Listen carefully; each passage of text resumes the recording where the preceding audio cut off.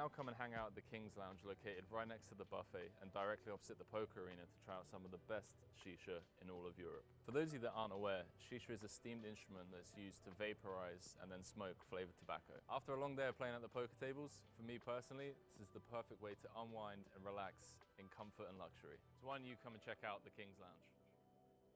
Cut.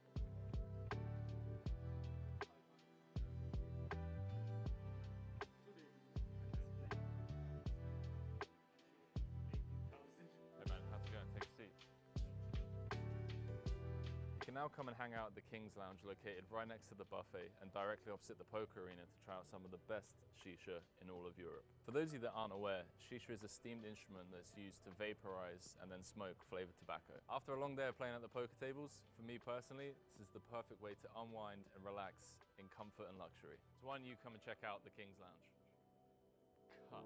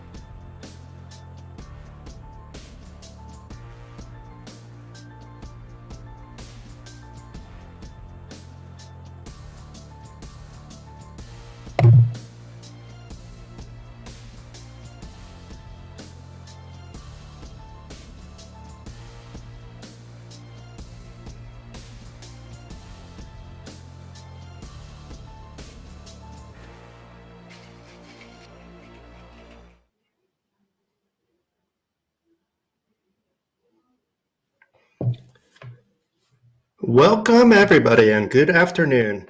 Welcome to another exciting day at the European Poker Mecca Kings Resort. We can see an outside view of the casino. Today is the final day of the PlayerOne Poker Tour 300 Euro main event. It featured a 300,000 guarantee. We already have a look at some of the feature table players. Some of the players were on the table yesterday, including Jerome and the Vio of Poker and Kai Vater. And there are 24 players left, so it's really down to the nitty-gritty. Out of a field of 1,022 entries that entered the 6 opening flights, today we will play down to a winner, and who will win the 43,400 euro top prize, plus an added WSOP Europe main event seat valued at another 10,350 euros that will be going to the top 4 players. Here's a look at our feature table. So we have Jerome, who we had on our feature table yesterday, with a big stack of 5.1 million. The big blind amounts are going to change because we're currently at 30,000, 60,000 for the next 10 minutes. And that will increase very soon. And after that, the blinds will go up every hour. So the short stacks will be getting shorter. So there's some pressure on Neve and Ilyan, especially, less so on some of these middling stacks. Right now, the top 24 players have each locked up 1,220 euros. There will be a pay jump right away for the top 23 players to 1,445 players. And it looks like the players are in jovial spirits. We see some smiles, we see some laughs, we see some scarves, a little bit of everything.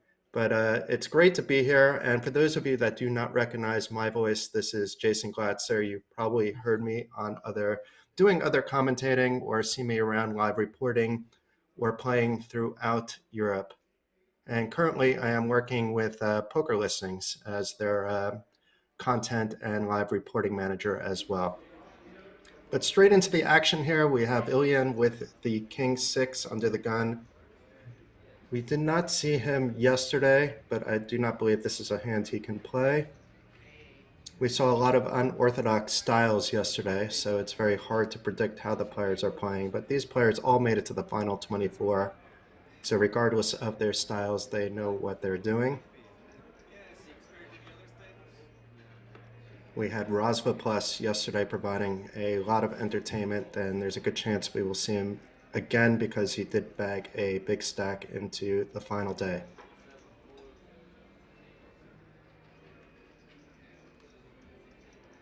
So Neve putting some extra thought to this 10-6. That may just be a timing thing. We did not see Neve yesterday either. And Alessandro with a healthy stack with the Queen 8 from the small blind. Something is going to happen here, whether it's a call or a raise. He is reaching for chips. And looks like he's just completing. And Cornelius with the threes may have something else in mind. It's not a hand that flops well. And the stacks are too deep to want to get it in with threes. So we'll see how he plays this. It does look like he is reaching for a raise.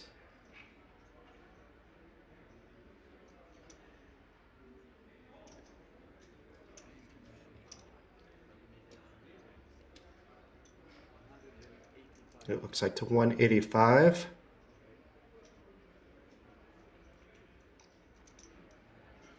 And Alessandro thinking things over.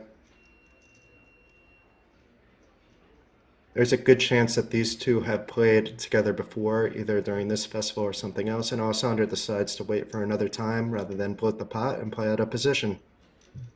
So the first hand going to Cornelius, chips up to over 3 million. It's always nice to win that first hand of the day. There's really no such thing as momentum per se, but there is this mental momentum that can help your spirits and help you make the right decisions. And Nightbot has just posted the payouts. So as you can see, for first place, it's 43,400 euros plus that WSOP Europe main event ticket, which can allow the top four to win a lot more than the top prize here later on in the year.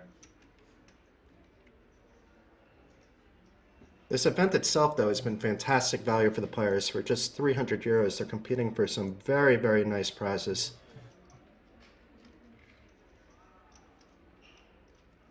And Chris07, we're just going to call you Chris, I believe, for the rest of the stream for short. With the sixes here from early position, sitting on a little more than 30 big blinds.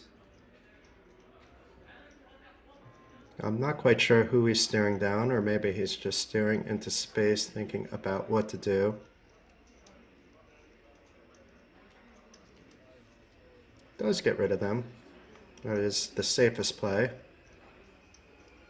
You can't lose any chips at hand if you fold. And you have a lot of players after you with the sixes as well. It's very hard to play if you're 3-bet. It's very hard to play out of position when you don't flop that set, even if you're ahead.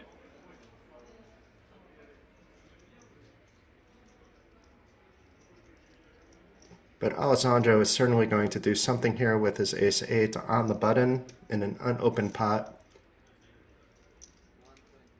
And does do a little more than a min-raise to 125.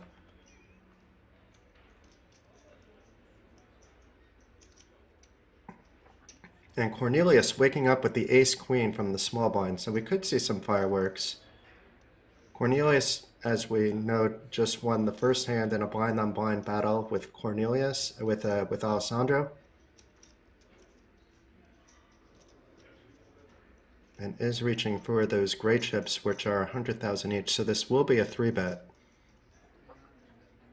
To about 380, we'll get that confirmed. It is 380.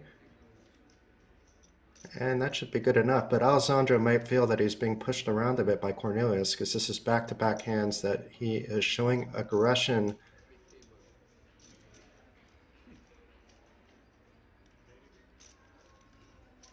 On the other hand, this isn't the right spot to necessarily be playing back either. If he knows that Cornelius can be doing this late, though, maybe he will fire in a 4-bet. Maybe he will peel off and play this hand in position. He is reaching for chips.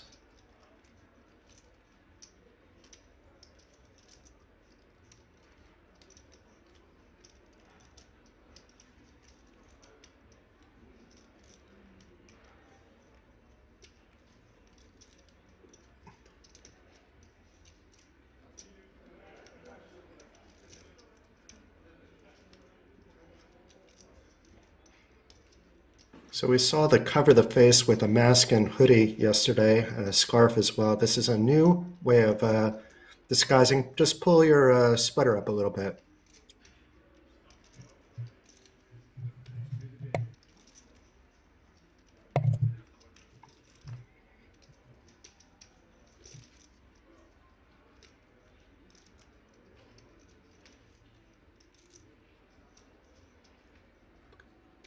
Alessandro really putting some thought to this. I don't believe that this is a tank situation, even though there is a pay jump with one player going out. It isn't a significant one compared to getting to that final table, and he's already locked up quite a lot. So I think he's just thinking how best to play this hand.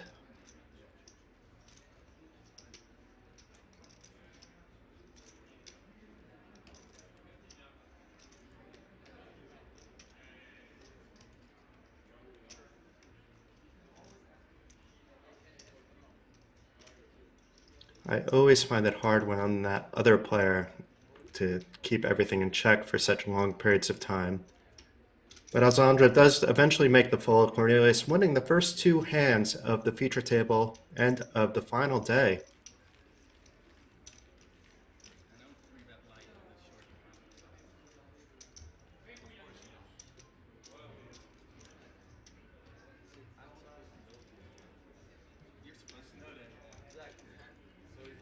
Welcome to everybody in chat. Welcome to Diego, to Zinio, to Tome, to Cosmin. Thank you for joining us. I am paying attention mostly to the Twitch chat, but I'll try to pop up also on YouTube and Facebook occasionally to interact with you as well.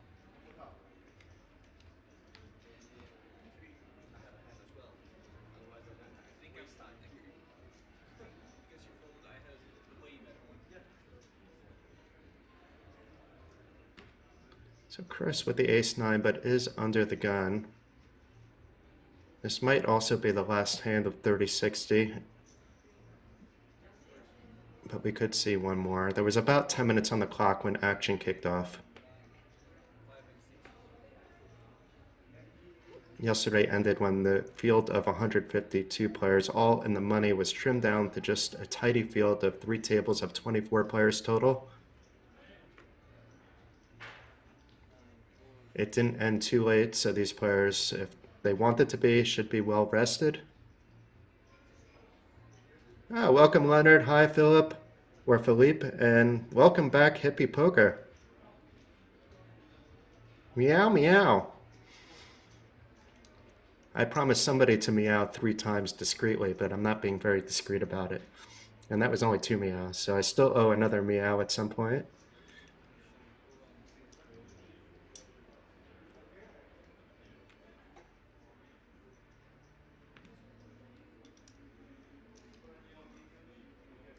Jerome with the Cowboys. What is his move going to be? Alessandro having a rough go at it.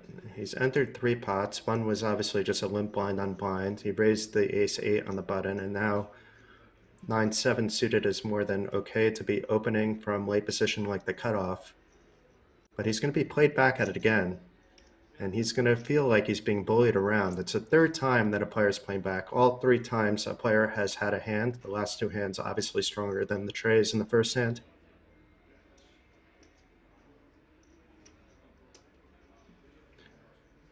Hellraven, I do not know the answer to that question, but I can probably find out. I did see some caps on, let's say, some of the side events listed on the website.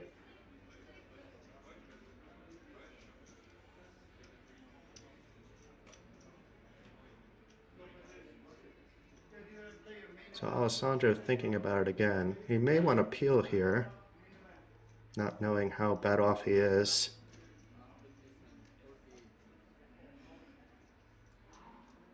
Jerome can easily be doing this with a lot of hands. He doesn't actually have to have a hand like Cowboys to be 3-betting with his stack. He will likely be putting pressure when he does not have these kind of hands as well, but we shall see. Yeah, he opened 3 hands, as you said. He got played back at. One of them was just a limp, so it wasn't a 3-bet. It was just a limp and then raise from the blinds. But the next 2 were like that. But does decide to come along to see his first flop of the day and our first flop of the day too. And the 5-2-4 flop should not scare Jerome from continuing along. And I don't think Alessandro will come along, as a float here, being that he really doesn't have any spade. There's no spades on the board, and this does not connect at all with the 9-7.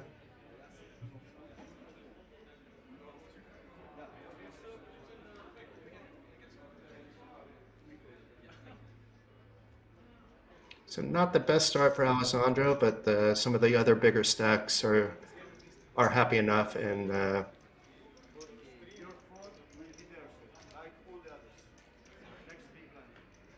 but remember, it's very early on.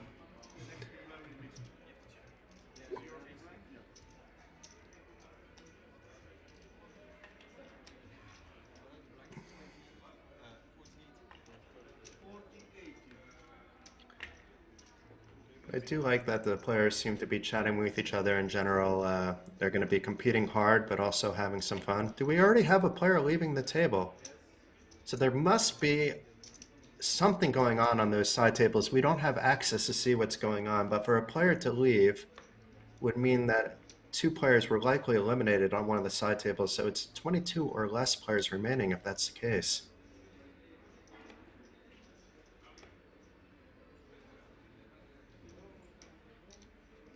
So as you can see, the blinds just went up to 40,000, 80,000. So we got 3 hands in on the 30-60 level. This makes the shallow stacks even shallower. So now we see Neve, who will likely not be playing the 4-3 suited, down to just 12 big blinds. Alessandro, on the other hand, who's been getting pushed around, may make a stand here with the 9s. He's certainly going to open. And being that he's opened all 3 hands, nobody's going to really be putting him on things that strong with his open.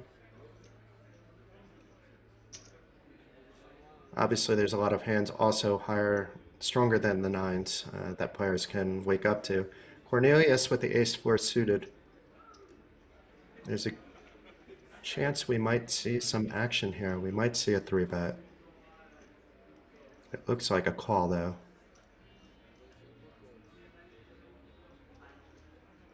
And Ilion, I mean, he doesn't have very many chips anymore. He has under 8 big blinds, and when you wake up the king-queen suited, he doesn't exactly have full equity against both players, but maybe against one. He does make the shove, and we'll see what happens, assuming that the blinds do not wake up with hands. When it comes back down to Alessandro, is he just going to call? Is he going to 3-bet shove here?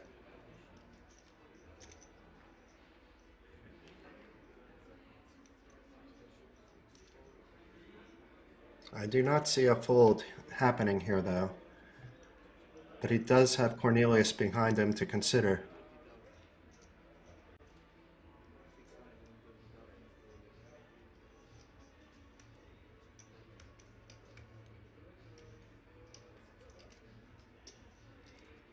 It looks like Alessandro is just trying to take inventory on what he has left after those first 3 hands. Is jamming. Snap fold by Cornelius. So we will have our first showdown. We just had our first flop, and now we'll have our first showdown. We're already down to 21 players, so this is for likely 21st place. If Ilian cannot find a double here, but it's pretty much a coin flip situation. You could see the percentages. But 2 overcards over a pocket pair is somewhat around a coin flip situation.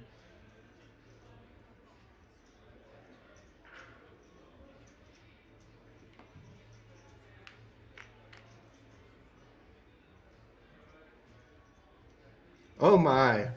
So Alessandro, after getting bullied around for the first few hands, flops a set, just about has that check mark in, unless there's running spades on the board. And it showers for Ilian early on in 21st place. It does not matter what the river is. And the 4 diamonds completing the board. Well played, Ilian. Can't really do much with that kind of stack. You found a hand to get it in. You were flipping for not only a double, but for some side money as well, and would have been right in the mix. And now any bad feelings that Alessandro may have had about being pushed around a little bit are probably out of his mind after winning that hand, as he has more chips than he began the day with. And here's an update on the chip stacks at the feature table. It's right now just Neve who is on a short stack, but he still has 11 big blinds and can take a little bit of time before making a move as well.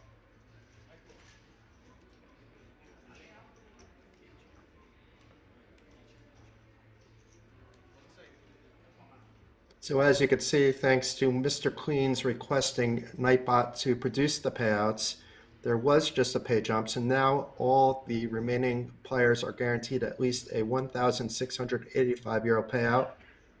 Basically, all the surviving players have made more than 400 euros in just about 15 minutes of play, so that's not the worst hourly in the world.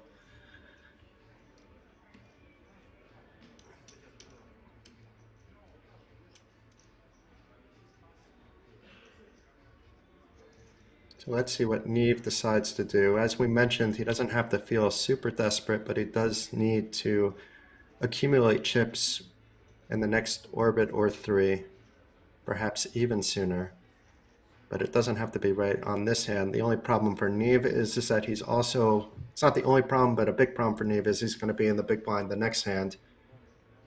But he's opting that his ace-5 is too light for a jam or a raise.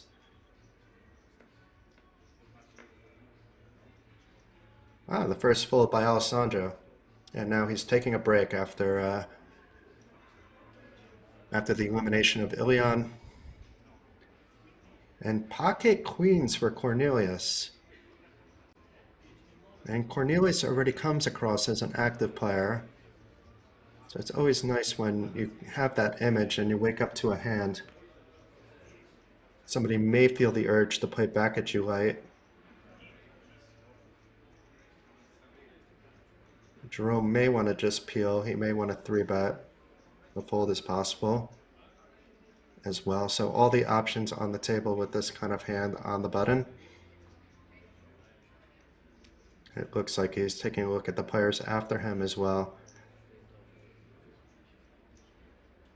And unfortunate for Cornelius, he will likely get no action this hand. I don't see the VO Poker defending 8 deuce, even though it's not costing him very much with his stack size.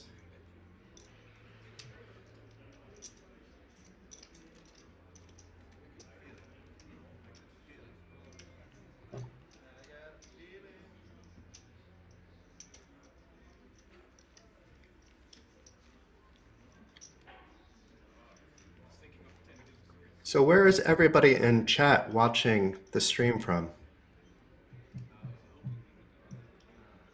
I imagine a few of you are locally watching from Rozvadov, Portugal, Obrigado, Sydney. So we have multiple continents here. That's very cool.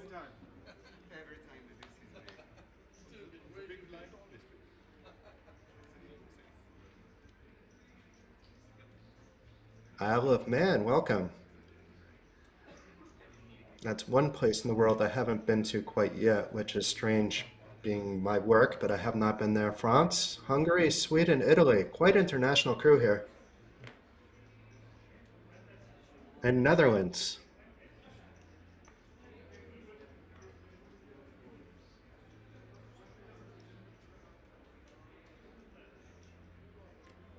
Belgium as well. So Belgium is the first country that I've lived in that's been mentioned. I've been to most of the other countries. And Russia.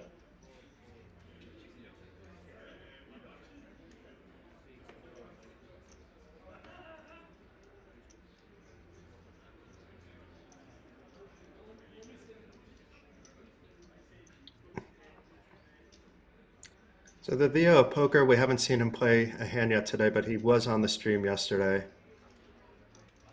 It looks like he is thinking about raising here. I believe those are white chips underneath.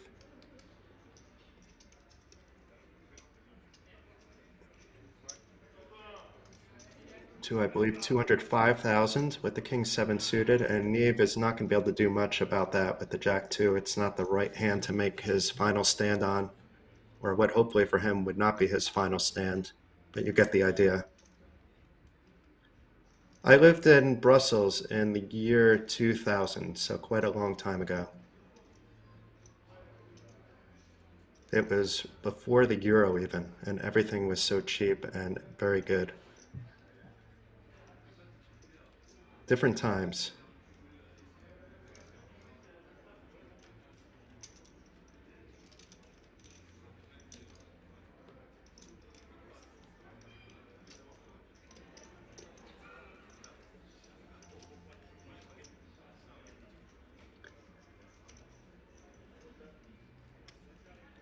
So it looks like I've been trolled a little bit by Fifal, but I did not completely take the bait.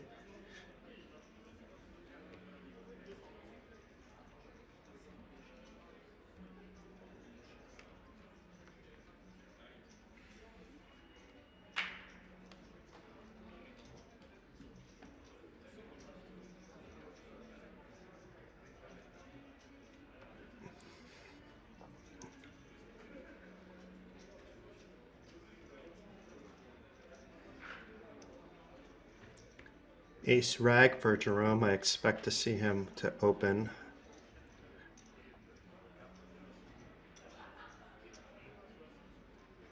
But no.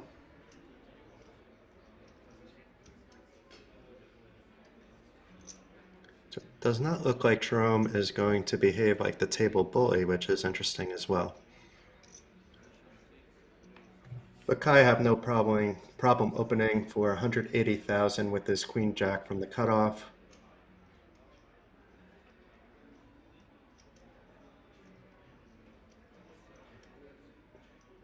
And Neve, once again, not finding a hand he can do much with his stack depth. It's frustrating when you come into the day as a short stack and you know you need to get more chips, but you're just not getting the cards, and there's always action in front of you.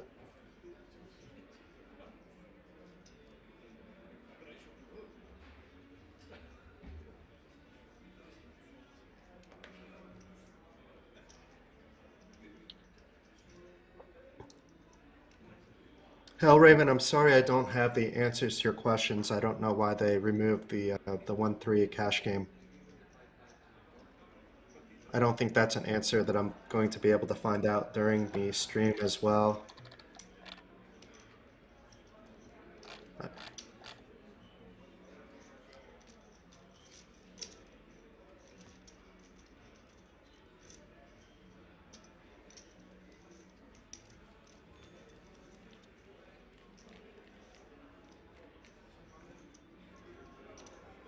Many of you are aware that this event is taking place at the same time as the EPT Prague and Kings Prague. So there's some bigger buy-in events going on there. This is a great value event for 300 euros for sure. But all eyes are on Kings this week.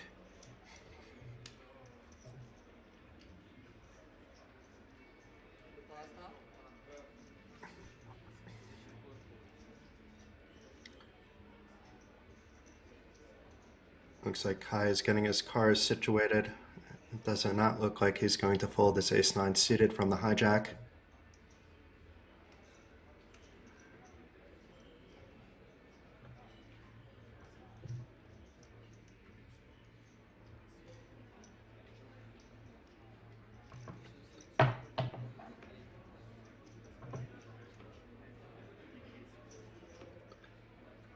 Putty, I'm sure there will be streams for the EPT. I'm not aware of the EPT streaming schedule. I'll try to take a look during the break as well about that. The EPT streams are normally on the PokerStars channels as well.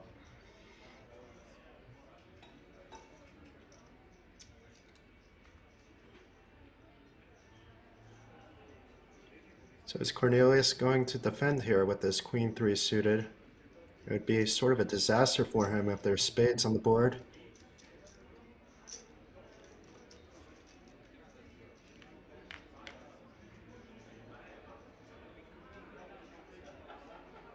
So neither player improving on the 4-deuce-king flop, and expect this very often though to go check, bet, fold.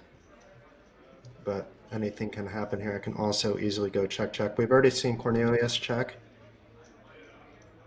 And Kai is now grabbing some chips, so it looks like the first scenario is the one that is likely to happen. I don't see Cornelius floating out of position with the Queen-3, and does make the fold.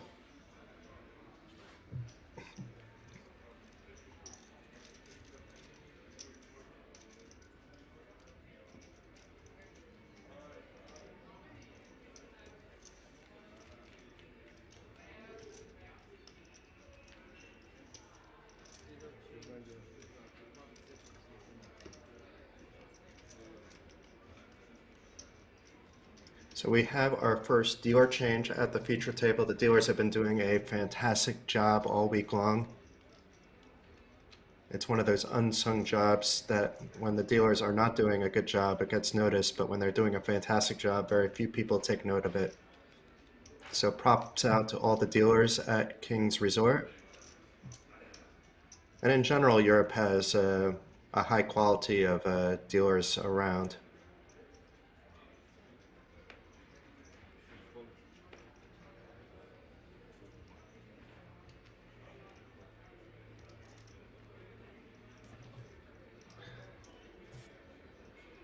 So DeFry, it was a 300,000 euro guarantee. There is a command for the payouts. 1 second.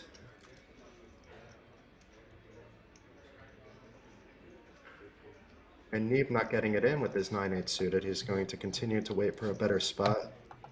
As we earlier mentioned, he hasn't really had any hands yet, and pots have not been unopened to him at all.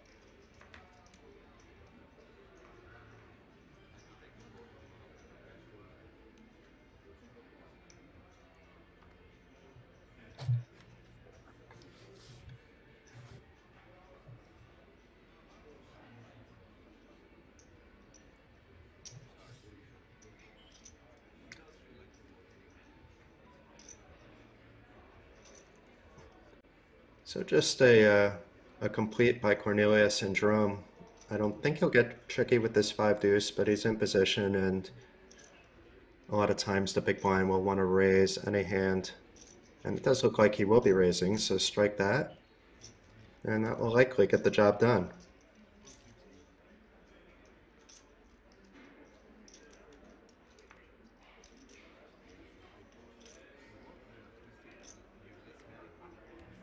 So many times it does not matter what cards you get, but how you play them. So Jerome taking in a cheap pot, but every little bit counts. Up to 5.5 million.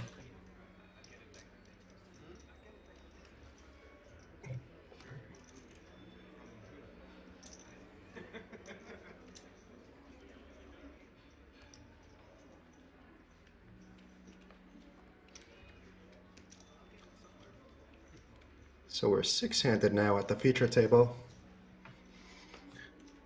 Still 20 players left. That would mean that the two outer tables have 7 players each.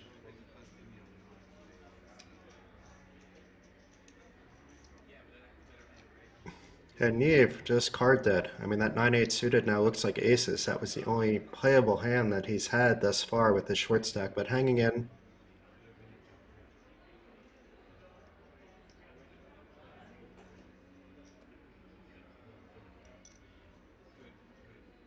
And we're likely to see just another blind-on-blind battle here. I don't think Cornelius is going to open up his 10-5, and Jerome with the 7-3 suited.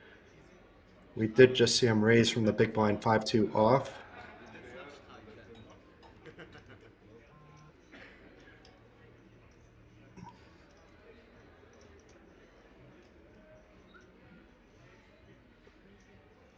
It looks like another raise is incoming.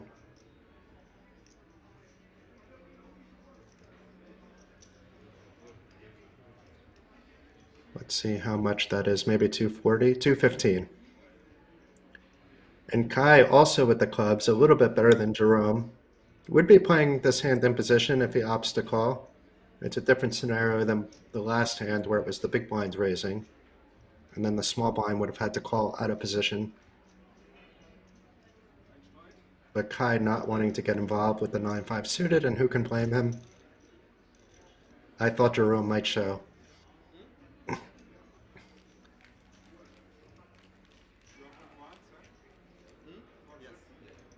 It's always nice to chip up as the blinds run through you. And Jerome winning hands both from the small blind and the big blind.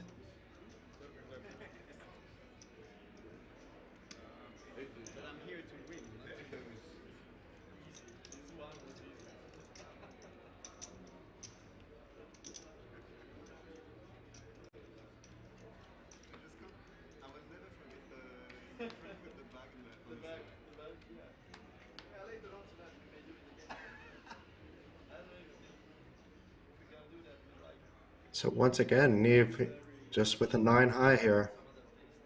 And the blinds are going to be going through him the next hand. He looks a bit frustrated. I can't blame him.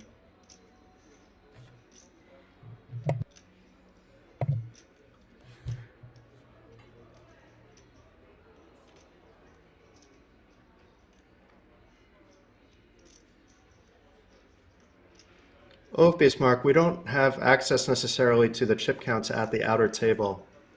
But at the feature table, Jerome is the chip leader with 5.5 million in chips.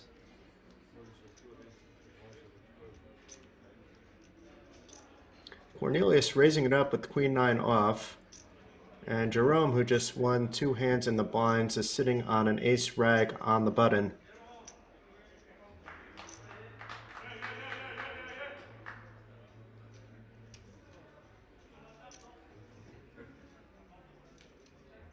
And does just make a call. And we'll see what Kai does with these suited connectors. If he was in the big blind, I'm pretty sure he would peel, but from the small blind, he does lay it down.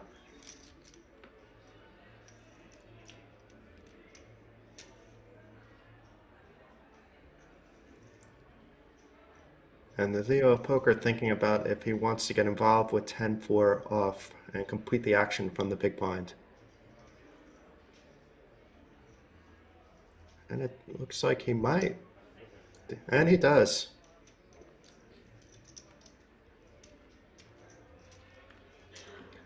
So no player with the super premium hand. Jerome right now pre-flop is the favorite with ace-6. But no more is he the favorite. Cornelius flopping top pair. Neither player with really any draws here. So unless somebody gets fancy on this hand, it's likely to go check, bet, and then 2 folds. But let's see if that's what happens here. Welcome back, Betflix Poker. It's good to see you back. Thanks for joining once again. So it did go check, and then Cornelius bet 180,000. And even though Jerome's in position and has a bit of momentum on his side, he does not have any clubs in his hand. He would basically be peeling to just steal it later, most likely, but he does opt to fold. And this shouldn't be much of a thought for the Theo of poker either. And does make the quick fold. So Cornelius now winning another pot up to 3.5 million. So over 40 big blinds for Cornelius.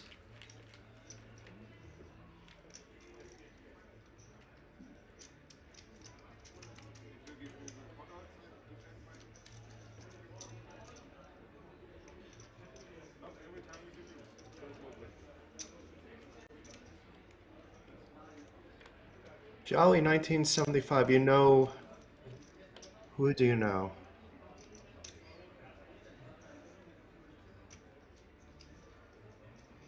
So back to the action, Alessandro with the Jack-9.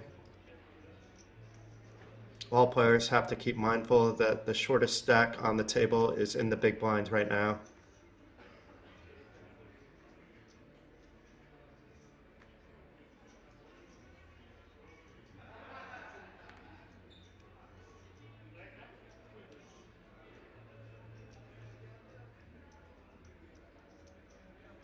And Jerome with the King-6 suited.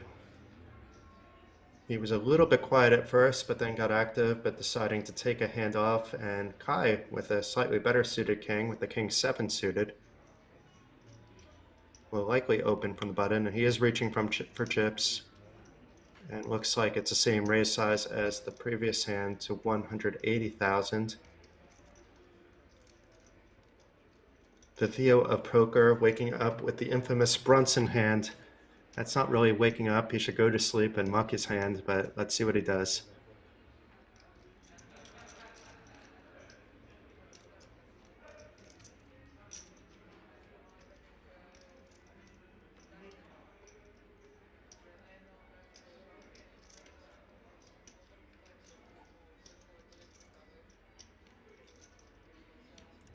And Neve, once again, not showing up with anything.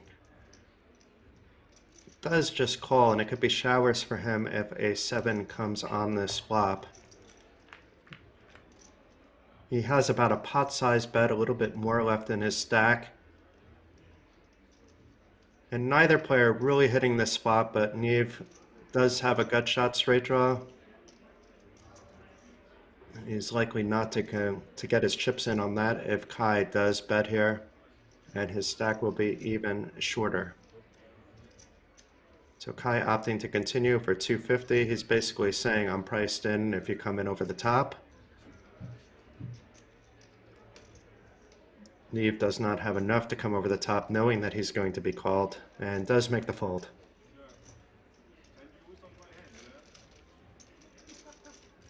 So Cornelius, I should refer to as Cis, or that's just a nickname.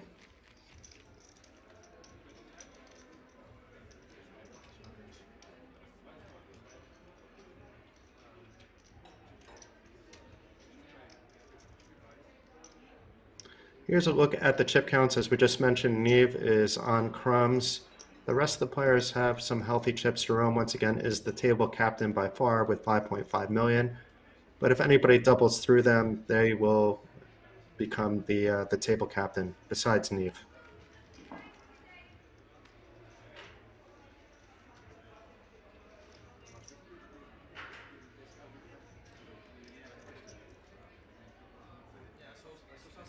Pronounced as case, okay.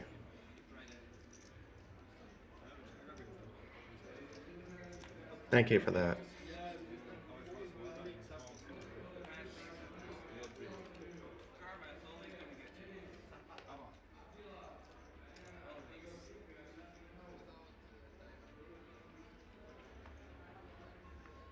So Case leading things off with a fold with the King-7, Jerome with a King-Deuce, but is suited, but he folded a better king, a suited king the previous hand in better position.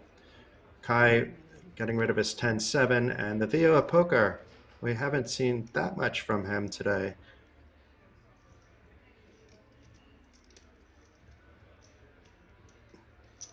And it looks like another player has dropped as we're down to just 19 players. So 10 away from the final table of the PlayerOne Poker Tour 300,000 guaranteed main event.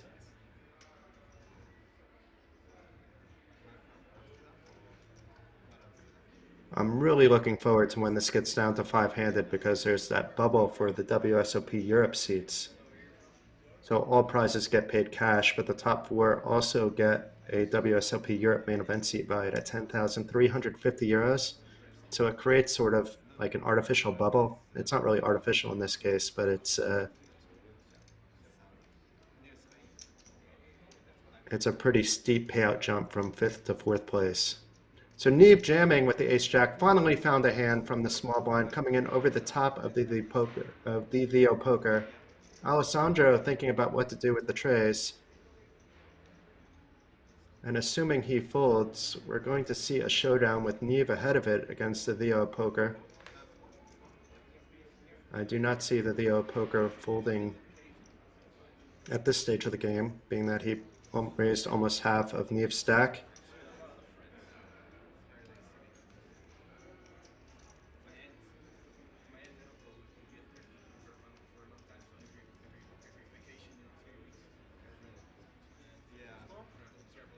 And Alessandro makes the fold, and let's see if the Theo poker makes the quick call or not.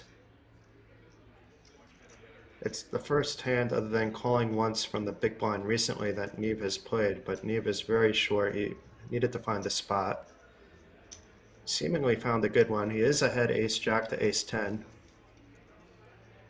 And we'll see if that's good enough to double. Let's see if the poker gods are on Neve's side or if it is the end of the road for the Israeli player.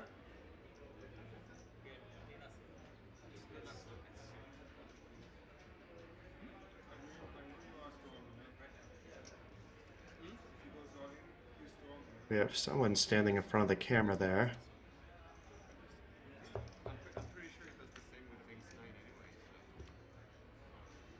There we go.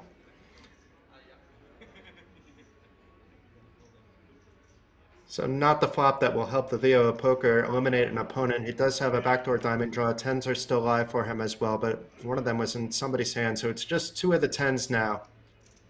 So Neve is a 94% favorite to double to over 1 million in chips, have some breathing room. And an ace on the river. Neve gets the double up, but the Theo poker loses a little bit of his stack, and we're still at 19 players. Neve is still a bit short, but has that breathing room that he so desperately needed.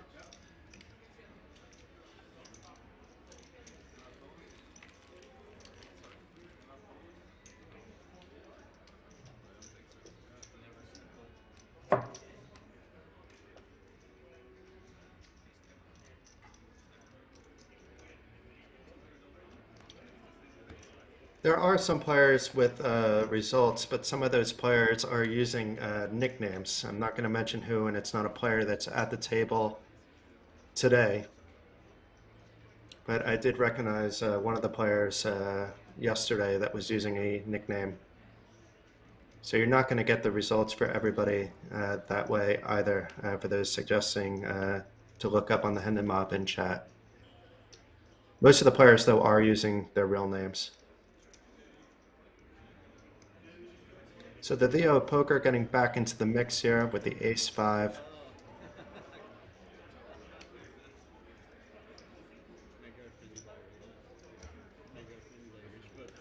Raising it up to 205,000.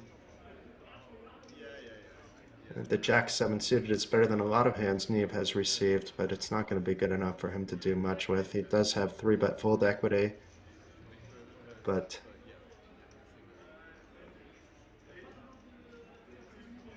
I believe he will look for a much better spot.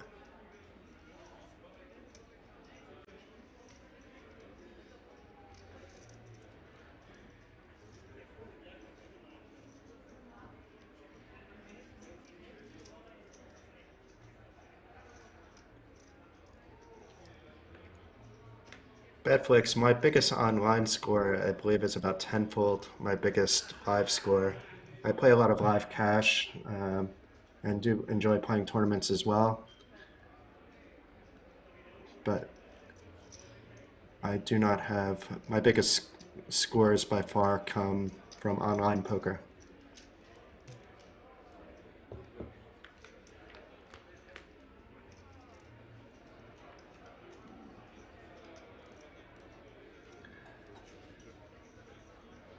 So the Theo flopping a gut shot wheel draw, the Cornelius flopping middle pair.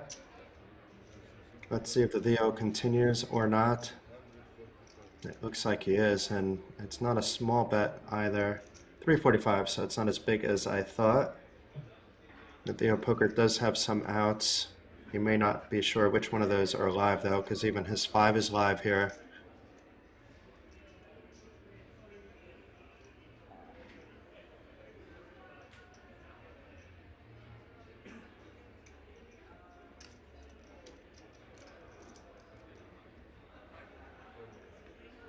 And does opt to make the call.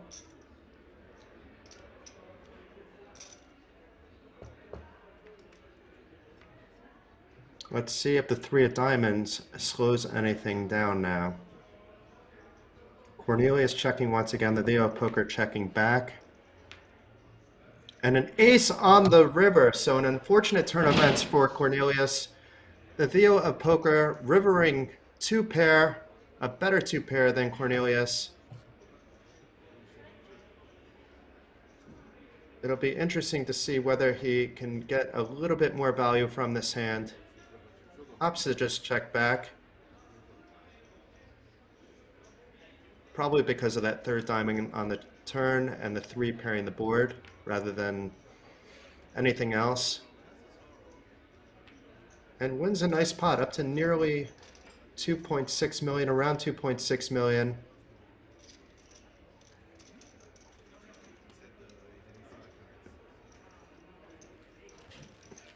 So Betflix, my biggest score online was a 50K score. I have several 5-figure scores online. Never hit that 6-figure score online or live though. No, 50, 50, so even a little sicker.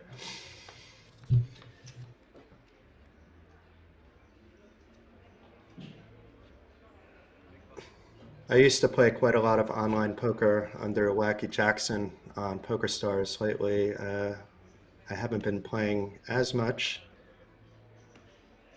I wasn't allowed to play on PokerStars for many years, not for anything I did, but because of my work.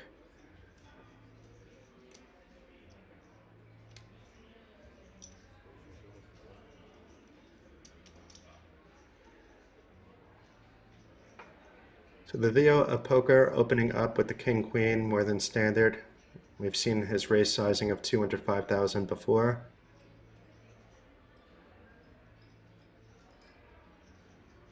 And Neve in an interesting spot here. He found the double up earlier with Ace-Jack versus Ace-10. He's a bit lighter now with the Ace-9, but the Theo of Poker has been quite active.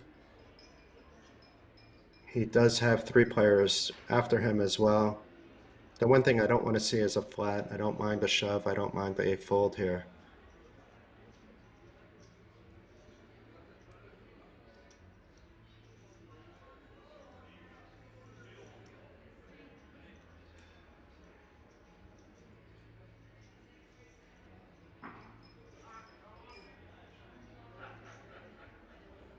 But Neve thinking things over.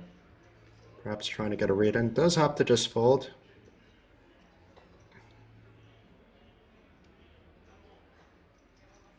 It would have been interesting to see what the Theo of Poker would have done if Neve shoved there. It's such a borderline decision with that King-Queen, but it is for half a stack, so I think it would have worked, but even if not, Neve would have been ahead in the hand if the Theo of Poker called. And what is Jerome going to do? Is he going to play this hand from the big blind? It looks like he will.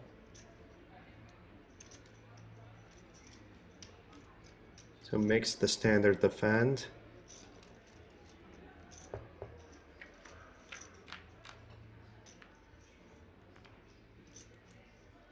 And Jerome flopping top pair. Let's see if he can get the Theo of Poker to continue, but not this time. That flop definitely hits the big blind's range a lot better than the opening range from the hijack, but the ace hits the range of the hijack better than the big blind. And the Theo of Poker seems to recognize that. He's going to say, I have an ace. But Jerome does have the best hand at the moment. He did flop the top pair, now has the second top pair.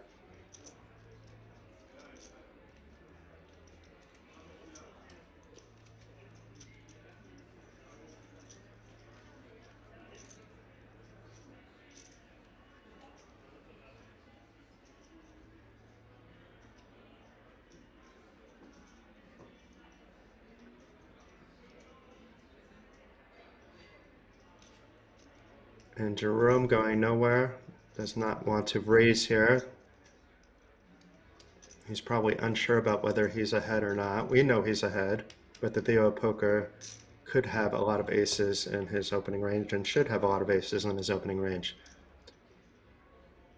And a harmless 5 on the river. This will very often go check, check, but that being said, I see Jerome reaching for some chips. In a way, potentially turning his hand into a bluff, trying to get those aces out of the hand if he's betting. Not knowing that he's actually ahead and not likely to get called.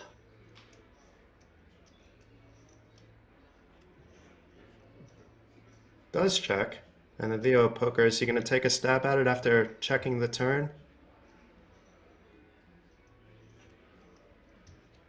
Although he didn't connect with the board, he has the next best thing after not connecting, so he does have a lot of showdown value, but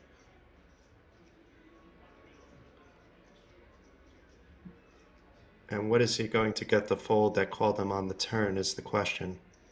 It was a rainbow flop, the ace of clubs continuing that rainbow on the turn. Straights would have already been likely completed on the flop. Otherwise, there's a lot of other hands that he's not getting to fold unless he bets big.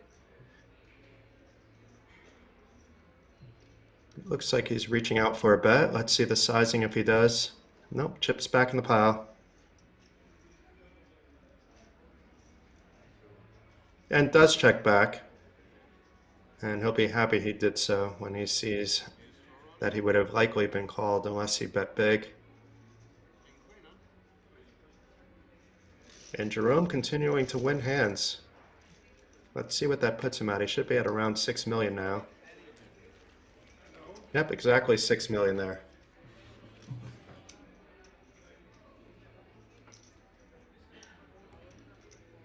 And I'm not sure when it'll be, but it should be coming up on a hand now that the blinds will increase shortly to 50,000, 100,000, which puts more pressure once again on Neve.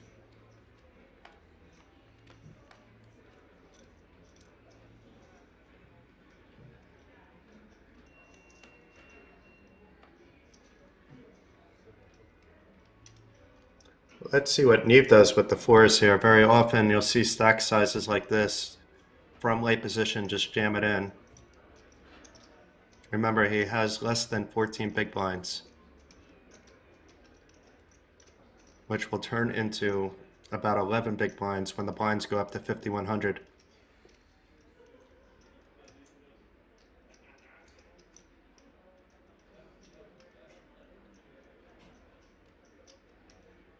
Betflix likes the shove. I also like the shove here. I wouldn't blame him for necessarily folding as well, because he's been playing very tight, but does shove. I like this Neve. He probably does not want to be called, but if he is called, he hopes to be called by just 2 overcards. Best case scenario is an ace deuce or ace 3 where it's just 1 over. And he's likely, well, I don't know, this is for half of Cornelius' stack from the button. And he has 2 players after him. I believe if we were a little bit earlier in the event, we would see Cornelius getting involved. I'm unsure what he's going to do now. Cornelius getting rid of his hand, playing it safe, and good thing for him he did, because look what Jerome woke up to. He has the fish hooks. We know Jerome is going to be playing this, and it's likely going to be the end of the line for Neve. Neve can still get lucky. And Jerome just jamming it in. Kai getting out of the way quickly with the 7-6. And we have another showdown with Neve involved. This time, though, Neve is not ahead. He's going to need some help to stay alive. Jerome, meanwhile, will be up to about 7.1, 7.2 million here. if his jacks can hold. So Betflix thinks there's going to be a 4 on the turn. I think it's going to be a dry board for Neve. And that's not the flop that Neve wanted to see. Needs a 4 on the turn or the river to stay alive.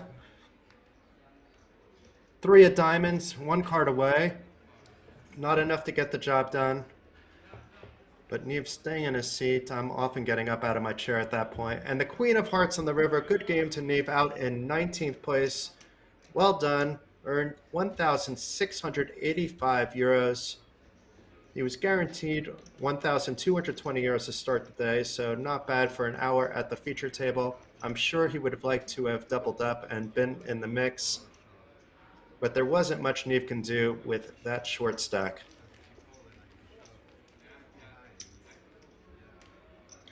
So there will be likely new blood coming to the feature table soon, because now we are 5-handed at the feature table, and I believe the 2 outer tables are at 7 and 6. But I could be wrong about that. There could have been other players eliminated around the same time.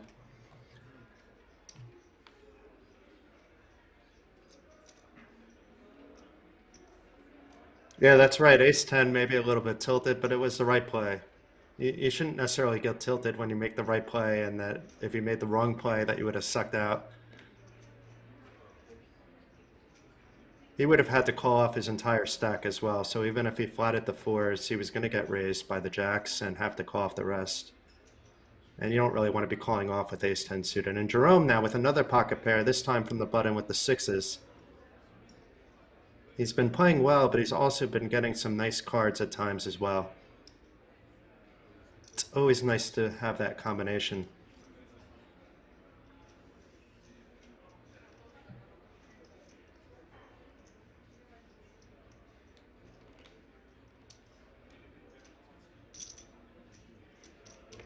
Kai folding his Jack-10 and the Theo poker with the 9-5 suited. We've seen him play defend wider than this before in the big blind, so let's see what he does. He has suited cards this time. Last time I believe it was 10-4 off, if I remember correctly.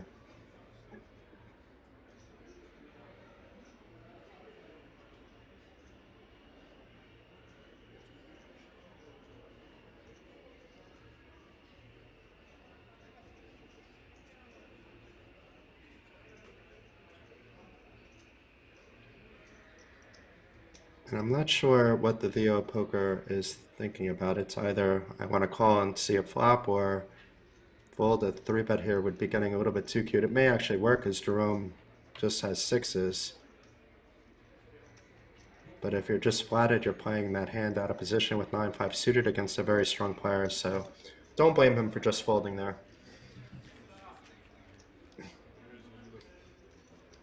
Yeah, I think Mencion, it's fine either way.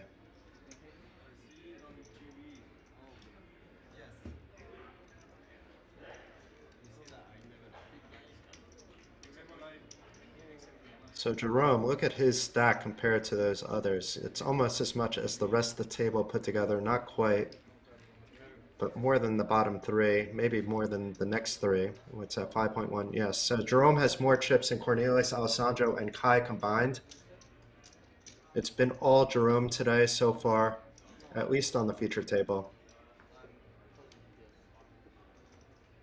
There are probably some similar stacks on outer table, but on the outer tables, but he could also be the chip leader.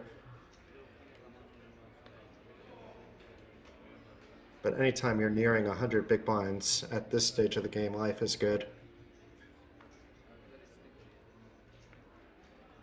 Priority, I don't know, I don't have insight into what the stacks are on the other tables, unfortunately. I'm not actually in the same room, so I can't take a peek at that either. So Kai with the ace-queen, easy open from the button. I believe it was, so it's 255, it's a rather big open as well. And then Theo at poker, looks like he's reaching for those 100K chips, but maybe just to shuffle them up.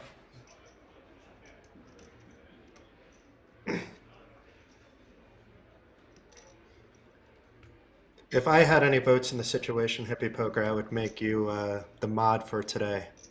You seem to be on top of all the information. Much appreciated. So the Theo of Poker making the call with the King Jack, going to have to play this hand out of position, and I don't think Alessandro is going to want to come along.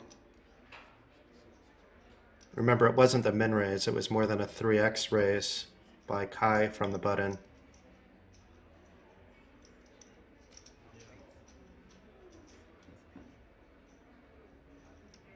And Alessandro folding it up.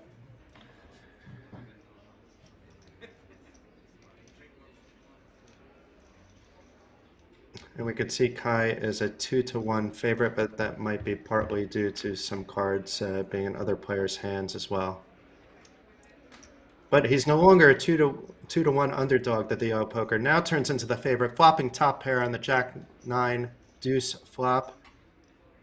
Kai still with 2 overcards, but no diamonds in his hand. The Theo Poker, to add to it, has that king of diamonds. Both players check, and the Theo Poker should be feeling very good about his hand now. He should have felt very good about it before, but you very often don't want to be donk betting from the small blind, but expect to see a bet from him now. Not only does he have top pair, he has the second nut flush draw with that third diamond coming on the board on the turn.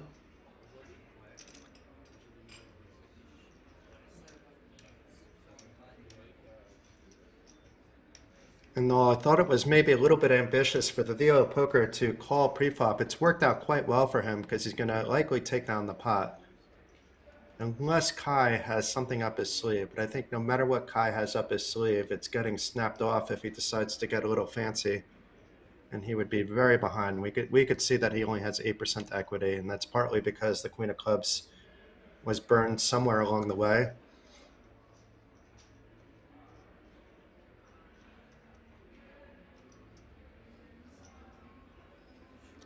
And does come up with the fold, and the Theo Poker chipping up to 2.4 million. And once again, I'm expecting the blinds to increase relatively soon.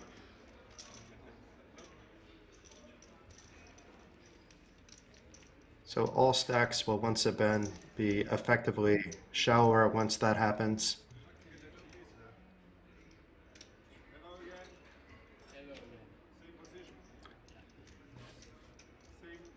But I've enjoyed the poker action quite a lot. Everybody seems to have their own distinctive style,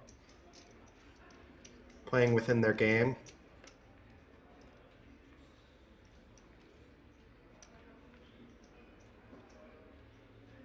This is more exciting for me to watch anyway, as what I consider as like a recreational player, not watching a bunch of GTO bots battling it out with each other.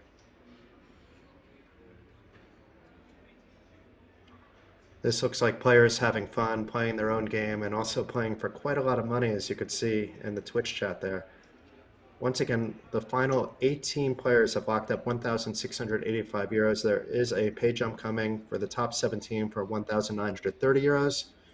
And today's winner will get 43,400 euros plus a World Series of Poker Europe package ticket valued at 10,350 euros.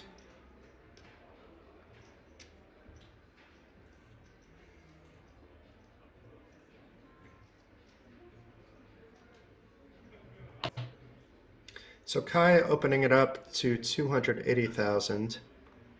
So a big size raise here. It's a pot size raise from the cutoff, and nobody's showing up with anything to play back at him, so it just takes it down pre-flop.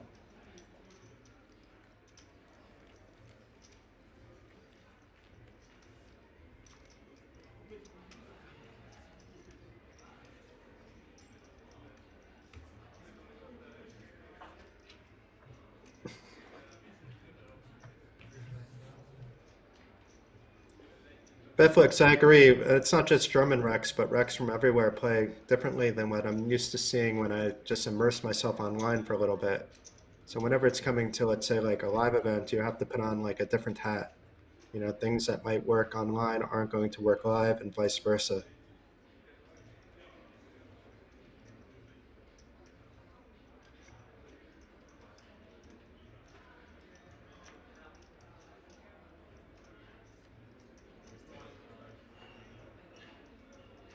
Jerome, the chip leader, can certainly open wide from under the gun, especially sneaky hands like 8-7 suited.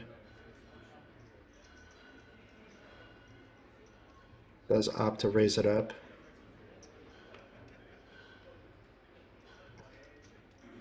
And he's probably happy to see a pair of folds so far, but Alessandro may decide to do something different, also with spades, but with the king-jack.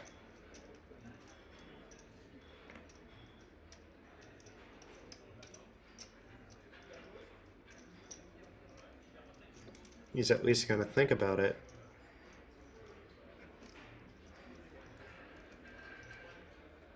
He knows that Jerome can open wide, but Jerome is also opening from under the gun. You tend to take out a lot of the hands that you would be opening in late position that you can open from early position. King-jack is often one of those hands that can be dominated, even though he is playing the hand in position. But maybe he will 3-bet. It looks like it's just a call. And Case will be folding the Brunson. And Rozvadov. Rozvadov is back. We had him yesterday for quite some time. Very entertaining player. He was a roller coaster early on, won some hands, and then lost half his stack, only to continue along. And he doesn't have the best seat in the house with Jerome having position on him, but it'll definitely change the dynamic on the table.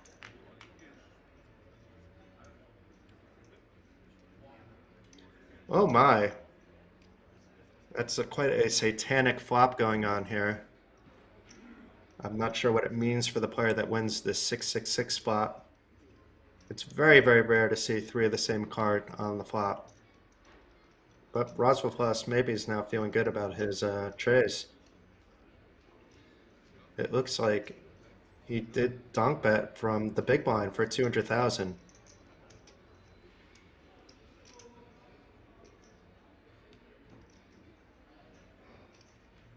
Putting the pressure on other players already. But Jerome, look at this, raising to 550, and that will likely do the trick. We'll see how sticky Rozvadov is against the chip leader. I mean, he is ahead. I mean, Alessandro will likely be getting out of the way. There was a bet and a raise in front of him by his 2 opponents. He does fold the hand. And Rozvadov, as we can see, is a 3-1 favorite, and we know that if he raises, if he 3-bets here, he will likely take down the pot right then and there. But he's put into a very awful spot out of position and shows the trays. So Jerome has to be feeling, and Jerome shows the 7-8 suited. I think that's the first bluff he has shown so far, but he is showing that he can mix it up. And this is what I said earlier about Jerome. He's been getting the hands, but he's been playing quite well too. And that's just an example, this last hand, where he opened a little bit wide. The flop was nowhere near helpful to him, but he was repping that he had something a lot stronger than what he had.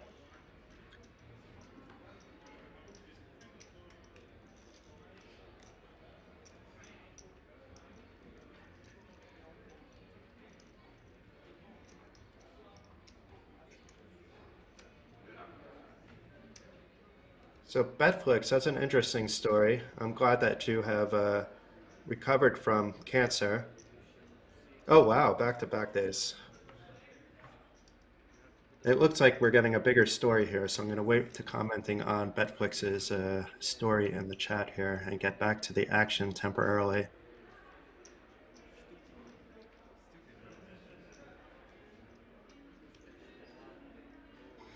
And Case with the ace-8 suited on the button. Something is going to happen here. Comes across as a very competent player.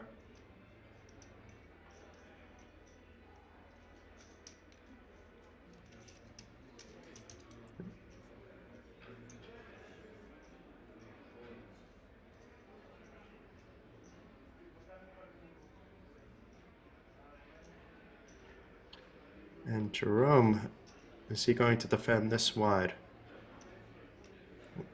Like we've seen in other cases, his diamonds are dominated, but he has no way of knowing that.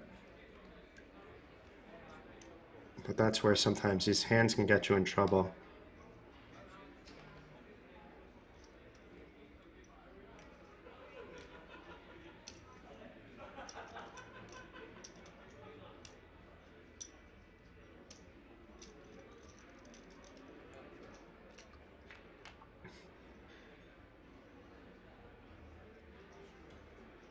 So the Jack 7-5 flop does not connect with either player. Cornelius, very often we would expect to see a continuation bet here, but does check back, which is also fine. You need to balance that. You should be feeling a little bit better about things with the Jack pairing the board, but now maybe Jerome will make a play saying I have something here. And it looks like a small bet, maybe 100,000. It is 100,000.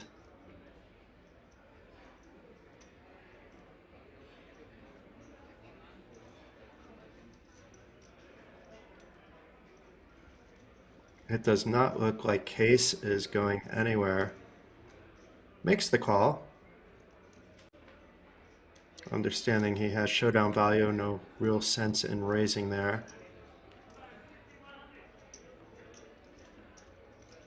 And the 2 of spades on the river does not change a thing for either player. Will Jerome take a bigger stab at it? Very often when you see these small stabs, it gets followed up with a bigger one. And it looks like about half the pot, and putting Cornelius once again into a tough spot. We know Cornelius is good, but Cornelius, not thinking it over too much, makes the quick call, and he'll be happy he did.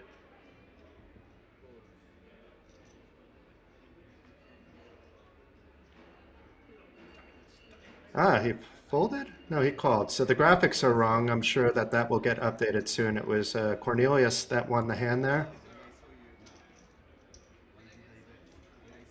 So hopefully we can get those chip stacks updated too, if anybody from the technical team is listening about that.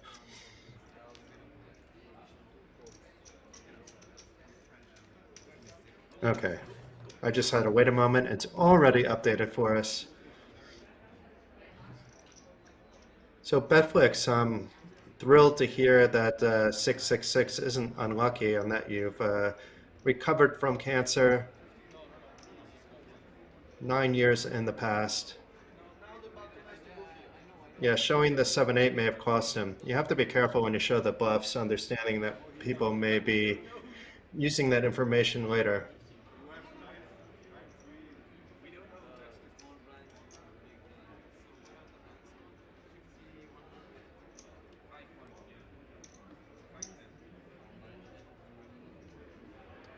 It may have been also like a gentleman's agreement as well, that I'll show if you show kind of thing. That these two have maybe had either for this event or they know each other from other events. It could have just been him wanting to show the bluff earlier as table image as well. And sorry to those that are not watching on Twitch. I'm replying to the Twitch chat. I'll turn on the Facebook and YouTube chats to see what's going on there shortly as well. So the blinds have gone up to 50,000, 100,000. And Cornelius raising it up with 5-4 off. So we haven't seen him opening this light quite yet, but now we know he is capable of doing so. Rozvadov making the call from the button, and Jerome, who people may not be giving credit now anymore, waking up with the big slick from the small blind.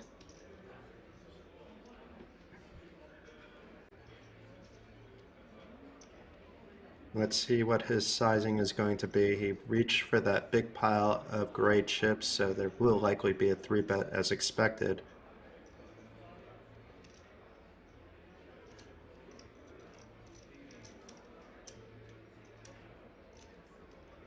And that may be enough to get the job done. Kai waking up with the queen 10. He may have called if there was no 3-bet in front of him, but it should be going into the muck pretty quickly, and it does.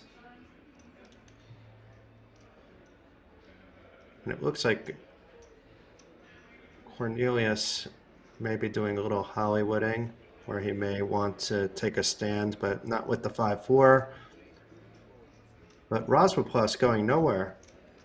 I mean, he is in position, but he will need some help or some other way of taking down this pot. He's very often going to be dominated. If a king hits this board without a jack, it could cost him quite a lot of that big stack.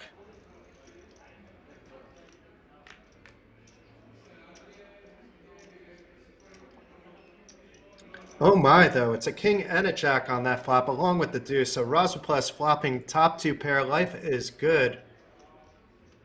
I think the key is, if you're going to play under a nickname, you need to use something related to King's Resort, like Rozvadov, Rozvadov+. So I'll have to keep that in mind.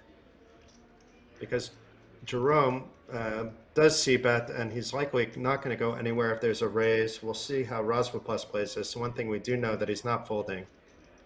But is he going to be looking to juice up that pot now? There are no flush draws currently on the board. There are some straight draws potentially, but I'm not surprised he made the raise now. And Jerome and Rozvadov did play a little bit together yesterday.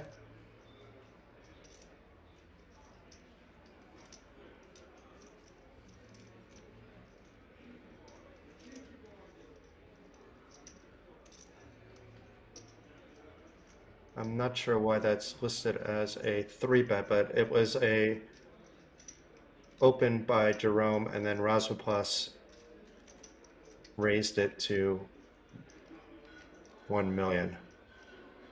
Although it has to be a little bit more than 1 million for it to be a legal raise. And oh my, the biggest pot of the day, it looks like thus far. We have Jerome, who's in a very difficult position. He still has 3 ace outs. Could come up runner, queen, or queen 10 for a straight as well. Making the call, though. And another king on the turn. This is going to be a bad beat, it looks like, for Jerome. I mean, he has trips. It went check somehow, though, on that turn. I'm not quite sure why more chips didn't get in on the turn at all there. Maybe Rozvadov checked back, hoping that Jerome would put in more chips, but Rozvadov basically has nuts. There's no hand that can beat him.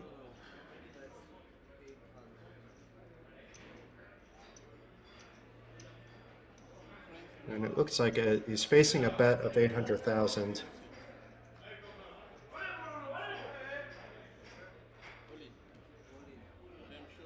Did he just jam? And Rozvadov jams. Jerome is in a ridiculous spot.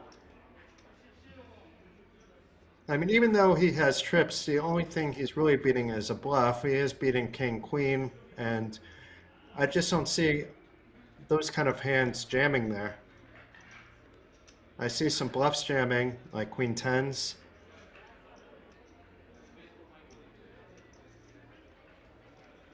But you have to think that your ace-king is so good so much of the time. And you could see the frustration on his face.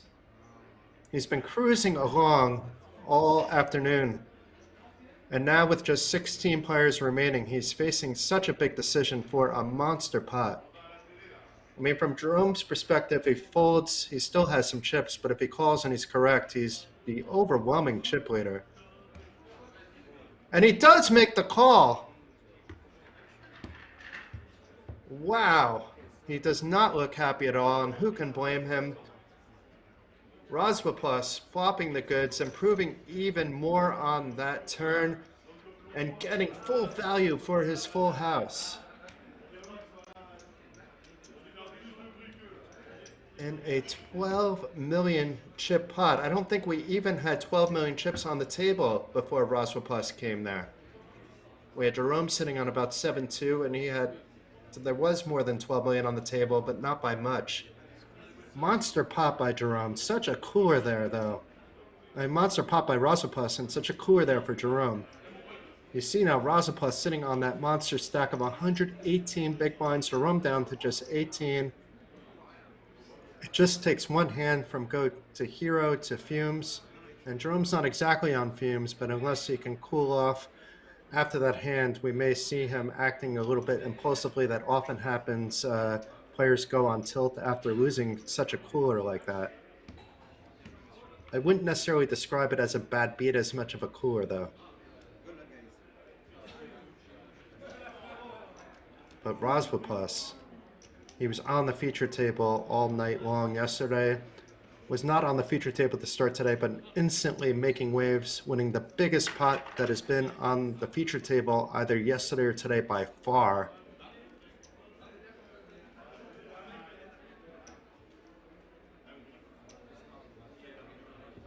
And it looks like we are getting some new blood at the table, so it's not a full redraw, but a table break.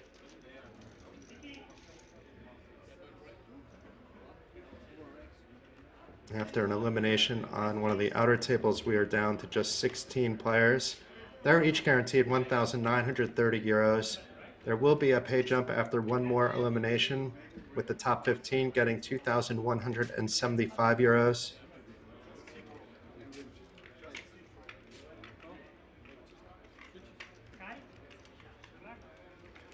Yeah, I was a little puzzled, to be honest, for those of you. It looks like we're on break, folks, so I'll comment on that when we're back. And see you all back in 15 minutes. That was one heck of a hand, and looking forward to seeing how this plays out. Come back in 15 minutes for the PlayerOne Poker Tour 300 Euro main event, down to just 16 players, and we shall see a winner later today.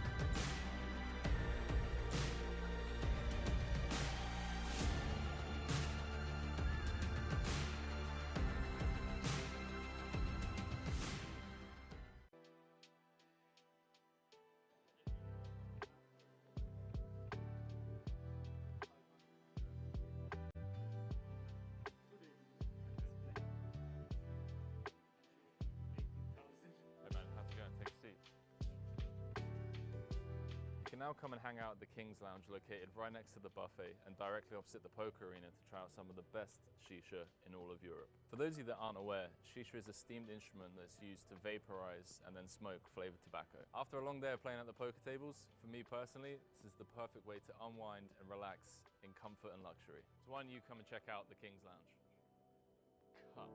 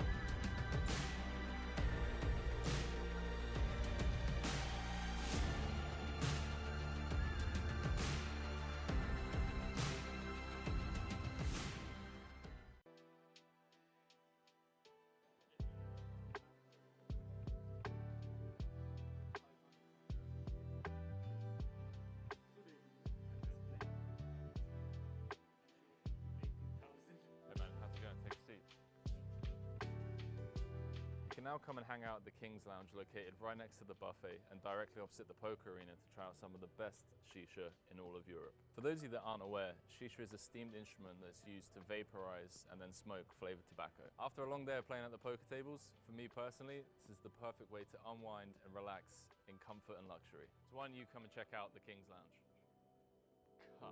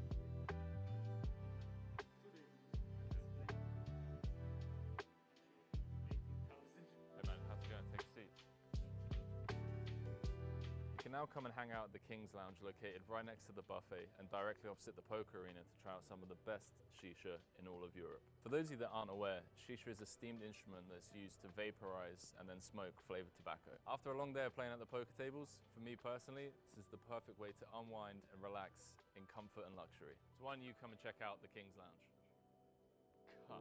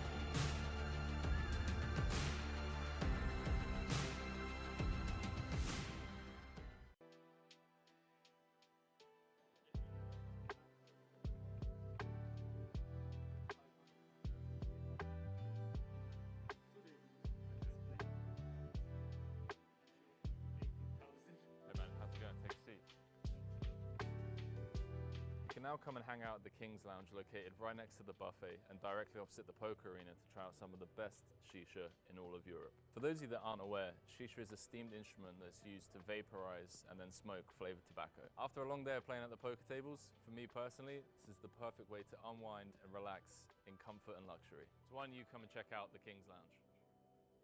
Cut.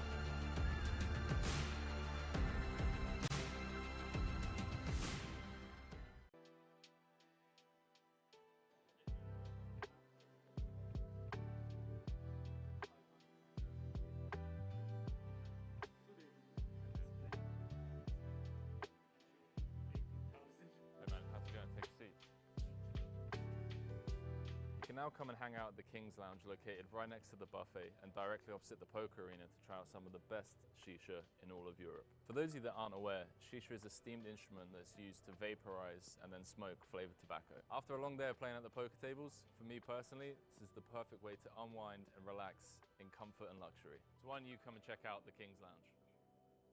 Cut.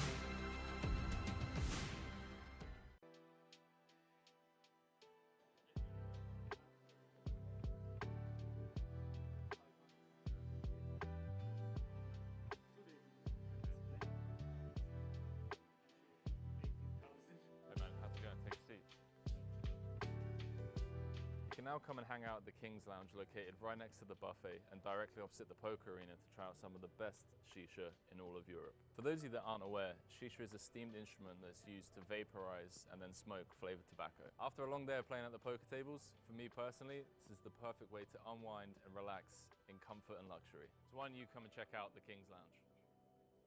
Cut.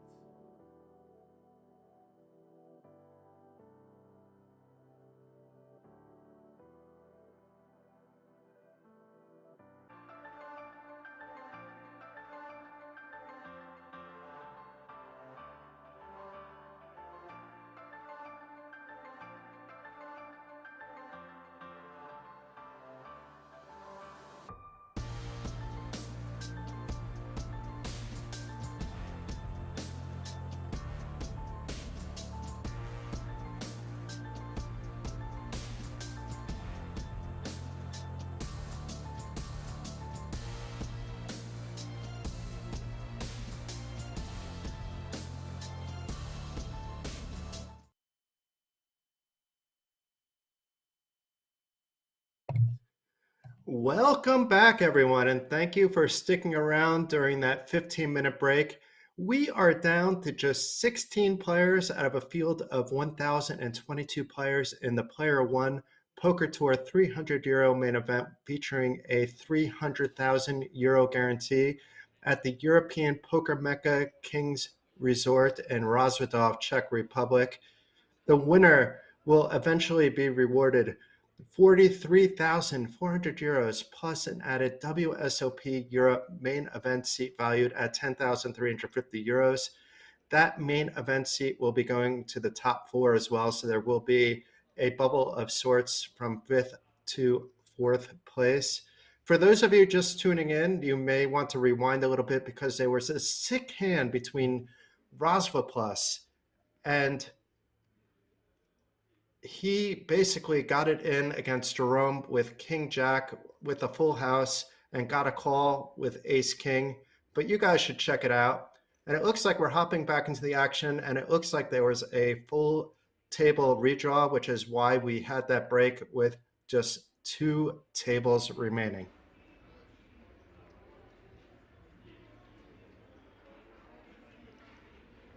And Rozvadov, who provided a good amount of the entertainment yesterday, was responsible for the biggest hand we've seen thus far today.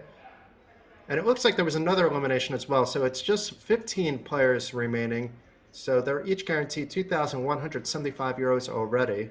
That's quite an increase from the 1,220 euros they received just for making it to the final day. And we have a few new players. So we have Roland Walk here with the Ace-Jack suited. He's sitting on a healthy stack of 36 big blinds.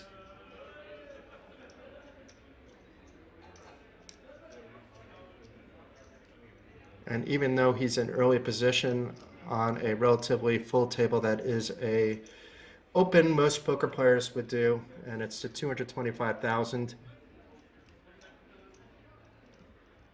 And we have Alessandro back, so some familiar faces from the previous table are still here. We saw Rozvadov, now we see Alessandro.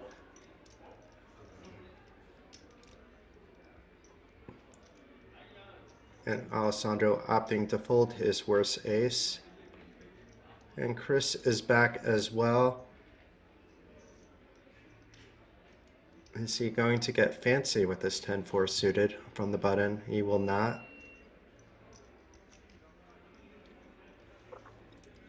What players will often do is, even if they know they're going to fold, they'll breathe in, breathe out, count in their head to a certain number, and then fold.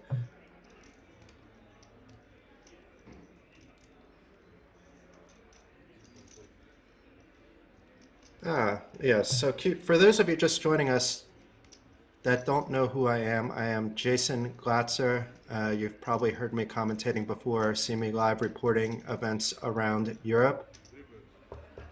I also do play quite a bit as well. I'm currently working with Poker Listings as their content and live reporting manager, but having a little bit fun the past 2 days commentating for you guys on this amazing event. And I'm not joking when I'm saying it's amazing. It's a 300 euro buy-in. Many players qualified in for even cheaper. and it's a 300,000 euro guarantee. It's just an example of the many great lower and mid-stakes events around the year at Kings Resorts in Rozvadov. Those looking to play a bit higher are all in Prague at the moment, also at a Kings property over at the Kings Hilton, playing the European Poker Tour. I saw that Sam Grafton won the first event of that. An amazing guy. But back to the action, not much to really speak of here. I mean, Rozvadov, I don't think is going to stick around with this gut shot wheel draw, but then again, I stand corrected. Rozvadov has proven in the past to be unpredictable as well, so I shouldn't be surprised that he called here. And it does go check, check on, now it goes check by Rozvadov, and now Roland, if he was a little bit concerned before, now that he improved to this two pair, even though he hasn't played with Rozvadov on the feature table, should have no fear. Just a matter of how he wants to approach it, and he's approaching it with a bet of what looks like to be 500,000. It is 500,000.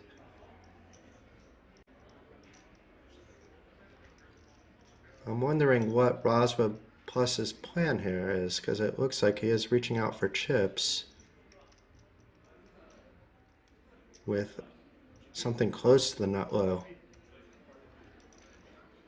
I mean, even if we're playing a low ball game, the 4-5 isn't necessarily that good for that either. But is he thinking he could just take it away from Roland with a little bit of aggression? It's not going to work this time if he tries it.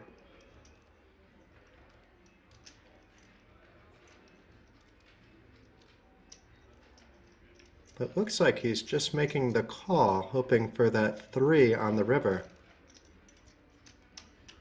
I mean, it would be such a cooler for Roland if the 3 does hit the river. He's basically going to have to call just about anything. But it's a jack of hearts on the river, filling up Roland to a full house. I don't think he was concerned with the top 2 pair, but certainly he's not concerned about anything now. It isn't the nut full house, but pretty damn close. And the pot already up to 2.2 million. Rozvadov, who just won that monster pot, is going to see some of his chips disappear. He is making a stab at it, but it will not work. He will likely not have to show what he has, though, because I don't imagine Roland is just going to call. The only thing beating him would be pocket aces, and this hand was not played out like Rozvadov had pocket aces. You should really never be scared here to make that raise.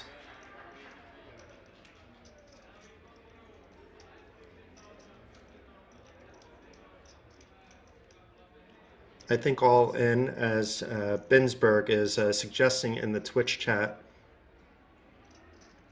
is the optimal play or something close to that, based on the size of the pot, the size of the stacks, etc.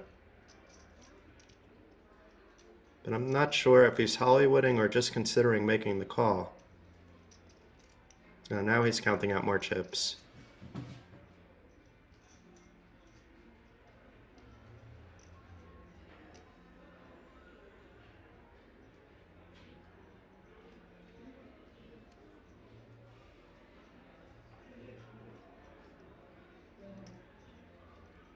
Hey, Jeffrey, what's going on, Booze Brochet? Long time, my friend.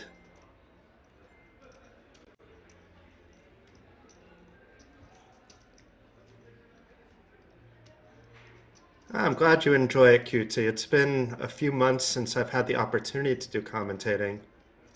I'm living in Lithuania, and I do tend to do a lot of commentating up in Estonia. And it's an honor to be able to do commentating as a change of pace for Kings Resort. Unfortunately, it's at the expense of my friend Finton Gavin, who is under the weather. But he will be back with you pretty soon. I hope you weren't looking at my Hendon Mob. It's not that great, QT. I play a lot of events here in Vilnius, and most of them do not get reported. And where I lived before and other places are the same. typically when I'm at the bigger festivals, I'm coming as a reporter or commentator, occasionally as a player as well, but I'm not playing in a lot of the Hendon Mob reported tournaments throughout the year. Plus, I'm a bit of a fish, so let's face facts here. We got Case back on the table as well, and kind of a violent throwaway, that 9-5 suited. Maybe getting a little frustrated, but Alessandro waking up with the big slick from the hijack. If it was a little bit less, I would expect to see a shove, but we'll see something happening, whether it's a raise or a shove. It's maybe a little bit too big to be shoving here, though, and it is just an open for, it looks like 225.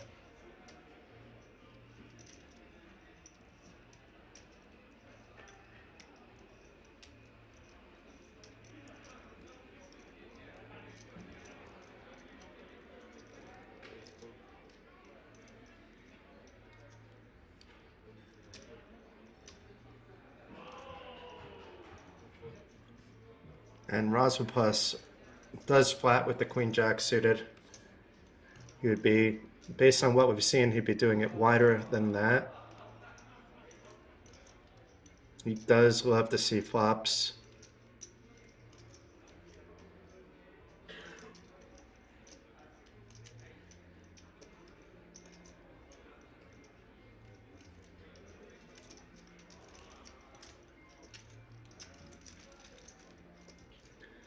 And Roland coming along as well from the big blind with the Queen 8.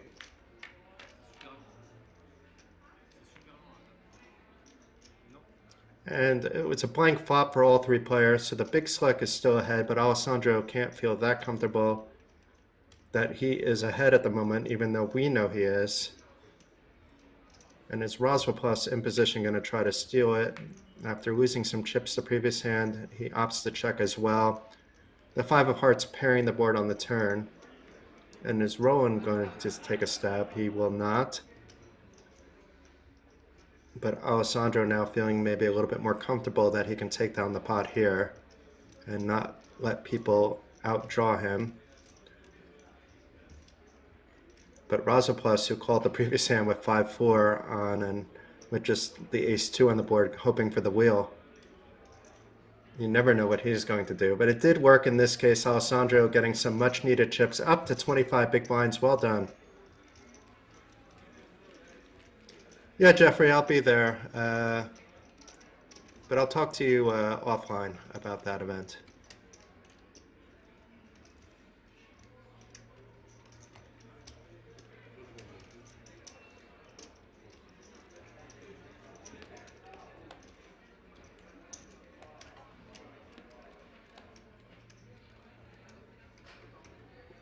Unfortunately, though, it does not look like I will be making it to Prague. I was hoping to maybe do like a trip for a few days there.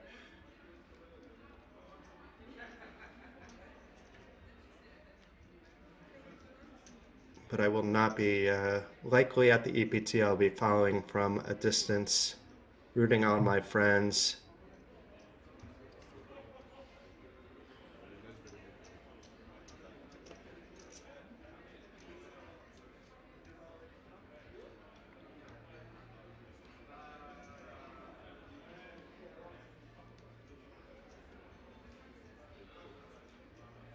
And folds back to our hero Rozvadov and quickly opens to 250 with the 8-7 suited. Luke, who we saw a little bit of earlier, I believe it was yesterday, but it could have been earlier today, is back, and he has the 9s, makes the quick call.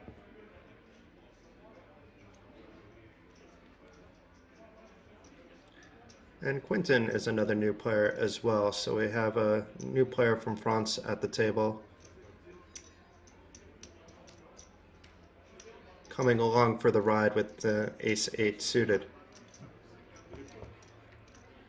So Luke is a 54% favorite to win the hand with his 9s, and now is even a heavier favorite. Let's see if anybody takes a stab. It could be Rozvadov with middle pair, and he does. He was the pre-flop aggressor.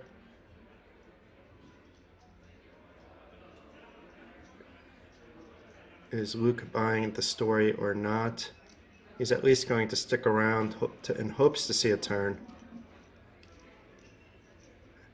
And more importantly, hoping to see a check on the turn by Rozvadov.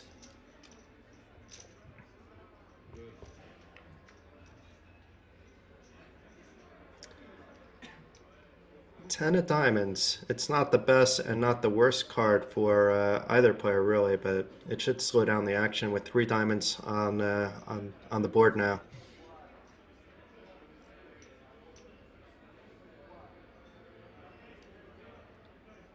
Is Luke going to try to take down the pot here? He is reaching for chips. Looks like about 1/3 of the pot, but let's see. A bet of 550,000, and Rozvadov, is he going to be sticky? He does have third pair. He has a gut shot straight draw, which may also not be good. You know, you might see, let's say, Luke leading out the same way with like a king-queen with a diamond in his hand. And Rozvadov quickly giving up and deciding to take a break. Rozvadov, after winning that monster hand with a full house right before the break, was up to 12 million in chips, but has given some back. He's still the table captain with 9.6 million. Sometimes it's good to miss a hand or two if you feel like you're not playing your game, to just take a quick stretch.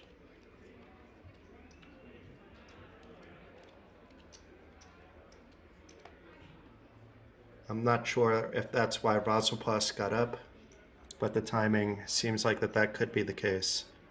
So we lost another player. We're down to just 14 hopefuls, each guaranteed 2,175 euros. There'll be a pay jump after one more elimination, and then the top 13 players are guaranteed 2,415 euros. For those of you watching on the Twitch channel, the command was just put up by Apocalypse UK. Thank you for that.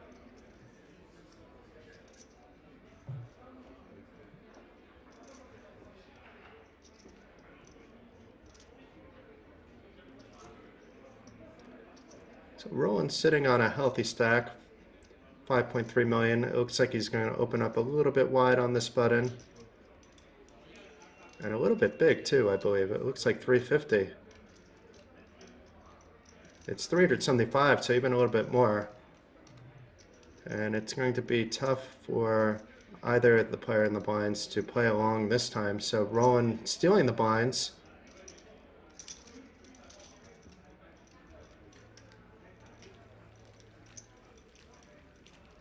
Easy game when the players in the blinds do not have hands and you're betting big on the button.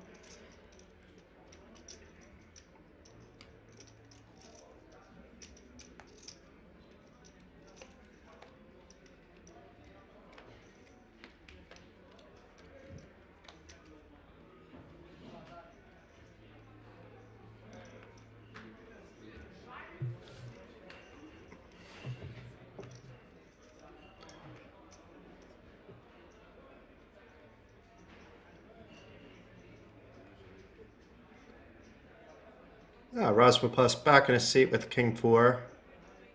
And the hat comes off. He was wearing this beautiful hat yesterday as well. And the glasses are off. Everything is coming off. Hopefully it sticks with just the hat and the glasses. Otherwise we're going to have to change the rating on this stream. Roland raises it up to 225 with the ace-5.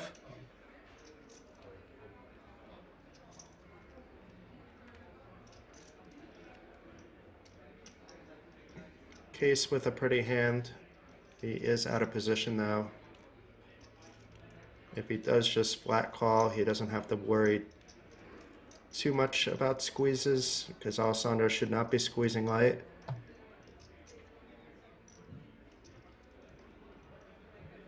He does opt to call, and Alessandro with the jack deuce. It's not a hand necessarily you want to defend, and he comes to the same conclusion.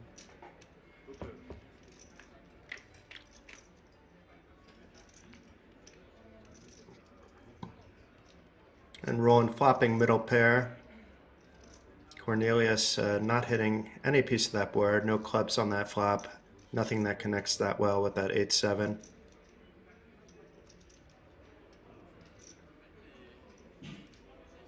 And played out as expected. Went check, bet, fold. And rolling up to 6 million in chips, which is good for about 60 big blinds.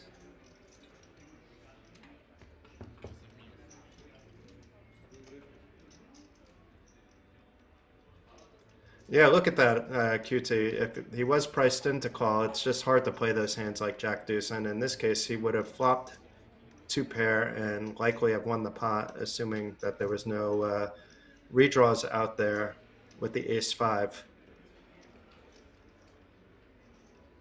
But unlike earlier, there's nobody really in serious jeopardy, even with 23 big blinds. It's not that you're sitting on a monster, but that's still plenty at this stage of the game where you don't have to force the action.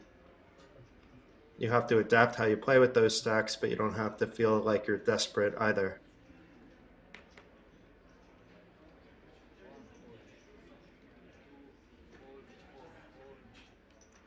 And the pace of play has picked up from the first 2 hours. We see players acting a bit quicker. And it looks like Quinton putting in a raise of 225 with his ducks.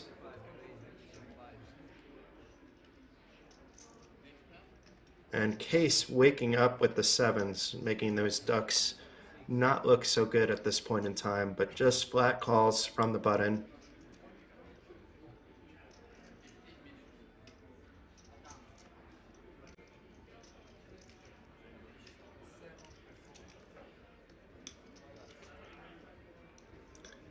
And let's see if Chris comes along for the ride. Very often, if that's offsuit, you wouldn't expect to see him, even though, as QT mentioned earlier, the BB is often priced in. It doesn't mean just because you're priced in, if you're not adept at playing post-flop out of position in these spots, it could cost you more than just being priced in. Does make the call, though, which I like. He is suited here.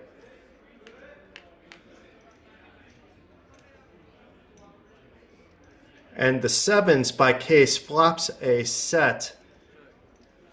I don't know how much action he'll be able to get from it unless Quinton decides to continue with his 2s. But he does not. Now, is Cornelius going to play this slow? The problem with playing it slow is there's so many drawy hands out there. Obviously, you could still be behind to an 8-9 or other sets, but that's not likely. But there are some king-queens out there that you want to bet off the pot. You don't want those draw hands to get there without paying the price.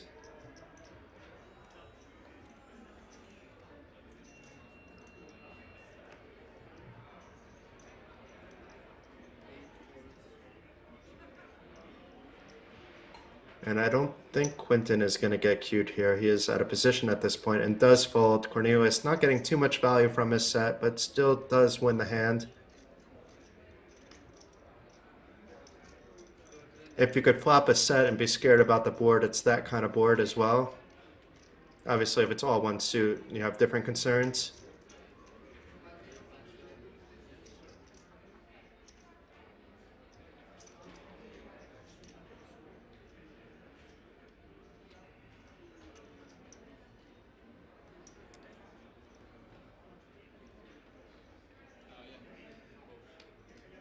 To be fair, I don't know how close to GTO any of the players that are left in the event are really playing. So I don't know how that affects if you are playing a GTO strategy when your opponents are not coming close to playing one. I mean, some are, some aren't.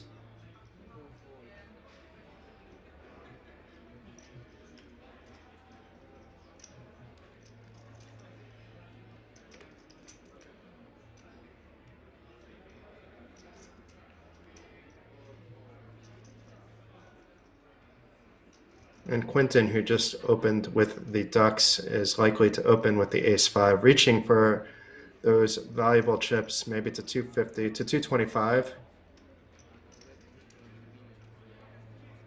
In Case, who just had a set of 7s, opts to fold Alessandro with a better ace on the button, but with just 23 big blinds. I'm not surprised he opted to fold there. We know that he was ahead of Quinton, but he has no way of knowing that. And it's very hard to play ace-8 post-flop, and you don't really want to be 3-betting with that stack depth, I don't believe, either. Chris, on the other hand, though, seems to be putting a little bit more thought to things with Queen 10 from the small blind.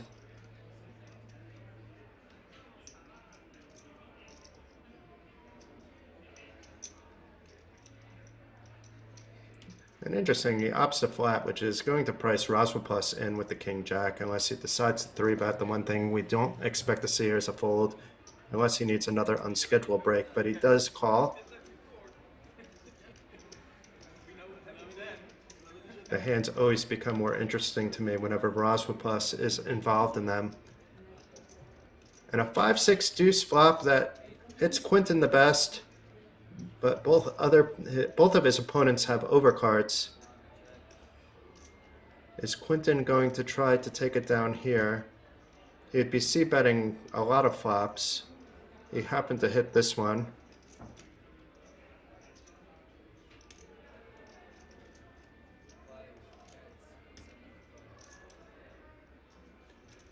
$275,000. Is that going to be enough to get his opponents out? Quentin certainly doesn't want 2 callers, but maybe he'd be happy with 1 in position. And it looks like Rozvadov may oblige. Making the call here.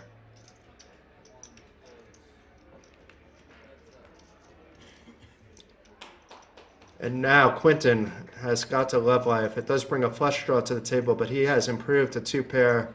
Has to feel pretty confident he's ahead at this point. If he had any doubts before. And it looks like a pretty sizable bet as well. Let's see what it comes up as. 600,000. So not as big as I thought. A little bit less than half the pot. Rozvadov with the quick fold, which was good for him considering he was drawing dead. And a nice smile by Quentin there, taking down the pot.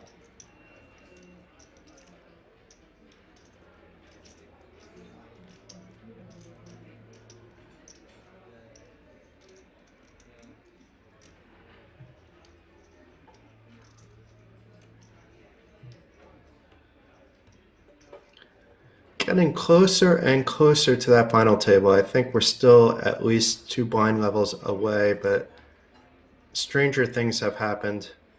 Sometimes it's just a matter of when those cooler hands happen or when somebody goes on tilt. At least at this table, there's not any super short stacks, though. And with 13 left, we still need 4 players to drop before that final table will begin. As you can see, the average is very deep right now. It's 3.9 million, which equates to 39 big blinds. At this stage of the tournament, that is very deep. It is a 9-player final table, that's correct.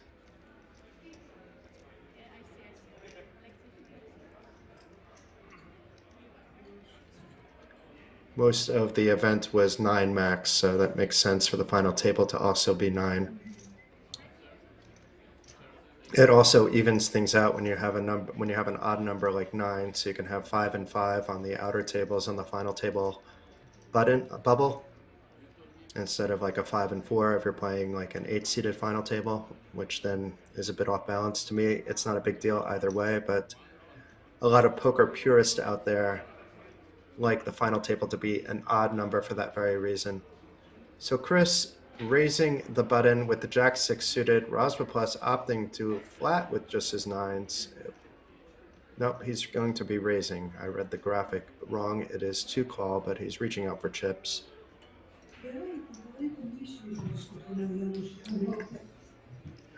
And unless Luke shows up with something in the big blind, that'll likely get the job done. I don't see Chris even in position wanting to call a 3-bet.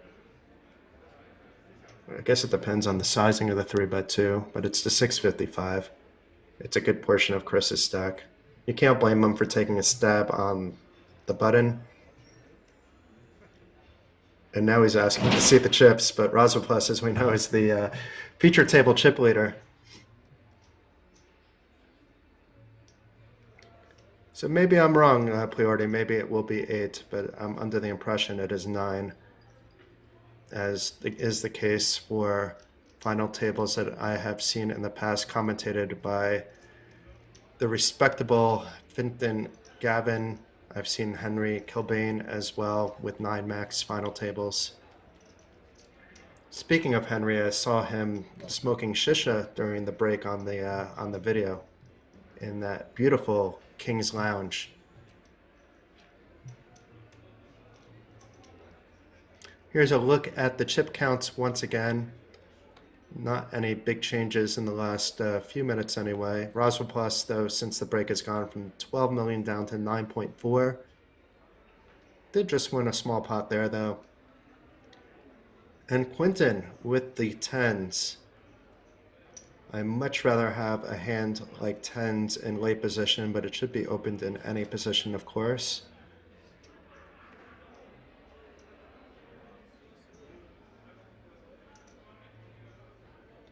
It's just, especially at a table like this where you have a few players that like flatting bets, it's very hard to play 10s out of position as well.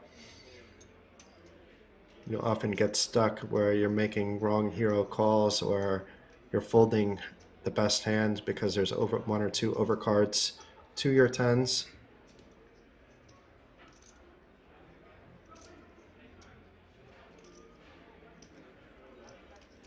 That being said, so far so good for him. He gets to play the hand in position if it gets played at all, but Luke with the ducks, I wouldn't be surprised to see a call. I would be surprised to see a 3-bet. If he wants to fold, that's okay too, but a call seems to be the best move, and he does call. And Roland, his ace is live. He has no way of knowing that, but coming along, defending the big blind priced in.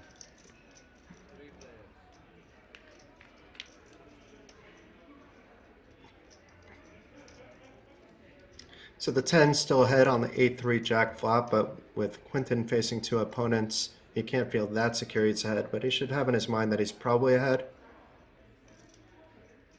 Especially, he'll have to rethink this if he gets some calls or raises, but I think both players are just going to toss their hand away. And I say that, and I say it way too fast with Roland calling, but what is he exactly calling with? He's out of position with the ace-5. Does he have a plan to be betting the turn? If he has a plan to be betting the turn, I kind of like it, whether it's a check raise or an outright lead out. But Quinton will likely be checking this back. He may feel he's ahead as well, though, which he is. And once again, we'll be betting, but it's small. 300,000 into 1.3 million. 325,000, pretty much the same. And now Roland is looking like he might actually check raise here, putting the pressure on. So flatting the flop out of position and then check raising the turn with nothing in his hand. I mean, he does have that ace of diamond blocking some potential flush draws, but that's not really a consideration here.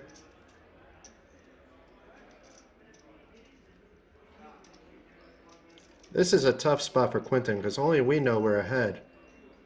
But from the big blind, he has a lot of 8s rolling. He could be doing this with 9-10. I almost never expect him to do it a hand like with ace-5.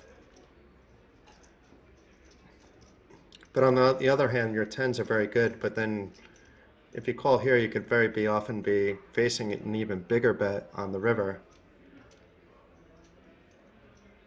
On the other hand, if he does call, it's going to be hard for Roland to pull the trigger on the river as well. So Quinton does sniff it out, makes the call. Let's see if he can take down the hand on the river, or if Roland pushes him out of the way. Of course, Roland does have a few outs, but that is not one of them. If that 5 was a diamond, he would have that nut flush, but that 5 is a club, as we can see.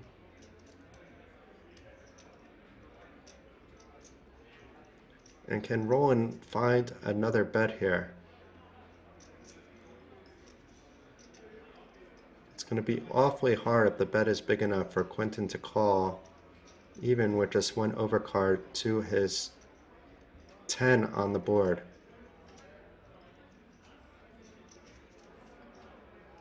We haven't seen, at least at the feature table, Roland make moves like this before, which also adds to the intrigue quite a bit.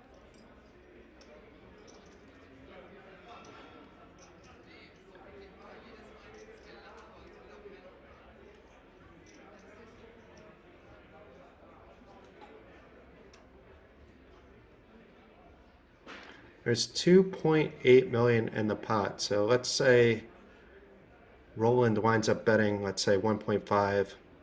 It's going to be very hard for Quentin to make that hero call, the correct hero call. It looks like though he's thinking of betting a little bit less, because that doesn't look like 1.5 there. It looks, well, maybe it is. That's 1 million. Yeah, it is about 1.5.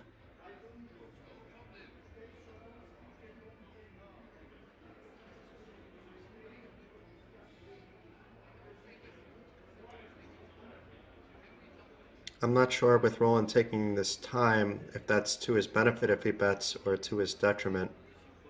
But opting to just check, giving up on his aggression, Quentin will likely check back, but maybe we'll try to extract a little bit of really thin value, but it would be so thin. So checks back, Quentin takes down the pot up to 7.5 million. We shall never know what would happen if Roland fired out that bet, what Quentin would do. Maybe we can speculate later on based on Quentin's play. Quentin giving a wink to his opponent while he's collecting the chips.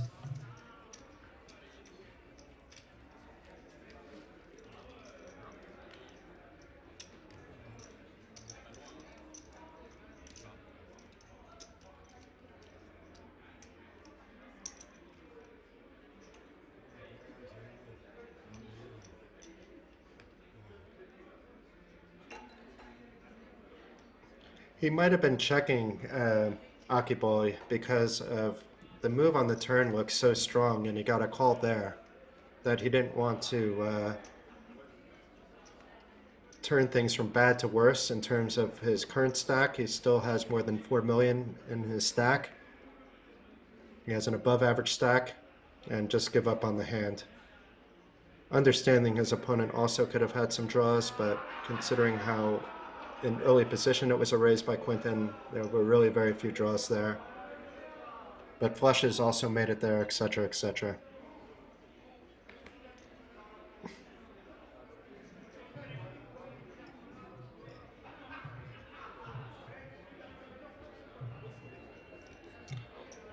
So Rozvadov, he likes a lot of suited cards, and these cards are very pretty. I do love that Queen 9 suited. He is in the late position in the cutoff, but we likely will not see much more. Maybe Quentin will defend with his 5-3 off. Some players will choose to defend that, others will give up, but Quentin looks like after winning that pot with the 10s, playing against a very active Rozvadov, will at least see what takes place on the flop.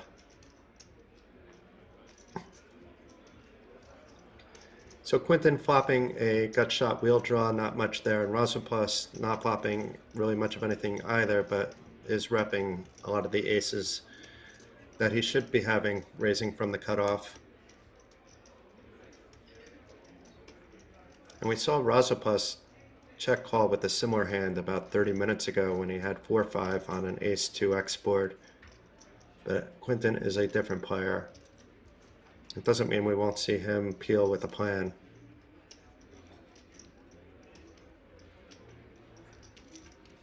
Very interesting. Although I said that I was not expecting Quentin to call there, and the Jack of Hearts on the turn, and this could be actually stolen by Quentin. Rozvadov may actually call with his queen if he's bet into as well, but it would be very hard to call there. And Quentin reaching for some chips.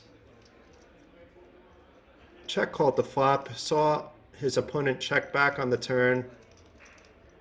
Has the second nut low, but that's not stopping him from betting 475,000, so it's not even a big bet into this pot, but it could be enough to get the job done.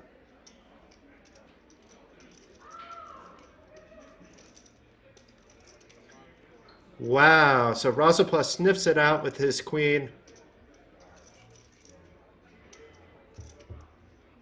Basically has the nut high without connecting to the board. Because queen 10 would make a straight. Any other queen would be connecting with the board. Sniffing out the bluff. Definitely a very tricky player. Up to 11 million in chips now.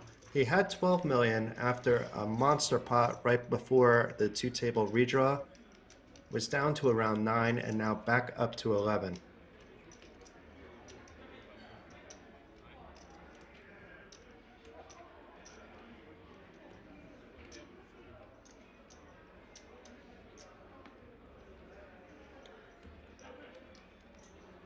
So I believe we're still at 13 players. We'll see soon.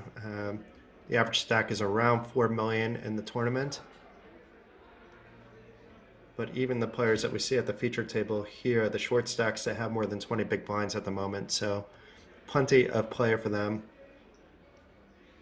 That's what happens when you have a nice low buy-in event with such an amazing structure. 1 hour blind levels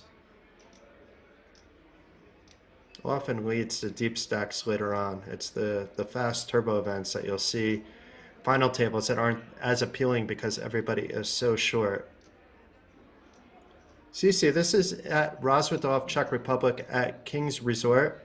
It's the PlayerOne Poker Tour 300 euro main event featuring a 300,000 guarantee.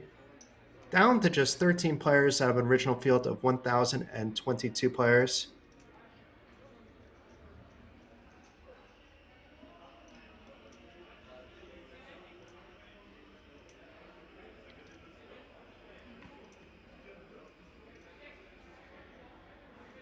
About an hour or so away in Prague is where the EPT is also taking place at King's Prague. So exciting events all throughout the Czech Republic at the moment. So a four-way pot, almost like a family style. Nobody really hitting a big piece of that. Rozvadov and Luke both with queen 10s. Cornelius hitting that middle pair has the best of it at the moment, but I wouldn't feel too secure if I was him. And it's Luke that is leading out after 3 players checked, hoping to take it down. He knows that if he doesn't take it down, he's likely not good. But Rozvadov saying, why not? He's coming in with the identical queen 10. Position or not. So the king of spades is not helpful to either player, but I'm pretty sure Luke was not happy to see that call with his queen 10 either. Can one player push the other out of the pot? It goes check, check, and a 9 of diamonds on the river. Rozvadov may try to take it down now. Nope, he is checking. And will Luke now take another stab at it? He may be thinking, you know what? Rozvadov might have been on a flush draw here, so maybe I can bet him off some of those other cards he could be having.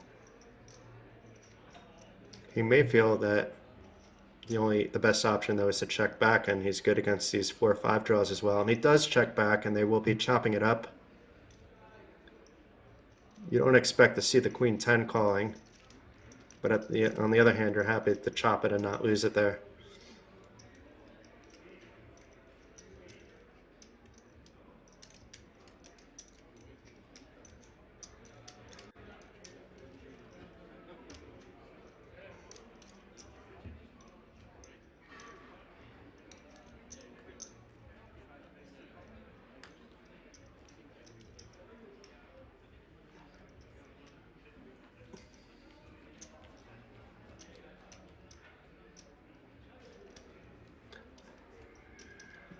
So those talking in the chat about the rake on the tournament, it's sort of irrelevant considering that there's overlay in this tournament. There's a 300,000 euro guarantee, so there is added value to all players that cash.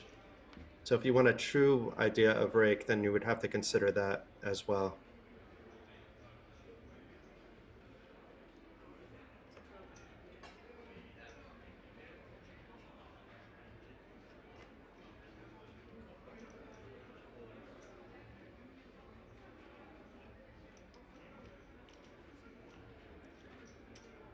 Rozvadov does love these suited cards. It's a little ambitious here, but he's been playing like this for the past 2 days, not caring necessarily about position.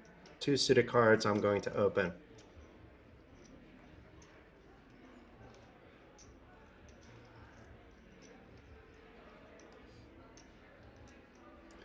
And Quentin perhaps thinking about getting involved with this 5-4 suited. He is on the button. It is kind of an interesting spot to 3-bet, if that's what he's thinking. He may be thinking about flatting as well. But it does look like a 3-bet at this point. Maybe to 725. It is to 725,000. That should scare away the players in the blinds. Rozvadov plus is very difficult to predict how he would play. A lot of other players would be scared by this 3-bet. He is the chip leader, but he would be playing out of position. Quentin has shown some strong moves. I believe he's a very good post-flop player as well. That should also be a consideration for Rozvadov. But I do not know what's going through his head. It looks like he's just checking what he has again and throwing it away. That's the safest play.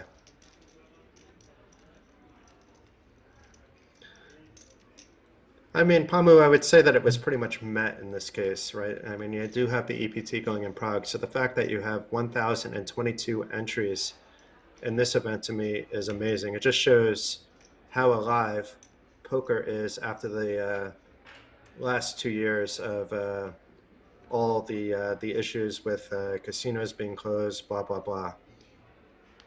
Players are itching to play. And it's a different kind of clientele, different kind of players that would be coming out to play in this than, let's say, the EPT, which has a 5,000 euro main event. You know, you're going to have a lot more recreational players in a field such as this, or semi-pros, or players that typically grind, let's say, a lot of cash games at Rozvadov, maybe just hopping into the tournament, etc. Because 300 euros includes the fee, so I don't know exactly what the fee was, but let's say it was a 270 plus 30. If you multiply 270 by 1,022 priority, you're going to come to less than 300,000.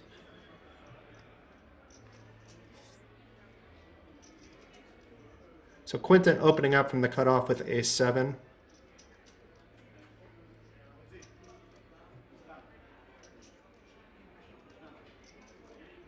Alessandro's been slightly card dead lately, and maybe seeing an ace might seem like he's seeing 2 aces to him at this point.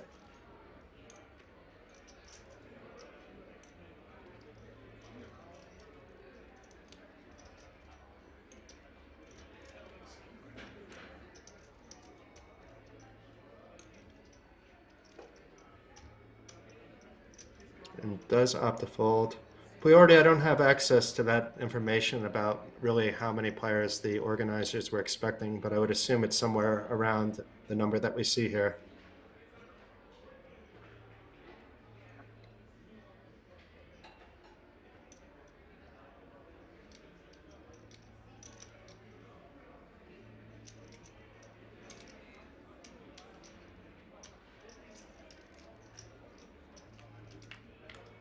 Chris opting to defend from the big blind with a very pretty Jack-10 suited, but it wasn't the suit that came up on this all-spade flop. Will Quentin be continuing on this board?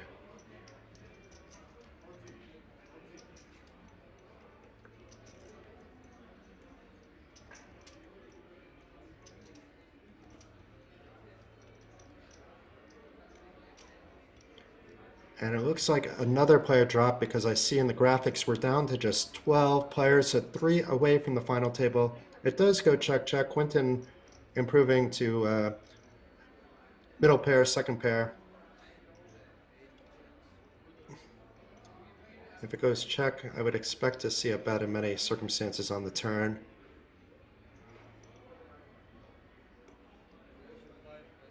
You can always get away from it if Chris decides to do something crazy. In this case, he's ahead of Chris, but Quentin has no way of knowing that.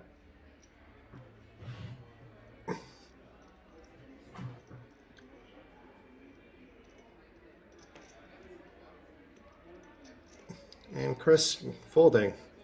No spades in his hand. Did have a lot of outs, but had no way of really knowing that.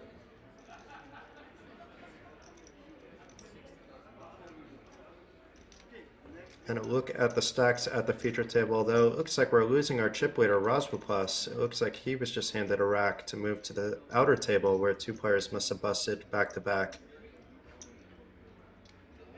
So we have 7 players listed in the graphics, but if there's 12 left, it makes sense for it to be 6 and 6. Tables are usually carefully balanced at this stage. Obviously, on day ones, you're not concerned that much if one table has a bit more than the other.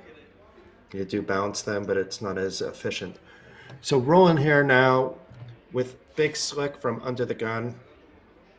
We know we will see some chips going in.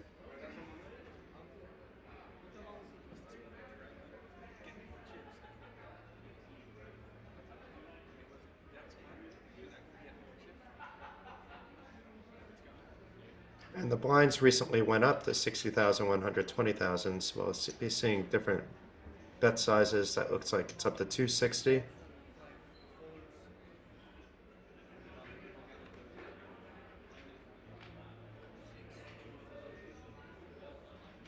Alessandro now back to back is getting okay hands, but we'll see if he wants to get into the mix.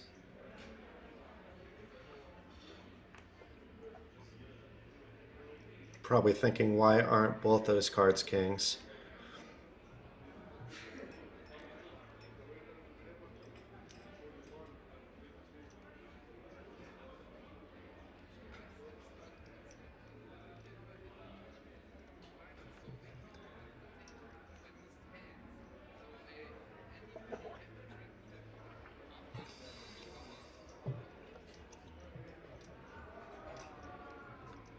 And Chris with the ace-9. I think against other players we would see Chris getting it in, but with Rowan under the gun, we could still see him getting involved, but I think he will fold as well.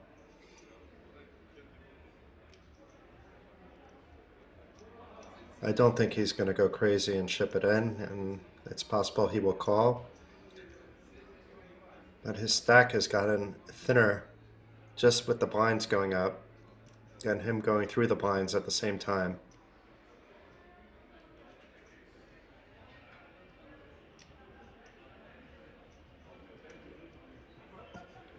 I agree, Pamu. Yeah, you could see some visible frustration on Alessandro's face, but at the same time, it doesn't seem to be affecting how he's approaching his game.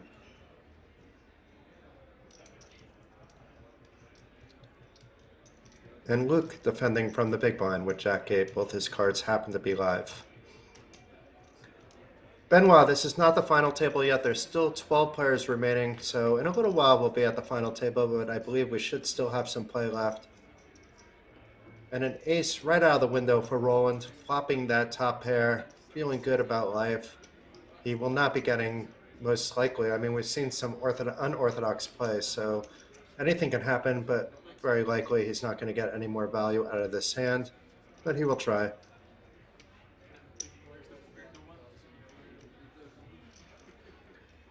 So not a big bet, but enough to get Luke to fold. That board did nothing for Jack-8 offsuit and showing the big slick.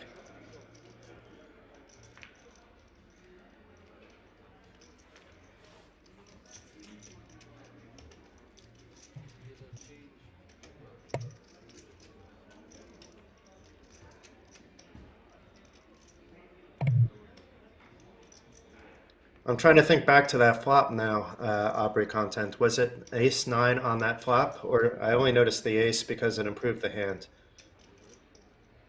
And forgetting that ace-9 was folded by Alessandro, which would probably put him into a deeper state of tilt, especially after Roland showed the big slick. Wow, okay. So if Alessandro calls, he likely doubles up there. I mean, of course, there could have been a king on the Turner River. And Quentin changing things up, taking off the hoodie and now looking like a a professional office worker. I always like it. I mean, I don't dress up very often when I'm playing, but I like to see when players are dressed nicely at the feature table, even if I don't practice that always myself.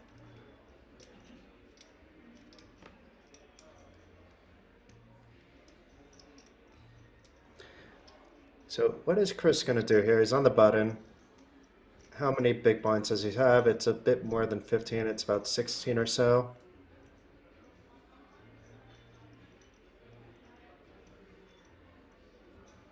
He is 3 away from the final table. He is just jamming.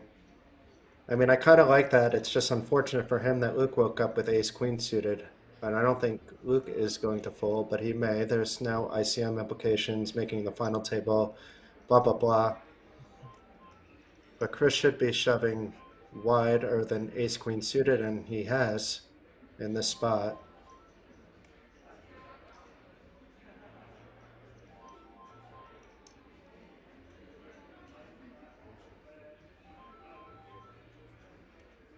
And it does fold the ace-queen, so Chris getting away with one.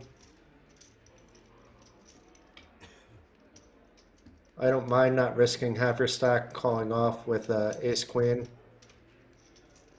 I mean, we know what Chris had and how favored the ace-queen suited was, but it's not like beginning or middle stages of this tournament as well.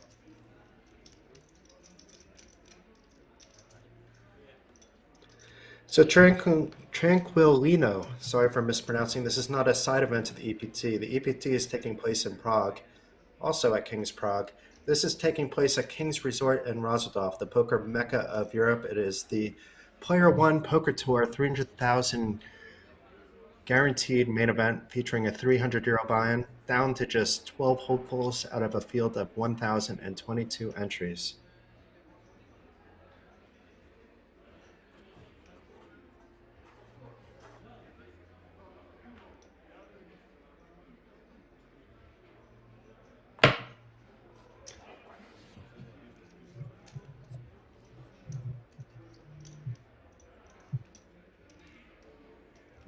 So Alessandro finally getting involved with Jack 10 suited, and like it was the start of the day where he faced a lot of resistance to his opens, he's going to face them now by Chris. Chris, who just open jammed that ace-6 from the button, got an ace-queen suited to fold. Now with a premium, he will likely be 3-betting, although he could try to slow play this. He's a bit deep to be 3-bet jamming here.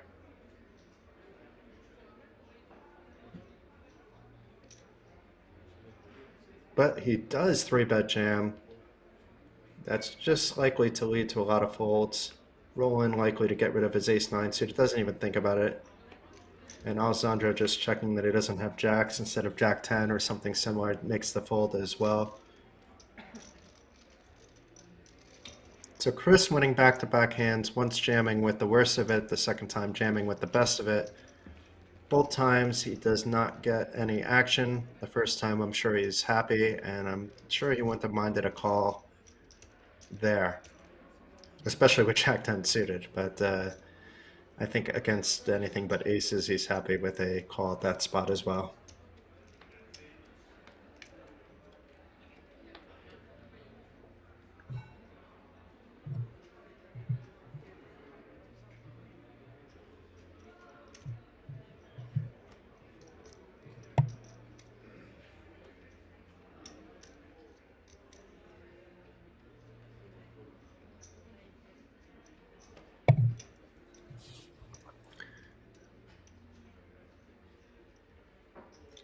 So Alessandro already folded his 9-7.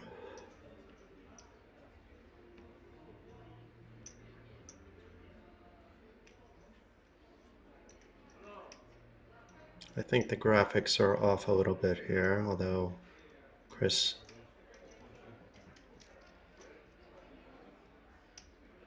I think... Yeah, now it's updated. Luke raised with the queen-8 suited. This makes more sense. The ace rag was folded by Roland. I believe, and Cornelius with the ace-queen suited. We did see an ace-queen suited folded before to a jam, but I don't think we're going to see it folded here from the big blind. It is a big sizing to 425,000. Is he jamming? He is jamming, and that'll get the job done. I mean, he was dominating the queen eight, but still, you're happy enough with such a big pre-flop raise to get a fold. You don't really want to see a call here until you see the cards, but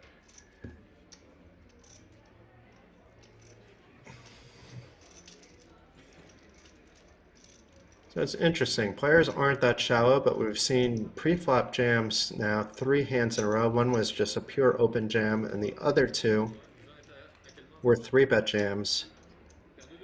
No calls all 3 times. So nobody getting their hand caught in the cookie jar quite yet.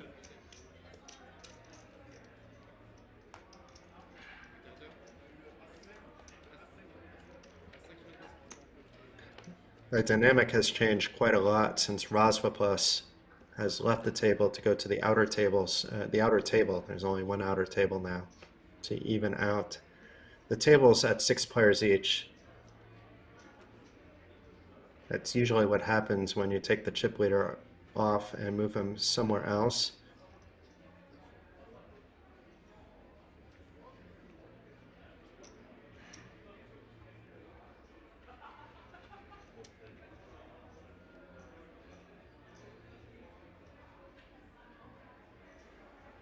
Quentin thinking things over with his 9-6 on the button. Decides not to play it. And good for him he didn't, because Cornelius would likely be coming in over the top. And what is Case going to do with the 10s? I don't think we're going to see a jam, and I don't think we're going to see a call. So I think it's just a matter of how much he's raising from the small blind. He does just call, though, maybe hoping to be played back at and come in over the top. But against Alessandro being so short, maybe he's just hoping for him to jam and call. I don't see Case ever folding here with 10s in the small blind in an unopened pot. Is Alessandro happy just to check his option? Or does he think he can steal it? In many cases, you jam here from the big blind, and you're going to get a fold from the limping small blind, but it can also be trappy. And it is a raise. I'm not sure if that's a jam or not. It doesn't look like it's a jam because it's being counted out.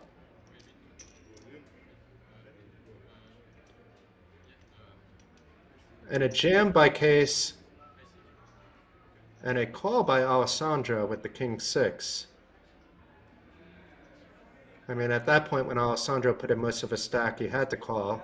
So it's not that he's calling off necessarily with king 6. You can look at him as the aggressor, but he did get trapped quite well by Case. But there's a club out of the flop, but that's all that there is. So he needs a king to survive, or we are down to 11 players.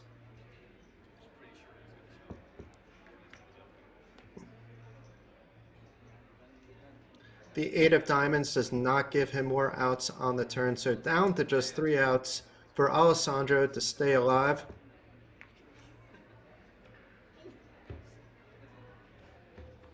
And the queen of diamonds on the river does not help Alessandro. He is out in 12th place. We are down to 11 players, 2 away from the final table. There was a pay jump just now too, so Alessandro cashed in 12th place for 2,415 euros, but the remaining 11 players are each guaranteed 2,690 euros. Meanwhile, Case has been chipping up. He should be at over 5 million in chips now.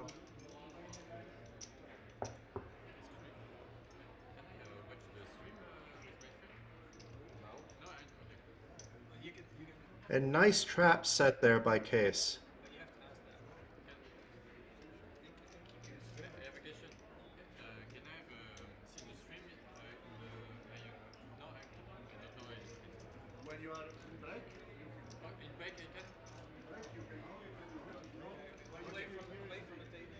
It looks like there's some drink orders coming in. And I'm glad to see, once again, that the players, even at this stage, with just 11 players remaining, there's some banter going on. It seems like a very friendly game.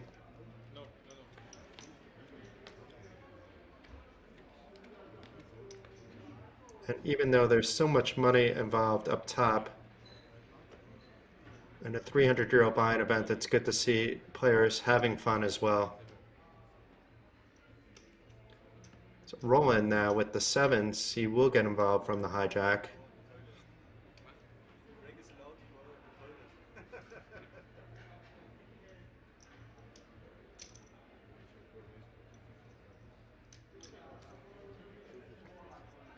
Raising it up to 255, and Quentin now one seat over in the cutoff with the ace-9. Doesn't even think about it, goes straight into the muck. And Cornelius with another ace, but not nearly as good. But he is on the button, looking to get involved. It looks like just a call, though. It is. And the small blind looked like they were sitting out the hand, and we have Chris in the big blind with the 10-4.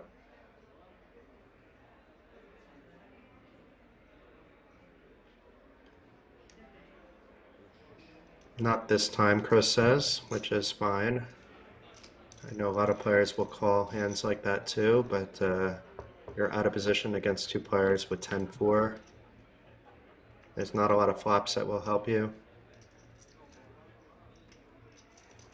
And Roland, only one overcard to his sevens, reaching out for some chips for a very small sizing here. It looks like 130 into a pot of 750. It is 130. It might get the job done. I mean, he is ahead. I don't think he wants a call per se.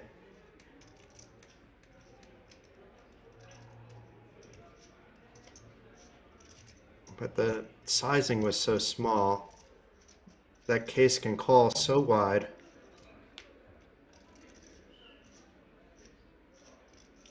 And an ace on the turn, this changes everything. Roland potentially regretting not betting higher, but keeping the low sizing and saying, you know what, that ace helped me as well. But once again, the bet is so small, I don't think Case is going to really ever get rid of his top pair. And Cornelius is drawing, Roland is drawing to just a single 7, but he should think 2 sevens if he thinks he's drawing. But now there should be some sign from concern for Roland, even with the small sizing. And that jack doesn't help things for him. There's 3 overcards to his 7. He's basically going to have to rep a different hand and hope that his opponent doesn't have a hand he can call with if he wants to take down the pot, or he can also just say, I'm not going to throw in good money after bad. But maybe a big bet will get the job done. It's not that ace-7 is so super strong here as well. It is top pair. We know that it's good. But an ace-king and ace-jack would bet the same amount here on the river. Also sets, etc. No flush draw completed. And this is putting a lot of pressure on Cornelius. We know Case is good. But Roland with these 2 small bets is repping a stronger hand. Can Case see through it?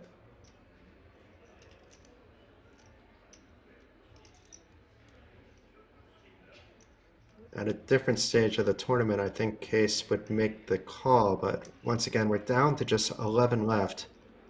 900,000 chips would bring him down to 3-6. If he folds here, he's at 4-5.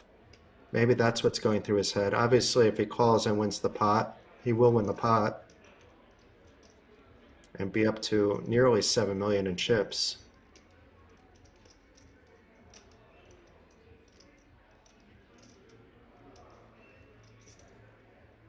Oh my! Well done there by Roland, getting Case to fold the best hand.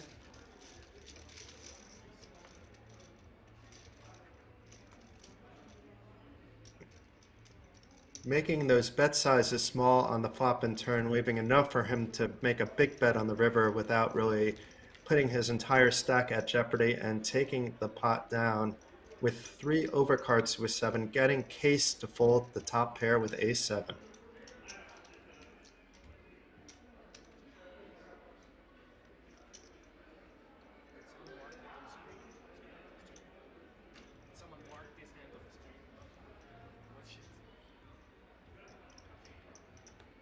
It looks like there's a pause, so I'm not sure if that means we're down to 10. No, cards are coming out. And I'm not sure if we will be hand-to-hand at that point. Not all tournaments are hand-to-hand on the final table bubble as long as the action is moving on both tables. Many tournament directors will opt to keep the action going rather than do a hand-for-hand. Although hand-for-hand on the final table bubble is more common, but there's still 11 left according to the graphics.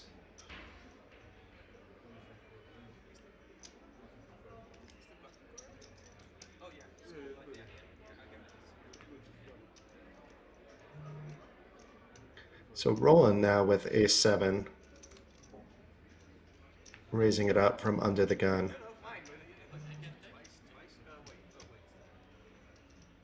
It is short-handed, so it's not as early position as it would be in a full ring table.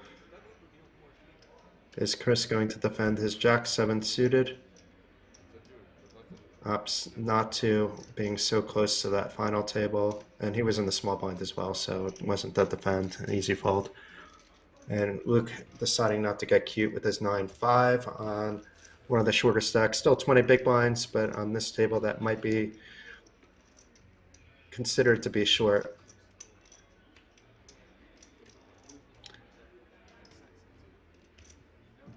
Hey Donna, welcome. I don't think that there's a dinner break today. I do have a cup of coffee in front of me, a glass of water. I don't want to be eating while I'm streaming, but I'll grab some snackies during the breaks.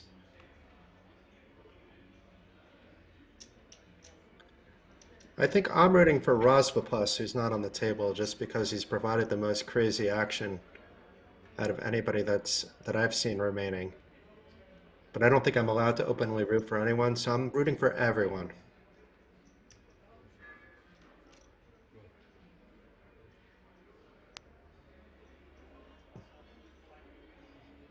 Yeah, Priority, is it bad that we're both rooting for like lots of mayhem and madness?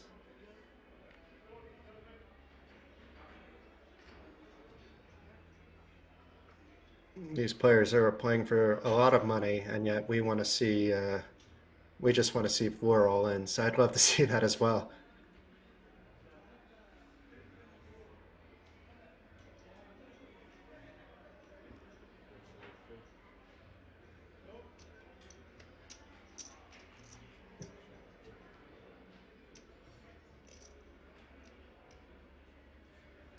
Cornelius opening it up from the cutoff, gets Luke to call with King-8 suited.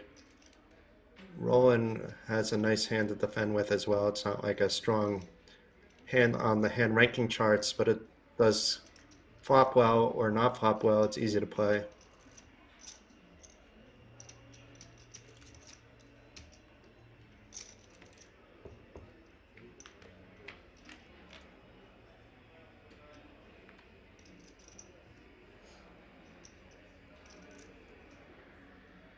And Roland flopping bottom pair to give him the lead in the hand, but he can't necessarily think that he is good here, and he's not likely to donk bet either. It's just a matter of whether Case is going to continue. He has a lot of queens in his range, but ups, it looks like the check to see a turn. And the King of Hearts on the turn changes quite a lot. It puts Luke ahead in the hand with top pair, but it also gives Cornelius the nut flush draw as well. And since it checked around, very often you'll see someone take a stab at it, whether they've made a hand or not on the turn that was in the blinds. But it looks like Luke has checked. And Roland has checked as well. Is Cornelius going to bet here knowing he has draws, or is he going to try to see if he completes his flush draw?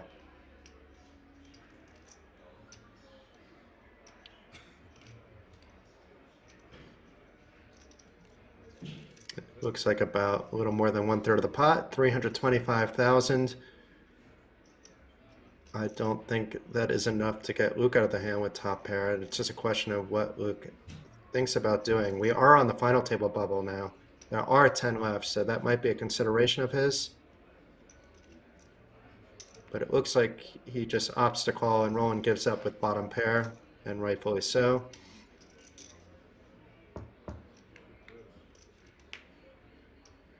Oh my, ace of diamonds on the river. So while Luke could easily get away from any heart, it's going to be hard for him to get away from the fact that there's an ace on the river. He was good until then.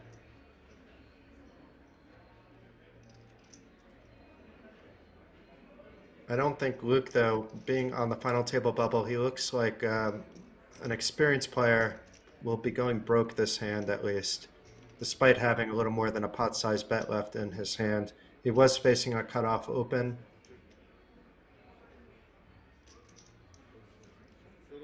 And just goes check, check. So easy for Luke. He doesn't have to commit more chips. If it was a small bet, he'd probably think about calling at least, if not snap calling.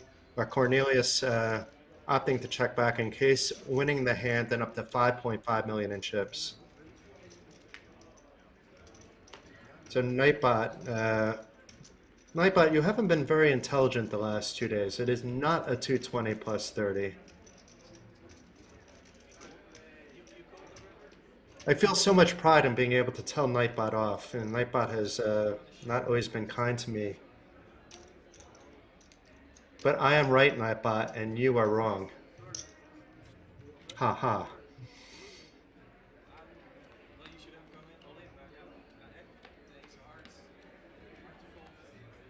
It's a 300 euro, Donna. I'm not exactly sure the breakout, nor am I sure that really matters, considering it had a 300,000 guarantee, which wasn't met with the buy-ins less the rake. So I think you could just put buy-in 300, and that should be fine.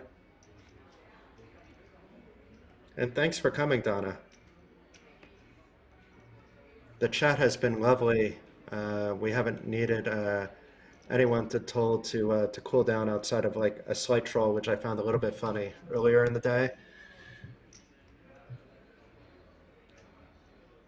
But this is a great community that PokerRoomKings has on Twitch.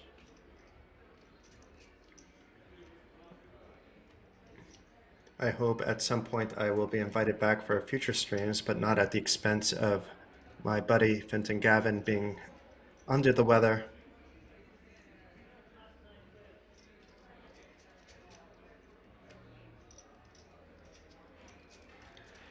What's Roland up to here? Is he going to raise his queen nine? It looks like he's just completing. And Quinton, no fancy play syndrome by Quinton with the 10-6.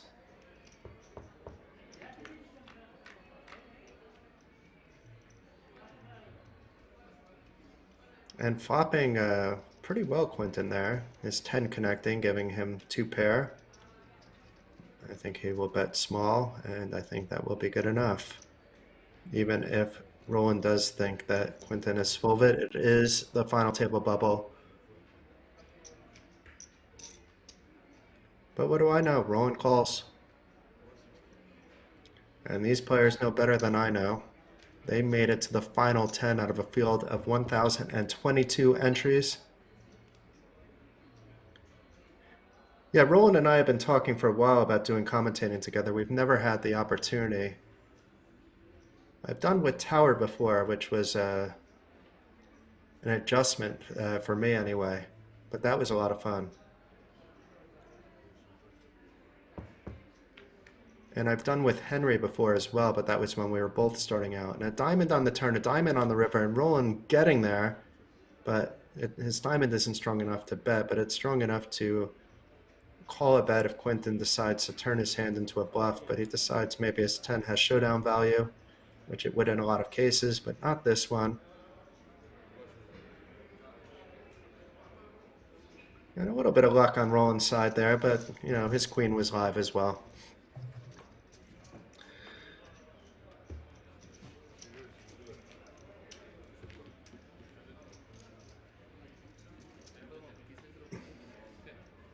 I'm sure at some point I will do commentating with Finton. I love Finton as a person, and I would be absolutely honored to do commentating with him. I do tune in as a viewer sometimes. You may recognize my screen name here as Wacky Jackson. I consider Henry Kilbane a friend as well, so if either of them are doing commentating and I'm not busy, I'll tune in for a little while. or if I'm playing online poker and like to have something on the side, it'll usually be a channel like this. I know you guys have been treated with the likes of Dara O'Kearney and David Lappin as commentators before, also amazing people. So I feel honored to be here today with that illustrious crew of commentators that comes on to entertain you guys on the PokerRoomKings channel.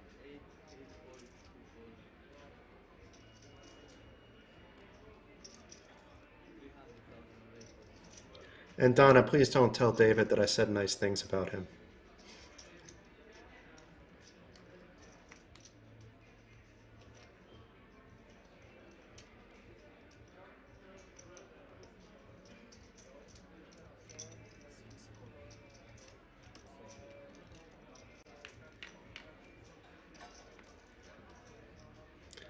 So a raise to 300K by rolling from the button with the ace-6. Cornelius defending with the trays is ahead with this trays at the moment. I can't feel that confident that he's ahead with his trays, but he is. And it does go check, check.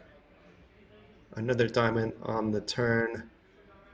Rowan probably wishing he didn't get that involved in this hand, but may try to rep that he had a queen that he was raising on the button at this point. Cornelius may also take a stab at it, but does not. But Roland is reaching for chips. It's a delayed c-bet. I kind of like. And even though Cornelius is ahead and has the only flush draw, it's not easy. Well, the bet is small, so we might see a call. But if the bet was bigger, you would see these threes going pretty quickly into the muck in many circumstances by many players. But with a bet of 225, he does opt to call. And another diamond on the river. So Cornelius improving to a flush, but Case knows that there's a lot of flushes that are better than his. So it's going to be a tough situation if Roland bets big here. And we've seen him do that before with the small bets and then following it up with a big bet on the river.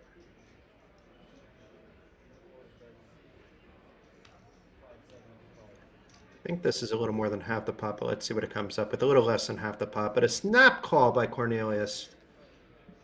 Didn't even think it over. And he will be happy to see that his 3 of diamonds is good enough to win that pot up to 6.7 million. Roland getting a bit of a chuckle out of the call, it seems, as well.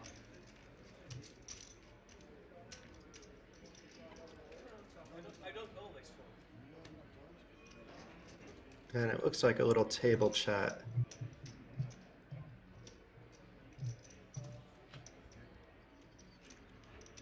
But once again, we're down to just 10 players, so we're on the final table bubble. The top 10 are each guaranteed 2,690 euros. All the final tablists will get at least 3,276 euros. So there's a bit of a pay jump right then and there.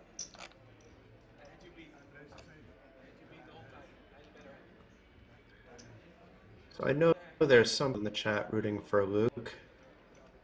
Maybe not today, maybe that was yesterday. And showing up with the king queen from under the gun. That looks like a big raise. And it is. It's to 530,000. So that's basically just saying I'm getting my chips in if you come after me when you're raising that big from under the gun. So he's probably hoping for just a steal to get some chips to get him through the blinds, which are coming up to him next.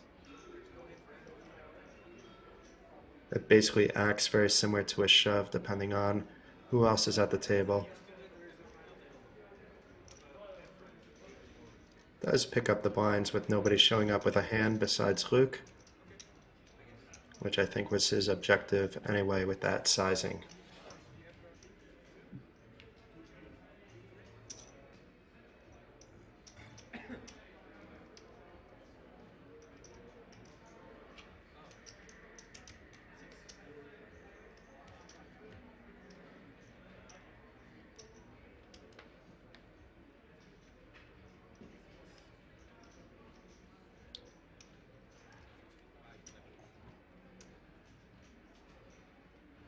We should have been counting how many hands we're playing on the final table bubble, because this is a while depending on the stacks at the outer tables.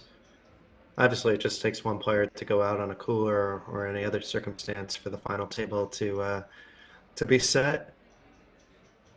But I've seen many 2-hour final bubbles in my time, and I've also seen 2-second final table bubbles, or no final table bubble where two players go out at once before a bubble can take place, and you're down to a final table. Thanks, Donna. Hope to see you later in the day, but thank you for dropping by and putting Nightbot in his place and saying hi to us all. Take care, Dark Angel.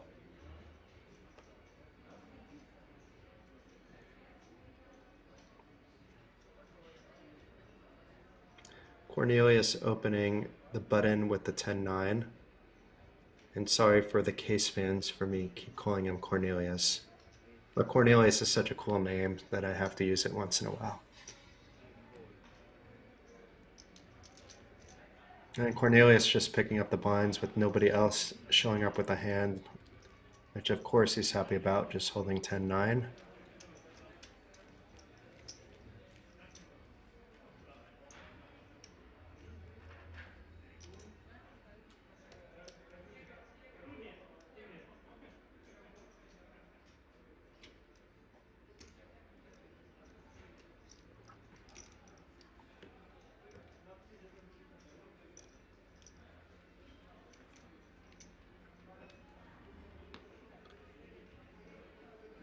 It'll be interesting later to see how these players adjust a shorthanded play back to full ring when the final table begins, and then back to shorthanded play as players go out.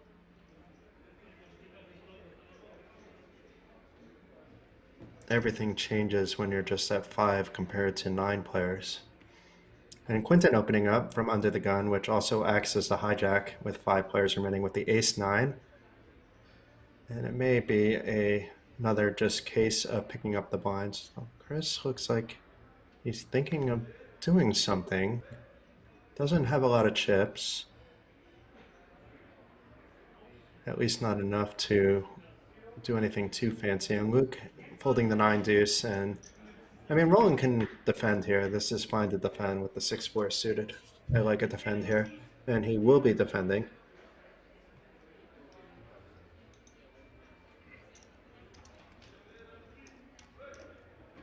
So we have our first flop in a while. I see some fist bumps. So and the field's down to 9. So we will have a break after this as the final table is set. This may affect the way this hand plays out, although with this flop, I expect it to be a very quick hand of a check back fold. Quinton has also shown that he doesn't c-bet all the time, which is mixing it up quite, in my mind, randomly, but it's probably not random, which makes it difficult to play against. And Roland showing the 6-4, and I'm not sure who bubbled the final table because it was on the outer table, but the final table is set, which will likely mean that we will go on break for a short period of time while preparations are being made. But this is the point we've all been waiting for, everybody. We're down to just a tidy field of 9 hopefuls out of 1,022 entries in this 300,000 guaranteed event. Stay tuned to see who wins the PlayerOne Poker Tour main event.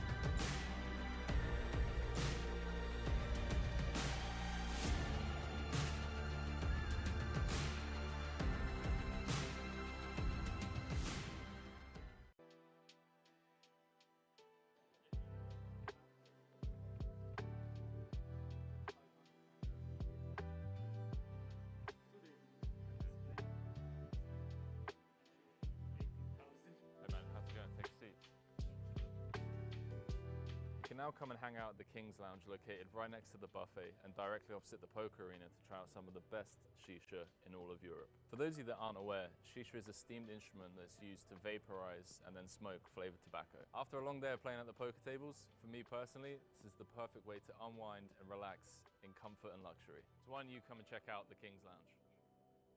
Cut.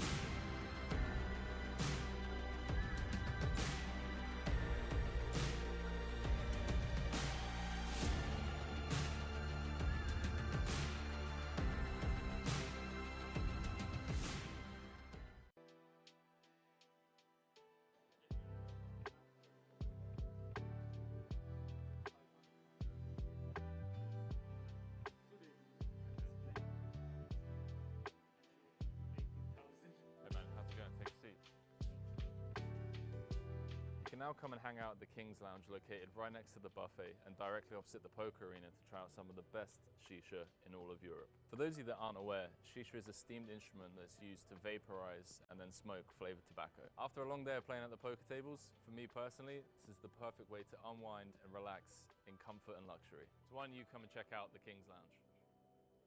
Cut.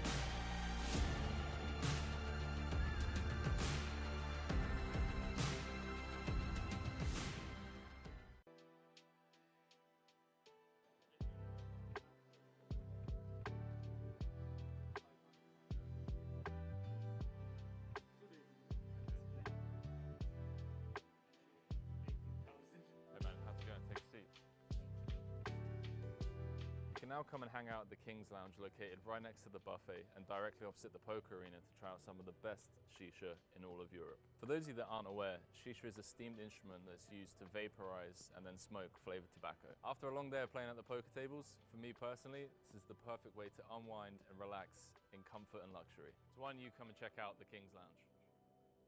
Cut.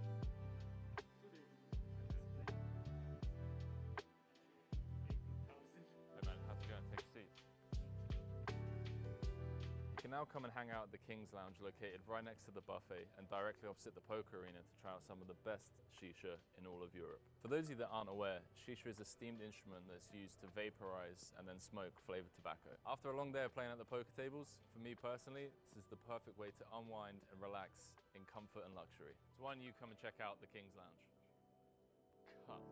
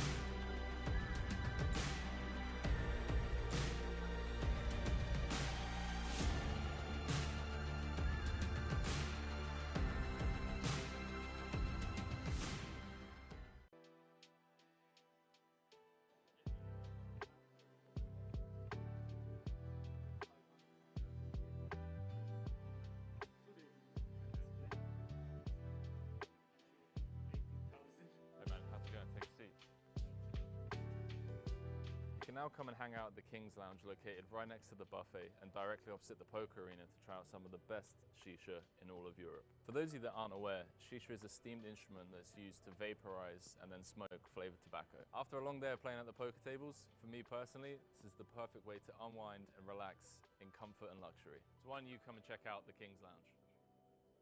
Cut.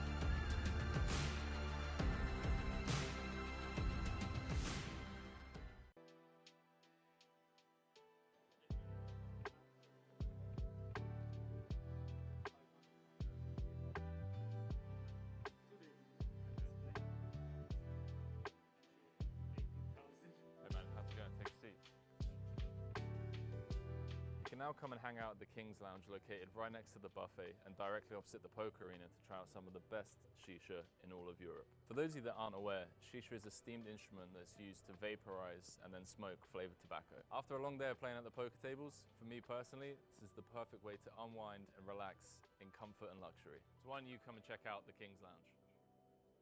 Cut.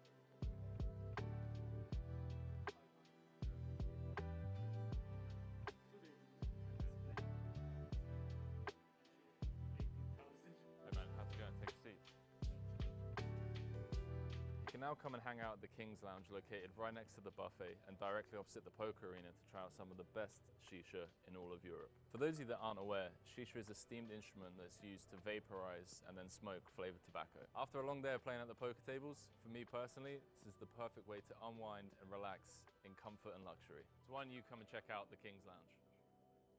Cut.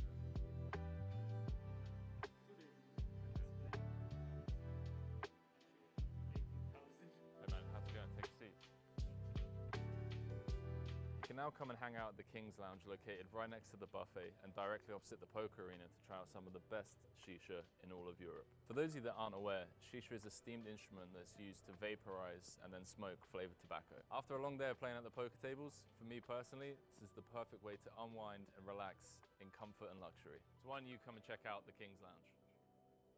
Cut.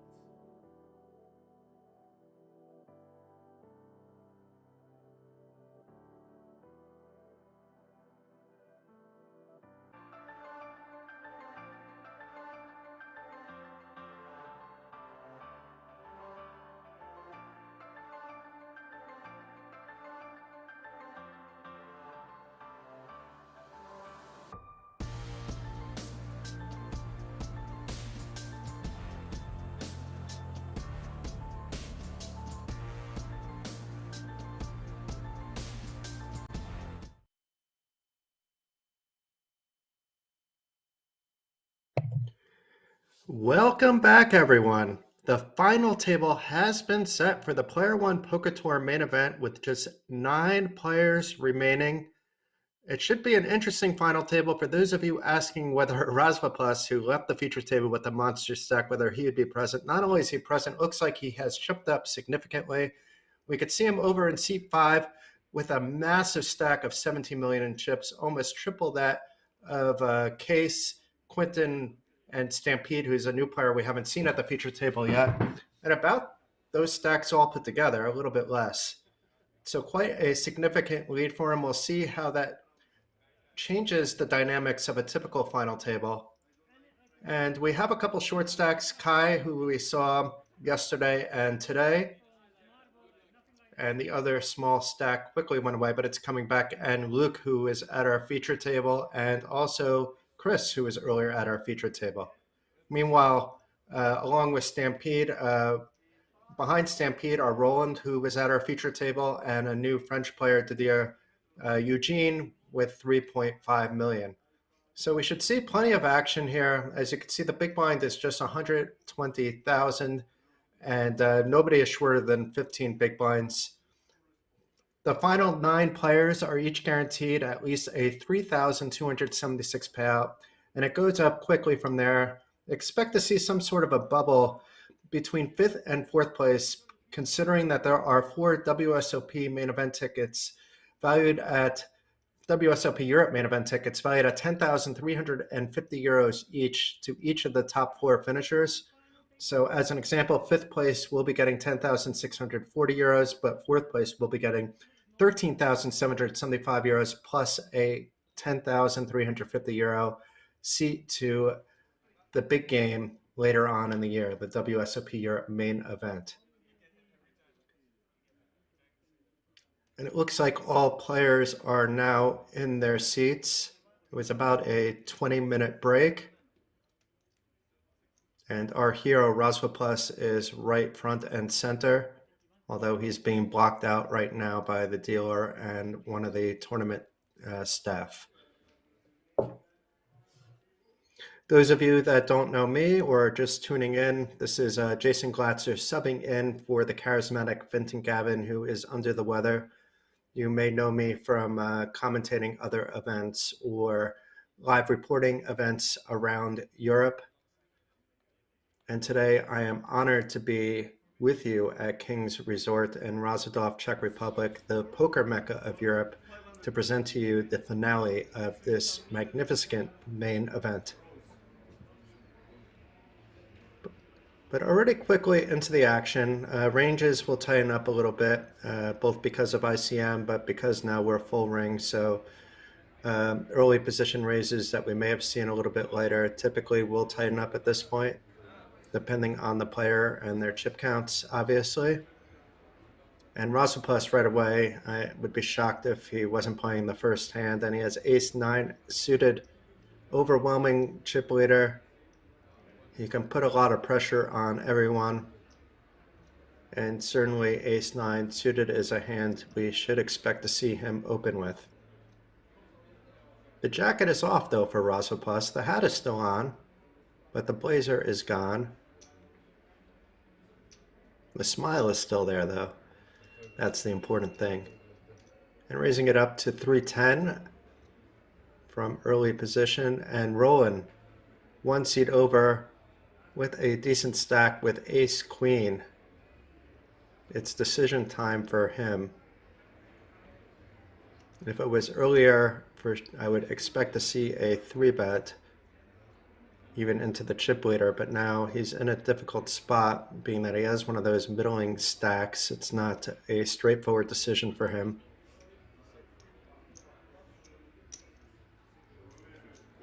Opting to play it safe with a call.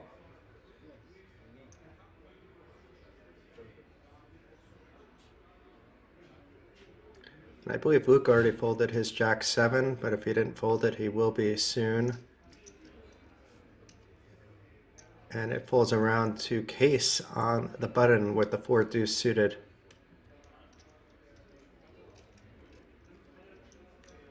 And it looks like it's going to be heads up to the flop between Rozvadov and Roland.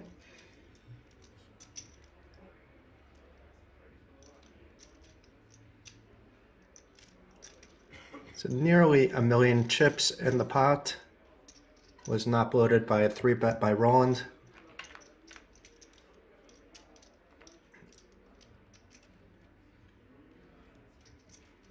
And a pretty, not the flop that either player really needed.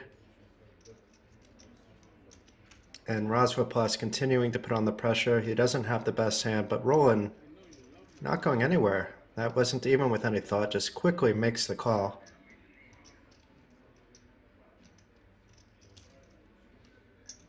He does have 2 overcards to the board. Rozvadov could be opening very wide, and he should be continuing wide as well. 5 of spades on the turn does not help either player as well.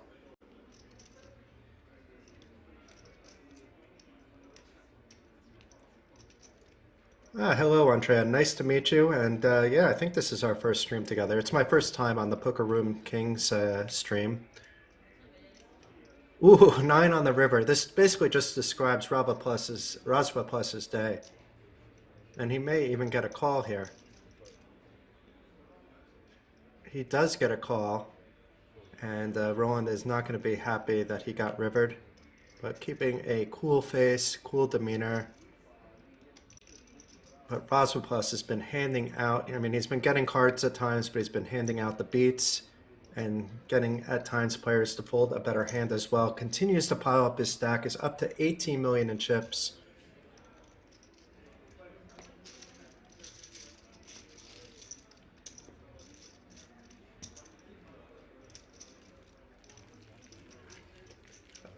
I see Andrea and Donna aren't too much different. They don't take crap from any of your users. Be nice to our mods. If you want to troll somebody, you can troll me. I don't mind.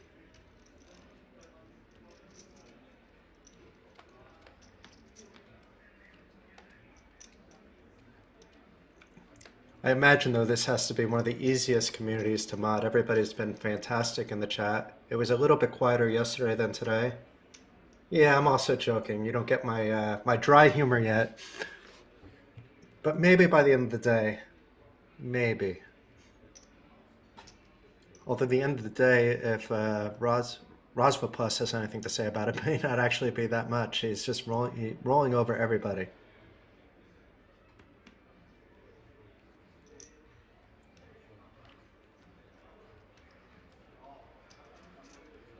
So Didier, we don't know much about how he's played. It's his first appearance at the feature table, at least this festival. Case we've gotten to know a little bit today. And Kai has been with us the past 2 days. Quinton with the King 10 from the small blind. Something is going to happen here. But it looks like it's just completing the blinds. And Stampede waking up with Ace Queen. Both players have about the same stack. Expect to see a raise. He's reaching for the chip, so the raise will happen.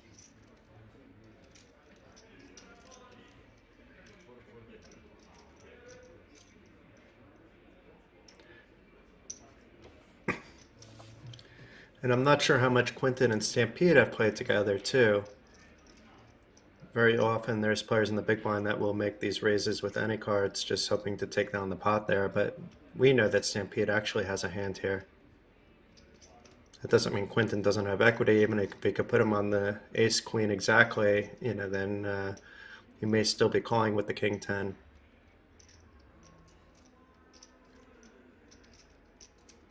But it looks like he'll wait for a better spot. Very disciplined. And I love that hoodie by Stampede. I think every color in the rainbow is represented somewhere. I don't see any green, but besides green.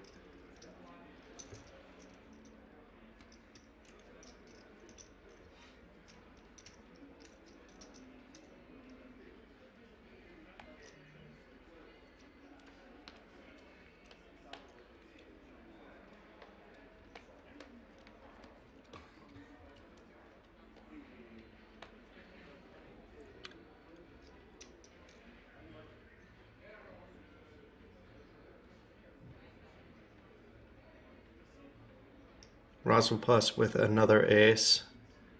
He's under the gun. A lot of players would be folding in the spot, but Rozvadov has chips. He has momentum. Everything is on his side. We'll be raising to about 320. No, a little less. 295.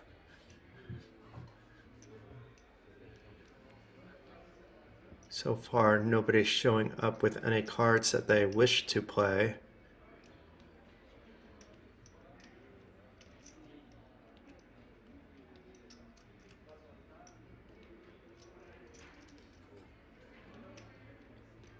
Cornelius with ducks, though. Case may get involved here from the hijack. He is deep enough to set mine if he chooses to do so, but there's players after him as well. He may also opt the 3-bet to rep something else and make his hand a little bit sneakier. And it's always sneaky when you flop a set with the ducks. But Kai jamming it in for 2.2 million with the ace-queen suited from the cutoff, and Stampede waking up with the nines. It's decision time for Stampede. This is for about a third of his stack, and he had an early position opener. Granted, it was Rozvadov, who we know can be opening wide, and a call before there is a jam. That jam looks so strong.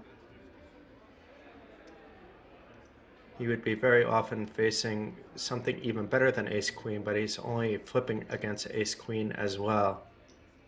A little bit better only because Rozvadov does have an ace in his hand, which cancels out some of the outs that Kai would need if he was called by a pocket pair.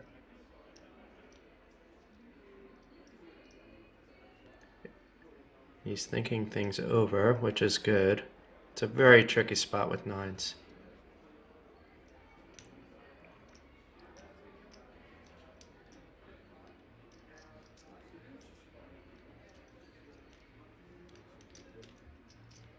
Does fold the nine, saving his stack.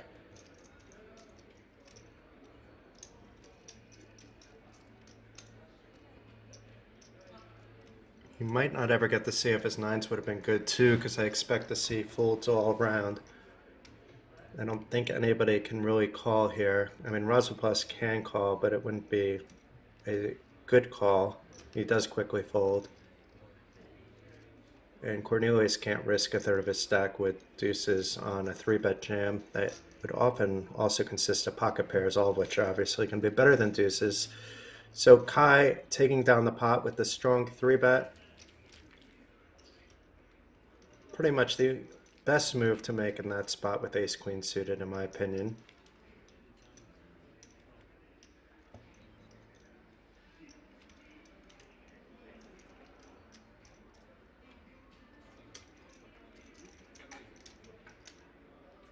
Thank you, Andrea, for updating that. And am I pronouncing your name correctly as well? Is it Andrea or Andrea? Or something completely different?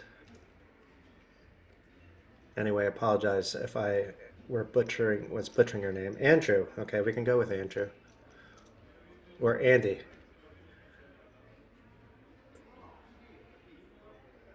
Yes, Bert. Everybody that survived day one received the €500 min cash to start off with, and the payouts only went up from there.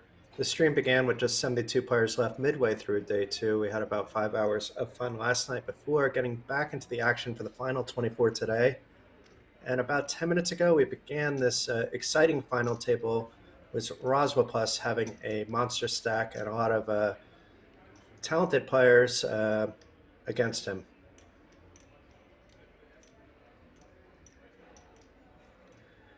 Roland opting to raise under the gun for a little more than a min raise with his king-jack suited.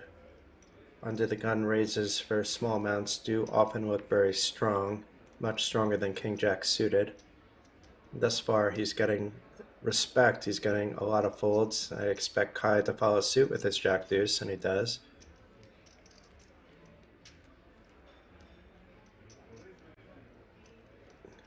But Chris waking up with the ace-queen with 1.9 million. Very often this will lead to the entire stack getting in, but he can also opt to call. There is some ICM involved, so if he wants to fold to waiting for other players to bust out, that might be why.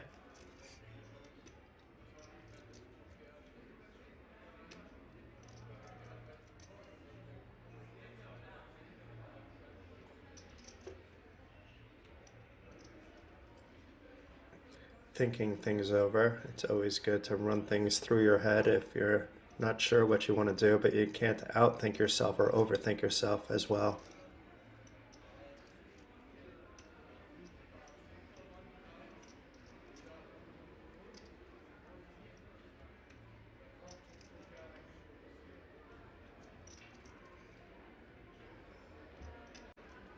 And being that Chris is in the small blind, he can go a full orbit before those blinds come back to him, so I won't be surprised if he folds, actually. He does fold there.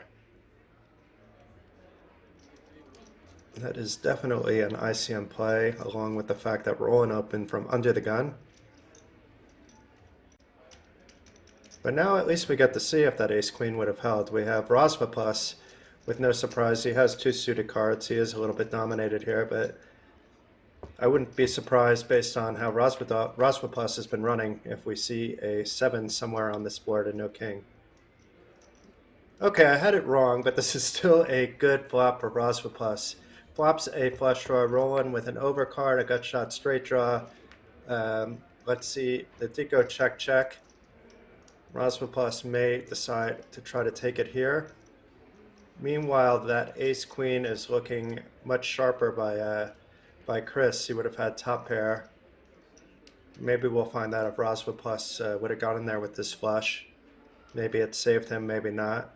Although if he jammed the ace-queen, Rozvadov is not calling with Jack-7. So he's probably not too happy with his ultimate decision. And a jack on the river, hitting both players may actually, I was about to say slow down the action. It maybe did in terms of betting size. That is a small bet. 240. I don't expect Roland to do anything but call. He does call and wins the hand with the better kicker, with both players pairing up on the river.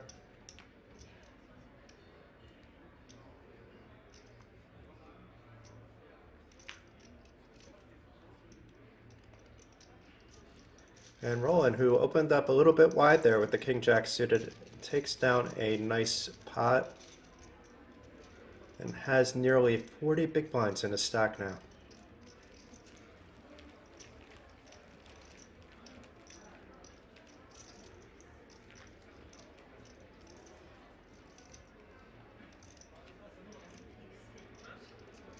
I'm sure Chris would love to rewind that clock a little bit and get that ace-queen in, knowing what came out on the board.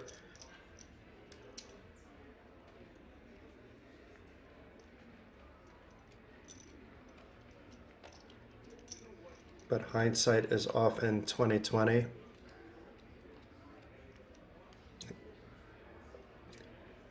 He'd be internally celebrating if there was no queen and the king-jack was the best hand after that board ran out.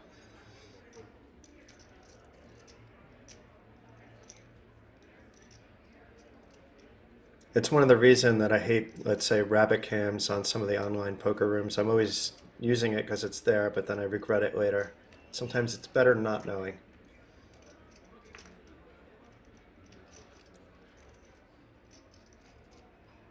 So Kai with the king-queen, immediately reaching for chips. It looks like 285. It is 285.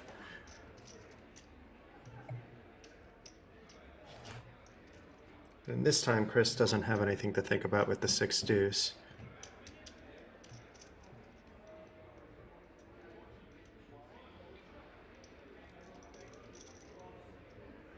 And Rozvadov, maybe if they were suited, we would see him coming in, but they're not suited.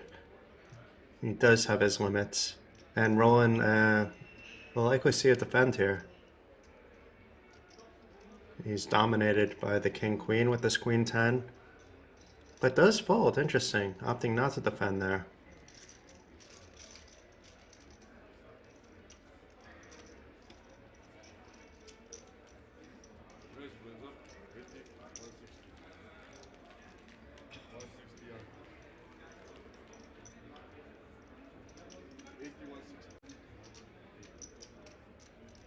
Here's a look at the chip counts now. Rozvadov lost a few chips 2 hands ago, is back at 17 million, which is what he started the final table around. And then we have Case, Stampede, and Quinton all over 6 million. Behind that trio, we have 3 other medium stacks and 2 short stacks.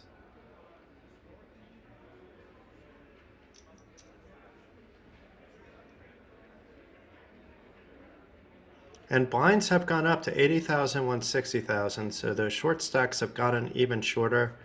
You can see the average stack is 5.6 million or near 5.7 million, but only 4 players are over that. The average is a bit warped by the stack held by Rozvadov with 17 million in chips. About triple the average stack. So Quinton with the ace-10 from the low jack, raising it to 350.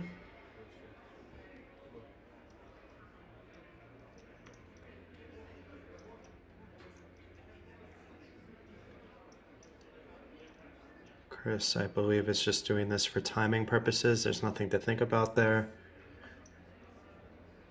Rozvadov also getting out of the way, and I believe Roland will as well. And let's see what Luke has here. Luke with the 6-3 suited. He may defend here. Even with the short stack, it would be fine to defend. It's fine to fold.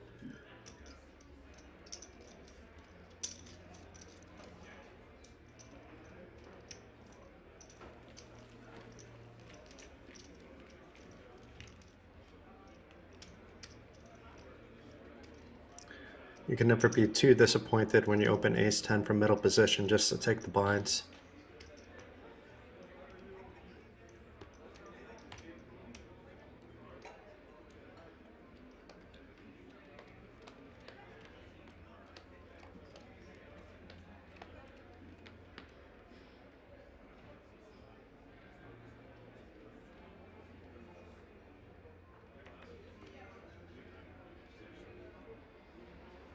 Case folding the jack, the suited jack there. Looks like it's going to fold at least to the low jack.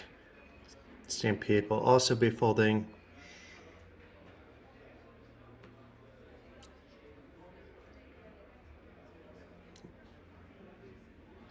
Chris now maybe still frustrated from the ace-queen, but he looks pretty composed.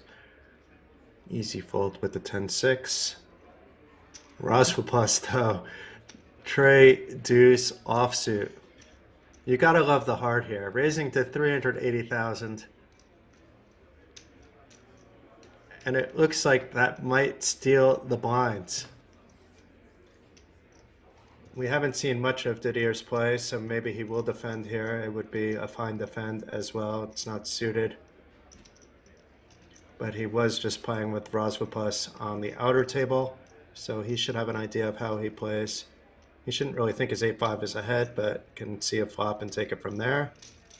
But Rozvadov with the trade deuce suited. He should almost show that. He really shouldn't, but he should. For the fans, he should show it. Who are you, Donkey? I live in Lithuania, in Vilnius for 12 years, and I'm originally from the Garden State, from New Jersey in the United States. But I've lived in Europe now for about 20 years, a little bit less.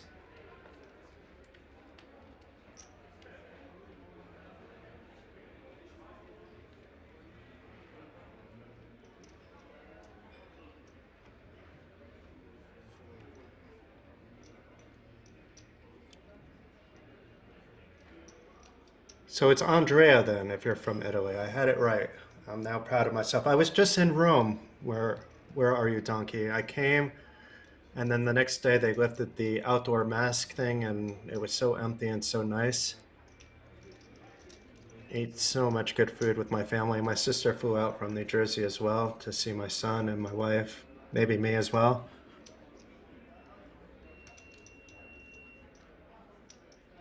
So Stampede with the Snowman opening up from early position, and Chris with the ace-9 suited with that stack. He did fold the ace-queen suited before, so I'm not surprised that the ace-9 went into the muck. And this time his timing was correct to fold. He may have gotten Stampede to fold, but probably not, but he certainly wouldn't have gotten Roland to fold. Pocket rockets for Roland in the cutoff. Will he slow play them? Will he 3-bet? I expect to see a 3-bet.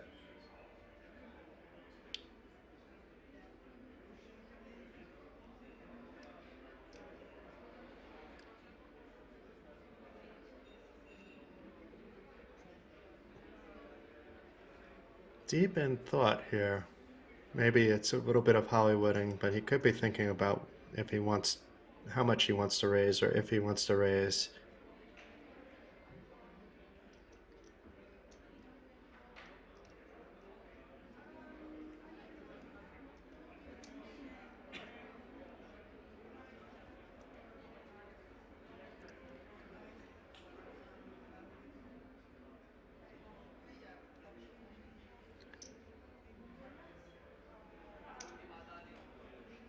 It looks like to 700. We haven't seen the pink chips until the final table, but they should be 500,000, and they are. And all the sizing is right. it does smell a little bit fishy with him pausing for as long as he did. Cornelius with the fives also has a decision, but it's a bet and a 3-bet, and he's in the big blind.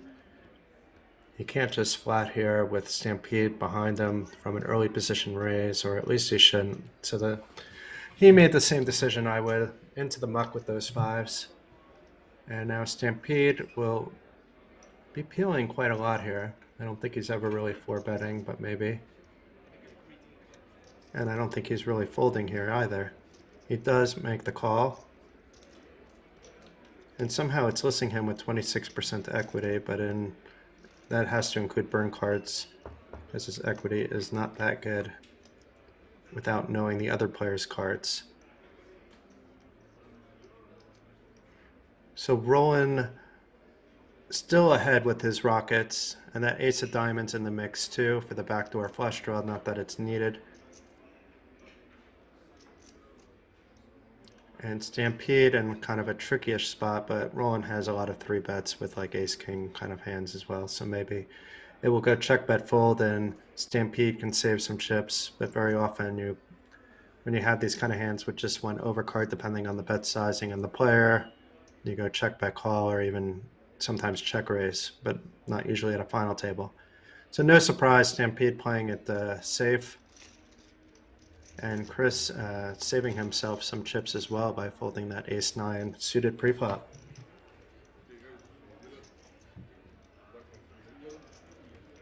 We will see, Andrea, maybe. It's been a couple of years since I've gotten to see Finton.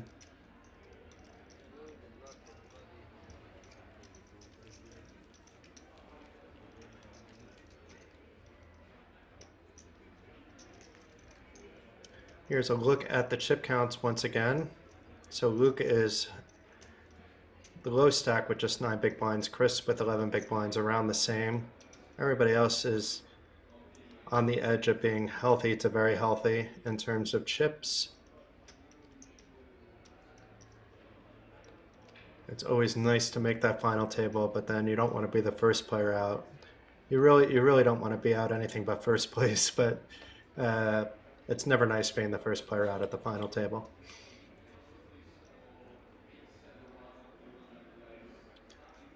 Chris may be jamming here. It is early position, but he has a pretty hand. King Jack suited.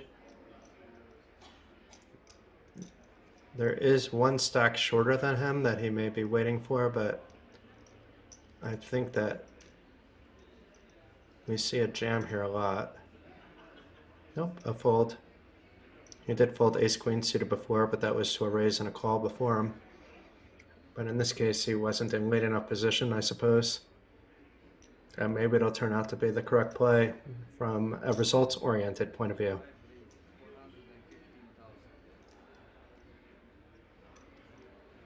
So Rozvadov, we saw him do raise with the trade deuce, and now it's an even worse hand, or at least in my opinion, a worse hand with the 7 deuce. We are not playing the 7 deuce game. We are not at a cash game table anyway.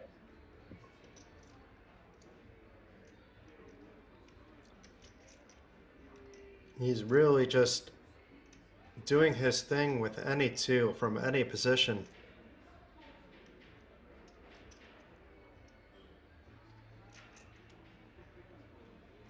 Didier getting rid of his suited gapper.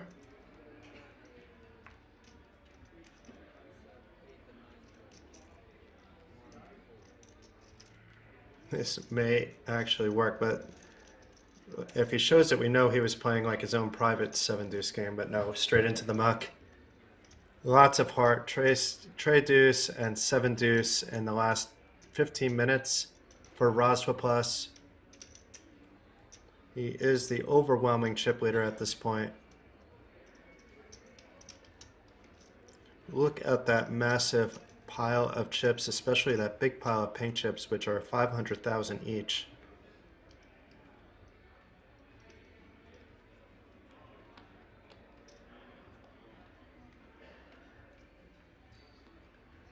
No, I did not see the cash game session, unfortunately.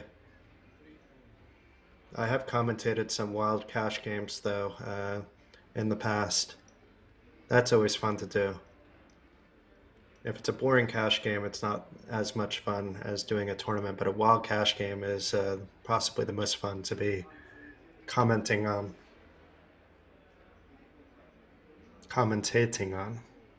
So Rozvadov does have a fold range, and apparently it's queen-4 offsuit.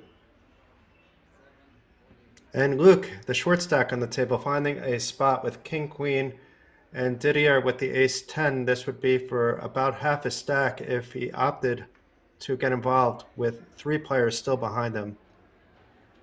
If he calls and he is wrong, it's kind of like very bad ICM-wise, but if he calls and he wins the hand, he's right in that middle of the pack. Also, everybody would ladder up.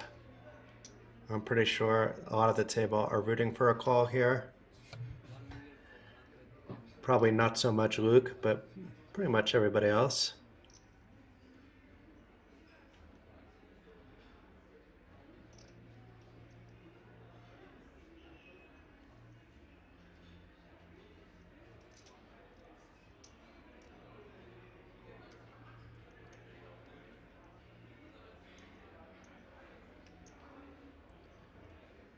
Thinking things over, but I think he's going to fold. He's looking at his cards one more time to make sure they didn't change into aces magically, and into the muck.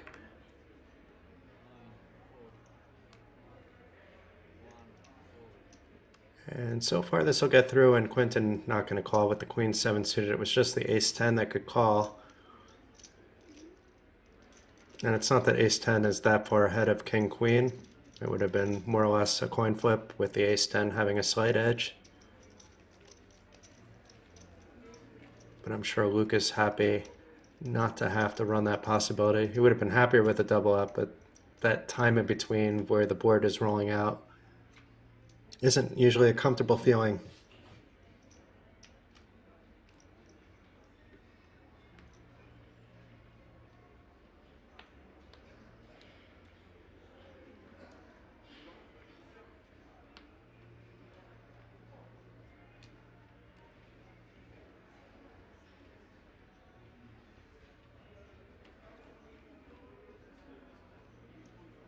Chris doing his thing.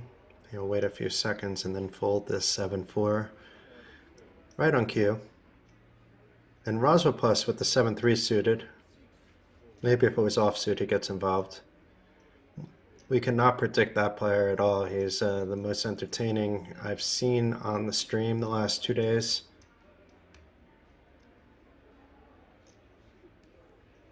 And Luke putting in a good portion of his stack after jamming the king-queen, now doing a raise with the ace-9 for about a quarter of a stack, a little bit more. Quinton with the ducks. Don't think that he will get involved. He comes across as a very disciplined player.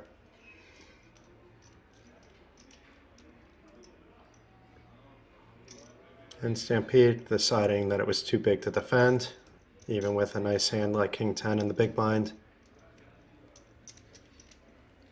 And just like that, Luke is picking up some chips.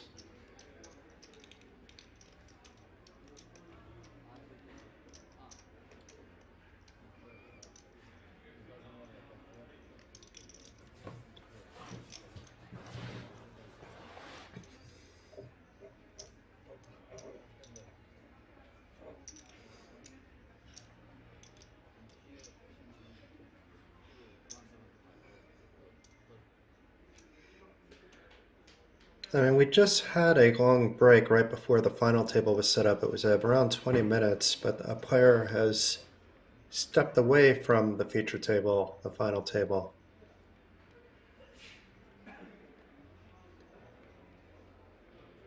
I wouldn't recommend that as an ideal move unless you're on tilt and you just need a few hands off.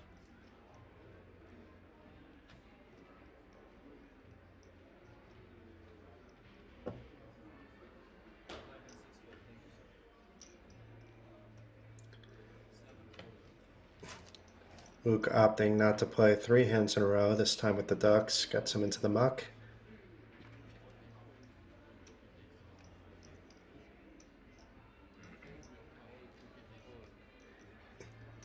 This is always a pretty hand from the hijack. Jack 10 suited. I would expect Case to get involved. I'm not sure what his opening size will be, but I'll be surprised if he folds.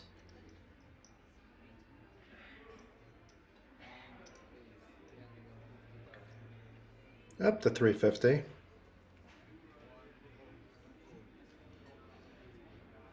And so far, so good. Although now Chris with the ace-queen. This has to get in, Chris.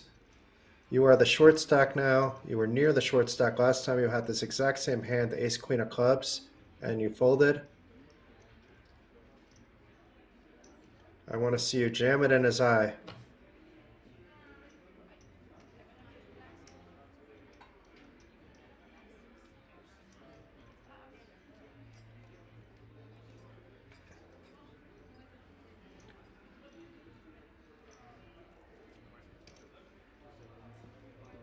And that's exactly what Chris does. He's all in, and I think this is going to be too big for Case to call. Especially after Chris has folded so many hands thus far at the final table. But even if he hasn't, I don't think you can be calling here.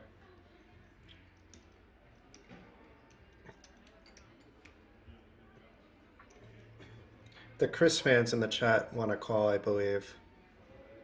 I don't know if Chris wants a call, but Chris fans do want to call. Is there a call, or was it just shown? There was a call here by Case. So Case risking 1.7 million with his Jack 10. It was a call of 1.4 million. Both players with clubs. Chris is not out of the water yet. He's not actually a super heavy favorite, but that might be because of some of the other dead cards. He should be more favored than 58 to 42.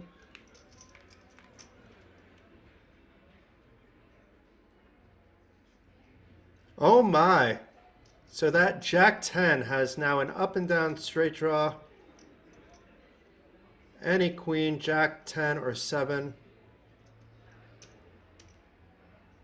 Let's see the 7 of clubs just to make it interesting, because then Chris will have, even though there's a straight made by Cornelius, Chris will have a draw to the better flush. Jack of hearts, though, hits Cornelius, so it could be showers for Chris. He needs an ace or a queen or a 10 to complete the straight.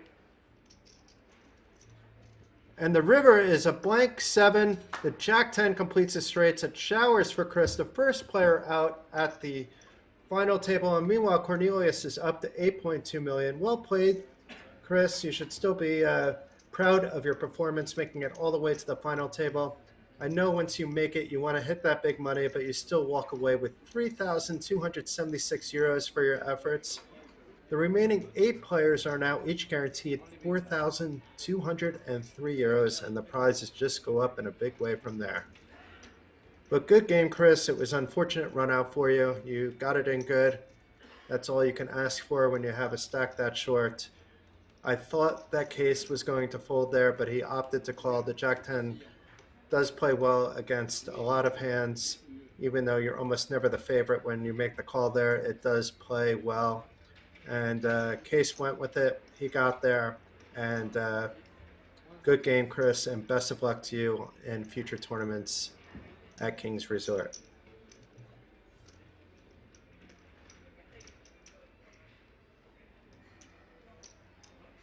That's right, Andrea. The queen obviously was 4 straight, so it was any ace, any 10.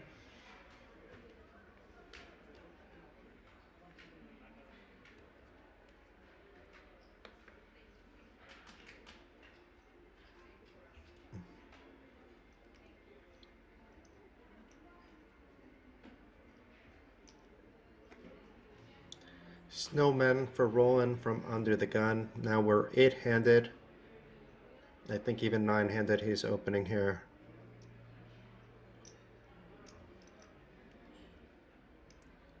Doesn't look like he is opening for much though, although he went with a different pile of chips. So it still is a min raise to 320,000.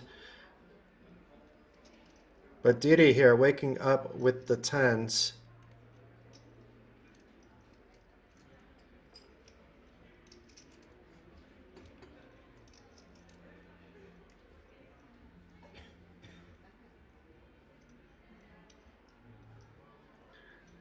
thinking it over. It does look like he's reaching for that pink chip on the bottom, which would mean a 3-bet. And it doesn't look like a small 3-bet, but that might not all be going into the pile. It's a different stack that went into the pile. Looks like a 3-bet of around 785. It is 785.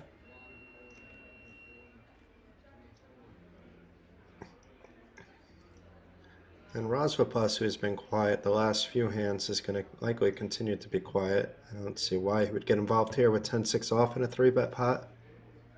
But Rozvadov plays by his own rules. And I think Roland is asking how many chips his opponent has, which Didi doesn't have to tell him if that's what's being asked. He just has to show his chips.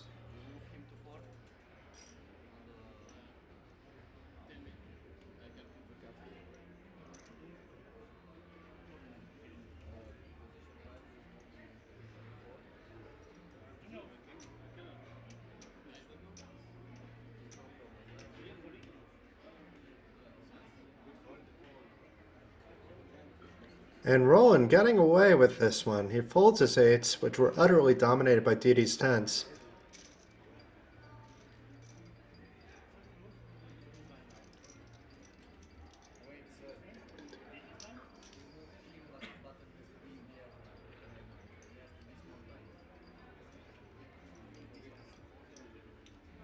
And it looks like the tournament staff is creating some space now that it's 8-handed, allowing all the players to have a little bit more space, which is always nice to see.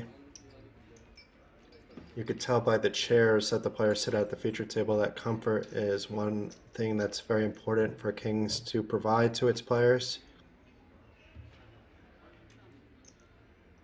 And while you're playing for such big money, the players should be comfortable.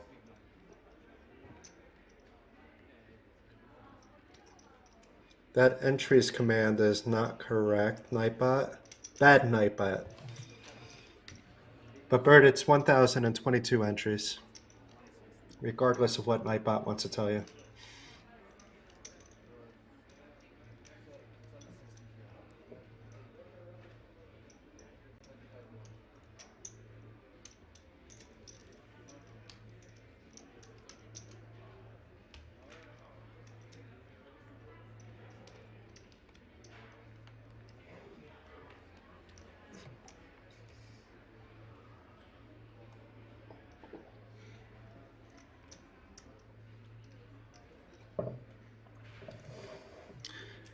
So down to just 8 players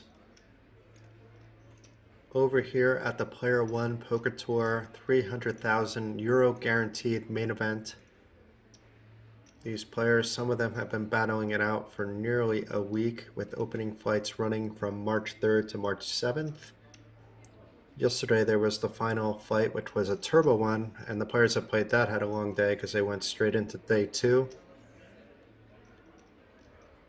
And day 2 ended, I believe, around 1-ish, a little bit later, and action resumed around 2 p.m. today, so everybody should be well rested if they wanted to be for today's action. I imagine some of the players, knowing how poker players can be, including myself at times, some of them probably wound up playing cash games until an obscene hour, but for the most part they should be well rested.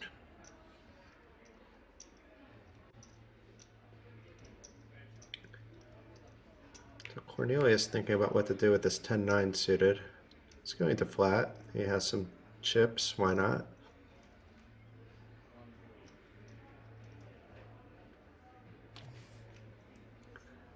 I'm not sure how often I do that in early position, but Case seems like he's been playing very well for the most part. I believe he was the one that called it with that Jack-10 suited though as well.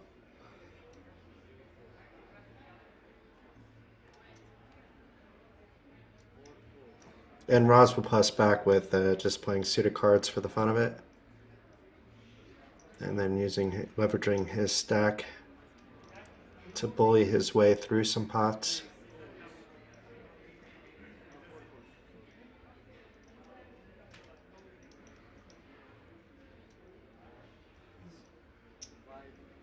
Oh, tricky, tricky. That looks like a raise with the king 5, and indeed it is a 3-bet to 960. And this might just work. I mean, it's going to be very tough for Didi to come in over the top with 2 other players behind them. It's very difficult for him to just flat call as well.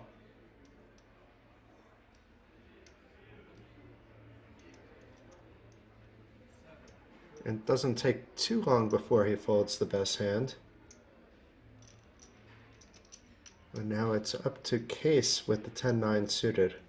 It was a little bit ambitious to be calling from early position to do the flat, but maybe he has a gut feeling and wants to see that flop, and does. And what will Rozvadov do in a 3-bet pot with 9-5 suited?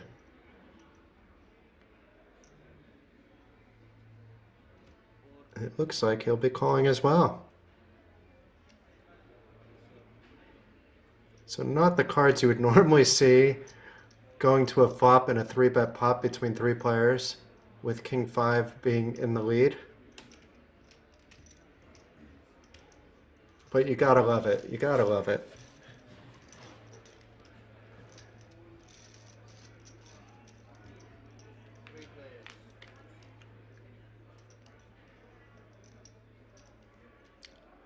So no hearts, so Rozvadov is basically kind of out of commission. Cornelius getting middle pair with this 10, and Roland not hitting any of that board. But if Rozvadov wants to be aggressive like we've seen him before, not always on the flop, sometimes he'll float some flops and then take it down on later streets. This pot is still his for the taking if he can see through the other players. But Roland looks so strong because he 3-bet pre-flop. And even though Cornelius got a piece of that board with the middle pair, he may not feel that comfortable to be continuing along. But he is grabbing the chips and does make the call. And I think this is too ambitious for even Rozvadov to continue playing with a bet from the original 3-better along with a call from a player in early position as well, although has position post-flop.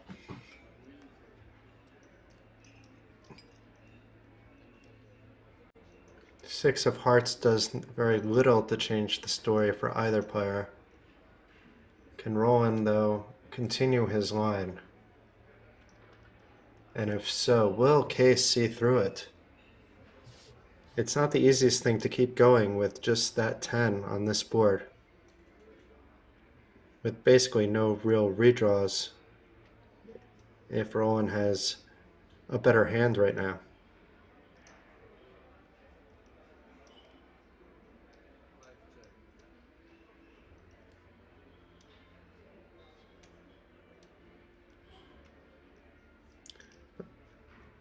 It looks like Roland did check, though. At least the graphics indicate as much. So if Case just checks back, Roland needs a king to win the hand or otherwise bet his way through it. But now I think story time is over. Although that would complete like ace kings, which he would be 3-betting with. It would give him Broadway.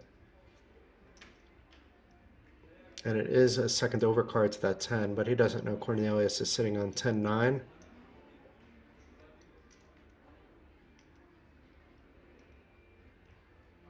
And if Roland bets and he gets called, he's going to be among the shorter stacks.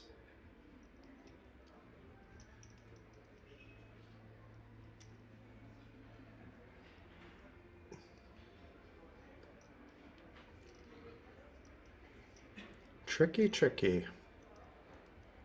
What is Roland going to do? Remember, Roland did 3-bet pre-flop with this king 5. So it's not as standard as it seems. It's very hard for him to shove here, and really any other bet is bleeding chips as well. He does check, so he's giving up on the hand. And I think Case will check behind. He's not going to get too many better hands to fold. And Roland now has to show his king five that he 3-bet with, which maybe will give him some street cred later. And Cornelius showing that he's a bit sticky with that 10-9, takes down the pot, and is now the second player to surpass 10 million in chips with a stack of 11 million. Nice read by Case.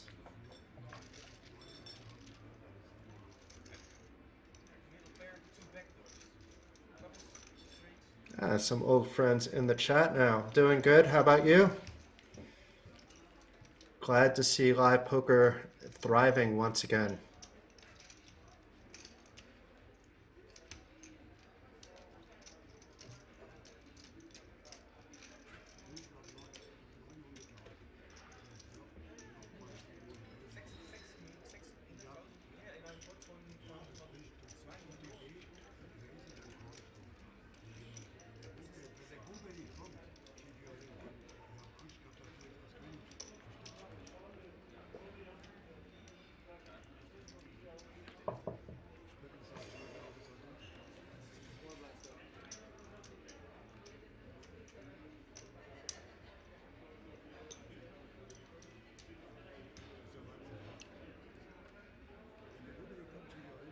It's been a few months since I've done commentating, and it's easy for me to say this is the most entertaining commentating I've done for the year because it's been my first of the year thus far, but it's definitely an entertaining table.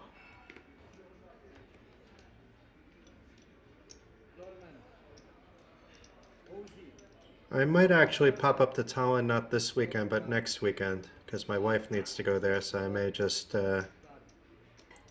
come up for a few days with my with Lucas, my kid,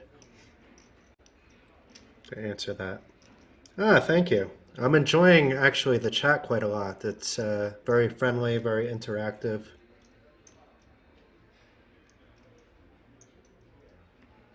As you know, sometimes the poker action can be a little bit slower than others, so it's always nice to have such a great community like this community here at PokerRoomKings.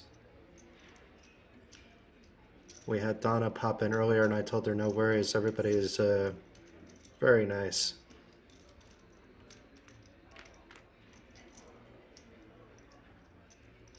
So we have a wide open by Rozvadov. We saw him open earlier with the tray deuce, so it's not really that shocking anymore. We know that anything is in his dealer button range.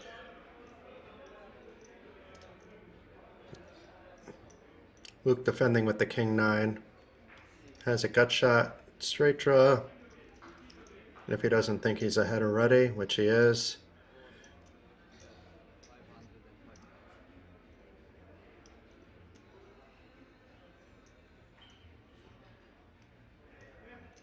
And Rozvadov putting on the pressure. So he's won hands with trade deuce before. He won a hand not so long ago with 7 deuce, and now about to win most likely another hand with the 3 deuce. It is possible that Luke understands he has fold equity and that Rozvadov is opening so wide, and that even if he's called, he still has some hope in this hand. And might even be ahead. He's not going to be ahead if he's called usually, but otherwise would be ahead. I wouldn't mind seeing a shove by him here. Although I loved how Rozvadov, when his opponent is counting out his stack, he's flashing that he's ready to call with the big stack of pinks. The pinks go back in the pile, and another hand won by Rozvadov with tray deuce. That's the second time at the final table he's took down a pot with that combination of cards. Also won a hand with 7 deuce as well. Oh, welcome back, Donna.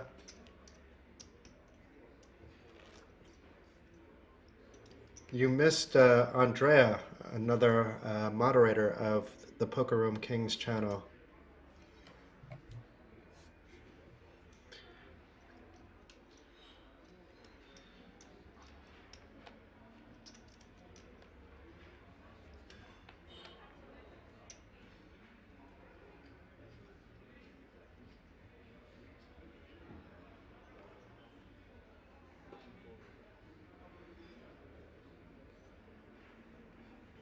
Kai has been relatively quiet, which you often see by players with these 20 big blindish stacks. It's hard to really make moves when you want the short stacks to bust out. Maybe get lucky and there's a cooler hand between two of the bigger stacks. But Roland has shown he's always willing to mix it up with that kind of stack, and he has ace-queen here, so there's no reason for him not to. And an open pot from the button, this should be open even by the tightest of tight players, which Roland is not.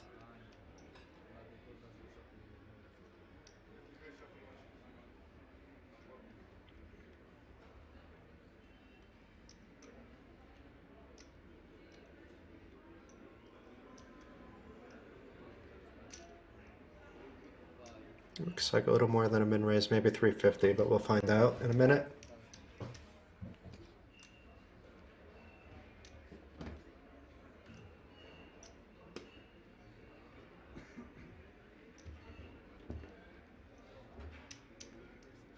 It hasn't updated on the graphics, but I'm pretty sure it is 350, and I can have a better angle on the chips here, so it is 350. Luke making the call with the Jack 10. Although it's showing Roland with a call, but I don't think that's a call. I see some great chips in there, so I believe that the action is Roland opening for 350, Luke calling from the small blind.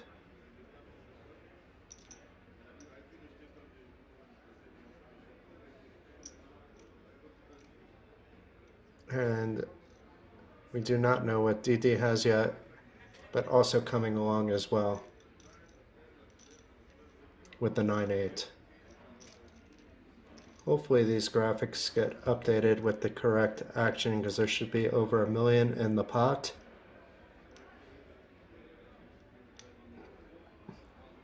And not the worst flop for the big blind here.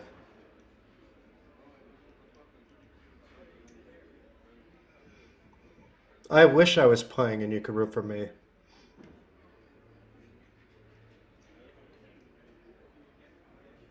I'm honestly not sure if I have more fun commentating than playing, but most of the time I have more fun commentating than playing, and I do love to play.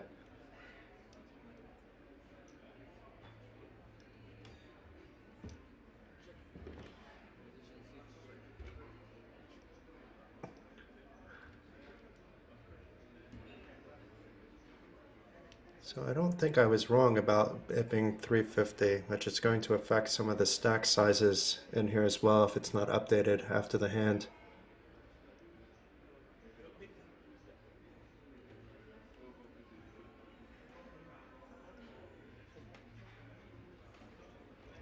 And DD, not checking from the big blind, wants to take it down here with his 2-pair.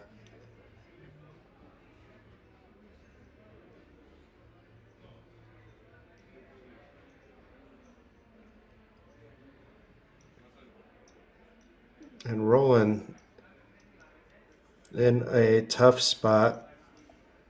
Even if he doesn't believe DD, Luke could have been checking things that he connected with too. That there's a lot of psychological pressure on Roland after recently losing a hand as well. He may not want to feel like he's getting pushed around at all. So we'll see how he reacts here.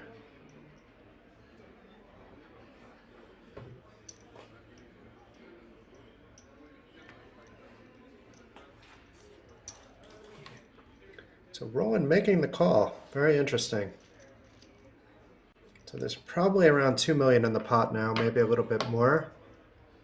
And another 7 on the turn, so DD now with a full house. If Roland wasn't buying that his opponent had a 7 or 9 before, he's probably not going to buy it now either. And both players, DD and Roland, on similar stacks as well. But this bet is looking like it's on the big side. I can't tell what percentage of the pot is because I don't know the exact pot size based on the pre-flop action not going into the system correctly. But it looks like it's less than half of a pot size bet. But still about half of Roland's stack, so.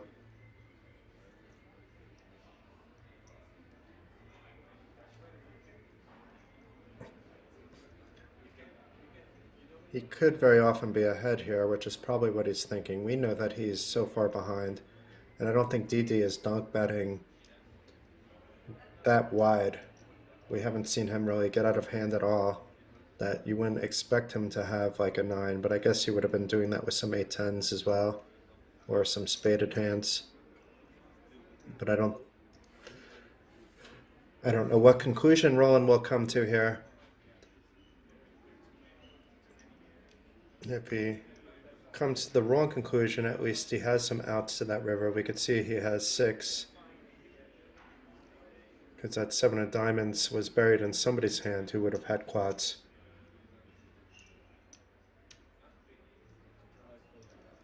And does make the fold, saving those chips for another hand, and I think we're going to see the 9, or is it the 8 that we see?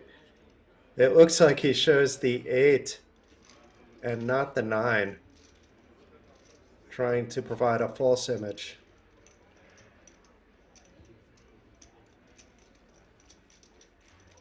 Either way, well done for Didi. Picked up a much needed pot.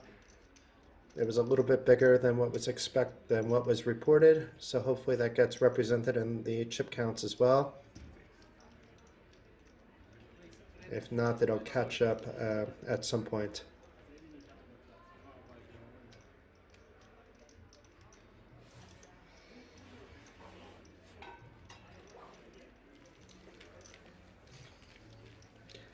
So an update on the chip counts. We see Chris, who was eliminated about 20-30 minutes ago, was out in 9th, and here are the chip counts for the remaining 8 players. Luke and Roland both on the short end of things. Kai hasn't been active on the final table, just letting other players do their thing, but he's slowly bleeding chips down to 18 big blinds. Didi, who just won a pot, is up to 25 big blinds. Stampede at 34, and Quentin with 38, and then Cornelius and Rozvadov in a league of their own with 11 and 17 million chips respectively. But that can quickly change as well. And we talked about Kai being quiet, but I don't expect Kai to be that quiet now. With the ace-king suited, it doesn't get that much better than that. He's too deep to shove, so he's going to open. Some of the smaller stacks may have opted to shove from an under the gun position.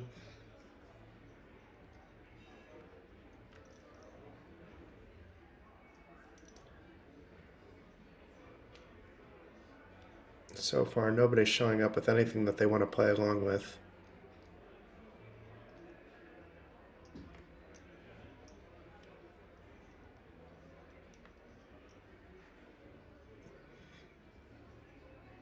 And let's see what Case does with his Queen 5. He's been also a little quiet since chipping up after his Jack 10 suited eliminated Chris with his Ace Queen suited.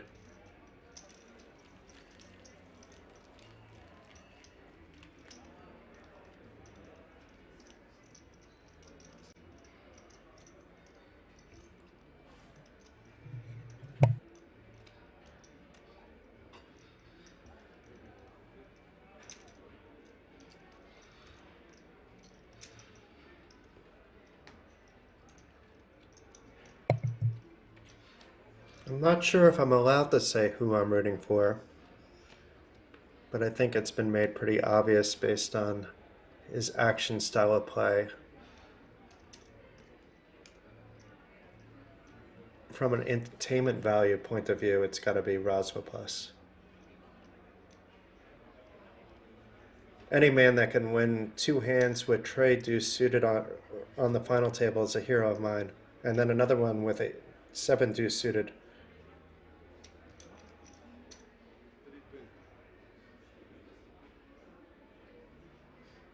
Yeah, I mean, he could have argued, he could have shoved the ace king, but to me it was still too shallow.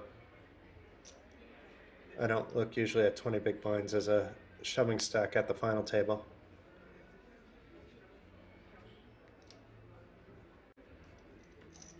That's Stampede's turn with the ace king from early position. It's not suited, but still pretty.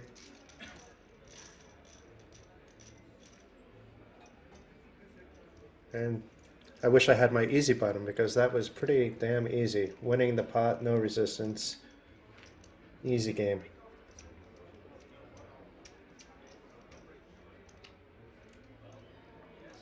Donna, if you're still around, if you can kindly update Nightbot's entry command. Nightbot is mistaken. There were 1,022 entries.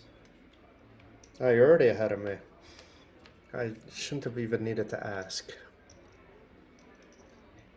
And to answer Panther, I'm under the impression that it's basically a ticket to the event. So it's not that they're obligated to play, but they're not going to get refunded if they don't play.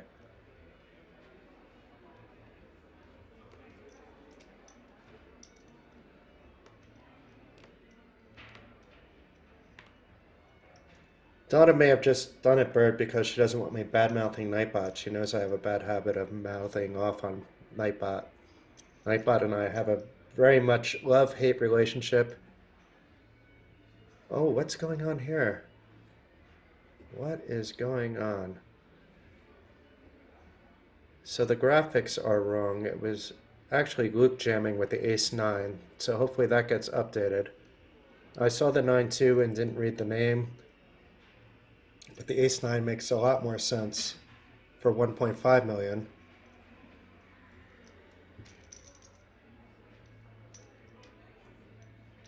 I imagine that this one will get corrected pretty soon, but it's definitely Luke jamming with the ace-9. I can't promise you the 1.5 million is correct either, because we had a hand earlier where we saw the bet sizes pre-flop didn't make sense based on the chips that we saw physically on the table. Okay, so that's been updated and it's about 1.5. And Didi thinking things over with this king-queen suited.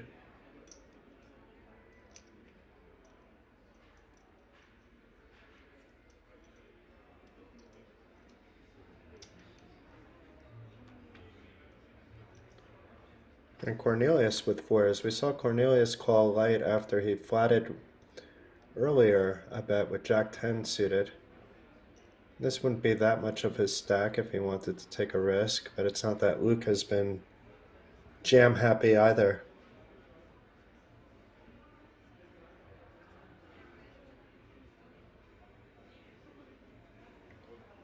Case letting it go as well. And the ace-9 gets through, so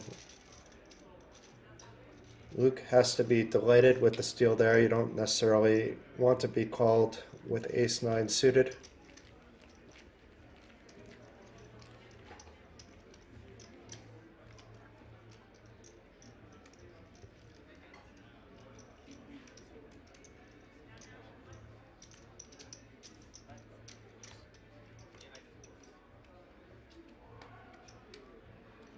We should still be on 80,000, 160,000 blinds for a little bit longer.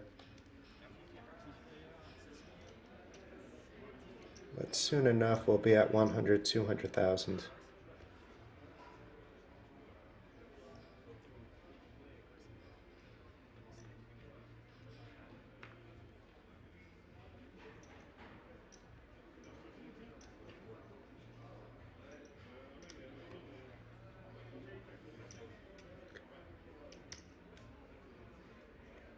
Didi with the sixes.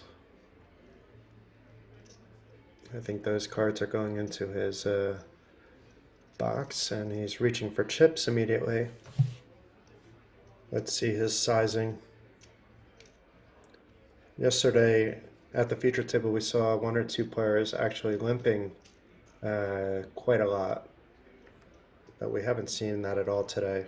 So I'm just assuming that he's going to be raising, and it's a raise to 350.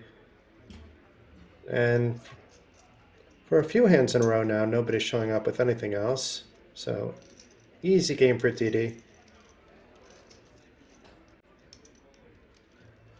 You don't really want to be playing post-flop with the sixes anyway, so you're always happy to see everybody fold.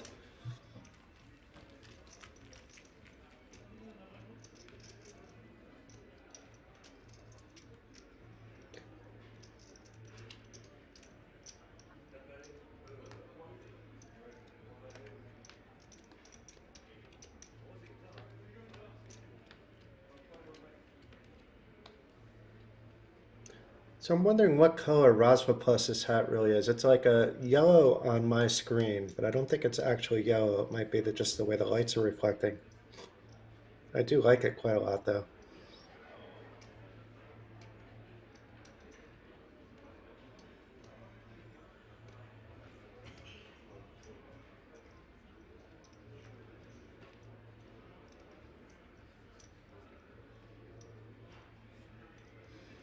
And Didi, who just had the sixes, now has the fish hooks.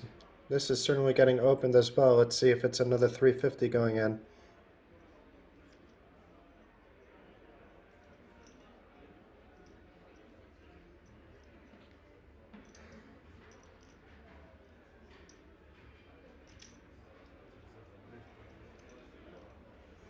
And it is 350 like the hand before.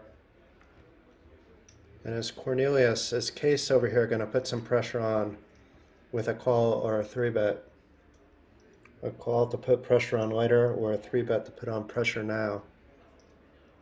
Or wait for another spot? Nope, he is reaching for chips. The timing is not the best, but we don't know how Didi wants to play his jacks. It's not a comfortable feeling even with jacks when you're being 3-bet by the player with the second most chips at the final table. It's a raise to 950, which will lock out the other remaining players in the hand, and it'll come back over to Didi with the jacks.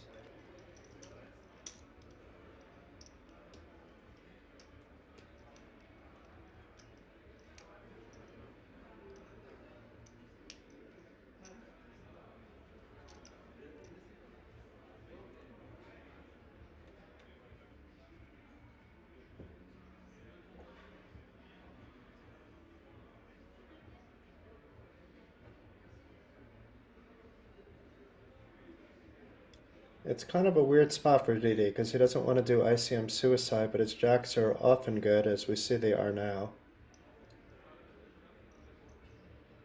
And wherever you shove and run into queens, kings, or aces, you don't look very good, and you think about that hand quite often.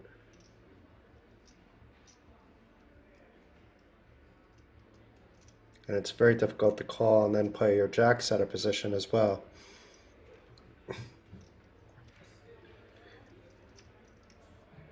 So let's see how Didi decides to play this hand. I'm not surprised he is thinking it over. But it doesn't look like fold is on the table from the way he's counting out his chips, which is good to know.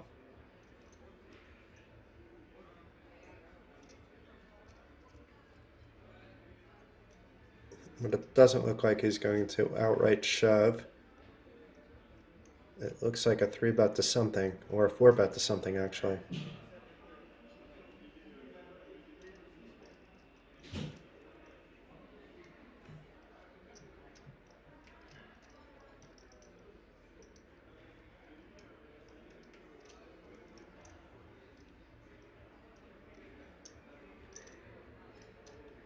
Opts to just call and play his jacks out of position without putting the pot any further. Has more than a pot-sized bet behind.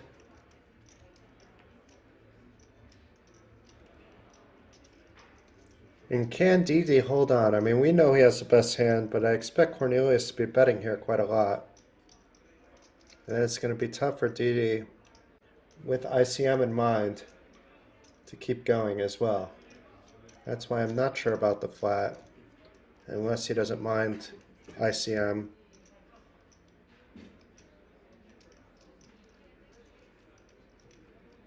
But now Didi is not in the best of position.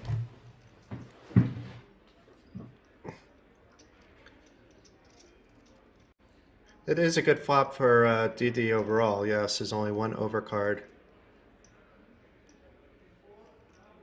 And not a good flop for Case at all, but Case is repping that he has a flop.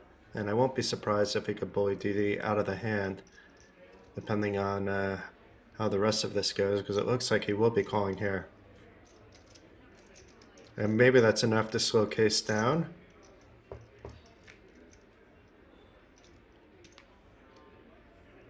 Oh my, though, an ace on the turn. This is trouble for DD, although the ace should help him get away. If he wasn't scared by the queen, he should be scared by a queen and an ace. There's two overcards to his jack, to his pair of jacks. And a snap fold by DD.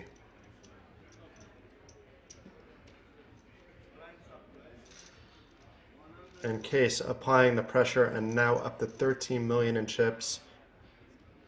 Just behind the approximate 17 million held by Rozvadov, the man in the middle with that fantastic hat and sunglasses.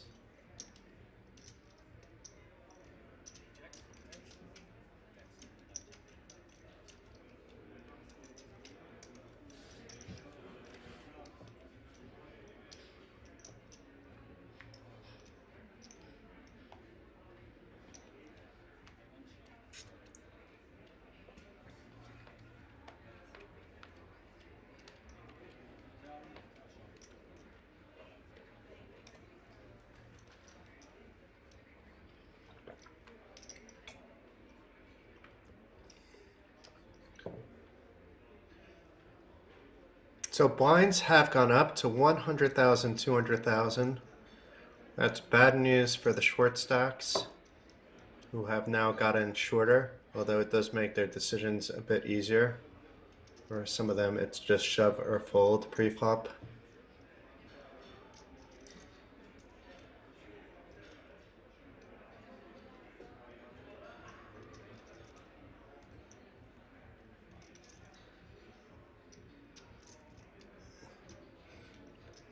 I like Fischer's analysis on the previous hand with the jacks.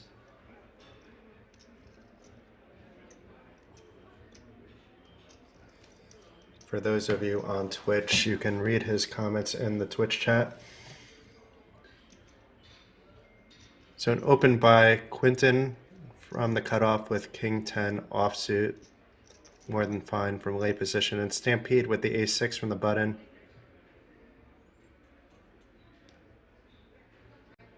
With about a little bit less than Quinton.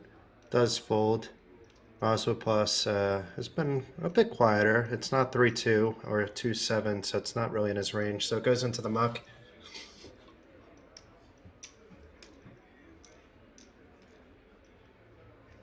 And should be just taking the blinds by Quinton. No point in rolling with this stack.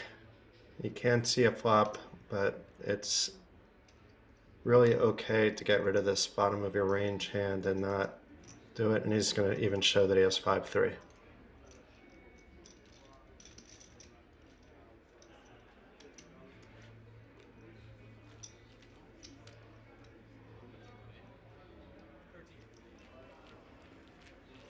Here's an update of the chip count. So Rozvadov is sitting on 16 million now. It's been a little bit quiet lately, but hasn't lost too much. And Case up to 13 million. And here's a look at everybody's stack, including Roland and Luke sitting on under 10 big blinds each. DD and Kai not too much better and better position. So there's definitely a significant gap between the top two, the next two, and then the bottom four.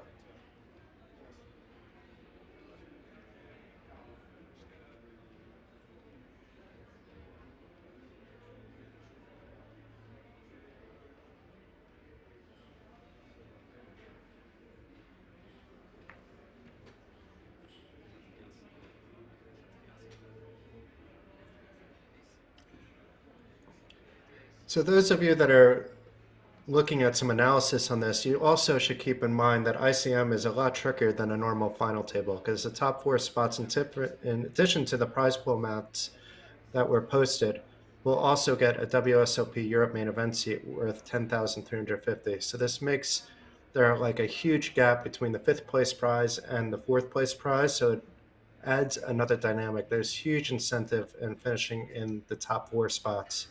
The difference between 4th and 5th place is about 13,000 euros in value, or more than double the 5th place prize. I'm not sure if the players at the final table are taking that into account or not, but just stating that as kind of a fact in the situation that the payouts are more top heavy than usual. So Roland limping with the 10-9. Expect Luke to jam here quite a lot. Or at least getting in a lot of his stack and then getting it in on any flop, really. Depending on what he wants to do. What I don't expect to see is a check back. And he does jam it, and Roland will likely be getting away. So no fireworks between the two short stacks, but those were much needed chips for Roland. Even in position, you don't want to necessarily leave that to, you know, you're happy enough if your opponent calls, but you don't want him calling for free.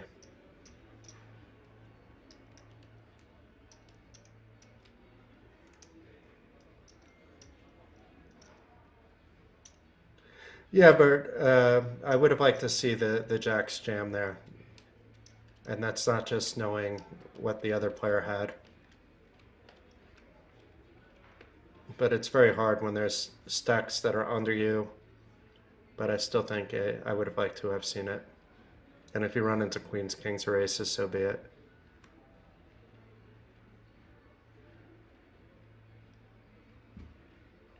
So Quinton now, waking up with the pocket queens.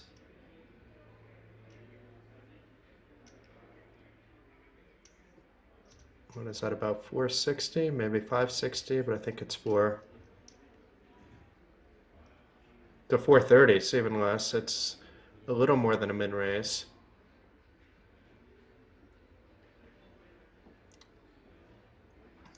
And Roland, is he going to pick this as his spot for his 9 big blinds? He sees an ace.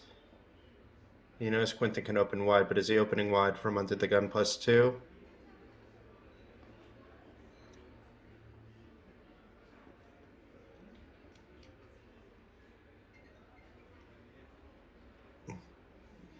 Does make the fold. Luke with the easy fold as well. And unfortunately for Quinton, he got no action from his queens, but does pick up. Every pot counts at this point. Does pick up some chips.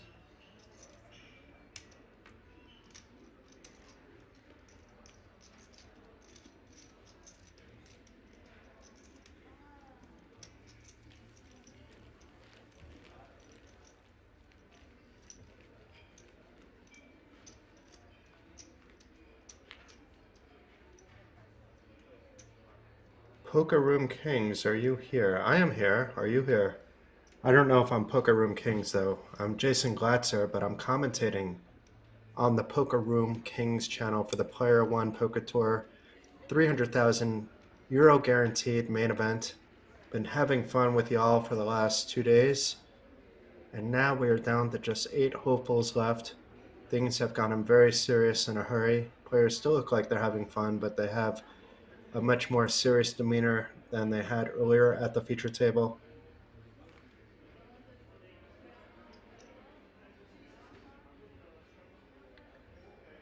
And Roland with the 4s, this very often just gets all in, and it does. And he definitely does not want to call. He's racing against just about everything and behind everything else. So far, that's going according to plan. But let's see what Case wakes up with King 3. He'd be happy enough with the call from King 3, but that's likely not going to happen. And I believe he showed the 3. And Roland gains close to a third of his stack just with that shove.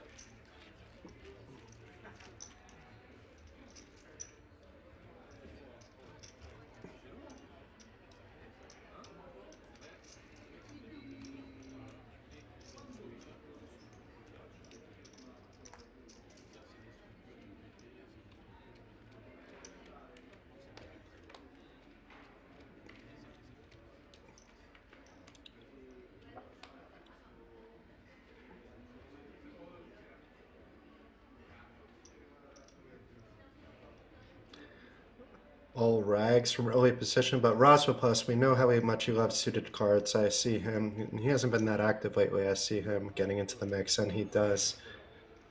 Looks like 505. That's what it is.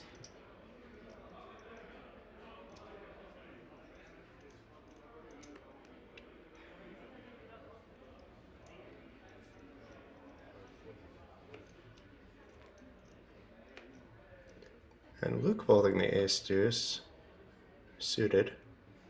And Didi with the threes. Let's see what he plans to do. He has only 2.2 million. Decides not to get involved. He would have had the shove there. And Kai with 9-5, but his ain't suited. And he's short. I don't see him doing anything here. Especially with Rozvadov cooling it down a little bit. He hasn't been in any hands in at least an orbit.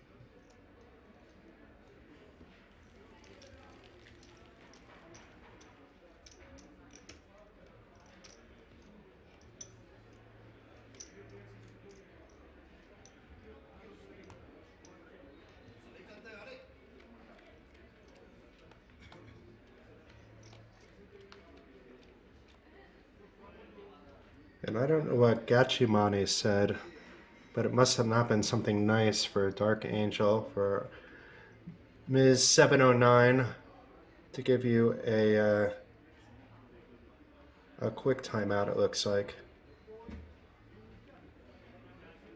But welcome to the stream. Please behave, if not for me, but for our mods. It's a great community here, so enjoy it. If you want to joke around with me, it's okay, but make sure it's family friendly.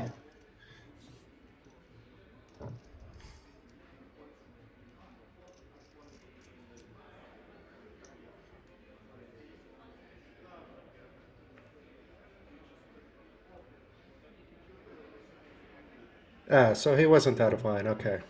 Or she, I don't know if it's a he or a she, but understood.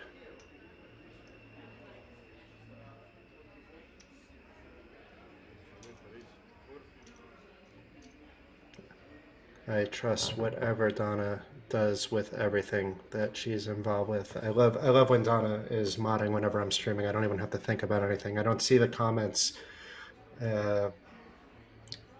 of the people that are saying things that they're not supposed to say because they're gone before I could even read it. Except for that one time, Donna, where we won't talk about that on this stream. But that was a bit out of hand and a few people out of line. Too much for even two mods to handle. So Case opening it up for 450 from the button. Fairly standard with his stack to open wide. King 7 isn't even as wide as he should be doing it. It should be wider than that. Quinting open to see what happens with this 4-3 suited. And not much on that 10-8-6 flop with no hearts, 2 spades. There goes check. Cornelius has that king. He has the 7 towards a straight if a 9 comes. But now with the jack of spades on the turn, he has a flush draw.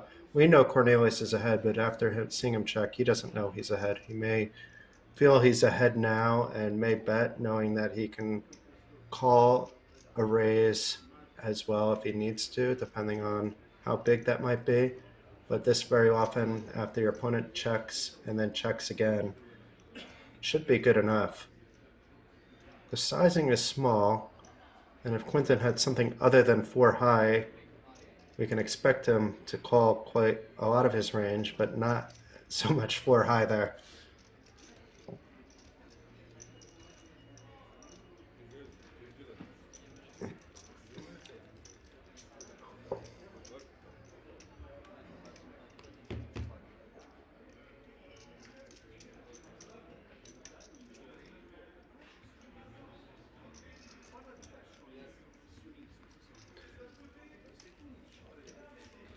So look at the chip counts. Interestingly enough, Luke, Didi, Roland, and Kai now all grouped together between 10 and 12 big blinds. Stampede with more than twice that, Quinton with a little bit more. And then we have Case and Rozva Plus with the big stack. With the big stacks, Rozva Plus came in with nearly triple anybody else to start the final table. Has about the same stack now, but after Case eliminated Chris in 9th place when his Jack 10 suited was good against Ace Queen suited, the gap was closed quite a bit.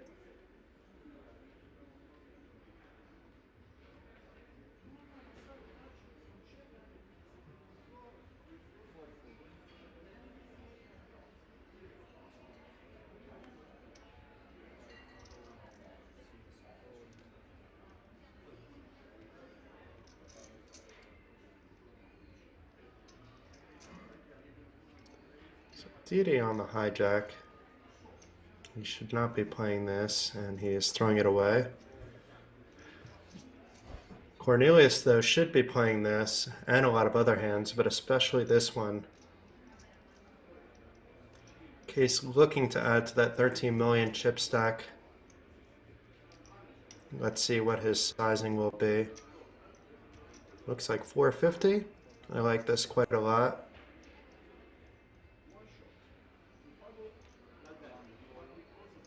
I like that a lot less. Kai's flatting from the button. He will have position, assuming nobody 3-bets this pot.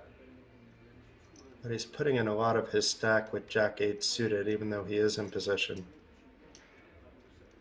Then again, Case should be opening wide. Maybe Kai has a plan, but it just seems not like the ideal situation to do when you're sitting on a little more than 12 big blinds.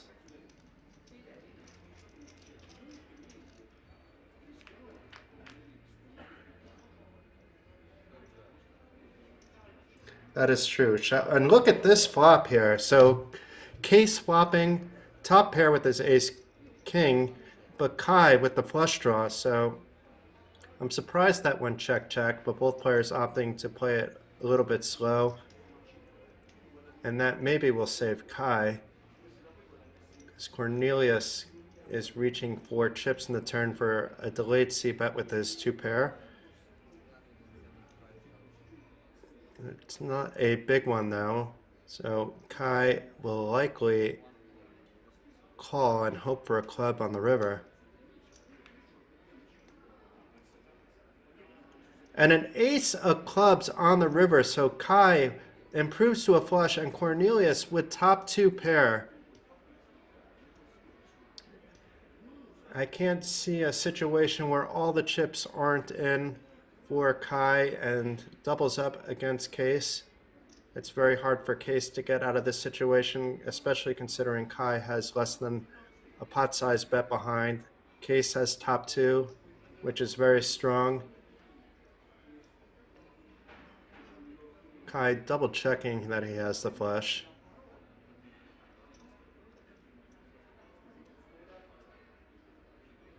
He may opt for a different sizing than a jam, but when you have less than a pot size bet left, I would love to see a jam here.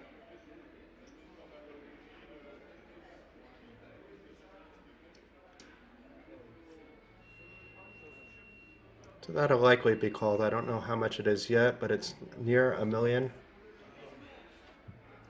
So 950,000, more than half his chips, and Case will likely be calling. It looks like he already did call and throwing his big slick into the muck.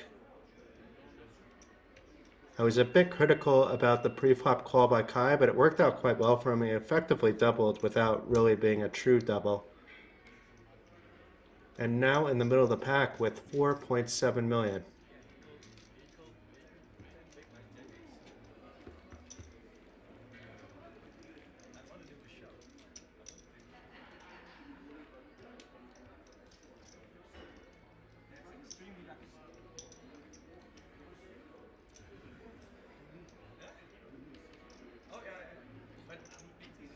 Yeah, push up. I was also surprised not to see a shove. I'm not sure the rationale behind that. It's also possible that his chip count wasn't fully correct in the system. Like if the person that's tracking the bets misses something, then counts can be wrong for some of the players. But usually that's not the case. And it looked like it was about that, so I'm a bit surprised as well. But it worked out anyway for Kai.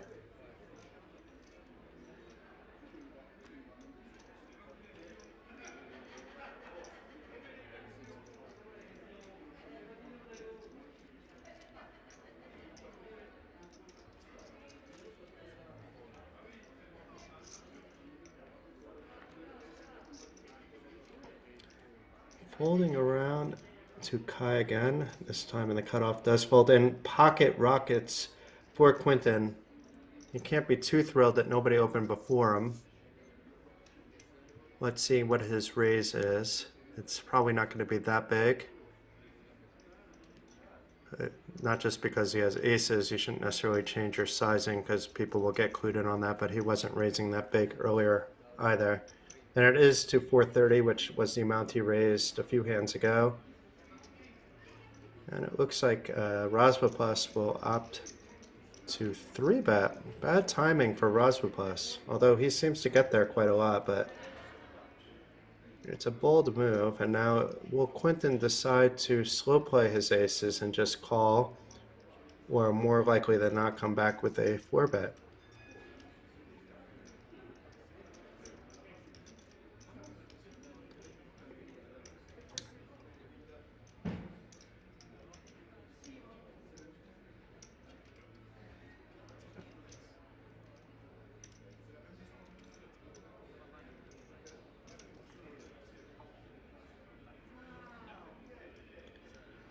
Let's see which option Quentin goes for. I don't think he's Hollywooding too much. I think it's more he's also thinking about how he wants to play this. But it could be also trying to give a different image over to Rozvadov about how strong he actually is. But it's a jam by Quentin, and Rozvadov can possibly call such a big jam with King 5. Maybe if he had something a little better, he would consider it, but he would, I think, have to have something a lot better to consider it. But you can't blame Quentin for the jam. It's not that Rozvadov has been 3-betting every hand, and very often he has hands that he'll be 3-betting with that he's willing to call a 4-bet shove with.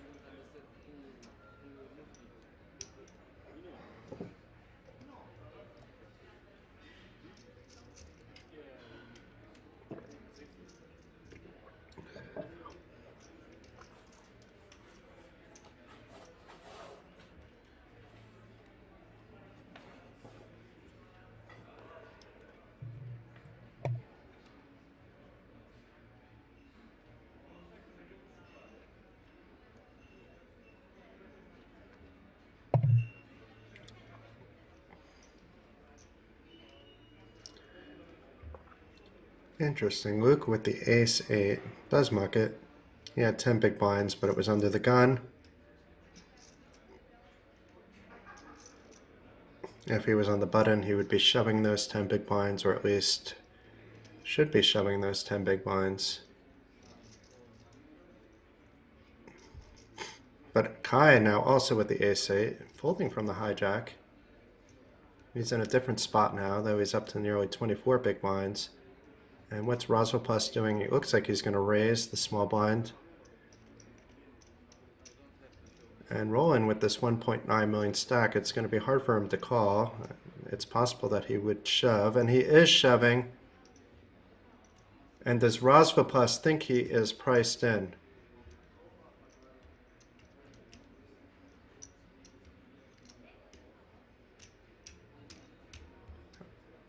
If it was a little bit less, he actually would be properly priced in.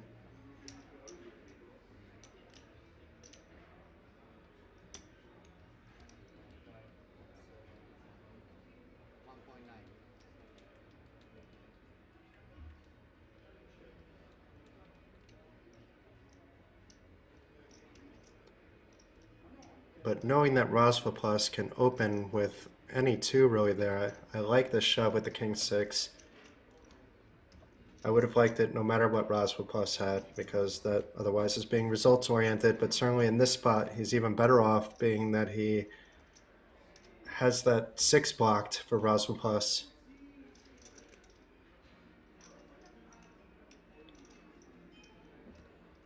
It looks like Rozvadov is seriously thinking about calling with 7-6 offsuit. Maybe he thinks he's priced in. Maybe it was really less than 2.1 million, but I don't think so, because he's counting out 1.4-ish there.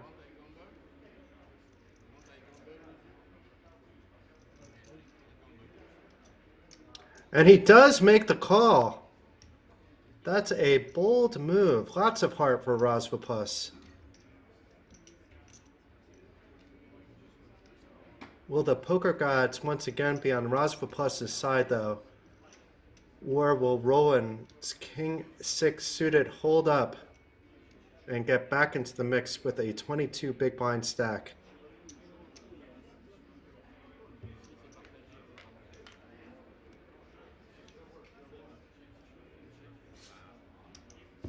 And 2 sevens out of the window.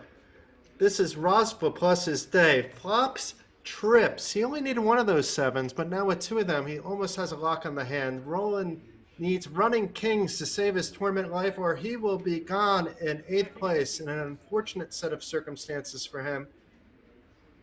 He is shaking his head in complete disbelief at his misfortune. And another 7 on the turn. It's 4 of a kind for Rozvadov. It's as if he knew. And an ace closing things out in the river. Good game to Roland. It's been fun watching you. He is out in 8th place. And now there are just 7 hopefuls remaining, each guaranteed 5,871 euros. Roland for 8th place won't walk away empty-handed by far. 4,203 euros. Not bad. Not a bad return for 300 euros. And the action is down to just 7 players remaining.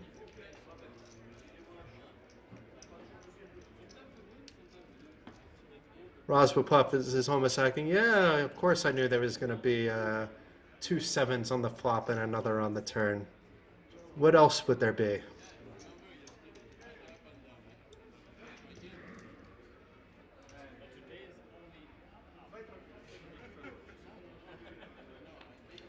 Yeah, Bert, that's why we love poker. If we wanted to watch something where it was just no luck involved, then this would be a chess stream, and I would be quite bored with a chess stream. I don't mind playing once in a while, but poker in the short term involves some luck, and the long term, its skill will rise to the top.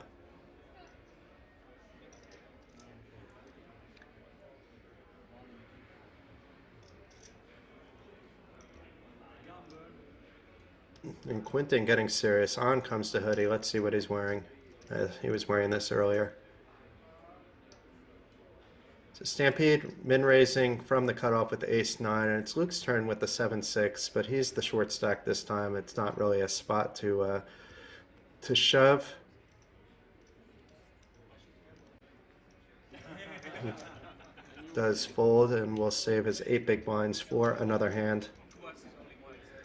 Yeah, that's why there's some similarities, Donna. Chess is also a strategic and thinking game like poker is, and even though there's no luck based on the moves, there is kind of luck based on, maybe how much sleep your opponent had, or, there's some psychological warfare as well to put your opponents on tilt, etc., etc. But much different than poker. Just because you got a hand in good doesn't mean that you're going to win that hand.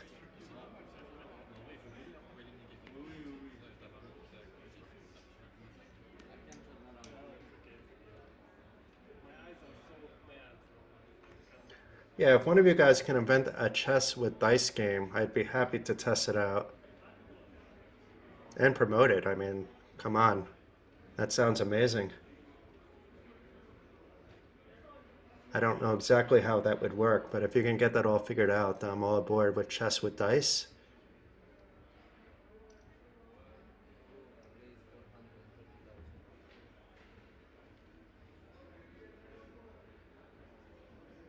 So Quentin now getting into the mix. He put on his hoodie, so it's all business for Quentin. Opening it up with the Jack-10 from early position. Stampede folding his 4-deuce. We do not know what Rozvadov has. We've seen him play trade deuce, so anything is possible, but it is a 3-bet, but not a big one, to 875. Oh, with the Rockets here. So Rozvadov's 3-betting with the Rockets. It's always a bit sneaky to me when these 3-bets are so small when you haven't been doing it before. They often represent strength. It would be less so the case if Rozvadov was 3-betting quite a lot. But maybe Quentin can sniff this out.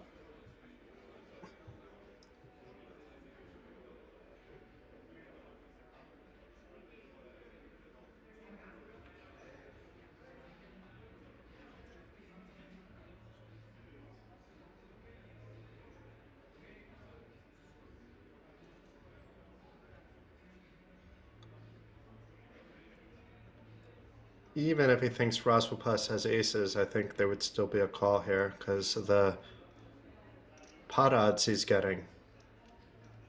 And then he just needs to be careful if he flops top pair, if that's what he's thinking. But you can't just put Rozvadov on an overpair to your Jack 10.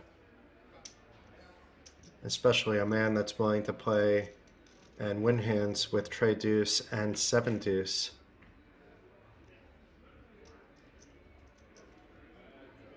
And this should be an easy flop for Quinten to get away from if he had concerns. If he thinks Rozvadov is full of it, I still don't see him really bluffing here.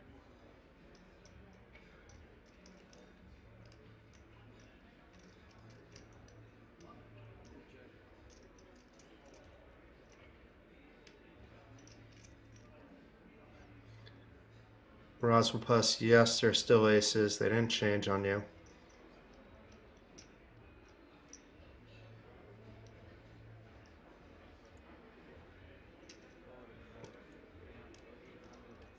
And about a third of the pot, a little bit more. And a snap fold by Quinten as expected. So Rozvadov, are you going to show your aces this time? He's going to show at least one of them. No, he shows them both. Once in a while he has it. He doesn't always play just Trey Deuce. The aces come his way once in a while as well.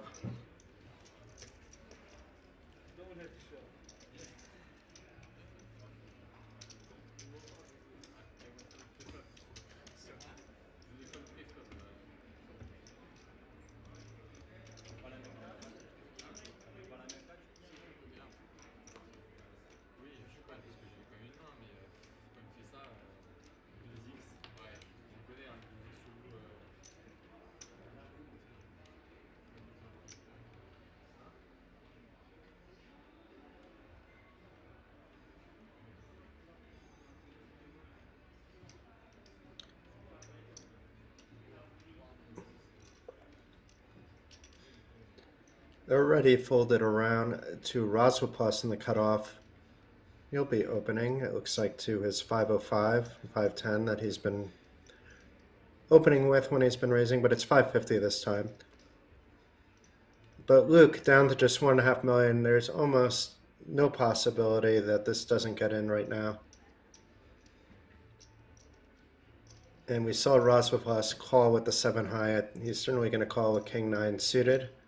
Luke, in that case, would be well ahead, and that's assuming that the players in the blinds don't show up with anything. So maybe I'm looking too far ahead, but first let's see if Luke will be shoving his nearly 8 big blind stack.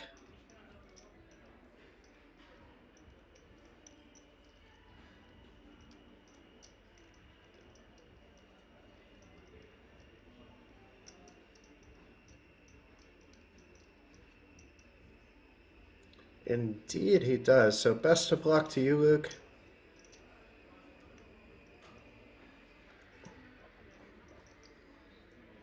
The way Rozvadov has been running, though, I don't have the best of feelings for you, Luke, but I hope your 9s are able to hold. Cornelius still has a decision with Queen 10, but I think that'll go into the muck relatively quickly, and it does. And Rozvadov, do you want to be the villain once again, or will you give Luke a pass? You're not completely dominated, but your 9 isn't live. It's just your king and the spades. Let's see how much he actually has, because it looks to be a little less than 1.6. That looks to be 1.35 million, so I think it is a call, even by a much tighter player.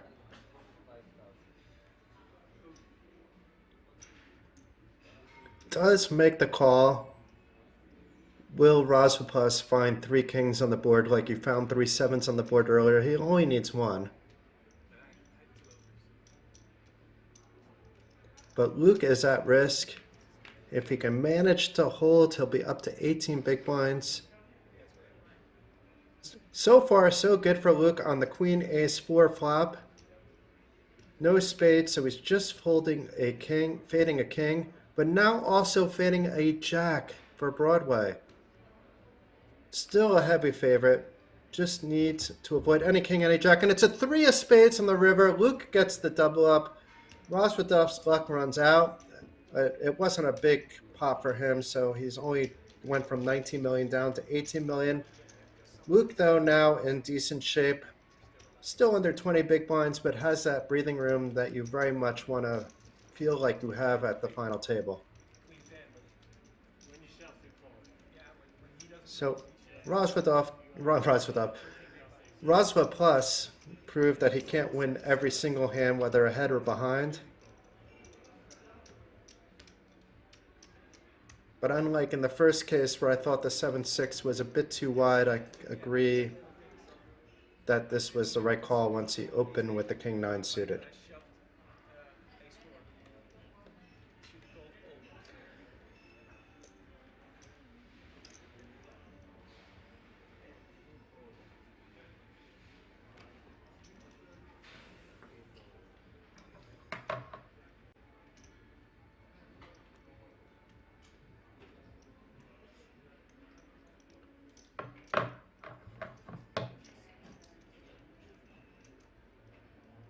So Rozvadov, once again with the suited hand, he's getting back into the mix. Not as good as the hand before, but still suited with the queen tray.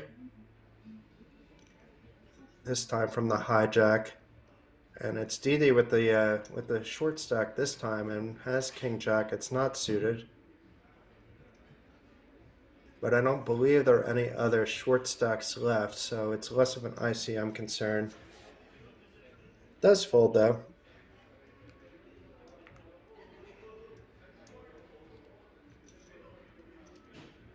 That's the one benefit of Rozvadov calling down those two hands, is that the short stacks now know that he's not afraid to call them with whatever he has, and it's not that king jack is ahead of everything by much that it's actually ahead of.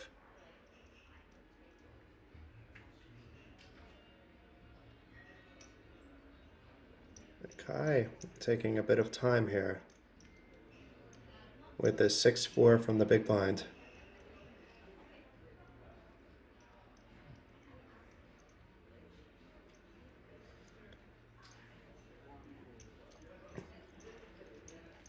Easy peasy for Rozvadov.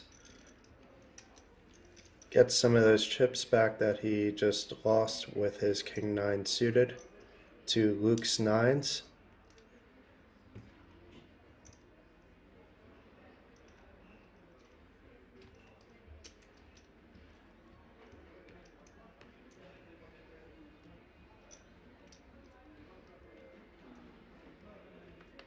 And the hoodie has gone up.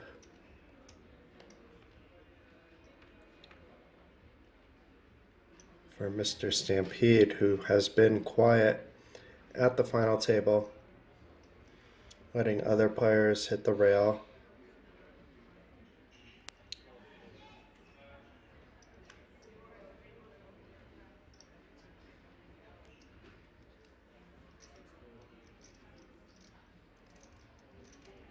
Eventually, Didi is going to make a move. I don't think this is quite strong enough for him to jam even from the cutoff. He has full equity still, though, and in an orbit, that full equity kind of goes away.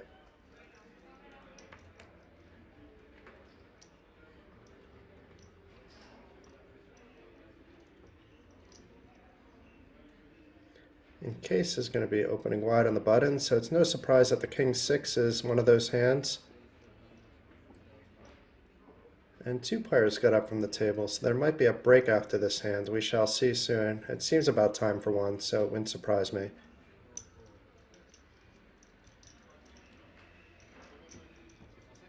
But it doesn't look like, based on the other players, that it is break time. It's just an unscheduled break for at least Rozvadov. And it looked like one other player got up as well.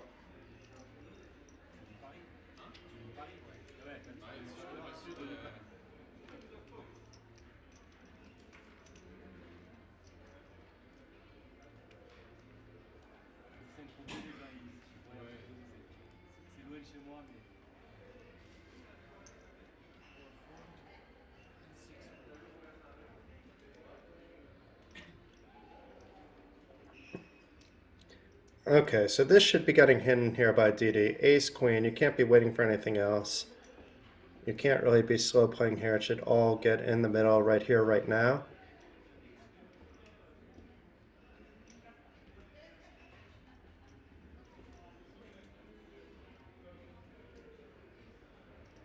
But maybe Didi has different ideas in mind here. Does make the shove. Just wanted to wait a little while before announcing it. Easy fold for Case, and Kai's hand will also go quickly into the muck, but a bit of a decision now for Quentin. He's not in good shape if he makes the call. Didi should be shoving wider than ace-10. And he does have a player behind him. I believe it's Case and the big blind.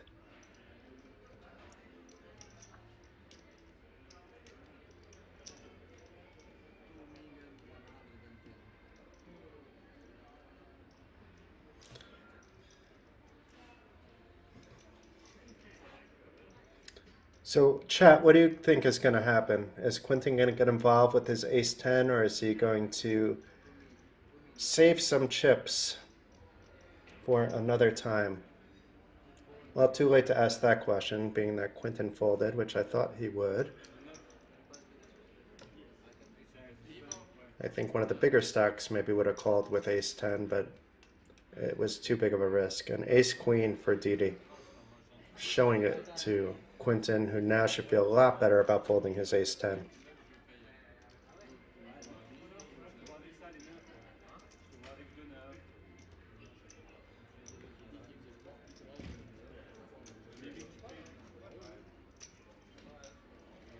So it looks like another dealer change. Here's a look at the stacks in the meantime. So Rozvadov hasn't given up the lead the entire final table thus far. Case in second place with 12 million in chips. He eliminated the first player at the feature table when his Jack-10 suited got there against Ace-Queen suited. Rozvadov took care of Roland very shortly after. Well, not that shortly after. When his 7-6 improved to 4 of a kind. He was all in pre-flop against King 6.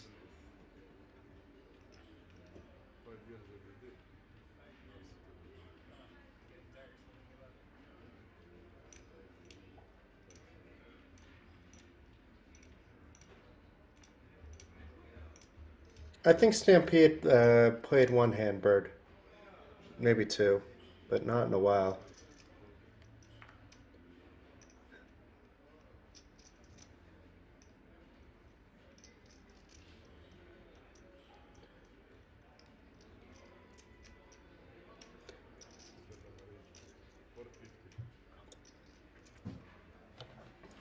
Raising it up to 450 from the hijack with 6-4 suited by Cornelius, aka Case.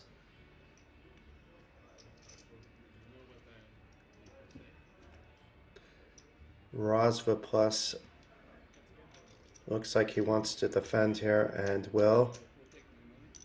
He's actually dominating Case, but has no way of knowing that his Queen 6 is that good against his opponent's cards.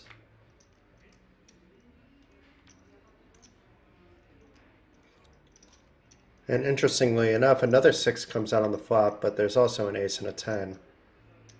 So very often Cornelius can represent those aces from the hijack more than Rozvadov can, especially since he's 3-betting a lot of his aces.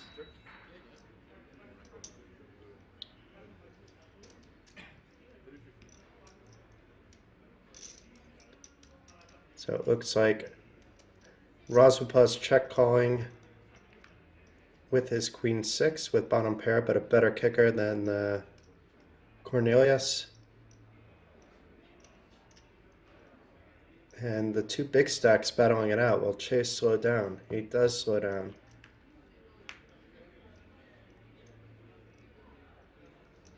And the 4 of hearts on the river, that would have given Cornelius the win if not for that ace on the turn. But that is counterfeited by the 2 aces, so both players holding the same 2 pair, aces over 6s, but Rozvadov with the better kicker to win the hand.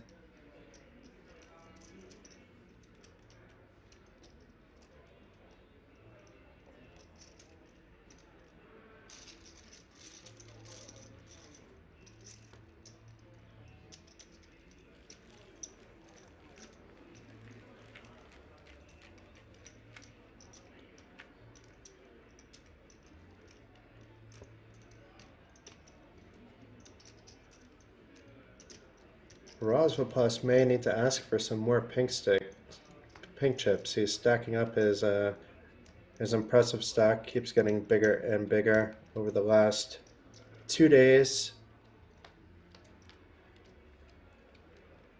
He's had a few setbacks, but mostly things have gone his way.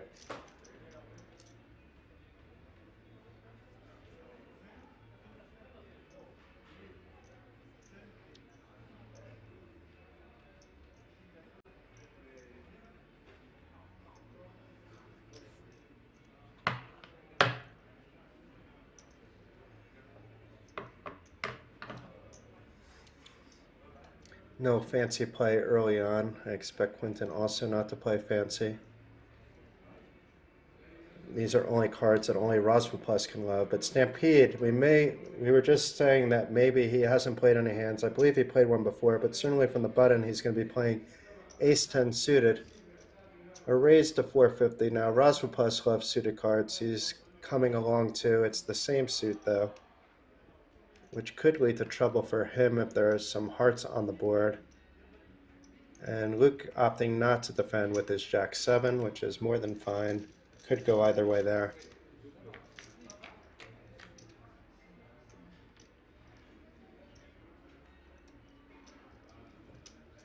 This is what I like to see. Neither player hitting the board, and I want to see if Rozvadov can figure out a way to turn his 6-deuce into a winner. It looks like he did check the flop, and Stampede checking back, and now there's a Jack of Spades on the turn. Also not really helping either player. Stampede now has a gut shot Broadway draw, but that's not really much to speak of. He might think his ace high is still good too, but there's no point in bloating the pot on that, especially sitting on 4.4 million. And the 4 of diamonds does not help. Now, will Rozvadov take a stab at this? And if so, depending on the sizing, it will be very difficult for Stampede to call with just ace high. But it does not look to be that big. It's only 455. It's something Stampede can call and afford to be wrong on. What story is Rozvadov trying to tell by checking the flop, which is standard, and then also checking the turn? Would he be betting if the 4 diamonds actually helped him, other than the fact of him having, let's say, a 5-6? Oh my! He does find a way, once again, to win yet another pot. He's won 2 with 3 deuce, one now with 6 deuce suited, and another with 7 deuce.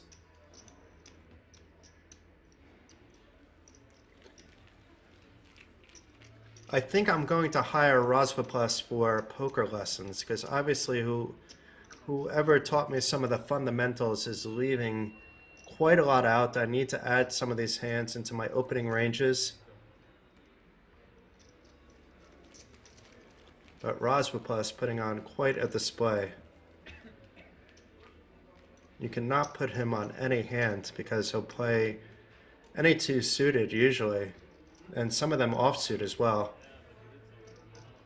And he understands, I believe, that he could put pressure on some of the other players who need to preserve their stacks with ICM in play.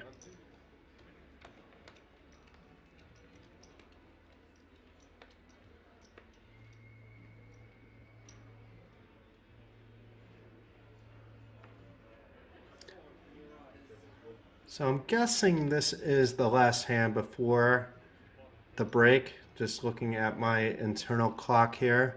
I don't have access to the tournament clock, but I believe that this should be the last hand of 100K, 200K. If not, it'll be in the very near future. And Quinton making the easy raise with big slick. I just don't know how much. It looked like it was a rather big one, but it wasn't. It was 430, which is what he was raising earlier. Rozvadov on the button. Is he thinking about 3-betting? Is he thinking about calling? We know he doesn't like folding suited hands, and this is a pretty good one. And Luke with the 10s. He looks like he has a headache from this hand. Can you find the shove here, Luke? I mean, you'll be racing against Quentin most likely if you do shove. And he does shove for 3.1 million, give or take. That should get Didi out of the way. It will almost likely not get Quentin out of the way. Luke should be shoving wider than tens. And even with tens, Quentin is in decent enough shape with his ace-king. And he does jam as well. And unless we see something crazy from Rozvadov, and I know he has opened up some hands which are very unorthodox, and he called off an all-in with 7-6, but that wasn't for a significant amount of his stack. This would be for about a third of his stack. I believe that we'll see this be a heads-up showdown with Luke at risk.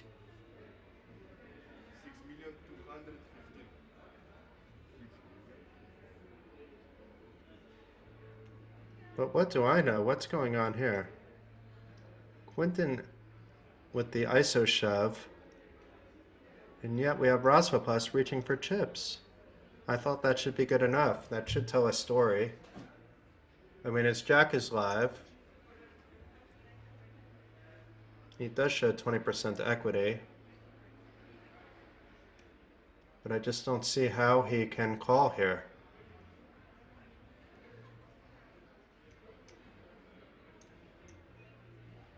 But he seems to like to throw the book out the window and play his own style, which is what makes this so entertaining.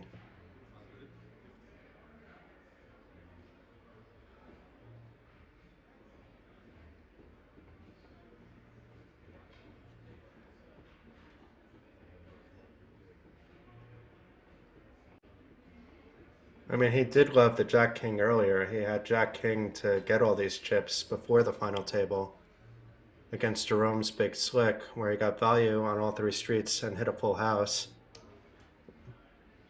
But that was mostly on post-flop play when he doubled through Jerome and left him short.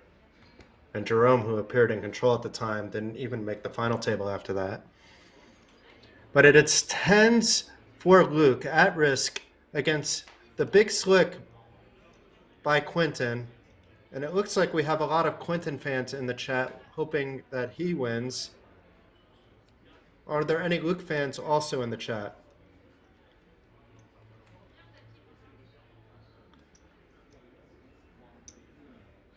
If Luke can stay alive here, he'll be sitting on a healthy stack of 7.2 million. Otherwise, he will be hitting the rail in 7th place for nearly 6,000 euros. But so far, the tens are ahead on that 4-7-4 flop. The King of Clubs, as we know, is dead. That was in Rozvadov's hand. The Two of Hearts on the turn. That's a very interesting card because now that Ace of Hearts provides Quentin with a better flush draw than Luke. So it's any heart, any ace, any king. But it's the Queen of Clubs, which is safe for Luke, and he doubles up with his tens up to 7.2 million, and it's Quentin that now has one of the shorter stacks with 3 million. Unless blinds go up right away, he's still sitting on 15 big blinds. But blinds should be going up shortly, which will bring that down to just 12 big blinds. You can't blame the way either player played that hand. That hand basically played itself, and then it was just a matter of lady luck in which way those cards would fall. Fortunately for Luke, they fell in his direction with his tens winning the flip, and Quentin would have liked to see things obviously go the other way, as would probably most of the rest of the table, being that they would have been down to 6 players. But it looks like we will be heading to break with 7 players left. And when we return, the blinds will be 125,000, 250,000. So some of these stack sizes will look much different than before. Not the sizes themselves, but the big blinds. For example, Didi will be under 10 big blinds. Quentin will be sitting on just a dozen. So thank you for tuning in, and we'll be back in 14 minutes. Peace.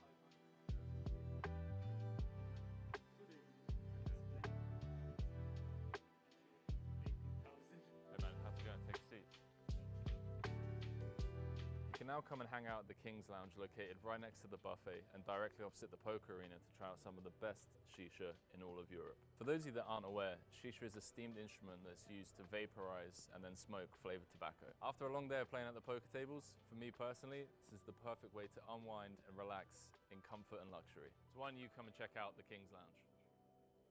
Cut.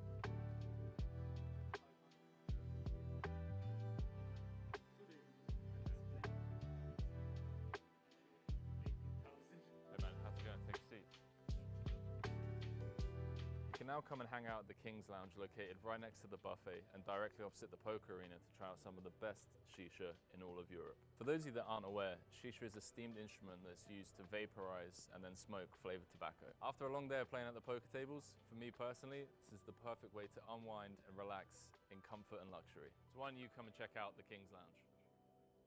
Cut.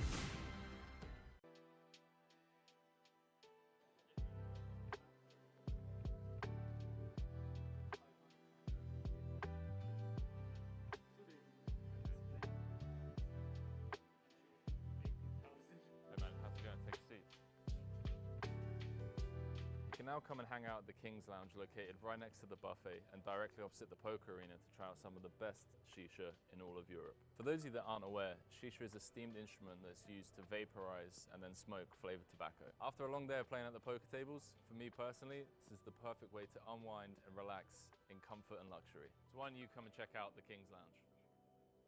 Cut.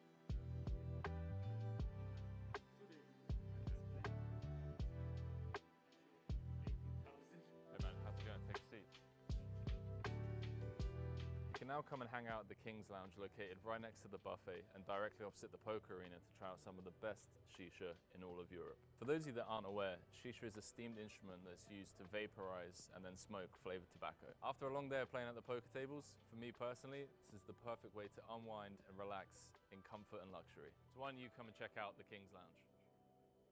Cut.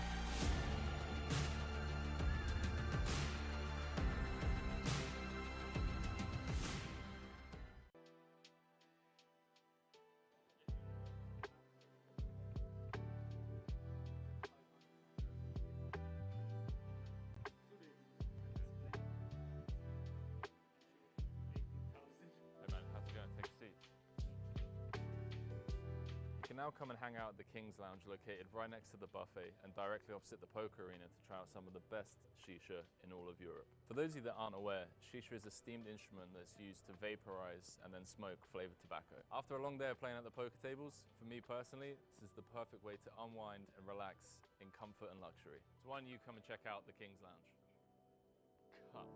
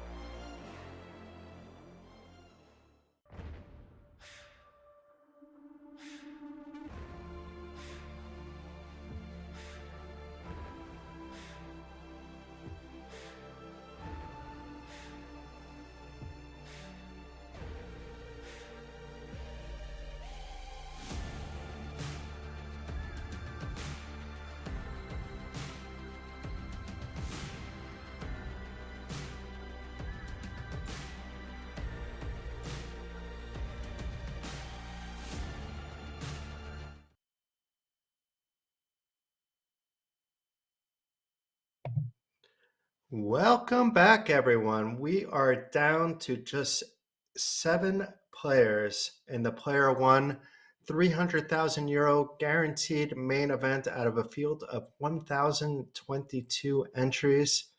It's a very exciting feature table, especially with Rozvadov Plus being very active, playing a lot of cards, including Trade Deuce offsuit as the chip leader with 19 million. Here's a look at the chip counts of all the remaining players. We have Case with 11 million, Luke with 6.4, Stampede with 4.4, Kai with 4.2, Quentin with 3.4, and Didi with 2.2 million. The blinds have just gone up to 125,000, 250,000, making those short stacks effectively shorter.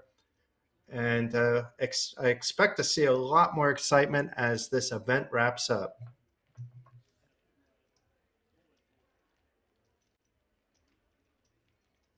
And it looks like Stampede forgot something somewhere because he ran off somewhere, but he's coming right back. There we go. And it's nice to see that the players are still smiling and chatting a little bit with each other. Things are very serious right now. The top 7 are guaranteed 5,871 euros. It goes up quite a bit from there. What I'm looking forward to is after 2 more eliminations, there will be a sort of bubble in a way. 5th place is guaranteed 10,640 euros, but the top 4 not only get the money that you see in the payouts listed by Nightbot, but they also get a WSOP Europe seat valued at 10,350 euros. So it's quite a pay jump from 5th to 4th.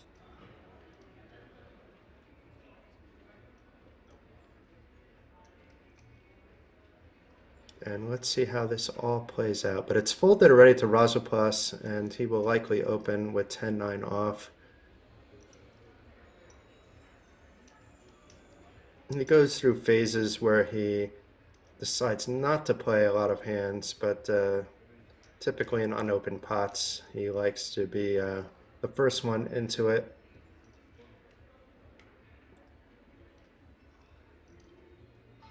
And Didi eventually needs to make a stand, but I'm not sure this is the moment for him. He would be dominating Rozvadov, who likely would be calling based on his prior actions, but opts for that not to be his spot. And will Cornelius defend? Not this time, not with Jack 6. And some easy chips for Rozvadov starting things off, and for the first time over 20 million in chips.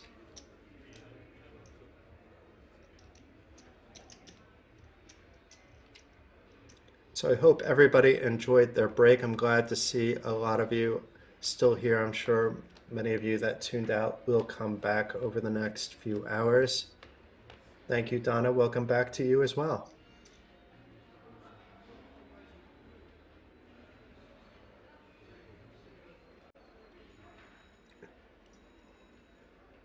So Rozvadov this time with a much better hand, ace 10 suited. And looks like it's going to be the same raise sizing to 625 or 2.5 times the big blind, and Luke with the king queen, which might look prettier than it actually is with Rozvadov opening quite a lot. He is in the cutoff, so there's also the players on the button and in the blinds to consider as well.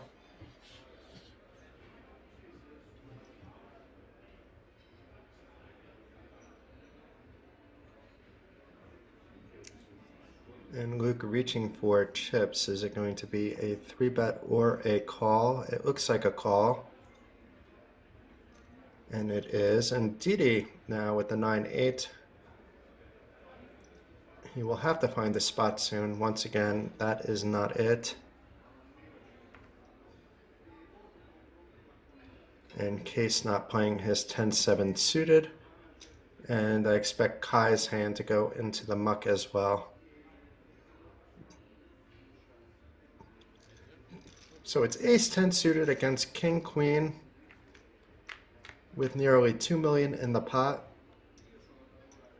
Even the small pots have gone a lot bigger. And this is a very interesting flop. So we could see some fireworks here because we have Rozvadov with top pair, but we have Luke with middle pair and the nut flush draw with that king of diamonds in there. It's now a question of whether he calls or raises. He's certainly not folding here. Too strong of a hand. Even if he buys that Rozvadov has an ace, I do not foresee him going anywhere with this, or at least he shouldn't be.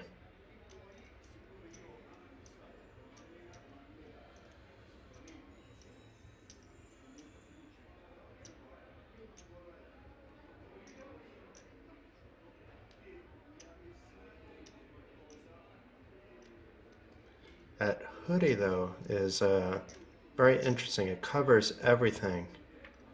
I may have to invest in something like that when I feel like hiding myself completely. And instead of a diamond, Luke improves the trips on the turn.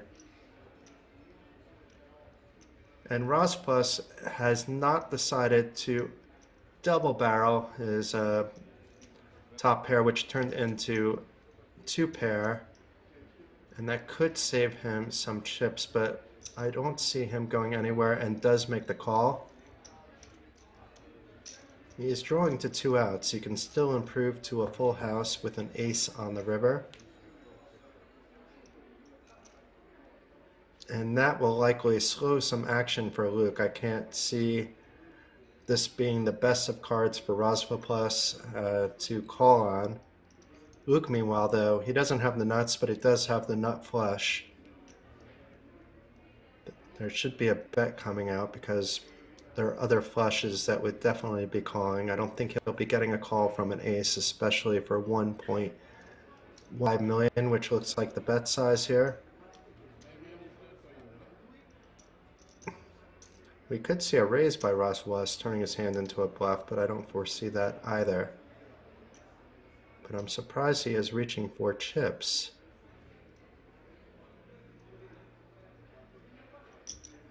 And makes the call. So Luke chipping up with the flush. I mean, he was ahead on the turn as well. And Rozvadov, who started off on fire off the last break, starts off in the opposite direction, and it's Luke taking down a nice pot and is near 10 million in chips.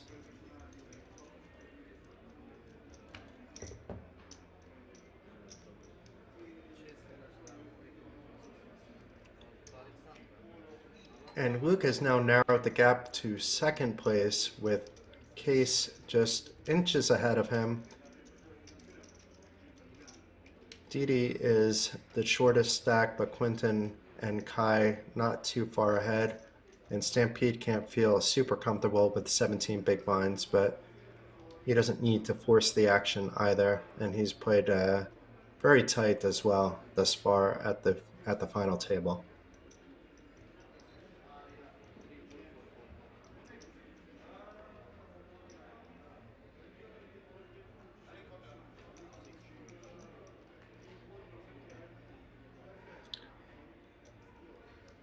And although Didi was probably happy to see it fold around to him, he's not happy to look at his cards and see that he too can't do much.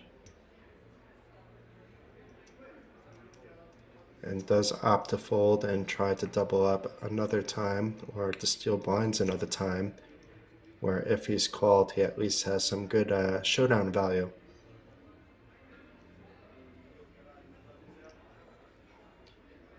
Case, on the other hand, can open wide, and we'll be opening here with the King 4 suited on the button. Looks like 550, but we'll get that confirmed. It is 550.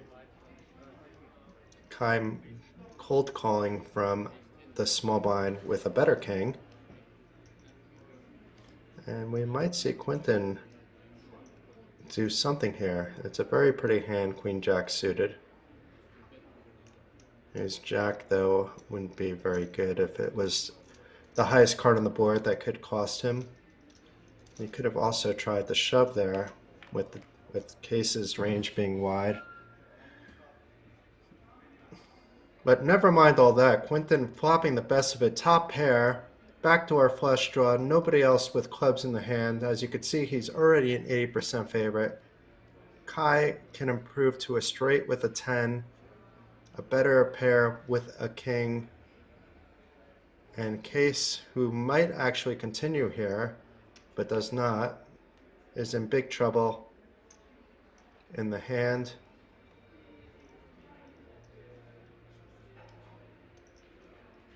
And let's see if Kai tries to take a stab at this. He will be, with basically a gut shot and an overcard with no clubs, with 3 clubs on the board. But it is a bet of, I believe, 850, but let's see, it is 850.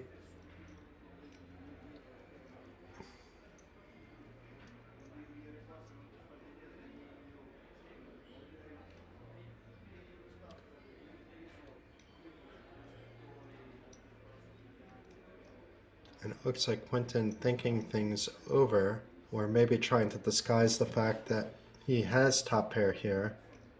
He should be a little bit concerned about some flushes and flush draws.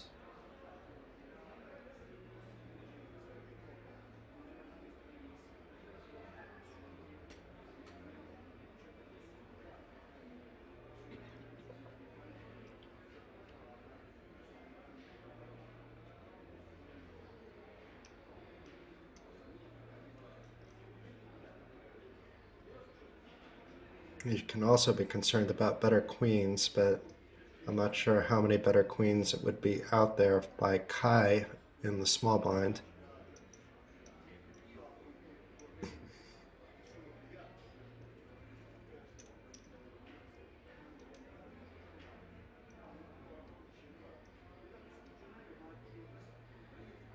Is he going to get it all in? Is he going to shove?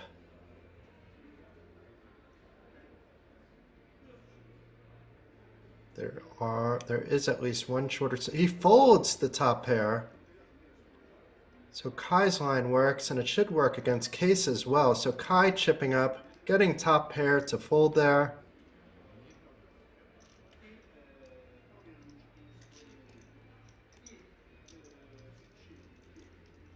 I'm not sure I can fold top pair in that spot, but there is ICM to consider. It isn't the best board for top pair either, but not the worst.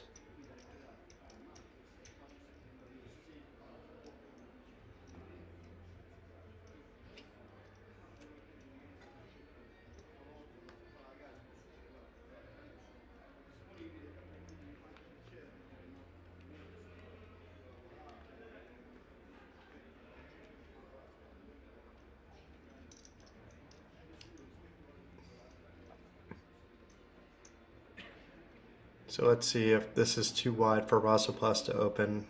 He did like these kind of hands even from under the gun earlier. But blinds have gone up since then. But nothing will surprise me.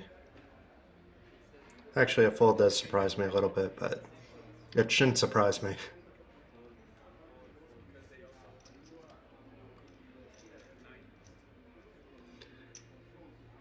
But his timing was good because he would have been priced in to call a shove by Didi with the rockets. It's a question by Didi if he just shoves the rockets or just tries to go with a raise.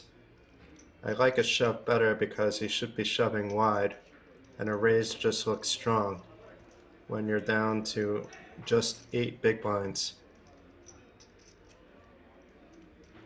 But life is good. Needs a double. Shows up with aces. Always nice to get aces no matter your stack, but as a short stack, you gotta be loving life.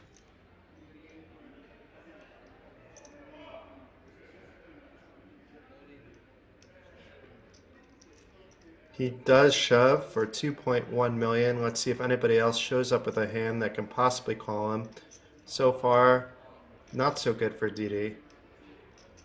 And Stampede with the 10-4, quick folds by everybody all around. But even just doing the blinds there, and it's not a steal, but winning the blinds there, increases his stack significantly from 2.1 to 2.7 million.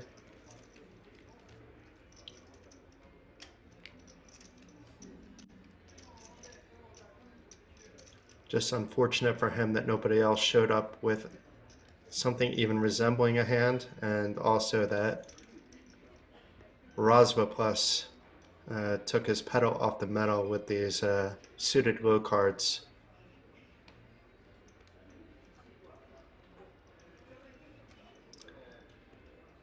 Scooby is saying, I do not like it that many players are taking so long for a decision, even it already all in or not. I would agree with you on, let's say, the opening days, but right now they're playing for quite a lot of money. So you can't really blame the players for thinking or trying to use some timing tells. I wouldn't say anybody's really stalling for super long, but I get what you're saying. So a raise here by Luke with the ladies from under the gun.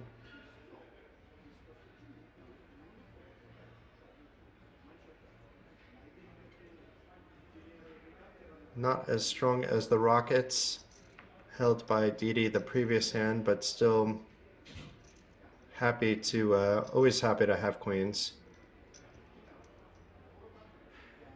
And Case not doing anything fancy with his ace-9, just tosses it away, and Kai has an easier decision with his a2, as is Quentin with his 10-5, and Stampede wasting no time with his king-4. Now Rozvadov with his a3. We never know what he's going to do, but it looks like he's cooled off a little bit, not going to defend with his 8 tray.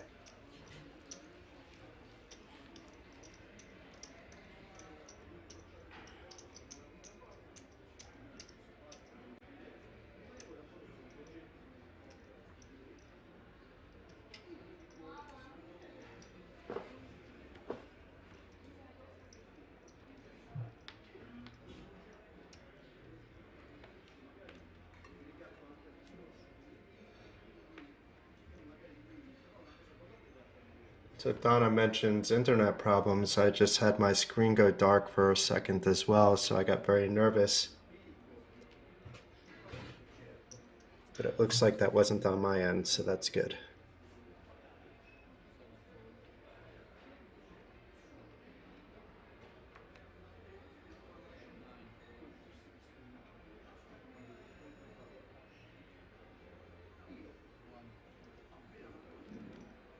Folds all the way around to the dealer button.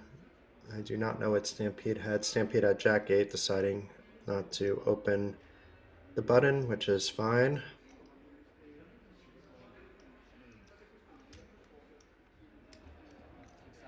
Let's see what Sir Rozvadov had with his raise here from the small blind. Not much, 7-5.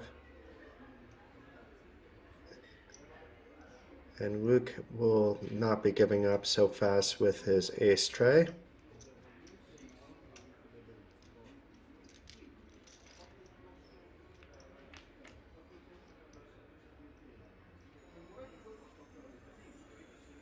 So with 3 right out the window to pair up Luke, but it is a bottom pair, and Rozvadov has a gut shot. Actually has 2 overcards to 3 also, but it's not that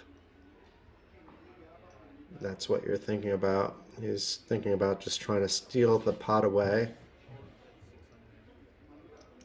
But I think Luke will at least continue here.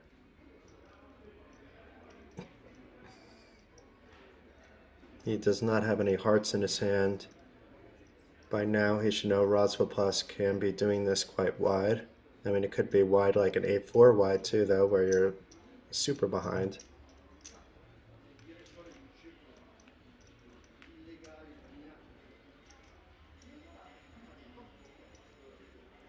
And the 4 of spades on the turn pairing the board.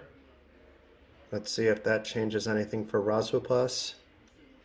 If he's going to give up or if he's going to try to continue his line. It looks like he's either giving up on the hand or trying to do something really fancy with some kind of check raise, but I think it's the former and not the latter. But it's a small bet here. 375 into 2.9 million, it looks like.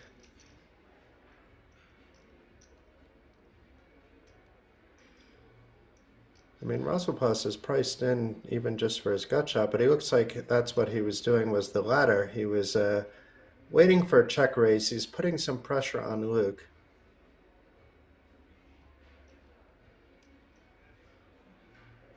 There's 4 million in the pot, and it looks like Luke wasting no time to call.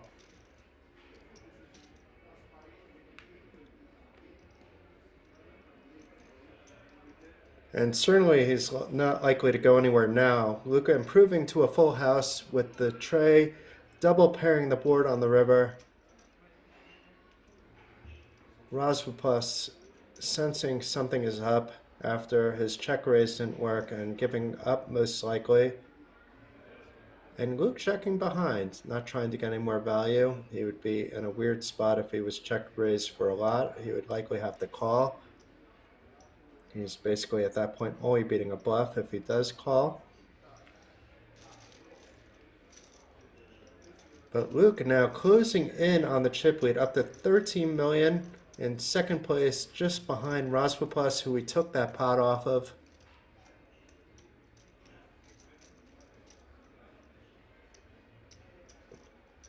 Scooby, I also would have liked to see him bet the full house, but it wouldn't have really changed anything from the outcome in the hand. The pot would have been basically the same.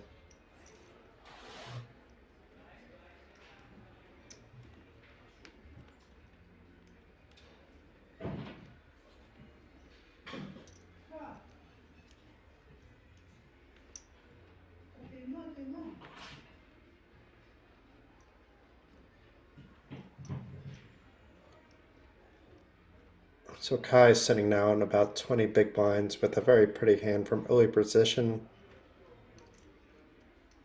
King, queen suited, reaching for some chips.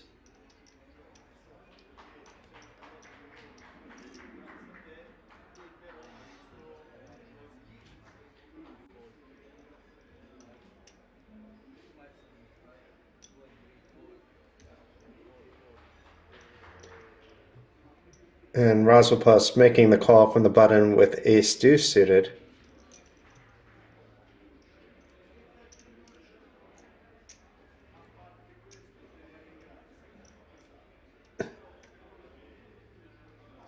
And although Didi hates to keep folding, he doesn't really have very much option. I mean, he could call, but I don't like that too much with ICM in mind.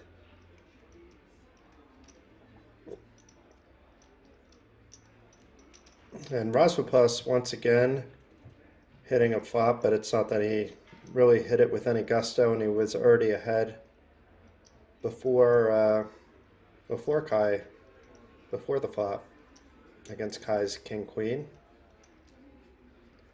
Kai does have 2 overcards, backdoor flush draw as well. We'll be making the call.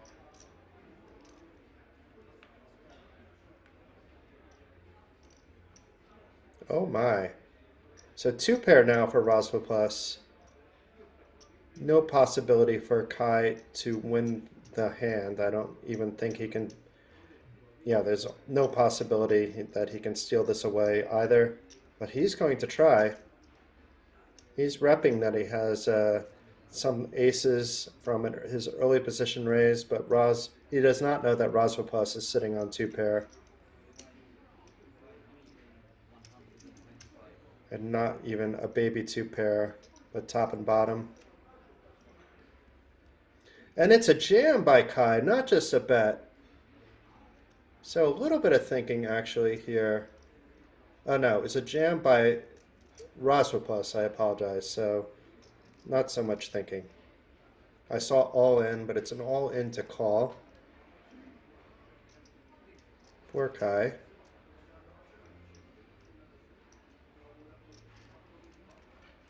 And there's really no way that Kai can be calling here.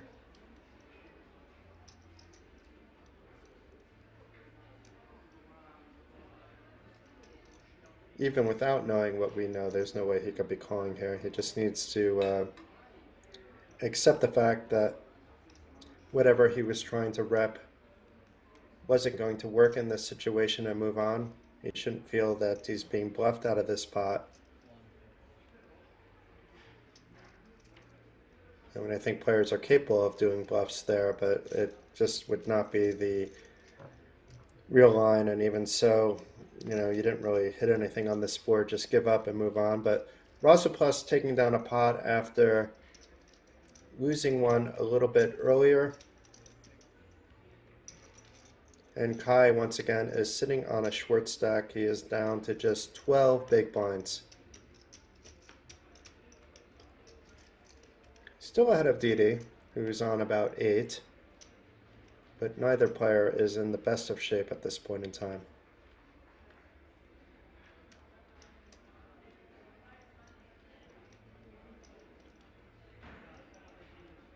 Interesting, Kai reaching for chips here with the blinds coming in, so if this doesn't work out, he's in a bit of trouble. And a very quick call by Rozvadov with ace-3 this time. Not necessarily standard call from the cutoff from an under the gun open with a short stack, but the non-standard plays seem to be working more than not for Rozvadov. It keeps everybody on their toes. It keeps me on my toes as well, which is what I like. It's certainly not boring having Rozvadov at the table.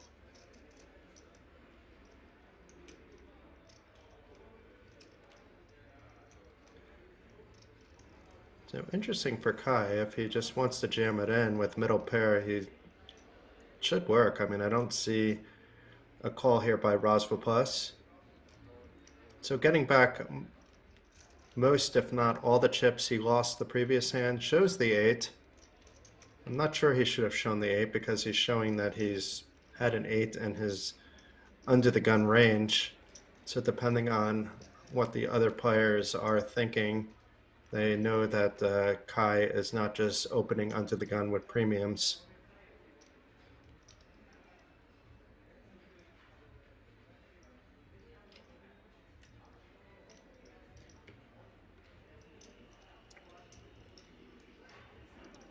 I also like Quick Poker, Scooby.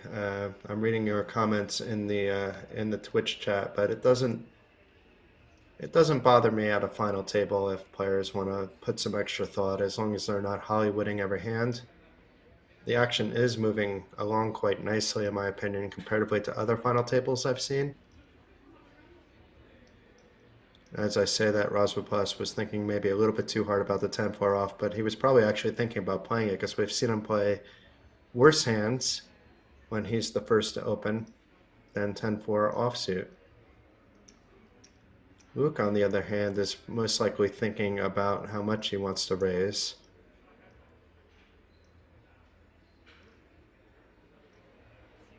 or if he wants to raise, but the card's going into the muck. And lucky for him they did, because once again, Didi waking up with pocket rockets. He shoved it almost in a similar spot last orbit, although I think he was in the hijack.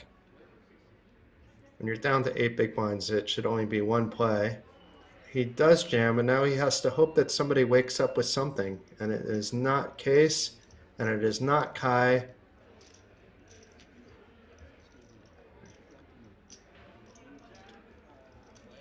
And I believe he showed the aces once again.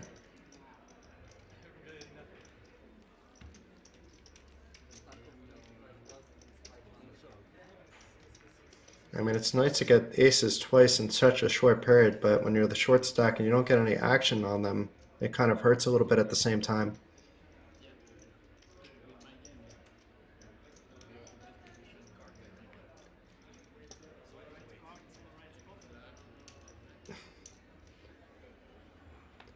Waiters, I'm not shy enough where I wouldn't call out a player if they were stalling every hand, but I'm not going to bother when they do it once in a while.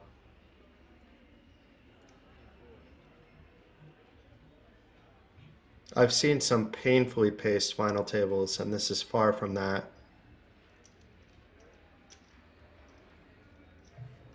I will see if I could turn up the table volume from my end. I'm not sure if I have control of that or not. Is it louder on the table for you guys, or am I just louder?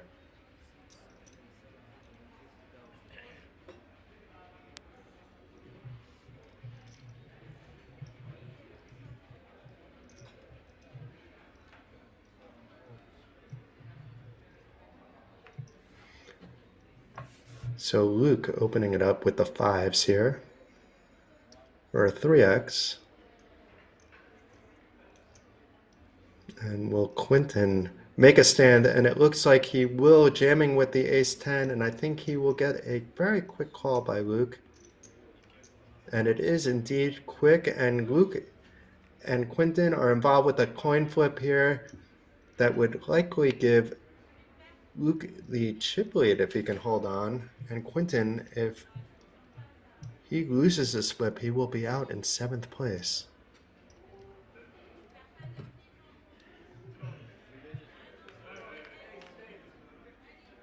It looks like Quentin has a small rail here and a club out of the window, but no ace and no 10 and no other club to go along with that. So Luke is ahead with his 5s, needs to fade an ace or a 10. Meanwhile, Quentin, to stay alive, needs an ace or a 10 or at least a club, but none of that comes up. It's a 6 of hearts. It's all going to come.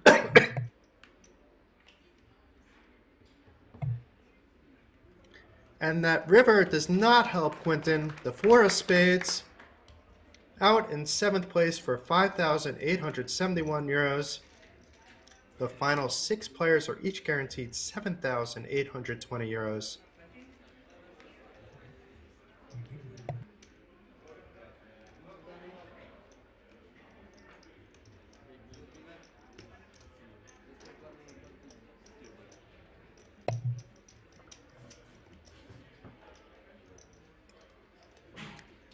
Very good game though, Quentin. Pleasure watching you.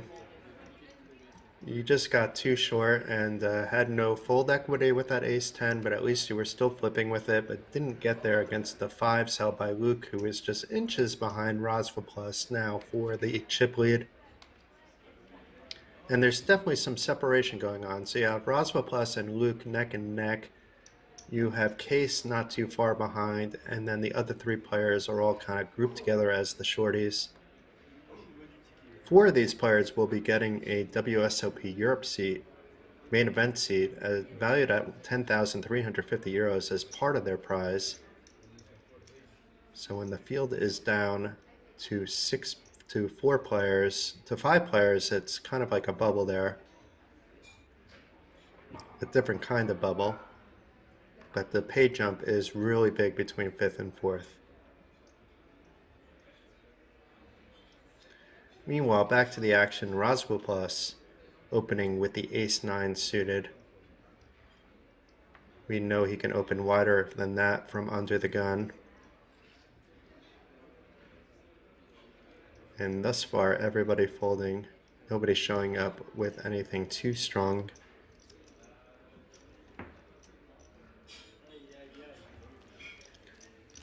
And it gets through.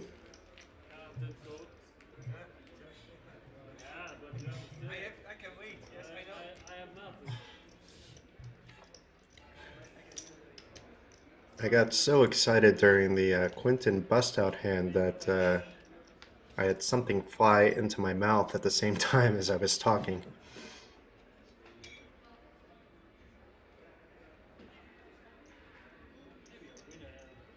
So we have Luke here with the nines, sitting on 15 million now, so it'll just be obviously a raise. Question is how much?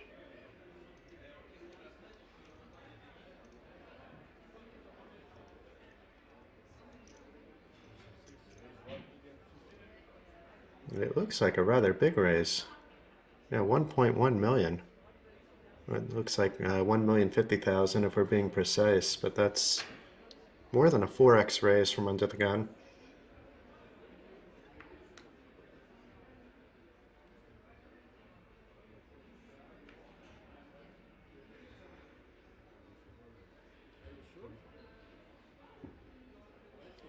And Stampede getting rid of his ace-10. He's going to let others battle it out. And Rozvadov showing that he can fold two suited cards, and these cards weren't that bad actually, Queen 8 suited. Don't fare that well against nines, but showing that he doesn't have to play every time he's suited.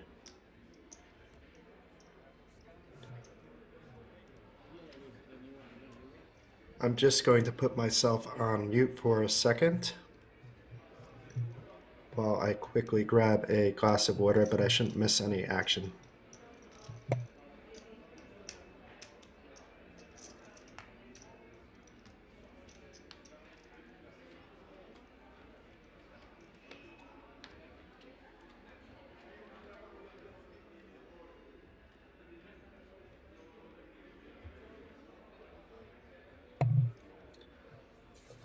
Okay, that's much better.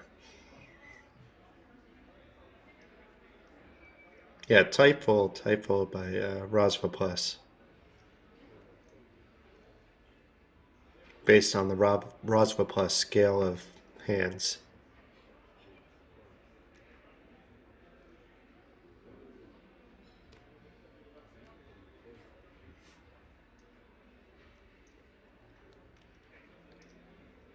But I don't think he's folding this time. Nobody's opened. He loves his suited cards, and this one includes a king. Expect to see some action, and he does raise to 725, and Luke with the king jack dominating that king 4 suited makes the call. This could be our first lead change at the final table, especially with Luke hitting that jack. It goes check, check. Is Rozvadov going to try to take it from here? I don't think he'll be successful, especially with such a small bet. Luke quickly making the call with second highest pair. And the 8 of diamonds on the river should not be a scary card for Luke. And we could have our first lead change at the final table, and we do. This 2.2 million pot is enough for Luke to become the table captain at the final table. Rozvadov entered the final table with about the same stack he has now, and that was nearly triple his opponent. But after a few hours, things have changed. It's not that Rozvadov is out of it. He's neck and neck with the chip lead. But we have our first lead change, and Luke now sitting with a mountain of chips, and it will not be a coast-to-coast victory for Rozvadov.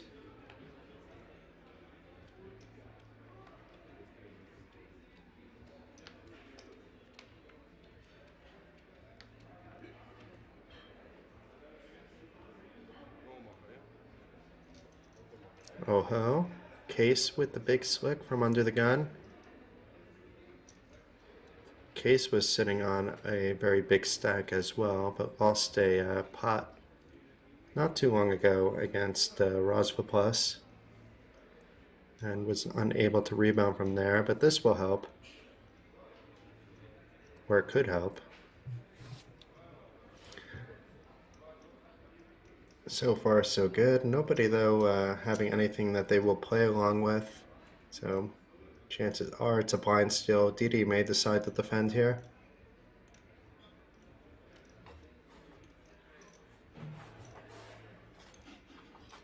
Yes, Luke was down very short at one point.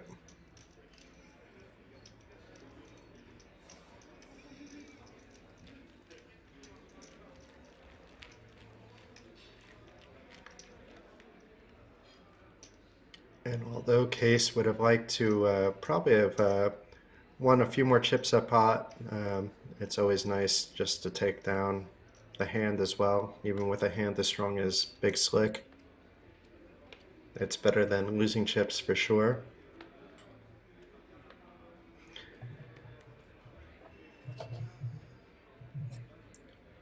And Kai now with a nice hand from under the gun, the ace-queen,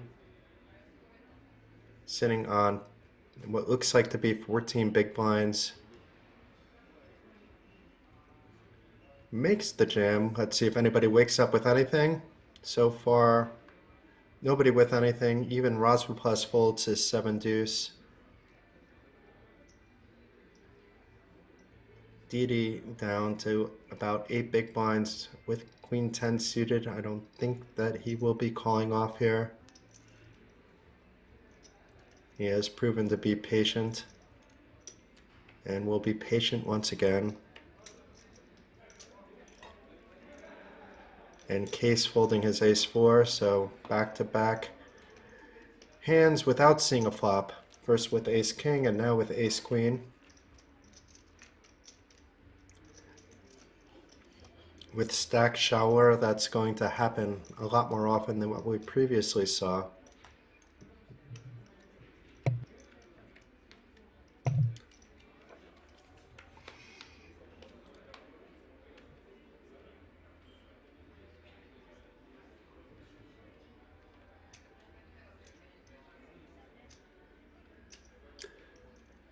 Folds over to Rozvadov. We expect him to open with any ace, ace-8 included, and does.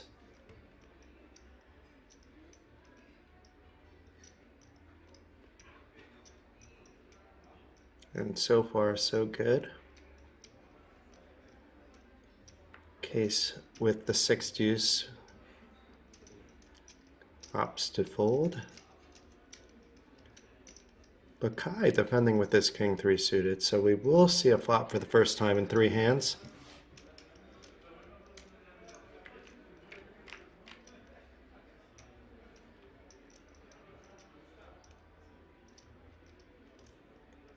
Not the worst flop for Rozvadov. Does hit top pair.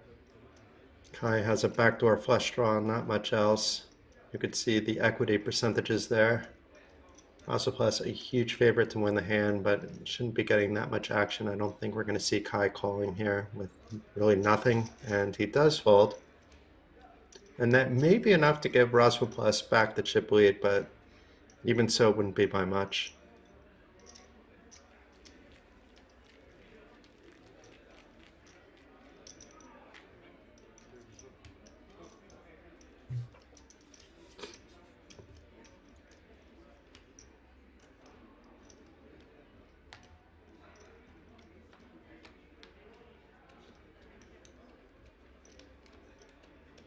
Back to the old aerial view. I missed this view. We had this view quite often yesterday.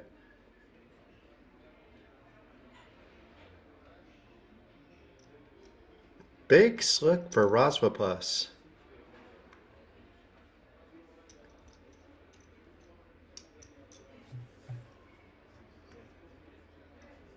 With his image, anybody shows up with something halfway decent, we may see some fireworks, and Case does show up with something halfway decent with ace-10. Let's see what he plans to do against an under-the-gun open by Rozvadov.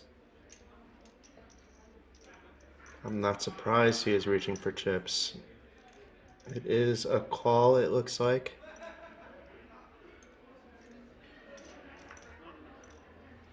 I don't know why it says 3-bet to 550, so there must be something weird here.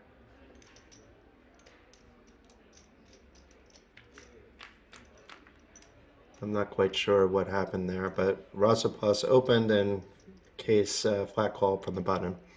Neither player hitting this flop, although Case now has a gut shot straight draw.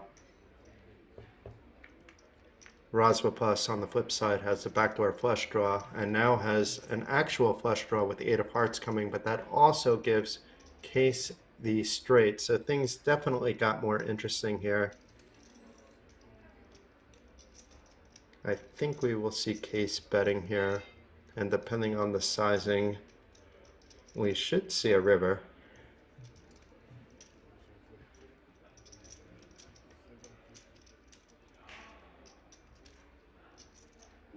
Case does bet 750,000. Rozvadov does call with his flush draw. He may feel his overcards are live too. And we'll find out if he felt his overcards were live, because he does prove to top pair. We know that's not good enough to win the hand with Case having the straight. Does bet 850. That may be more of like a blocker bet than anything else. And Case makes the quick call. There are hands that beat him, not just the 10 queen, but flushes as well. And if Rozvadov took the lead the hand before, he gave it back. So Luke is in the lead, but Rozvadov and now Case both not too far behind them.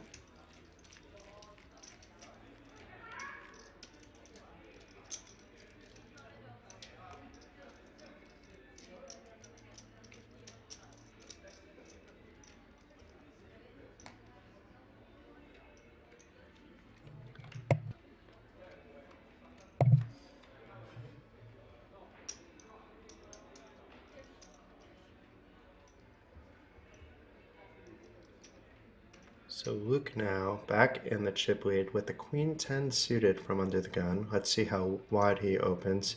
Keep in mind we're 6 max, so under the gun isn't that early position compared to when you're a 9 max. You expect him to be opening hands like this. He does open for 725.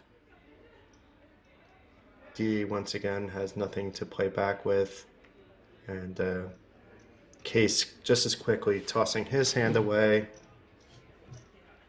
Kai and Stampede also showing up with nothing, and back to our hero Rozvadov with the king deuce opts to fold as well, and easy game for Luke.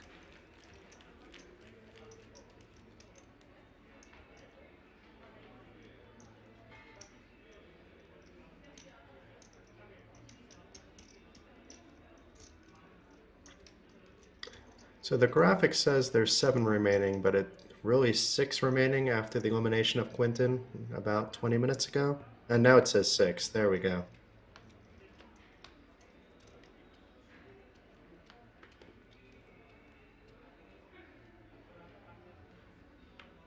That's good. For a second I thought somebody maybe re-entered on the final table and we were back up to 7.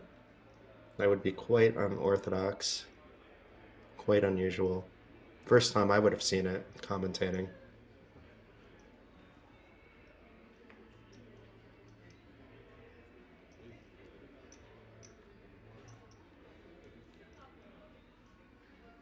So folding all the way around to Rozvadov, he typically doesn't like to fold in these spots. This might be the first time I've seen him fold in the small blind in 2 days in an open pot, or the dealer button for that matter. And Luke has to be happy enough to get the walk there with the queen 4. So different gears for Rozvadov. Not always is it any 2 will do from the small blind and the button. Sometimes any 2 will not do. Especially now that he actually has the worst seat on the table with Luke as the chip leader having position on him. It does change things up quite a bit.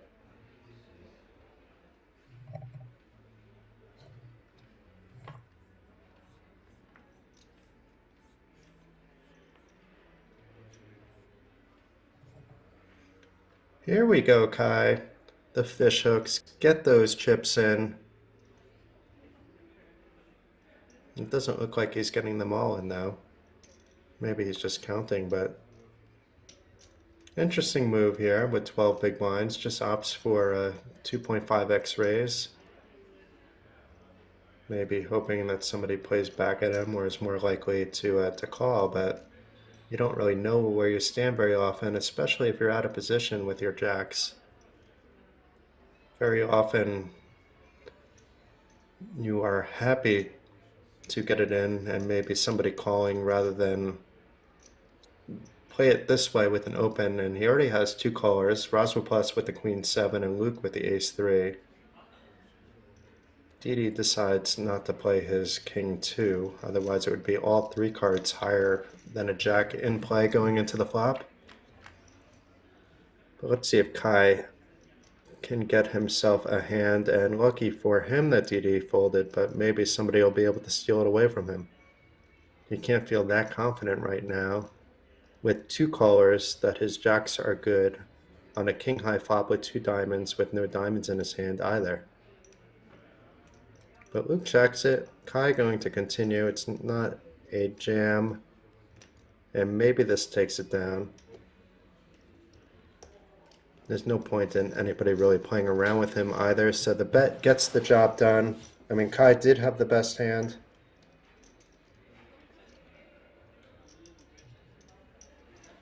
Gets a little breathing room there. Puts a little more pressure now on Didi to double up, being that he is very short compared to all the other stacks.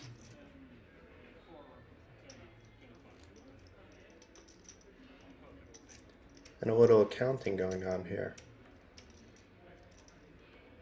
Kai getting a few additional pink stack chips to add to his stack in exchange for some other colors.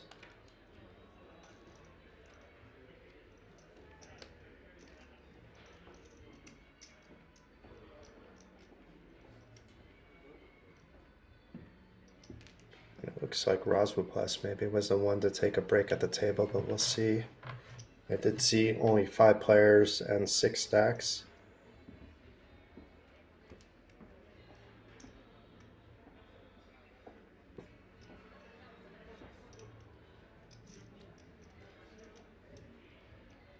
Didi super short, but once again doesn't show up with a hand. Is he going to try to pull it off here though?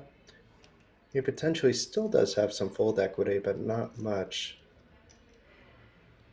He should expect his opponents to call very wide, but if he shoves, maybe he'll get lucky and his opponent has like a 9 or a 10 high that they don't really want to be gambling with. I don't know. But we shall never know with Didi folding, and good for him because Case would have snapped him off with the king-queen. He even shows it to Didi. Maybe he would have gone there though.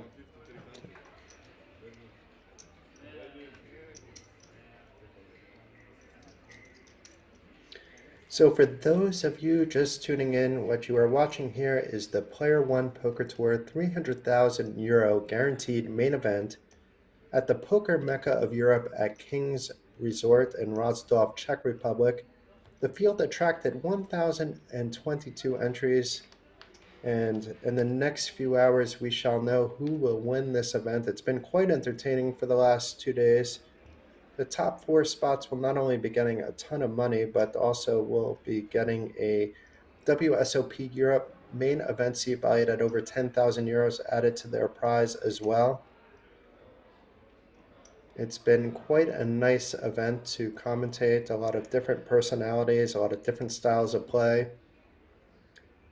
And you guys in the chat on Twitch have been great as well, carrying me along.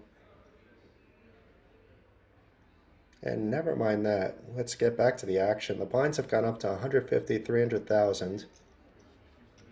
And Luke showing up with the 9s here from the cutoff. Didi once again, he has to be very frustrated. He had aces twice, got no action, and besides that, he's had really nothing playable. Like, very disciplined folding.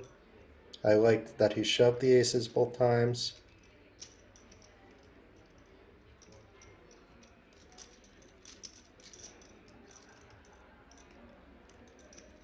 And Luke now with the big stack at the table. He would have probably opened wider than nines, but he's definitely moved into a slightly different gear than he was before.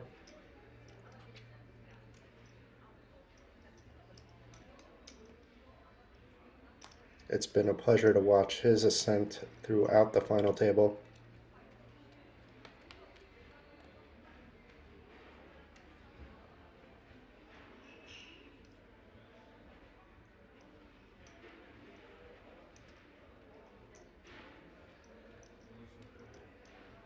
That could be a slogan for a t-shirt there, Donna. Never underestimate the short stack.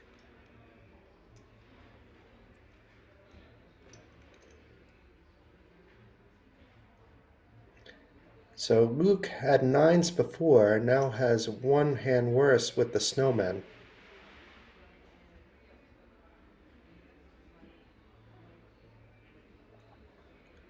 It's basically like the nines that stopped taking steroids, so now they became eights.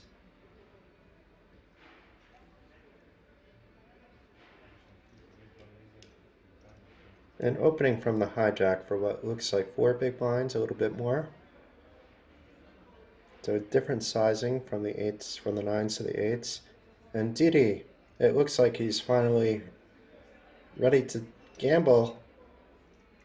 He's running out of time. I mean, as it turns out, it wouldn't be the worst spot with this King 10.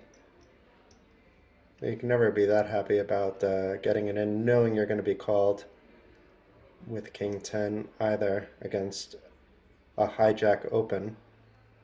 Even with Luke potentially opening a little bit light, he hasn't really been that out of hand at all.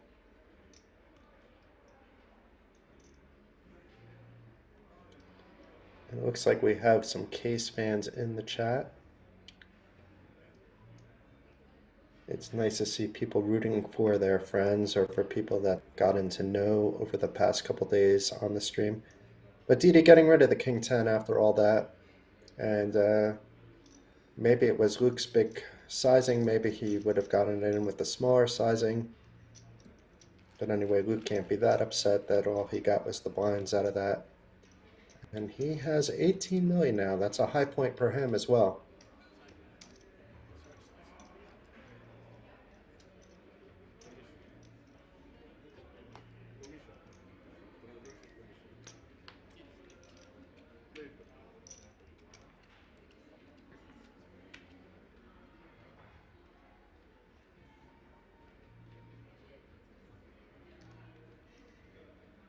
Can Luke open 3 hands in a row? It's not nines, it's not eights, but it's a 7 and a 6. But no, not good enough. And Keese, who has a fan in the chat that just said, go, go, Keese. Now with the queens. Let's see what his sizing will be.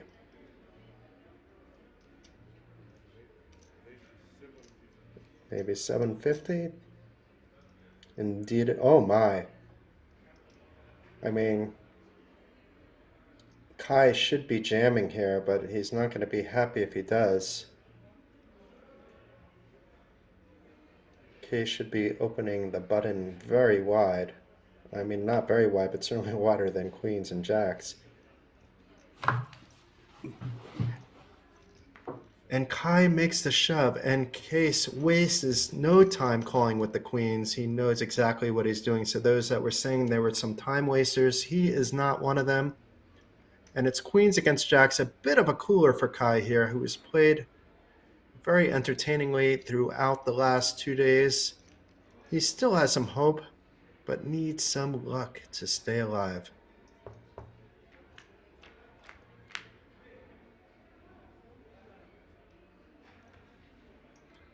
And ace 10-10 flop is not going to do it for Kai. No real backdoors, no diamonds in his hand. Nothing to speak of. And a 5 of diamonds on the turn certainly doesn't help him. It brings him, well, the jack of diamonds is still live because he can improve to a full house, so it doesn't really change the situation for him. And the ace of clubs on the river ends the day for Kai in 6th place for 7,820 euros. Very well played throughout the day, Kai, and a bit of a cooler there at the end. Nobody can blame you for getting it in with the jacks. And we are at the point of the tourney that I have been looking most forward to. We're down to 5 players left, each of which guaranteed 10,640 euros. And the reason I'm excited is not because of the pay jump between 5th and 4th to 13,775 euros, but it is because the top 4 players are each guaranteed, in addition to some prize money, a seat to the World Series of Poker Europe main event valued at 10,350 euros. So in essence, the pay jump is from 10,640 euros for 5th place to about 24,000 for 4th place. So that is quite a serious jump, folks, especially for a 300 euro buy-in tournament.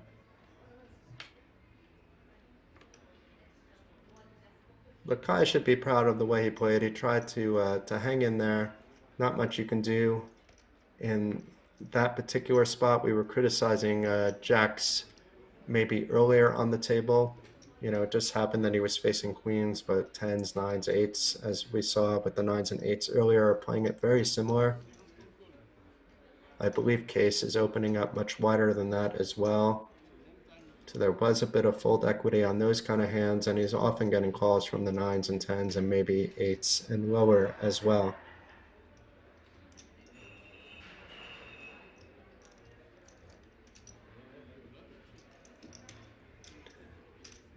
And Rozvadov has watched his stack dwindle a little bit, but that's going to, things are going to be a bit more swingy with blinds at 150, 300,000.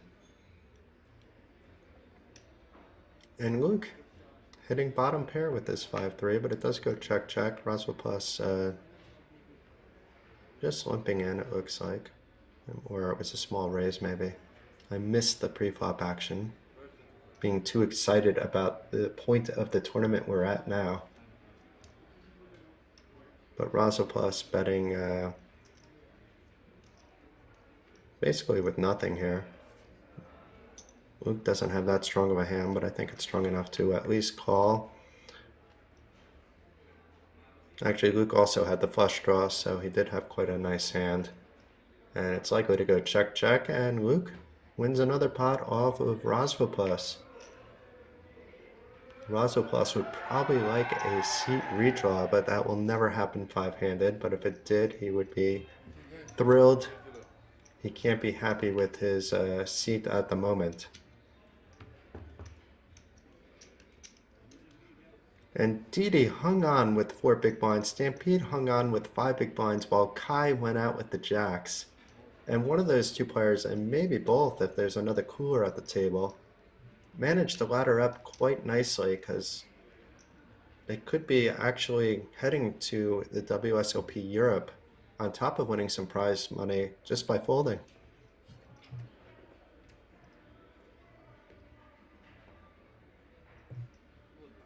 Such an interesting dynamic when you have these added seats, and they're not just in the top 2 spots, but in the top 4 spots. This hits right in the middle of the final table.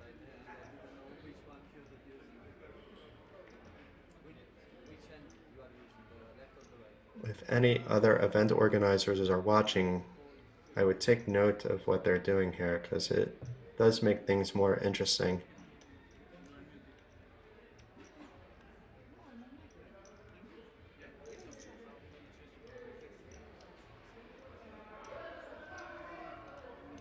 I've covered other events where they've been just so top heavy in other ways that it basically accomplishes the same thing, where you have like some big pay jumps coming out of nowhere.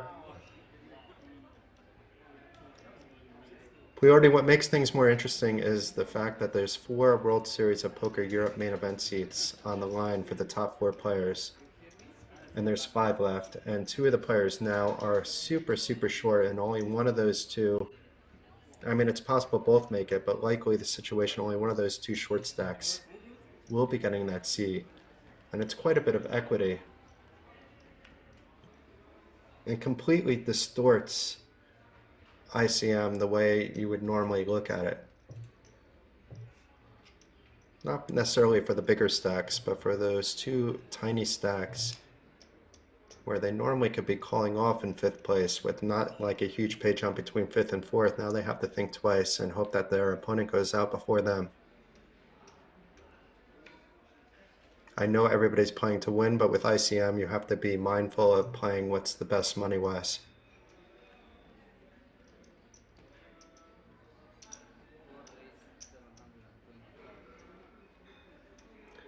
Pre-order, you may find it boring sometimes, but you should never find any table boring that Rozvadov is on. He will always keep things interesting. And I've been enjoying watching Luke play as well, and his soar into the chip lead.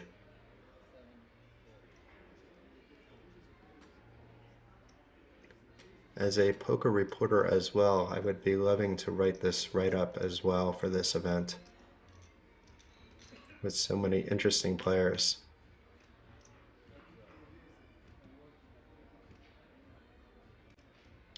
Very interesting flop. Rozvadov flopping the flush draw. Luke is ahead, but he's going to have a very hard time continuing in this hand, despite knowing that Rozvadov would be doing this with air as well. There's no point in him bleeding chips in this spot, but he is ahead, and if he knows he's ahead, you'll see him can come along. But I think a fold is the most likely scenario, and he does fold.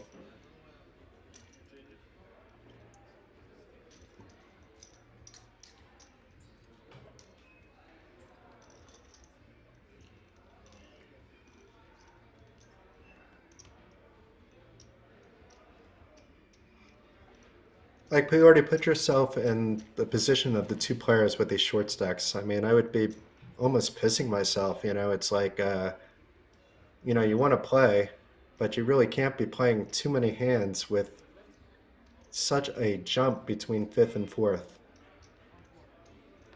It's got to be a nerve-wracking situation for both of those players.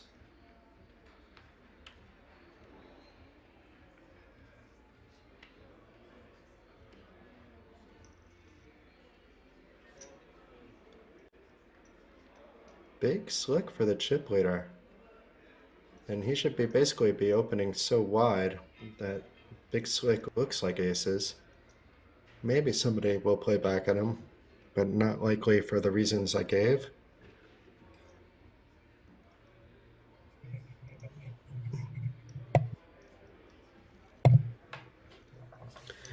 And it looks like quite a big raise too, to 1.4, but let's get that confirmed. It is 1.4 million. And Didi, you see, this is the spots I'm talking about. If it was with 6 players left, he's getting it in right here and right now. But he may actually fold the 7s. And ICM-wise, I would have to look at the numbers, but it may actually be the correct fold.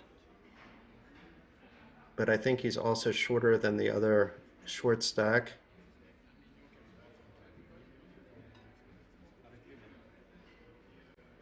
Let's see how he decides to play it. Yeah, if there was only one short stack, it would be more boring, but there are 2 short stacks, so the dynamic is crazy because, you know, who would have thought Didi is thinking about folding 7s? This isn't a Hollywood situation. He's thinking about whether he should be getting it in now, because if he gets it in and doesn't win the hand, he still wins 10,000 euros, yeah, but he doesn't win 13,000 plus a WSOP Europe main event seat that go to the top 4.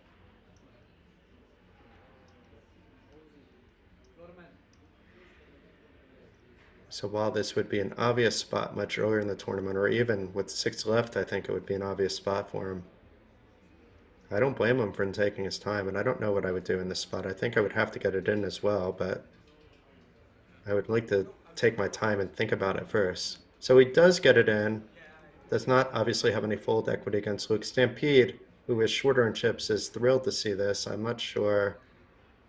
No, he already folded, so it looks like it's back to Luke, who only really has to add 1 chip in here. 50,000 to call. And the race is on. Stampede and Didier are both sweating this hand, but for different reasons. Didier wants to win the flip. Stampede obviously wants Luke to win the flip. Luke wouldn't mind winning the flip as well, for different reasons. But there's a lot on the line with this coin flip.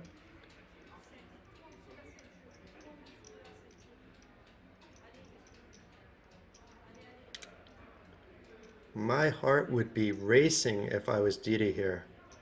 He is ahead on the coin flip, but it's still a coin flip.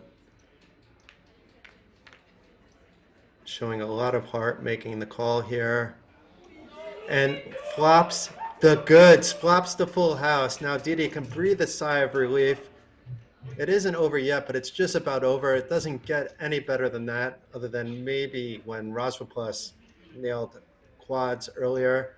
The Queen of Diamonds seals the deal. Look at the relief by Didi. He knows what was on the line. And a double up for Didi Eugene. Up to 3.7 million, and now we're at that scenario that we were just talking about where there's only one really short stack, but I still think we will find some interesting spots as these, as really Luke can put some pressure on everybody.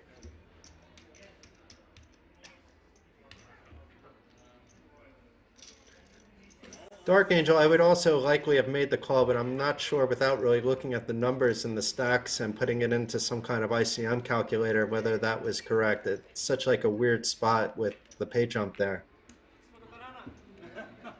But it's very hard to fold sevens there in real time for sure. And look how happy he is. And Luke doesn't mind losing the hand. There wasn't a lot of chips for him. Being that it is some kind of like small bubble situation in a weird way, it actually doesn't hurt Luke that much because he could still be putting pressure on players that would be a little bit harder when you're down to 4 players. Obviously, there's still some pay jumps to keep in mind. There's normal ICM to keep in mind, but it's a bit different.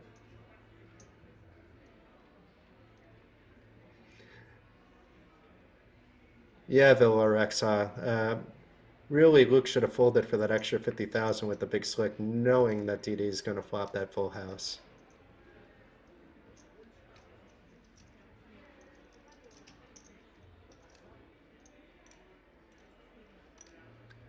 And Didi counting up his newfound chips.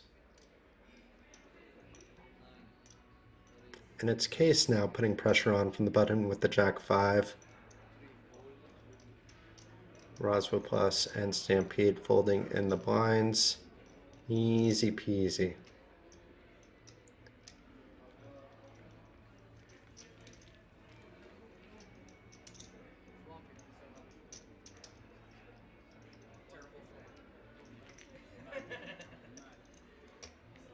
Everybody having a good time now. Didi has calmed down from his euphoria of winning that hand by flopping that full house.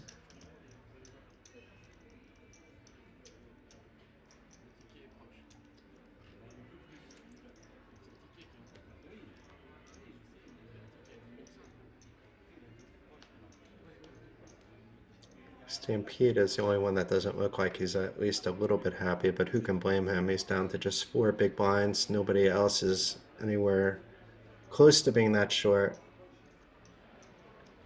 And he really just has to hope for a cooler to happen before he has to commit his chips.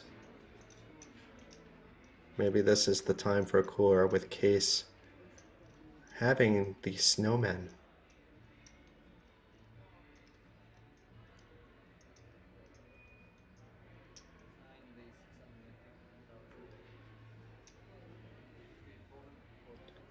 Stampede not thinking his suited connectors are good enough, and who can blame him? And is Luke going to get involved? No, Luke decides, what the heck, you can have it. You've been,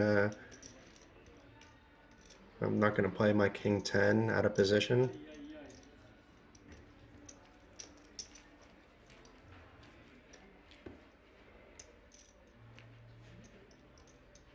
And the hat is back on for Rozvadov.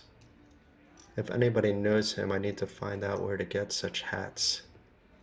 I'm not sure how often I can pull off wearing one of them, but there are some situations I would like to have a hat like that.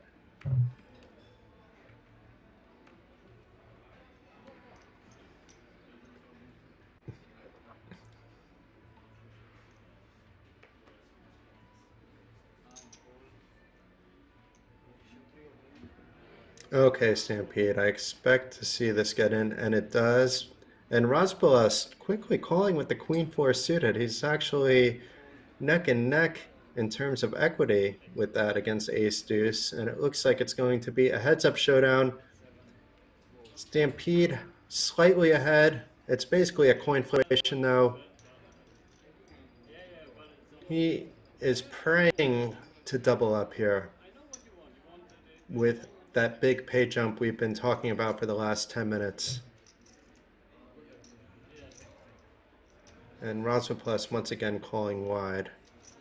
And he's had a lot of luck on his side, not always getting there. But in this case, it's basically just a coin flip, looking at the equity numbers. You're never going to be too far ahead of anything with ace deuce if you are ahead. But not a good flop for Rozvadov. So Stampede in prime position to double up, just needs to fade a turn and a river. And now has the check mark. It's his turn to celebrate, and he does. And the 7 of hearts completes the board, and Stampede doubles up. He's still the short stack despite doubling up, but has some breathing room now. A little more than 9 big blinds. So 2 double ups with 5 players left, with that package going to the top 4 on top of prize money.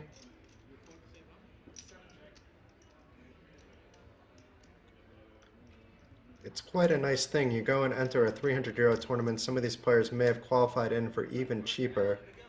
And not only are you walking away with some nice money, no matter how things turn out, the top 4 get to come back in the autumn for the WSOP Europe main event and basically play risk-free.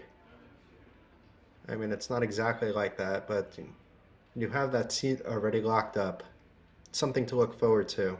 Time to study if you want to study.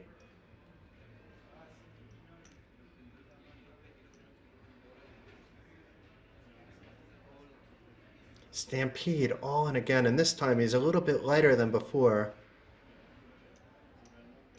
Not that ace 2 was a premium hand, but it kind of is when you're down to 3 big blinds, but now he has 9. In a vacuum, it is a good jam, and nobody wanting to get involved. So now all of a sudden, Stampede winning back-to-back hands, going from about 1 million to chips to 3.6 million in chips. Just like that, has 12 big blinds, and the pressure is back on both him and Didi at the same time. And if both players keep increasing their stacks, it could get very interesting with the blinds going up as well.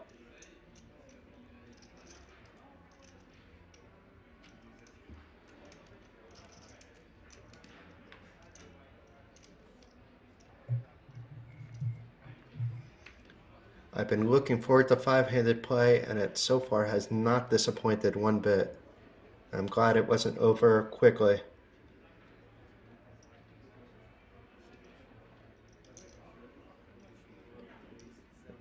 $1.1 million it looks like with ace deuce. No, 750,000. So I misread the chip colors.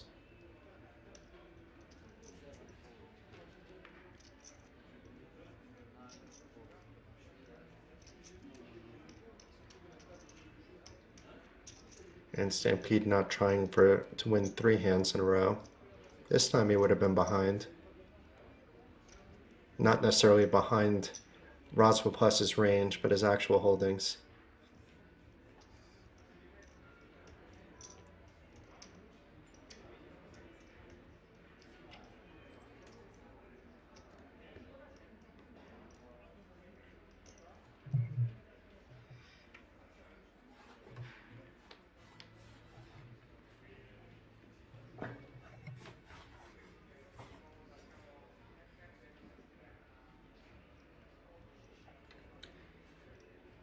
Let's see how wide Luke will be playing now. We know Rozvadov, when he had this kind of stack, was happy to open hands like this from under the gun. And under the gun 5-handed is not really like a true under the gun like in full ring.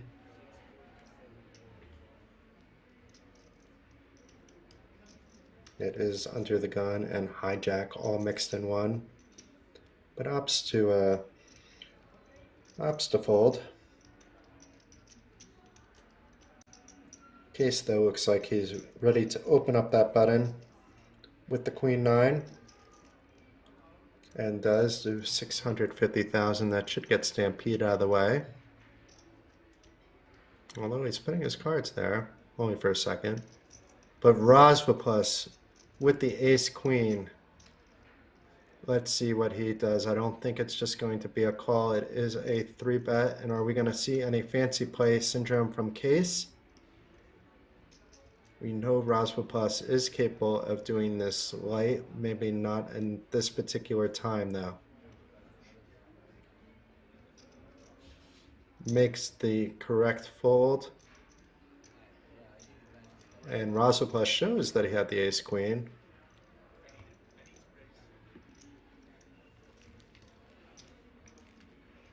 Showing that he agrees with priority. Not the right time to be the hero, and reminding Case of that.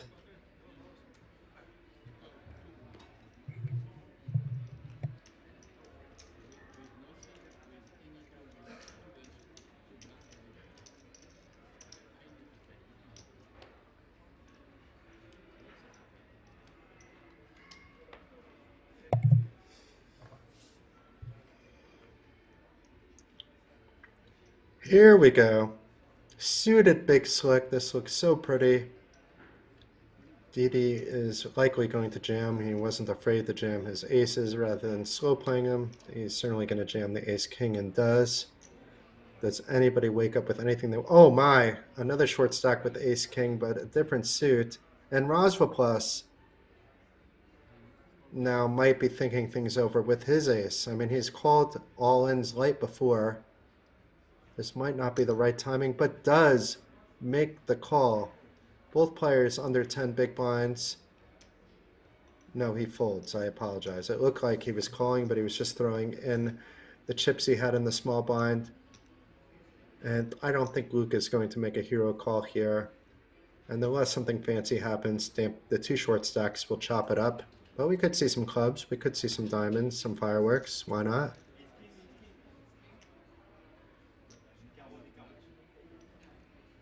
So it's Ace-King of diamonds for Didi versus the Ace-King of clubs for Stampede.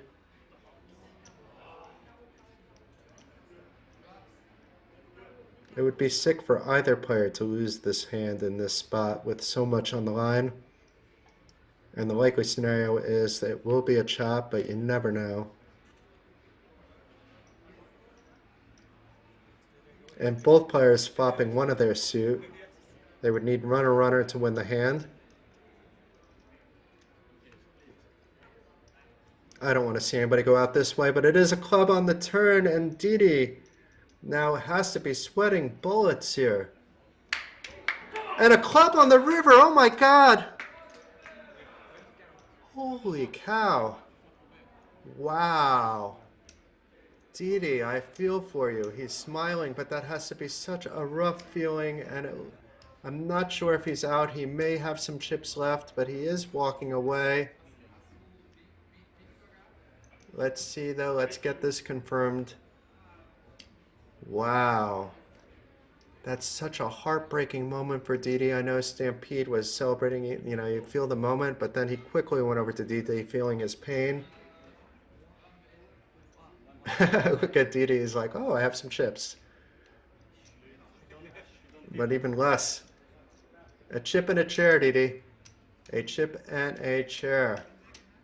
You never know. But wow, I feel so bad for Didi. He's played pretty well with his short stack. Very tight, but that's what you need to do sometimes. And just a ridiculous spot. It wouldn't feel as bad if you lose to like Ace-Queen, for example, when you lose to the identical hand. I mean, either way, it's going to feel pretty damn bad because you're missing out on this main event seat valued at 10,000 euro. He will have 10,000 euro as well, though, in cash to cry away his tears, but he will not have 24,000, at least 24,000 euros most likely, unless something even stranger happens here. before he loses the rest of his chips. But he is in the big blind with the queen jack. Let's see how many people come along and how they play it. Maybe we have a Cinderella story in the making for Didi. That would be some justice. But we know there isn't always justice in poker. Usually not, in fact. So Cornelius calling from under the gun, Rozvadov calling, and Luke waking up with the Cowboys is actually isn't good for Didi, but on the other hand, it will get the other two players likely out of the hand. Luke should be raising here.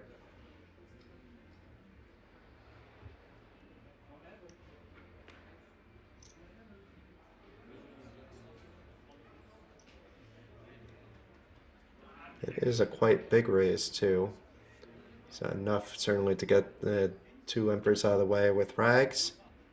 And it's Didi's turn to potentially get some luck. Even if he wins this, he's going to need more luck though, and he's basically a 1 in 6, maybe even less chance of winning this with the 2 undercards. Both his suits are covered for potential 4-card flush, 4 cards coming out of the same suit as well. But a jack on the flop, that's a start for Didi. That is a start. Any jack, any queen.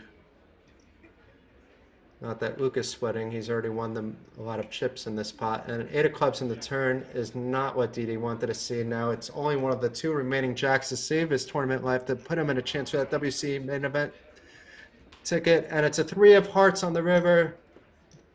Unfortunate for Didi. Everybody coming around to shake his hand. Everybody feeling his pain, and he's taking it like a true gentleman.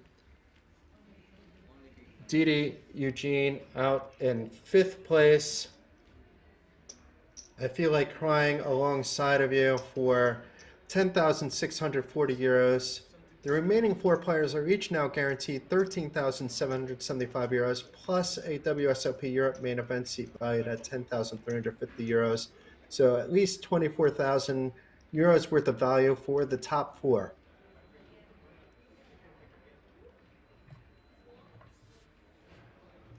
Once again, very unfortunate for Didi. Very fortunate from Stampede, though, if we want to look at it from the flip side.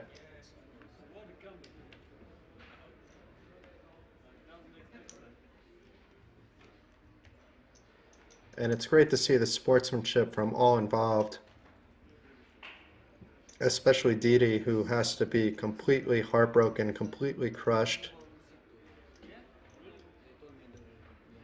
It's very hard to keep that smile on your face and to be sportsmanlike and to shake your opponent's hands and things like that after such a heartbreak.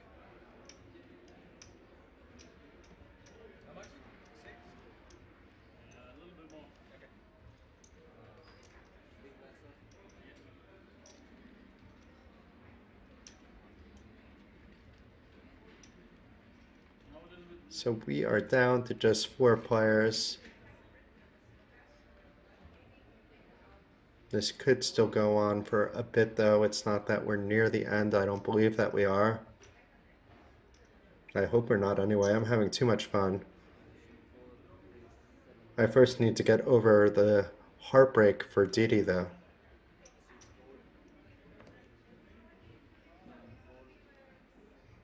If you're listening later, Didi, I'm giving you a virtual hug in the internet sky.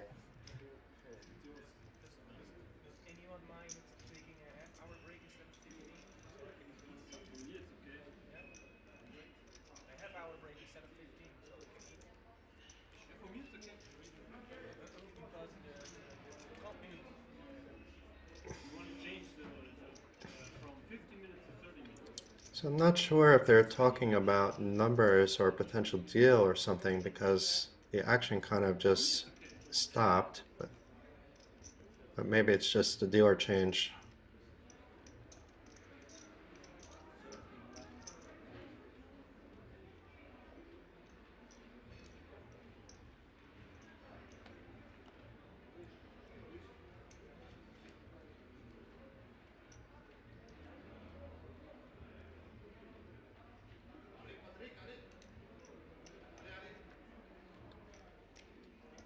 I expect to see open with this fours, even though he's under the gun. It's also the cutoff.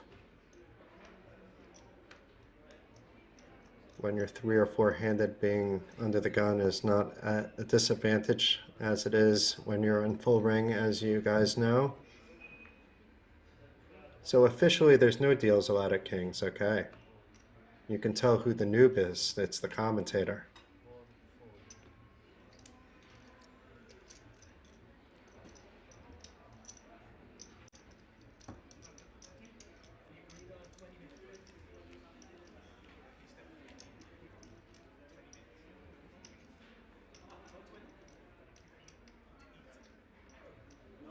I don't know, Fenton. It's some clown from, I don't know, some like weird state like New Jersey that lives in Lithuania. Who knows? I don't know.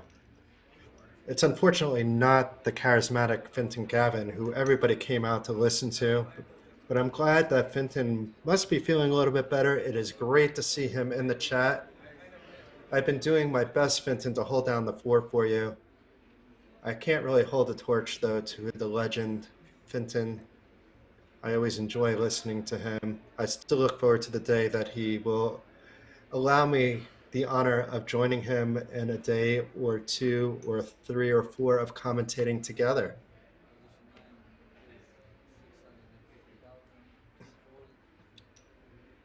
Fenton, if you're just joining in now, you missed quite the heartbreak with 5 players left. There's 4 players that got an added seat to the World Series of Poker Europe.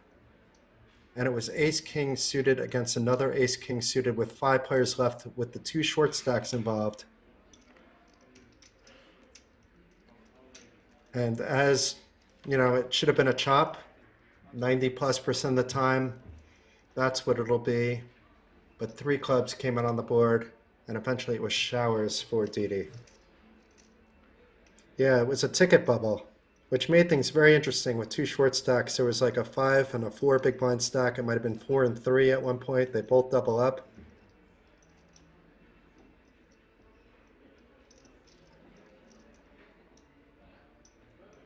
Did I already give away too much information for you, Fenton? Or I shouldn't say ticket bubble.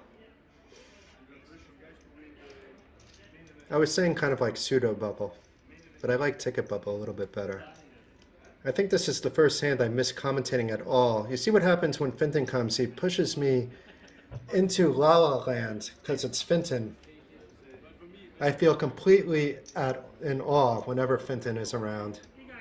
The legend he is. I'm just happy that I'm able to fill his shoes for such a short period.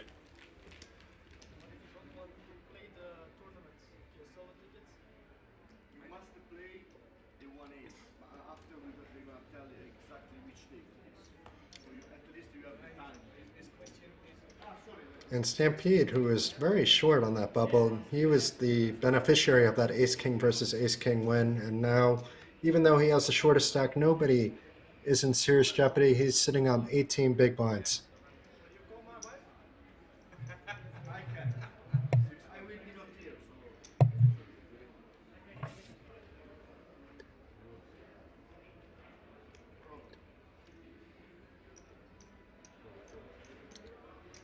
Stampede opening up to 600,000. We haven't seen him really betting light at all, but now he has some chips. Why not? You're 4-handed. As I mentioned earlier, 3, 4, or 5-handed under the gun is not really the same as 8 or 9-handed. He is in the cutoff. And getting some loose calls from Luke and Cornelius. This is kind of playing Rozvadov's style, and he's the only one out of the hand. And oh my, Stampede opening a bit wide for him anyway, and flops the straight, not Broadway, but the second nut straight.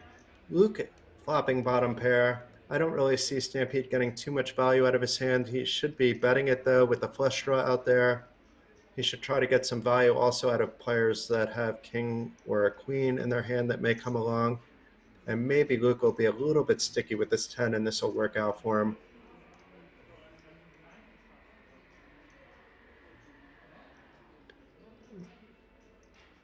It's not a snap fold by Luke, but pretty close. It's going right into the muck, it looks like. And Cornelius will follow. So Stampede can't be too thrilled, but at the same time, you know, he did open with Jack-9, so you're always happy to win the hand anyway.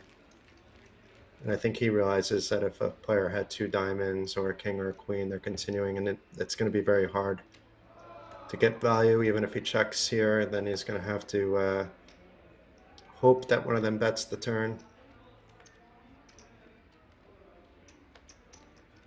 And there are a lot of cards that can just slow you down on the turn and river, whether it's a diamond, whether it's a jack. A paired board wouldn't really scare you too much. But Luke now with the fish hooks on the button. This is going to be open, but for how much, Luke? What do you have in mind today?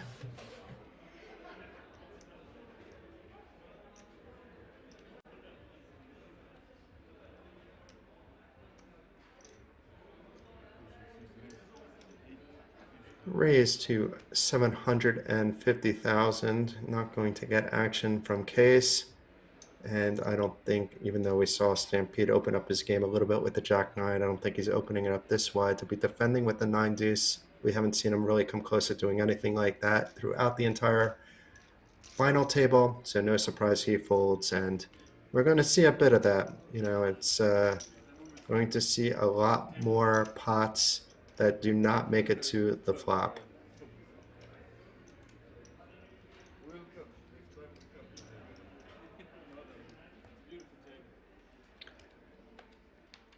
So Donna needs to meet Finton live or somebody else live? I haven't seen Finton in so long. I've seen some of Finton's good friends in the last few months. Actually, it's been quite a while since I've seen them too. It feels like yesterday I saw Karen and Glenn, but it was really back in like October, maybe September. I guess just with live poker the way it is, it seems like the memories stay a bit longer than normal. Labas vakaras, Skausmas. I can show that I can speak a little Lithuanian because we have a Lithuanian in the chat there asking for payouts. The payouts were just posted, but it looks like you joined the chat a little bit later.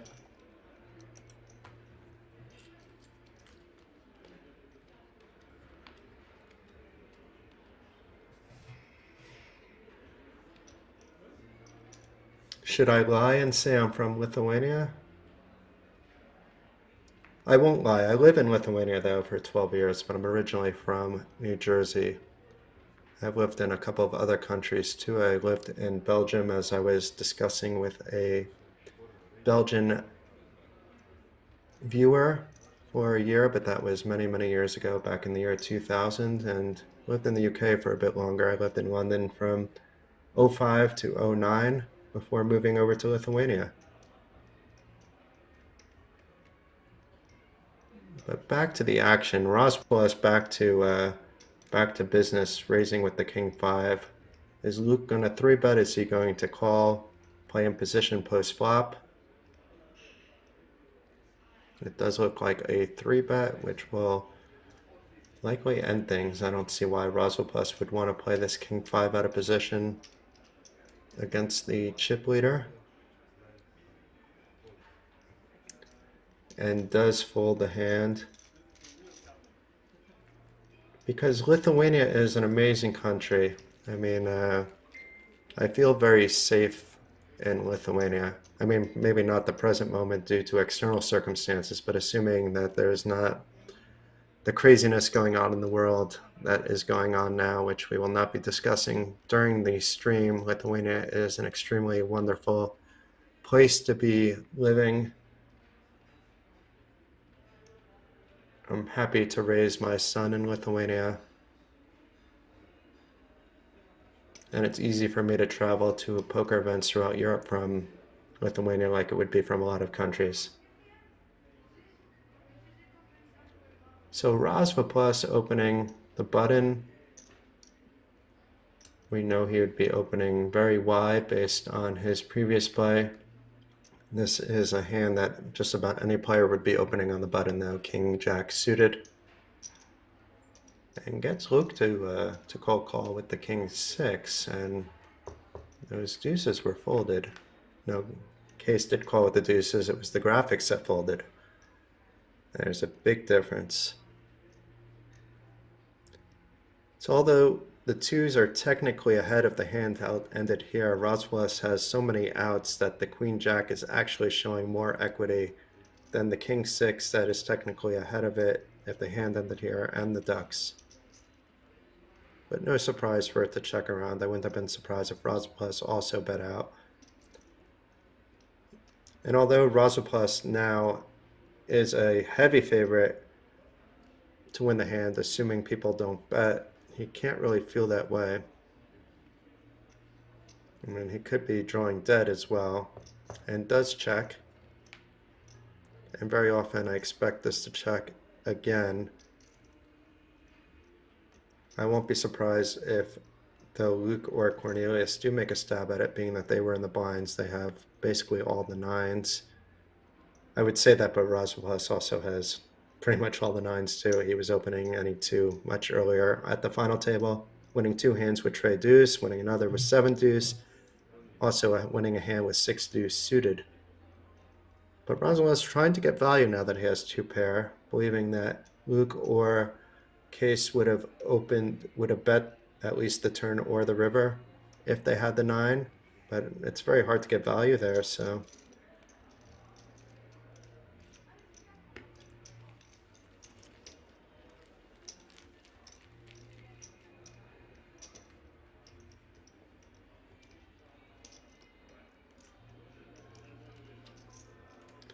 Yeah, Don, I think the last time we saw each other was the Madrid finale. I'm not sure how much of that week I remember, though, because I wasn't working.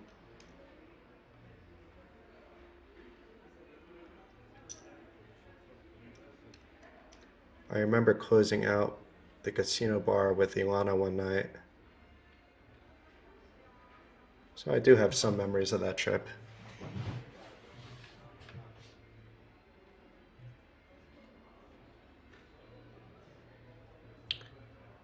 So Rozvadov opening with ace queen under the gun, cut off, however you want to really refer to it. This is what's so nice about having nice hands. Nobody's going to give you credit from the way you were playing earlier. By now, people know how you're playing, even if they're not getting feedback on the stream. But look at these premiums from Luke and Stampede. So we have Luke with the 6s doing a 3-bet, and Stampede, he jams it as expected. And Rozvadov, I mean, he was just 3-bet and 4-bet, but he's still with ace queen in 4-handed play. And we've seen him call with 7-6 before, but this is a bit bigger. It's for nearly half his chips. And it's not that Stampede has been out of line at all throughout the entire final table. He's been a very patient player. In fact, there were fans watching and has he played a hand as 3 players hit the rail. Not sure if he did. If he did, it was just 1 or 2. So you should be thinking that he's strong. But Rozvadov not scared away, getting it in with the ace queen, and now Luke will likely have to give up on his 6s, which is technically ahead of both the ace king and the ace queen. Does fold. And now if I was Luke, I'd be shaking my head, but I'd be praying that an ace king or queen came on so that I made the results-oriented correct fold. But it was also in reality the correct fold when you're facing such aggression with just 6s.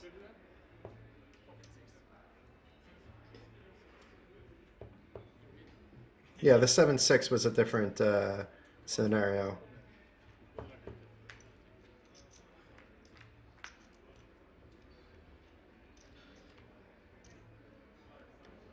And an ace on the flop, but otherwise pretty dry for both players. Stampede gained some equity in the hand, is still in the lead, and now has improved the top 2 pair, but Rozvadov still has some hope if a jack can complete the river for Broadway.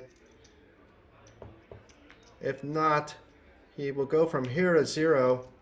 Not quite 0, but not quite hero. And Stampede doubles up with the big slick, does some fist pumping a little bit of a jig in the chair, a little bit of praying, the office style, all sorts of great stuff there. And Rozvadov still has some chips. He came in with such a significant chip lead at the feature table. He had nearly triple the chips of anyone else to start things off. But now things are beginning to fall apart for him. He can easily come back from where he is now.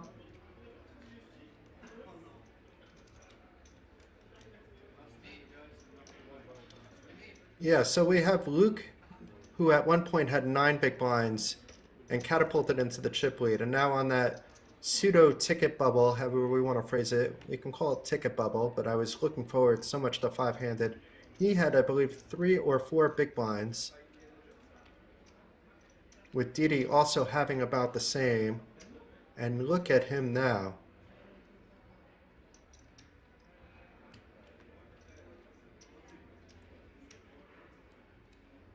It's very rare that a chip leader at a final table goes coast to coast, so when it happens, it's quite impressive, actually.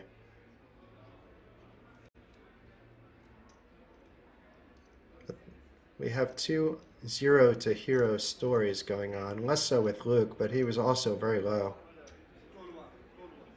It didn't take too long for him to get into the chip lead. He's held it now for quite some time. Opening up with the big slick. Although Stampede may also, it's hard to really tell which of those two, but I think Luke started with more chips. And Rozvadov opting for a defend here on a 5x open for a good portion of his stack. Does flop the open ender. Luke did not flop much with his big slick. And it looks like we're going to go on break after this hand. And it was an all-in by Rozvadov or by Luke. I'm not quite sure which one did the all-in here. It was so fast, and we couldn't see the action on the table itself. So it could be showers going into the break for Rozvadov. He has a lot of outs. Any king, any jack, any 10, any 8. Any club now, too, with that 5 of clubs coming on the turn. Look at all those outs up top. 19 of them. Could have been 20 if that 3 of clubs wasn't dead. But it's a coin flip situation on the river.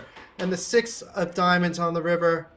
Rozvadov, you were a pleasure. You were entertaining the entire final table and also yesterday as well. Tremendous run to get to 4th place for 13,775 euros and a WSOP Europe main event seat valued at another 10,350 euros. We will be down to just 3-handed though when the action resumes in about 15 minutes, with all 3 players guaranteed 18,150 euros plus another WSOP Europe main event seat, so at least 28,000 plus worth of value. As you can see, Luke has the chip lead, has nearly the same stack as his 2 competitors combined, but anything can happen with blinds going up to 200, 400,000. See you all back in about 20 minutes. Thank you. This is Jason Glatzer, and be back soon.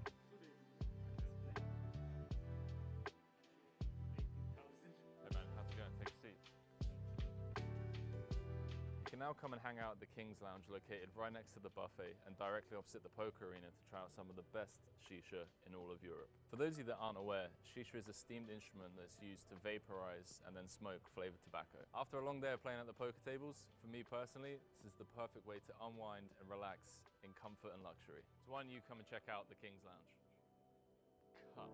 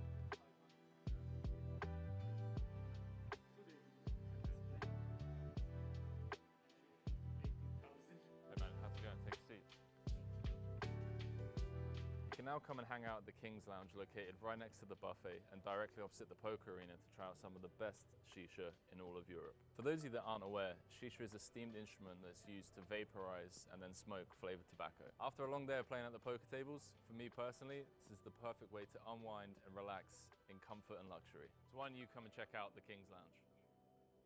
Cut.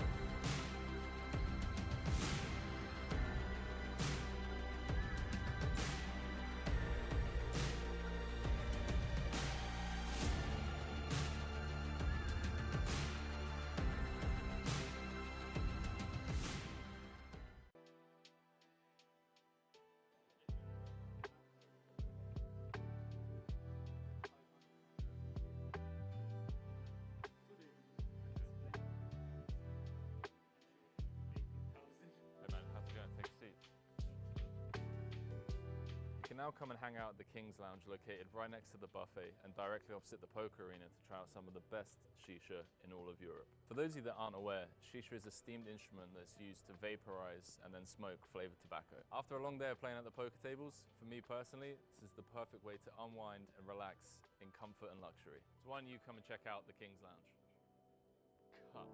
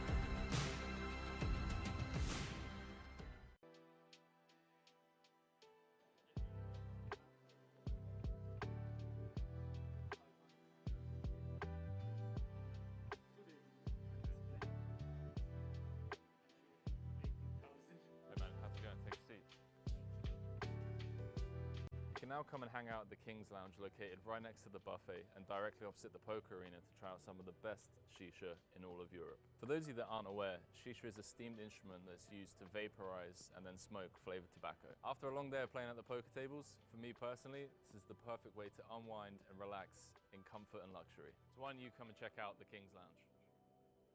Cut.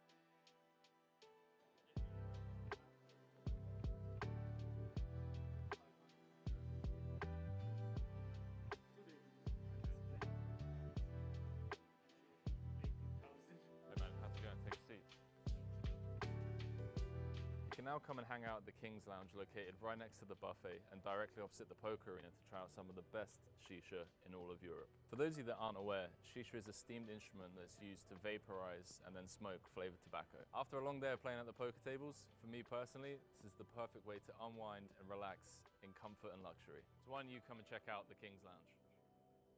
Cut.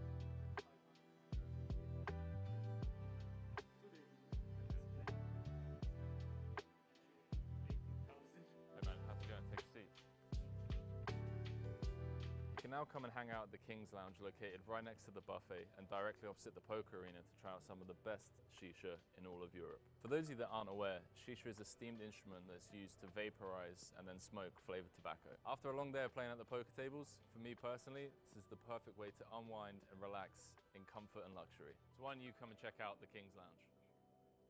Cut.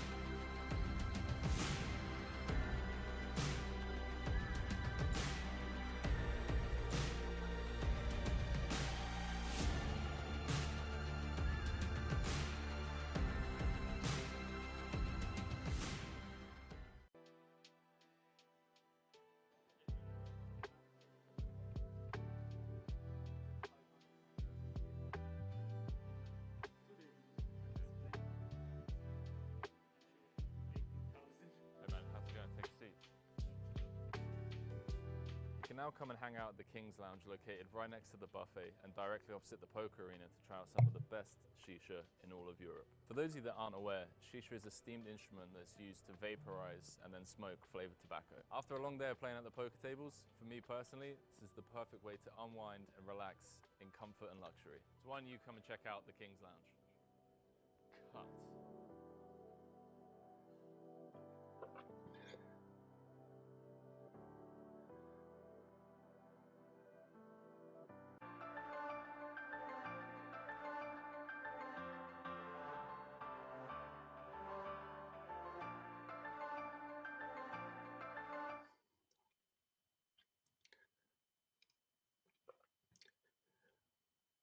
Welcome back, everyone. We are down to just 3 players out of a field of 1,022 entries in the PlayerOne Poker Tour 300,000 euro guaranteed main event. Its time is near to see who will grab the trophy and the 43,400 top prize plus the WSOP Europe main event ticket that the top 4 have already locked up. Third place is due to get 18,150 in cash plus that prestigious ticket, so almost 30,000 euros already locked up between everyone. And it should be interesting to watch three-handed play. Right before the break, we saw our hero, Rozvadov, hit the rail. He entered the final table with a big chip lead. He was in the lead for a good part of the final table, but things eventually fell apart for him, but not before he also secured that ticket. And it's not too much of a surprise with the 3 players left. They've all played remarkably well. Maybe a little bit of surprise because Luke was down to 9 big blinds.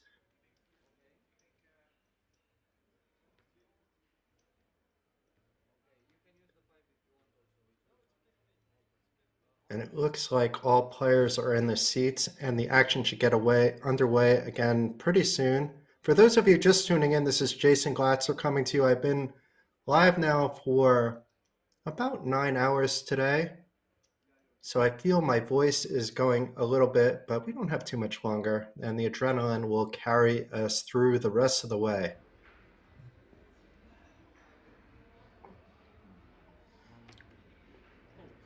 Blinds are up to 200,000, 400,000.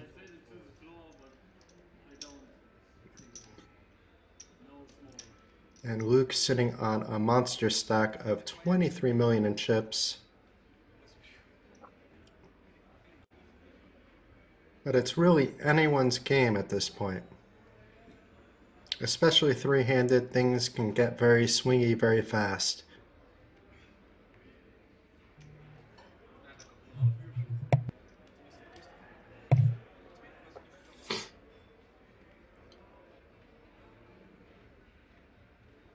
And although I gave a special thanks to Dark Angel in the chat, I also want to do so once again in the commentating. Thank you very much, Donna, for helping out. It's been a great community here, so just helping out with the community is very nice. I know there hasn't been much heavy mod work to do with this group of people, and it's been my pleasure with this chat to be hosting the commentating for the PlayerOne Poker Tour main event. It is my first time doing commentating on the PokerRoomKings channel or for Kings Casino. Finton Gavin is your regular host. He will be back soon. It was nice to see him in the chat box as well. But we have Luke raising with the Jack-9. We have Case defending with the 10-6. Luke hitting bottom pair, but opting to check with the King and Ace there. Case could have a lot of those when he's defending the big blind and not opting to 3-bet with a short stack in play, who is not in the hand. But now Luke should be feeling good. Even though there's 3 spades on the board, he has 2 pair. It is bottom 2 pair. A 3-handed, there should be very little fear here. And this looks like a pretty big bet, maybe even a pot size bet. Almost a pot size bet of 3.3 million. Cornelius, who doesn't really have anything to call with, even if the bet was smaller, makes the easy fold there.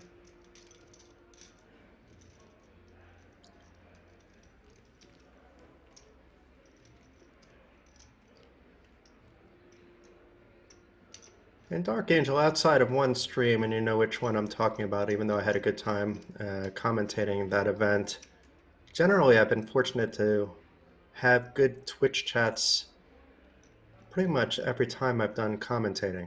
I mean, sometimes they've been a little bit quiet, but usually it's been a good group, positive-minded thinking people. It's okay to be wishing mayhem when you're watching as well. Sometimes as a commentator, I want to see some mayhem as well. But everybody is being very nice and very kind here.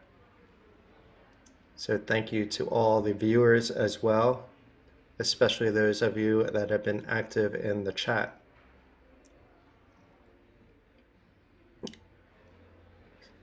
So Case with the King 7 suited, he will be getting involved, it looks like, with a raise.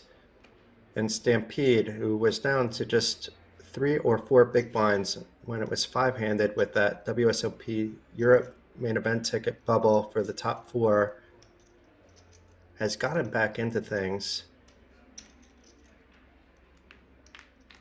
and is defending with the ace-9, not 3-betting. And it's a little bit disguised now, but there are also 2 clubs on this flop, so it's a very good flop for both players. Case doesn't probably not put Stampede on too many aces either.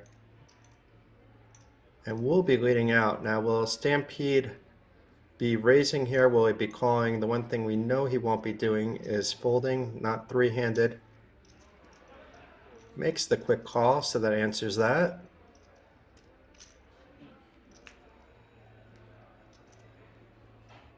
Four of hearts on the turn. Not the best card for Case. Stampede, it doesn't really change much. But will Case continue the aggression?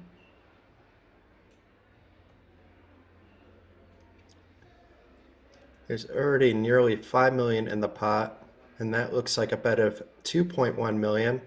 Indeed it is. And another snap call, no thought, nothing. Knowing that if he raises, he's scaring out a lot of hands. And no club on the river, so check mark over to Stampede. Is Case going to triple barrel?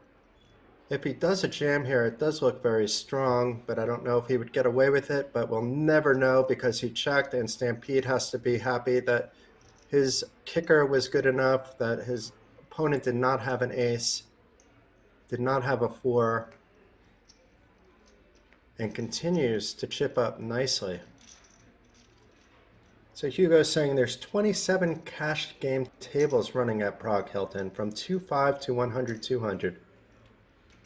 Well, I certainly wouldn't be getting involved in that 100-200, but that's interesting that that's running. I would love to watch that. 2-5 for PLO might be a little bit high, but maybe there's some mixed games. I'm still debating on just coming out for a couple days.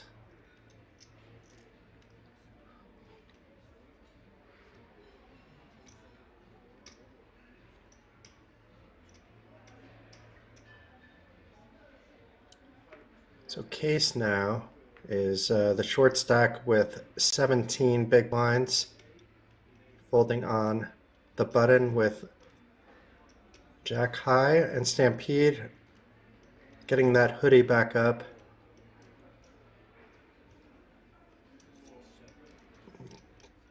Just completing, and Luke not getting fancy with his 6-4 off, and who can blame him? And Luke putting his hoodie on too.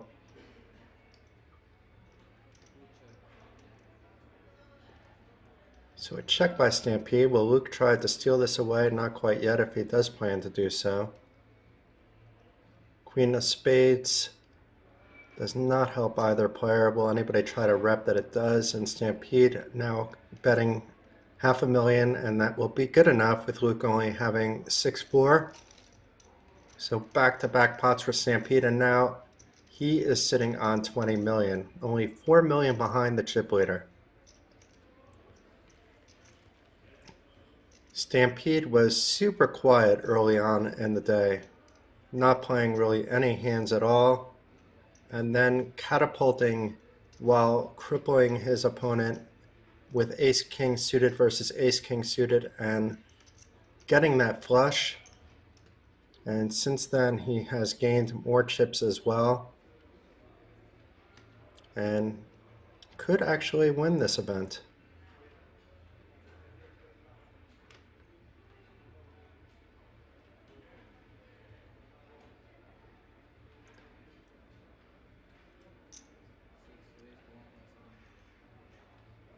So Luke looks like he's raising it up with Jack 9 and will case. What will he do? He's now has 15 big blinds behind, 16 including the big blind in front of him. We know how far ahead he is. And he does jam it, and this should be good enough. I don't see Luke really calling here with the Jack 9.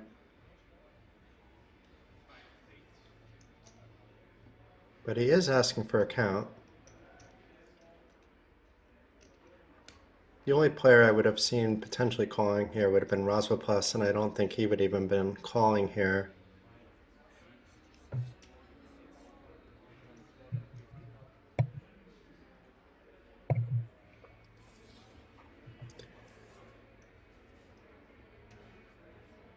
This is likely just posturing by Luke, but he is reaching for chips.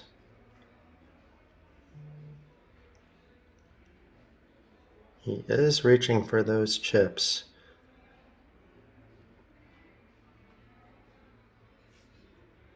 But once again, we'll look at his cards, and I think after he looks at them, they'll quickly go into the middle.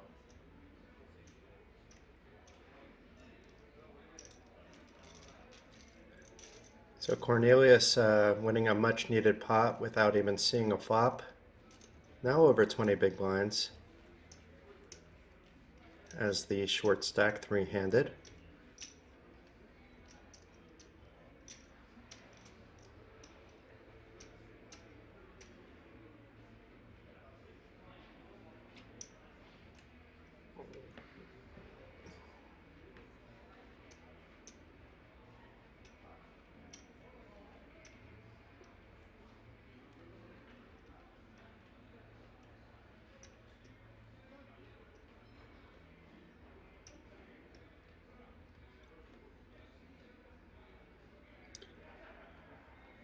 So Luke with the Jack 7 suited, I expect to see him open the button. Three-handed, you should be opening under the gun wide, being that you are on the button. Especially as the chip leader. And now it's Case doing a little posturing, although he is also reaching for chips. It was just a limp, though, by Luke, which makes sense. And Stampede is unlikely to jack up the pot.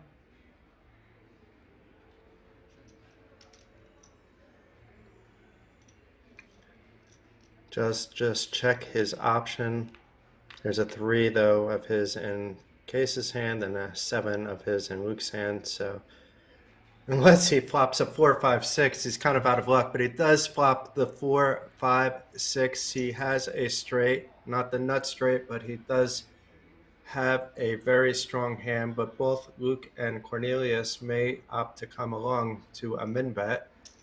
Luke has a straight draw, which is similar to Stampede's, made straight. You know, if an 8 comes, they're chopping it up. And Cornelius also with a different straight draw, backdoor flush draw as well.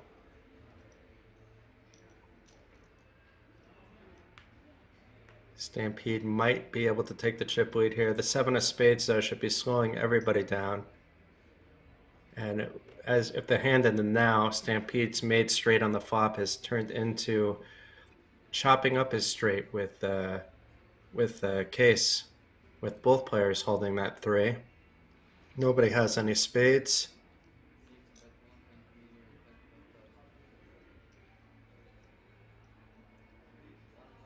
And it's Case going to keep along. I mean, even though he has a straight. What's interesting, it's Luke who didn't have the made hand as one that's betting, but Case may not feel that comfortable with eights, and same with Stampede. They both might be worried about whether somebody has an eight, but the betting hasn't gone out of hand that I would expect to see really either to fold, and both players do in fact call.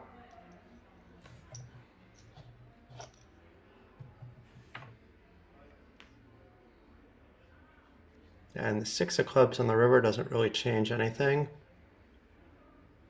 although I don't think we'll see Luke betting considering he has showdown values. This might check all the way through, and Luke would have to bet quite a lot to get those threes to fold for the straight.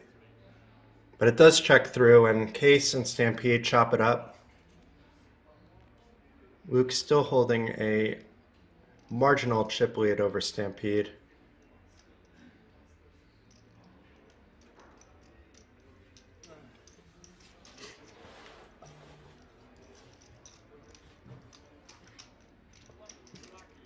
And once again, here's a look at the chip counts. Luke and Stampede in that case needs a double up to be in that territory, but nobody is super short.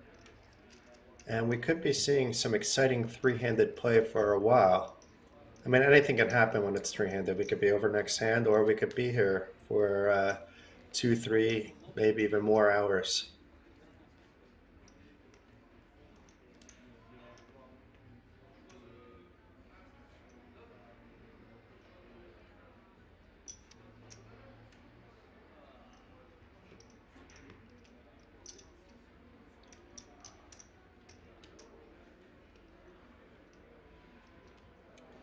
And even though there are a lot of Germans and French players at the table, all the French players are out. There's one German player left.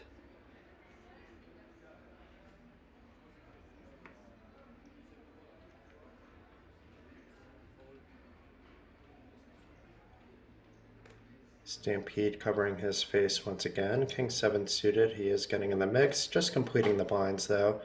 And Luke with the ace 8 suited may decide to jack this up. He is reaching for some chips. It looks like a raise to 1.3 million, 1.4 million, so a little bit more. 1.5 million, it just keeps getting bigger and bigger.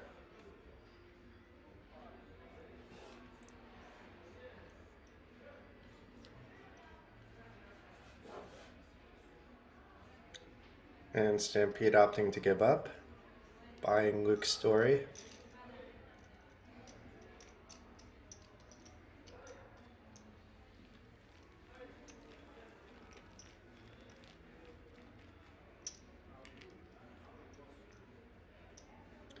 And it looks like in addition to the collection of chips that Luke is accumulating, he also has a collection of water bottles. Maybe a Red Bull in the background there as well.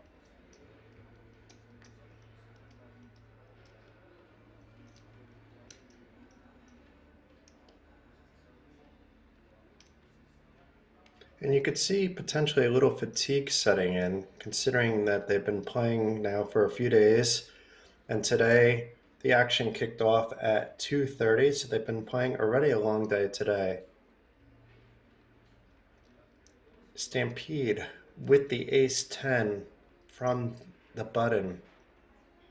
How much is he going to open for? It looks like a min raise to 800. 800,000, and will Cornelius defend his king 4? I expect to see it defend, but what do I know? There's a fold there.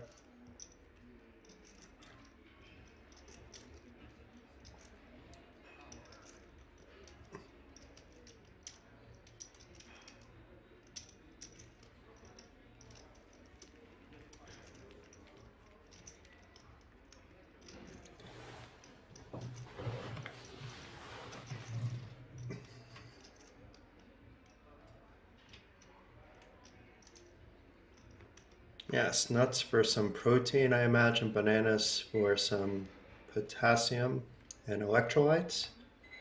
I'm just reading what Dark Angel has written in the Twitch chat. But yes, it's good to have some high energy snacks like nuts and bananas. Or you could go my way and have snacks like beer and wine. But thankfully, the players at this final table are not going that route.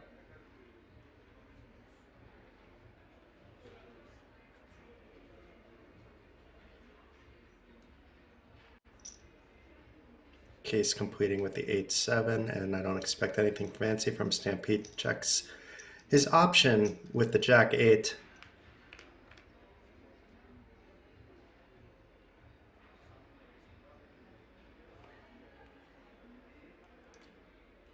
Cornelius may continue. He has a gut shot straight draw 2 overs, but opts to check, and Stampede, who is actually ahead, checks back. 3 of hearts on the turn does not improve either player. Can one of them represent that they have something now, but neither player chooses to do so. They're playing some small ball. And 2 bear on the board on the river. Is Case going to take a stab at it? It looks like he will. And I can't imagine that Stampede will call. Maybe he would raise, not buying it, but I think basically this is just going to go bet fold. Regardless of the sizing, it looks like it's a little more than half the pot. 650,000 and a quick fold by Stampede.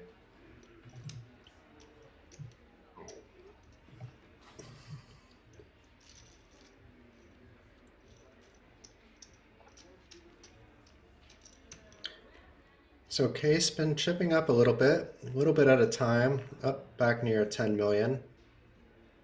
He was in second place for a good part of the final table to Rozvadov, who went out in fourth place. Now finds himself as a low stack with 3 players left, but that can quickly change.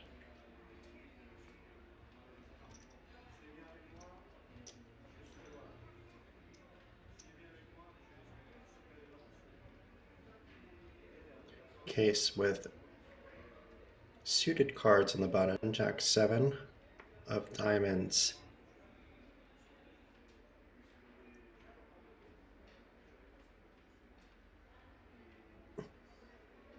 I won't be surprised to see a raise, and it looks like one is incoming.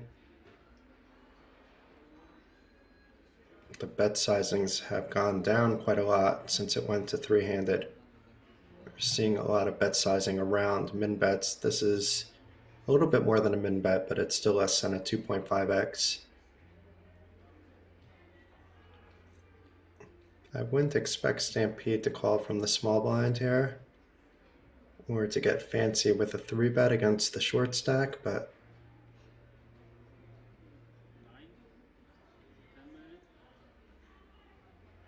he is asking, though, how much Case has. Asking if he has about 9, which is ballparkish, actually.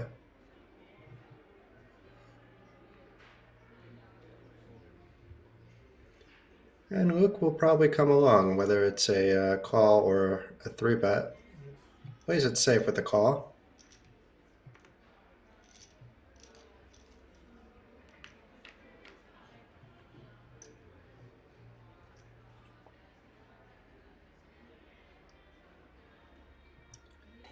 So Luke flopping middle pair with his 9-8 of hearts.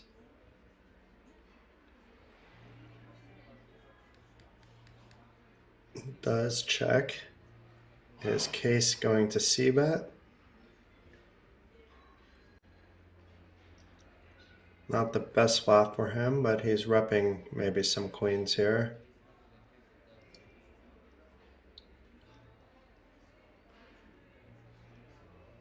I think Luke has to continue along here. The bet wasn't large. He knows that Case doesn't need a made hand to be betting here.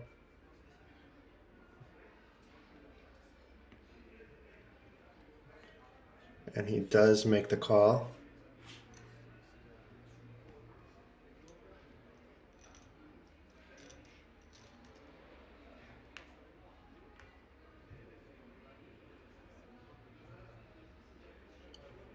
Ace of clubs on the turn. And Luke checking again. He has the best hand, we know it, but it's going to be hard for him if Case continues betting, but he does not. He checks it back. And the four of hearts, four of spades on the river. Luke has the best hand. I'm not surprised to see him check, and I think Case will check behind considering he checked the turn, and he does.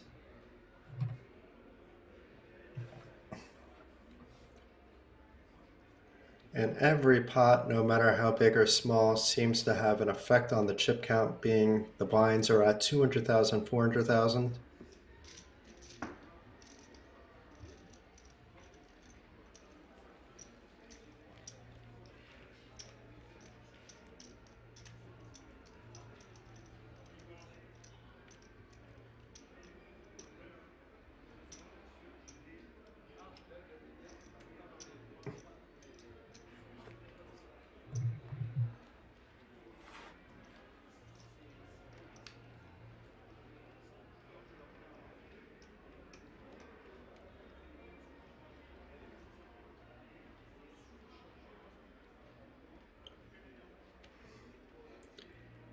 Stampede may opt to open with 9. He is on the button.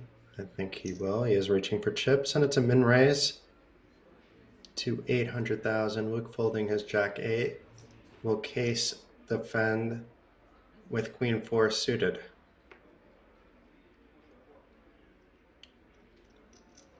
Opts not to, even to a min raise, and easy game for Stampede.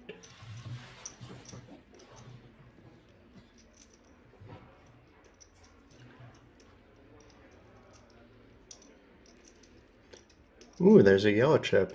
I'm looking at what Nightbot just posted, and I didn't know anything about any yellow chips. I don't think I've seen any yellow chips.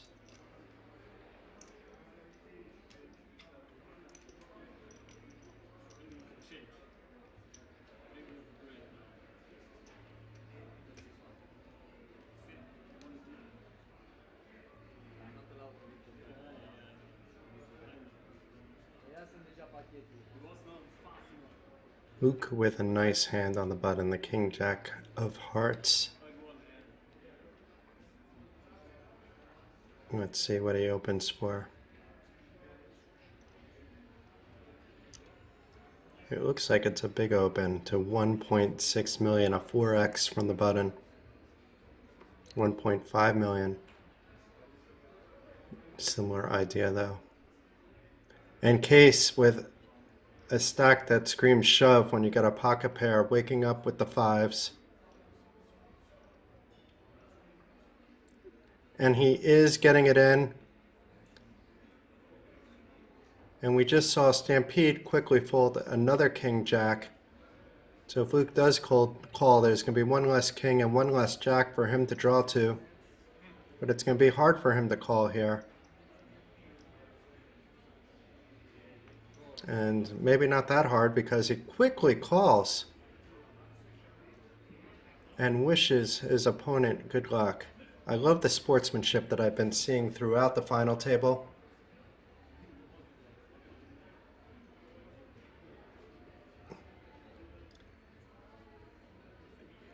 In Case flipping for his tournament life, he will be among near the chip lead if he manages to double here, and if he hits the showers.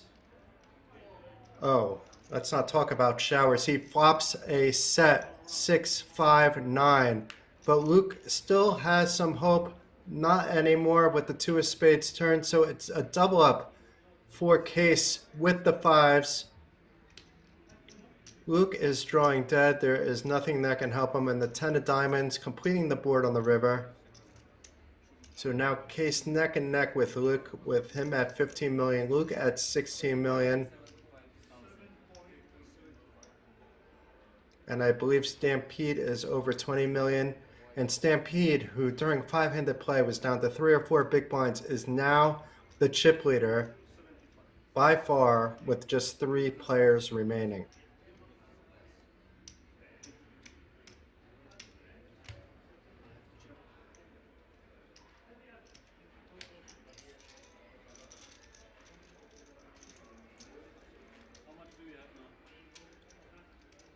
And that's very often the difference between winning and losing, is winning these all-important flips during short-handed play. You'd like to also rely on skill as well, which they do during a lot of the non-all-ins, but this was just a matter of which way the cards wanted to fall. With fives against king-jack suited, it's pretty flippy at that point, especially without taking into account the king-jack that was folded by Stampede as well.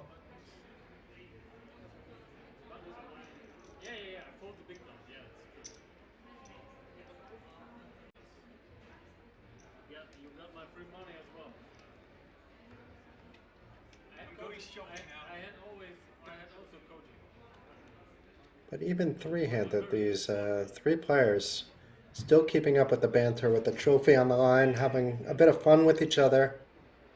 This is how poker should be.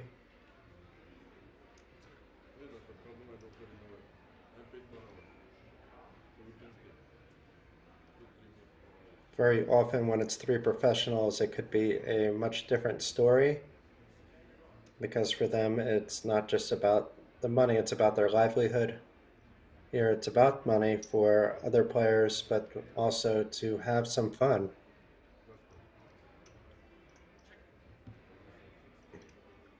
So Stampede completing from the small blind, Luke checking back from the big blind.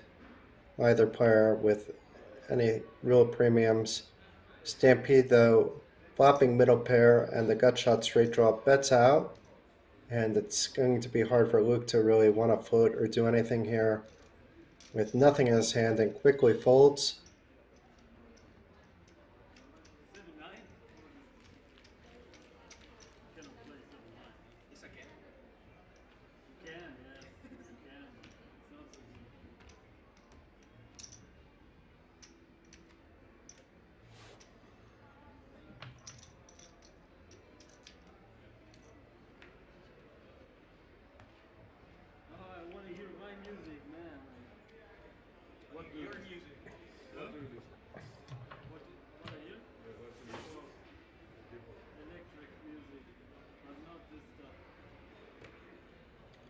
So although Stampede will be opening most buttons, I'm not surprised to see him fold the 7-4.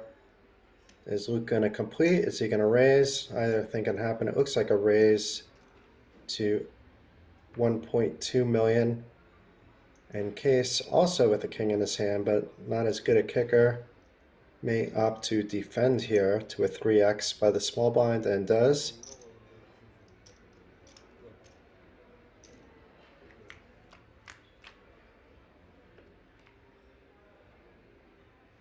And both players flopping top pair, but this is a bit of a cooler for Luke, with Case flopping actually top two pair.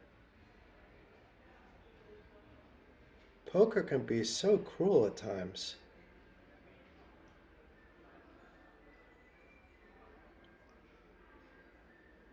Luke likely thinking he's betting for value here.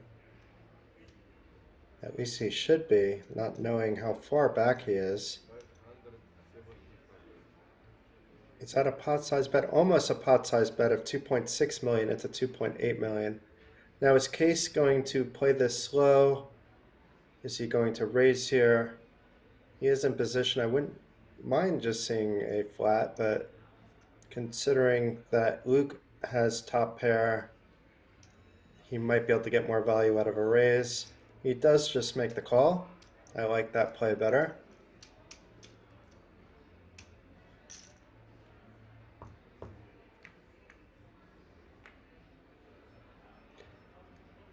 Case still in the lead after the 7 of diamonds on the turn. Luke will need a 9 of hearts in order to improve better than Case's two pair. He would have been better off with like a jack or a queen or a 10, which can also pair the board and give him the same two pair with a better kicker if it pairs up on the river. But you could see Luke is drawing to 3 outs, but will be betting his top pair. It looks like he's betting quite a lot. I don't know what that is, but it looks like it's about half the pot. Not quite half the pot. So it's not that big of a bet to the pot, but it's a big bet for his stack. So the pot is already at 11 million chips with Luke betting 3.1 million. Now, we know Case is going nowhere. It's just a matter of how he decides to play this at this point.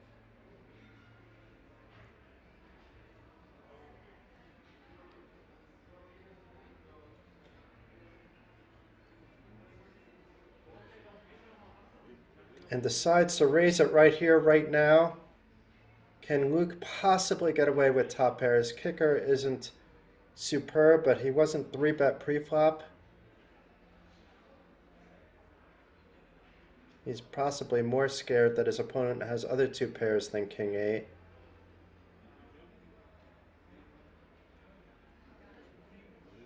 Luke, though, getting it in. And needs a 9 to stay alive. Otherwise, he will be out in 3rd place. A 9 and only a 9 can save Luke right here, right now.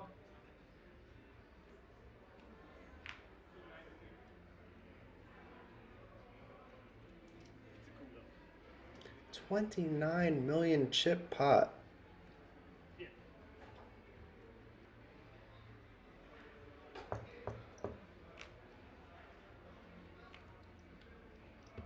And a 6 of clubs on the river. Showers for Luke, but very good game. Out in 3rd place for 18,150 euros plus a WSOP Europe main event seat for almost a 30,000 euro total package. The top 2 players are now each guaranteed 26,000, with the winner walking away with 43,400 euros. Remember, all 4 players on top of that, the final 4, will also get a ticket for free to the WSOP Europe main event valued at 10,350 euros. Oh, he is not out. Apologies.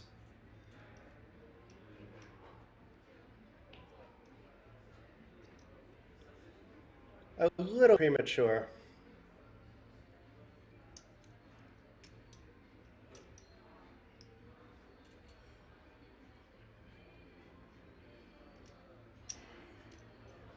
Okay, so still sitting on 6 million. Apologies. It's also a little bit late here.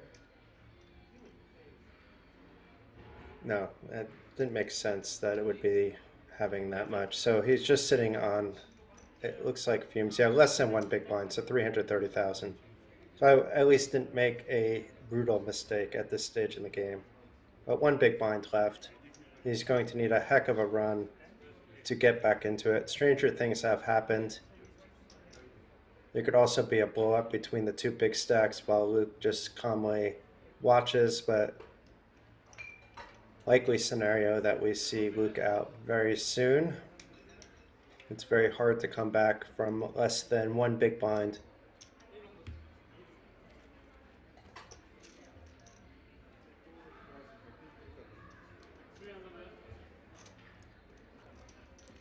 But prove me wrong, Luke.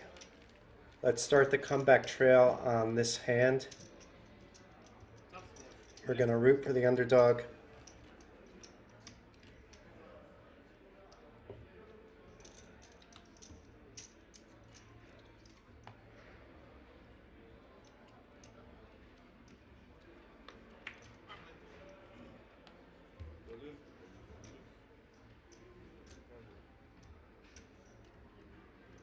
Luke with Jack Deuce all in from the button.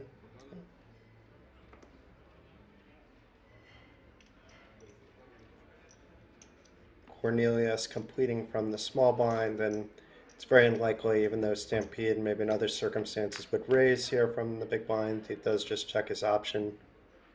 Both players want to get to heads up at this point. But Luke flopping bottom pair and now improves to 2 pair. This could be the path to riches for Luke. And just like that, Luke triples up to 1.3 million.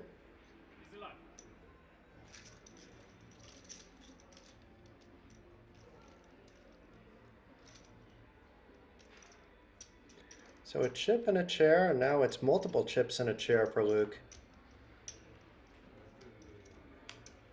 This would be one heck of a comeback if he can pull it off.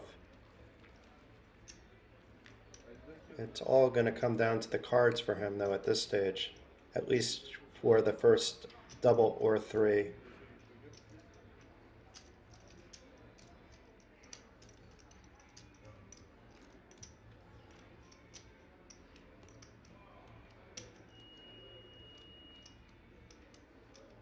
If he can triple up again, though, he has some breathing room.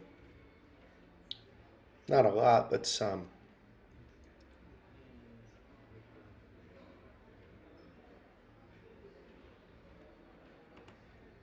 So although we would expect Case to open wide, he's probably going to open regardless of what he has, but it would be enough to cover the opponent and not bet too much more in case they want to play three-handed again.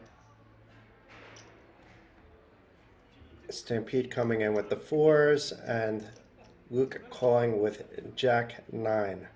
So needs some help again. A 9 would be great help to him because he's basically dominated by the Queen Jack by Cornelius, and Stampede was already ahead with the fours. But now he needs a 10 to stay alive, otherwise it's Cornelius that wins a hand. But it is a 9. He does get his 9, but it doesn't help because Cornelius got a queen on the flop. So although it took 2 hands later, Luke is eliminated in third place for 18,150 euros plus a WSOP Europe main event seat. So a total package of nearly 29,000 euros. And we are now heads up for the PlayerOne main event title here in Rozvadov. And it looks like there may be discussion of a quick break, heads up, so that some things can be set up. I wouldn't expect it to be a long break considering players were recently on break. But it looks like we'll be back in a few minutes, so please stay tuned to see who will win the PlayerOne Poker Tour 300,000 guaranteed main event.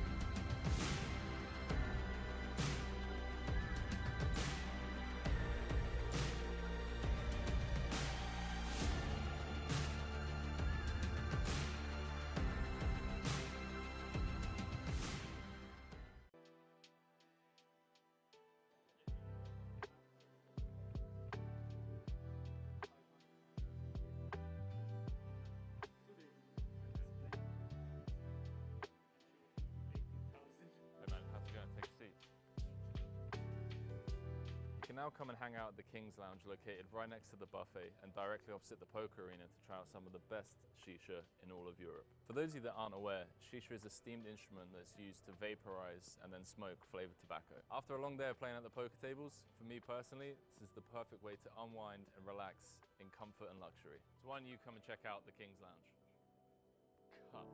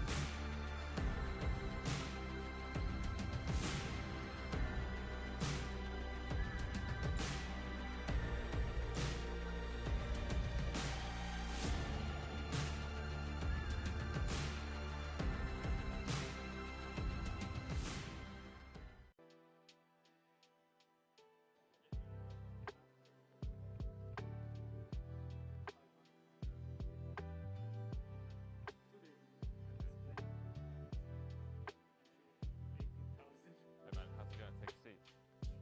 You can now come and hang out at the King's Lounge located right next to the buffet and directly opposite the poker arena to try out some of the best shisha in all of Europe. For those of you that aren't aware, shisha is a steamed instrument that's used to vaporize and then smoke flavored tobacco. After a long day of playing at the poker tables, for me personally, this is the perfect way to unwind and relax in comfort and luxury. So why don't you come and check out the King's Lounge?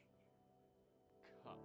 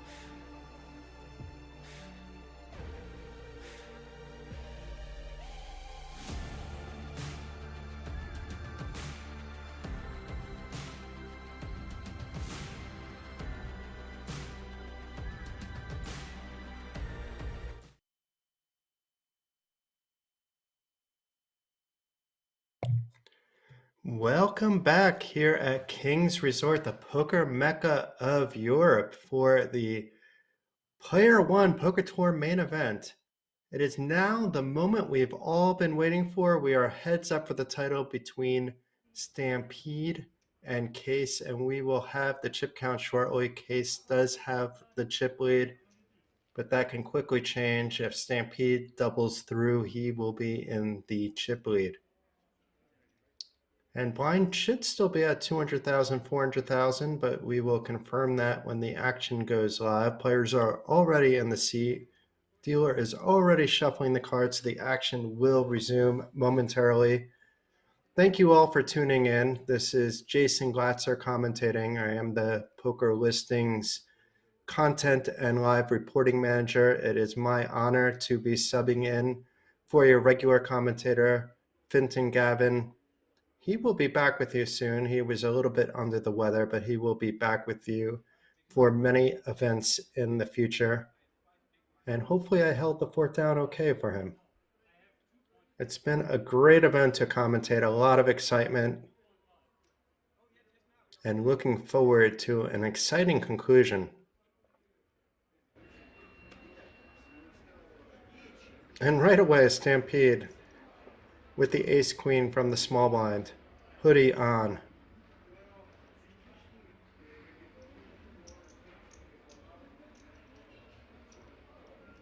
Let's see how much he's raising. It looks like 1.5 million. Blinds are at 200,000, 400,000 still. Oh, wow. And Case also with an ace. I mean, ace 5 heads up always looks very pretty. He is not going anywhere. Is he going to call or 3-bet is the question here, unless he has a read on Stampede.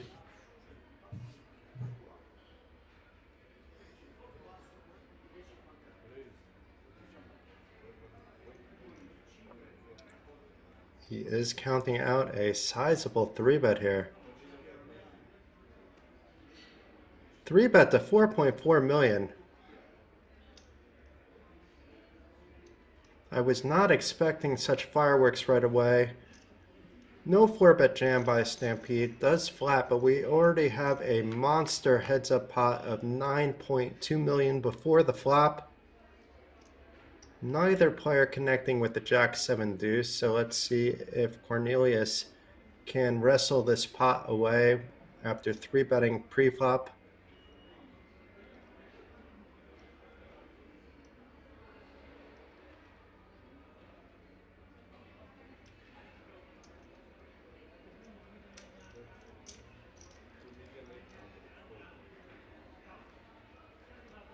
So easy game, bet, fold.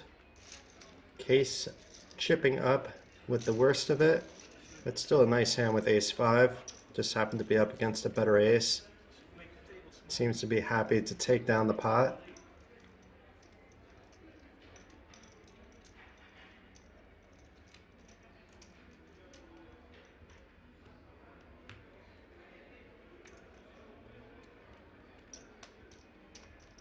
And already cards coming Case's way before he has a chance to pile up his chips. 7-4 suited on the button. Let's see if he completes or raises. I don't think it's going to be a fold.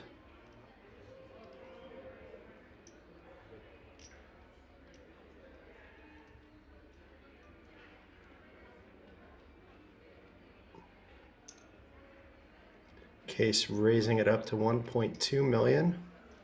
And Stampede with a decent hand to defend with Jack-10. I don't think he'll be 3-betting here, but maybe. But opts to call.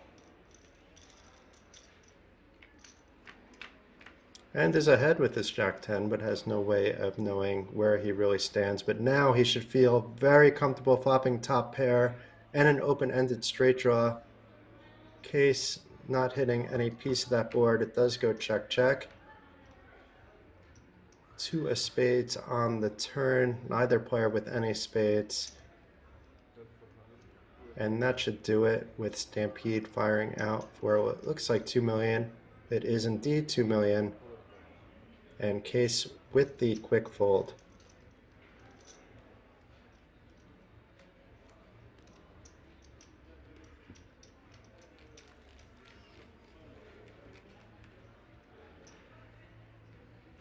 And I'm not sure where Stampede is running off to. But when your head's up, I don't think they're going to start dealing the cards until he's back in the seat. Maybe he forgot something somewhere on the break, or just quickly wanted to tell a friend something.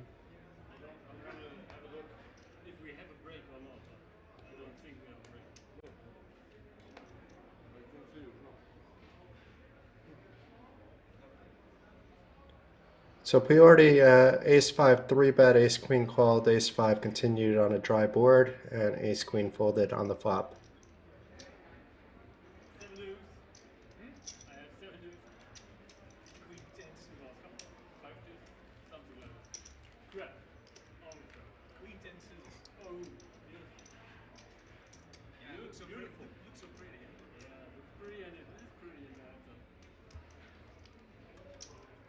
So both Stampede and Case look pretty comfortable. They're chatting very friendly with one another, having a good time.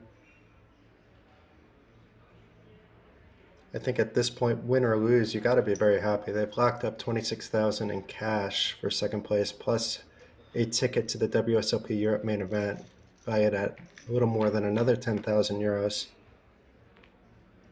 Of course, the winner will receive 43,400 in cash, or 17,000 plus more. So they're still playing for quite a lot of money.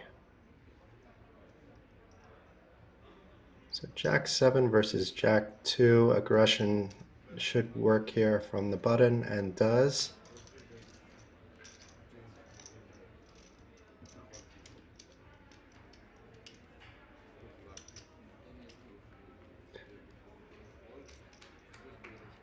We already know ace queen just flatted the 3-bet there.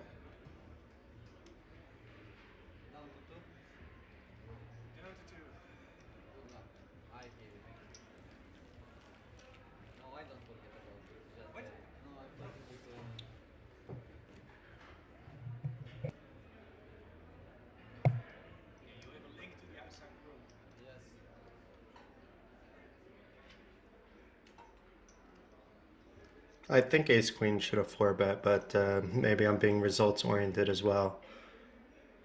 When I'm in the spots heads up at my local, I mean, the prize pool is a bit smaller, but the buy-ins aren't that much dissimilar.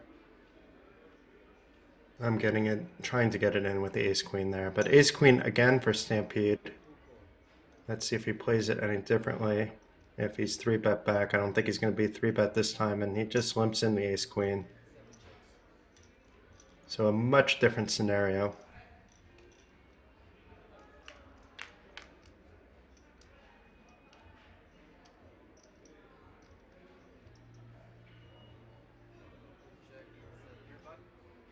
And this may go check, check, and it does.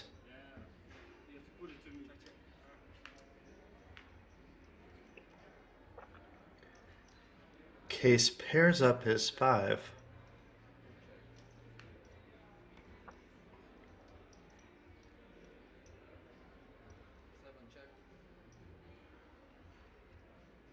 Stampede is going to try to get some of those 4s and 5s to fold, but I don't think Case is going anywhere here. That wasn't, I don't believe, a bet for value with ace high. Does make the quick call.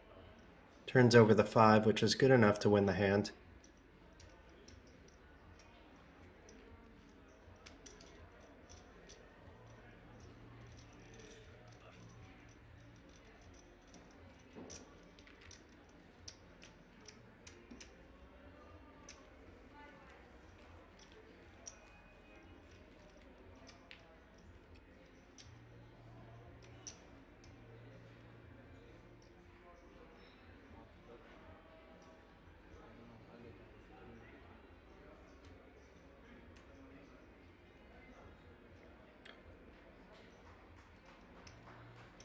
You can tell Case has been in a situation where he's had this amount of chips before, keeping everything very well organized. Always having an idea of approximately how many chips he has. For those of you that play primarily online, that's a bit of an adjustment because you're used to just always seeing it on the screen. But you should always mentally have an idea of what you and your opponents have.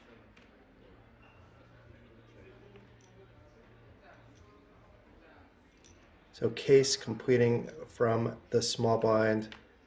Stampede checking his option, neither player with a premium. But Stampede flops top pair.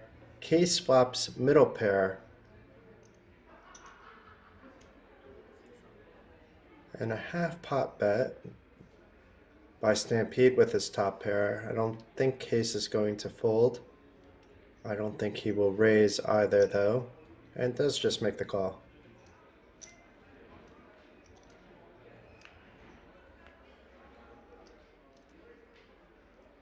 King of diamond on the turn. Case actually does have the better diamond draw if another diamond comes on the river. Right now though, Stampede has a nice edge on the hand with his queen pairing up on the flop. Betting half the pot again, this time for 1.2 million.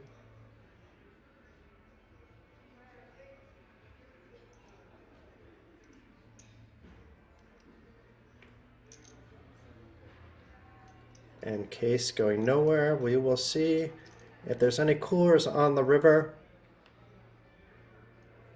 And that is a bit of a cooler. It is two pair for Case, but also both players having a flush. Case's flush is better with that 6 of diamonds.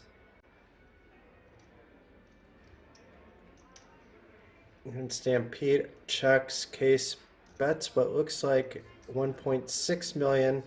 Stampede makes the call with the worst flush, and it's not going to be too thrilled about what he sees there. You could see a little bit of frustration on his end.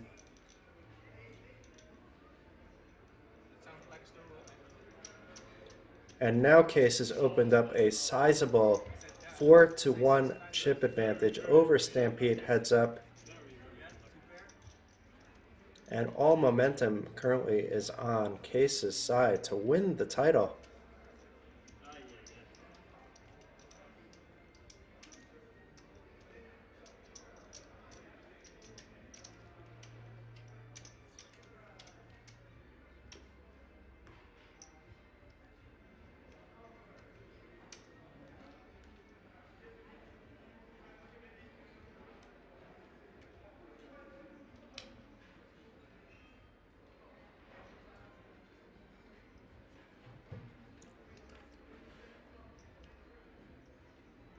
So the suited connectors, but the second worst ones. I don't expect to see anything too fancy. Is it a raise? Is it a call? It's just a call, but Case now with a premium heads up. Ace 10 out of position. Is he going to be sneaky about it? I expect to see a raise, and here it comes. And should be an easy fold than it is for Stampede.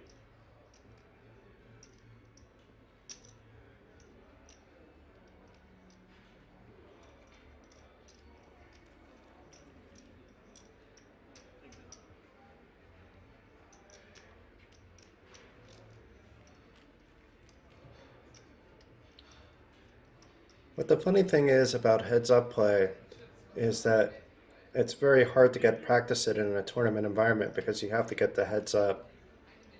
But it's such an important part of the game because of the pay jump between second and first place, especially at a place like Kings Resort where deals are not officially allowed.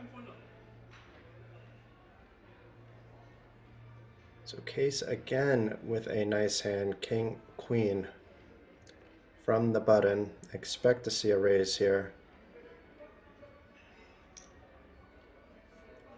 3 exit to 1.2 million. And ace jack for Stampede. Will we see a 3-bet? Will we see a call? We see a 3-bet jam to 9.1 million. Can Case find the call? I mean, he is behind, but not by much. It is a 60-40 situation. However, you don't really want to be doubling up your opponent either. It's very hard to fold King Queen though in heads up play against a short stacked opponent.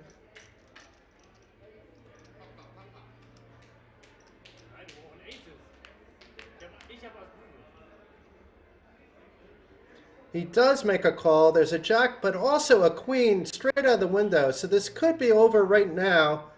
If Stampede can't improve to get back into this hand, he still has some outs. 5 according to the board up top. The 2 of diamonds is not one of them. Can Stampede survive? I do not want it to end quite yet. But it's all over. Cornelius is king-queen, getting there. Has 2 pair, a better 2 pair than Stampede. Very good game, Stampede. You were very short on chips during 5-handed play to make it all the way to heads up to win the second place prize of 26,000 euros. And a major congratulations to Cornelius Vermillion. Major congratulations. Kept his composure all day long. Wins the 43,400 euro top prize, along with a WSOP Europe seat that went to the top 4 players. And it looks like he's already being interviewed by the media right here and right now. I want to send out some special thanks. Special thanks to PokerRoomKings for having me on the stream. Special thanks to the PlayerOne Poker Tour for such an amazing event. Thank you to Fitz and Gavin for inviting me to sub in for him while he's recovering. And thank you all in the chat for keeping me entertained. Hopefully I was also entertaining you, and hopefully I will see you all again at some point soon. One last special thanks to the technical team at Kings Casino, running everything very smooth, making my life easy, making sure that I'm set up beforehand, providing amazing camera coverage, amazing angles, and information all night long the last 2 evenings. It's been my pleasure. This is Jason Glatzer out, and hope to see you all someplace, sometime very soon. Thank you, and good night to all.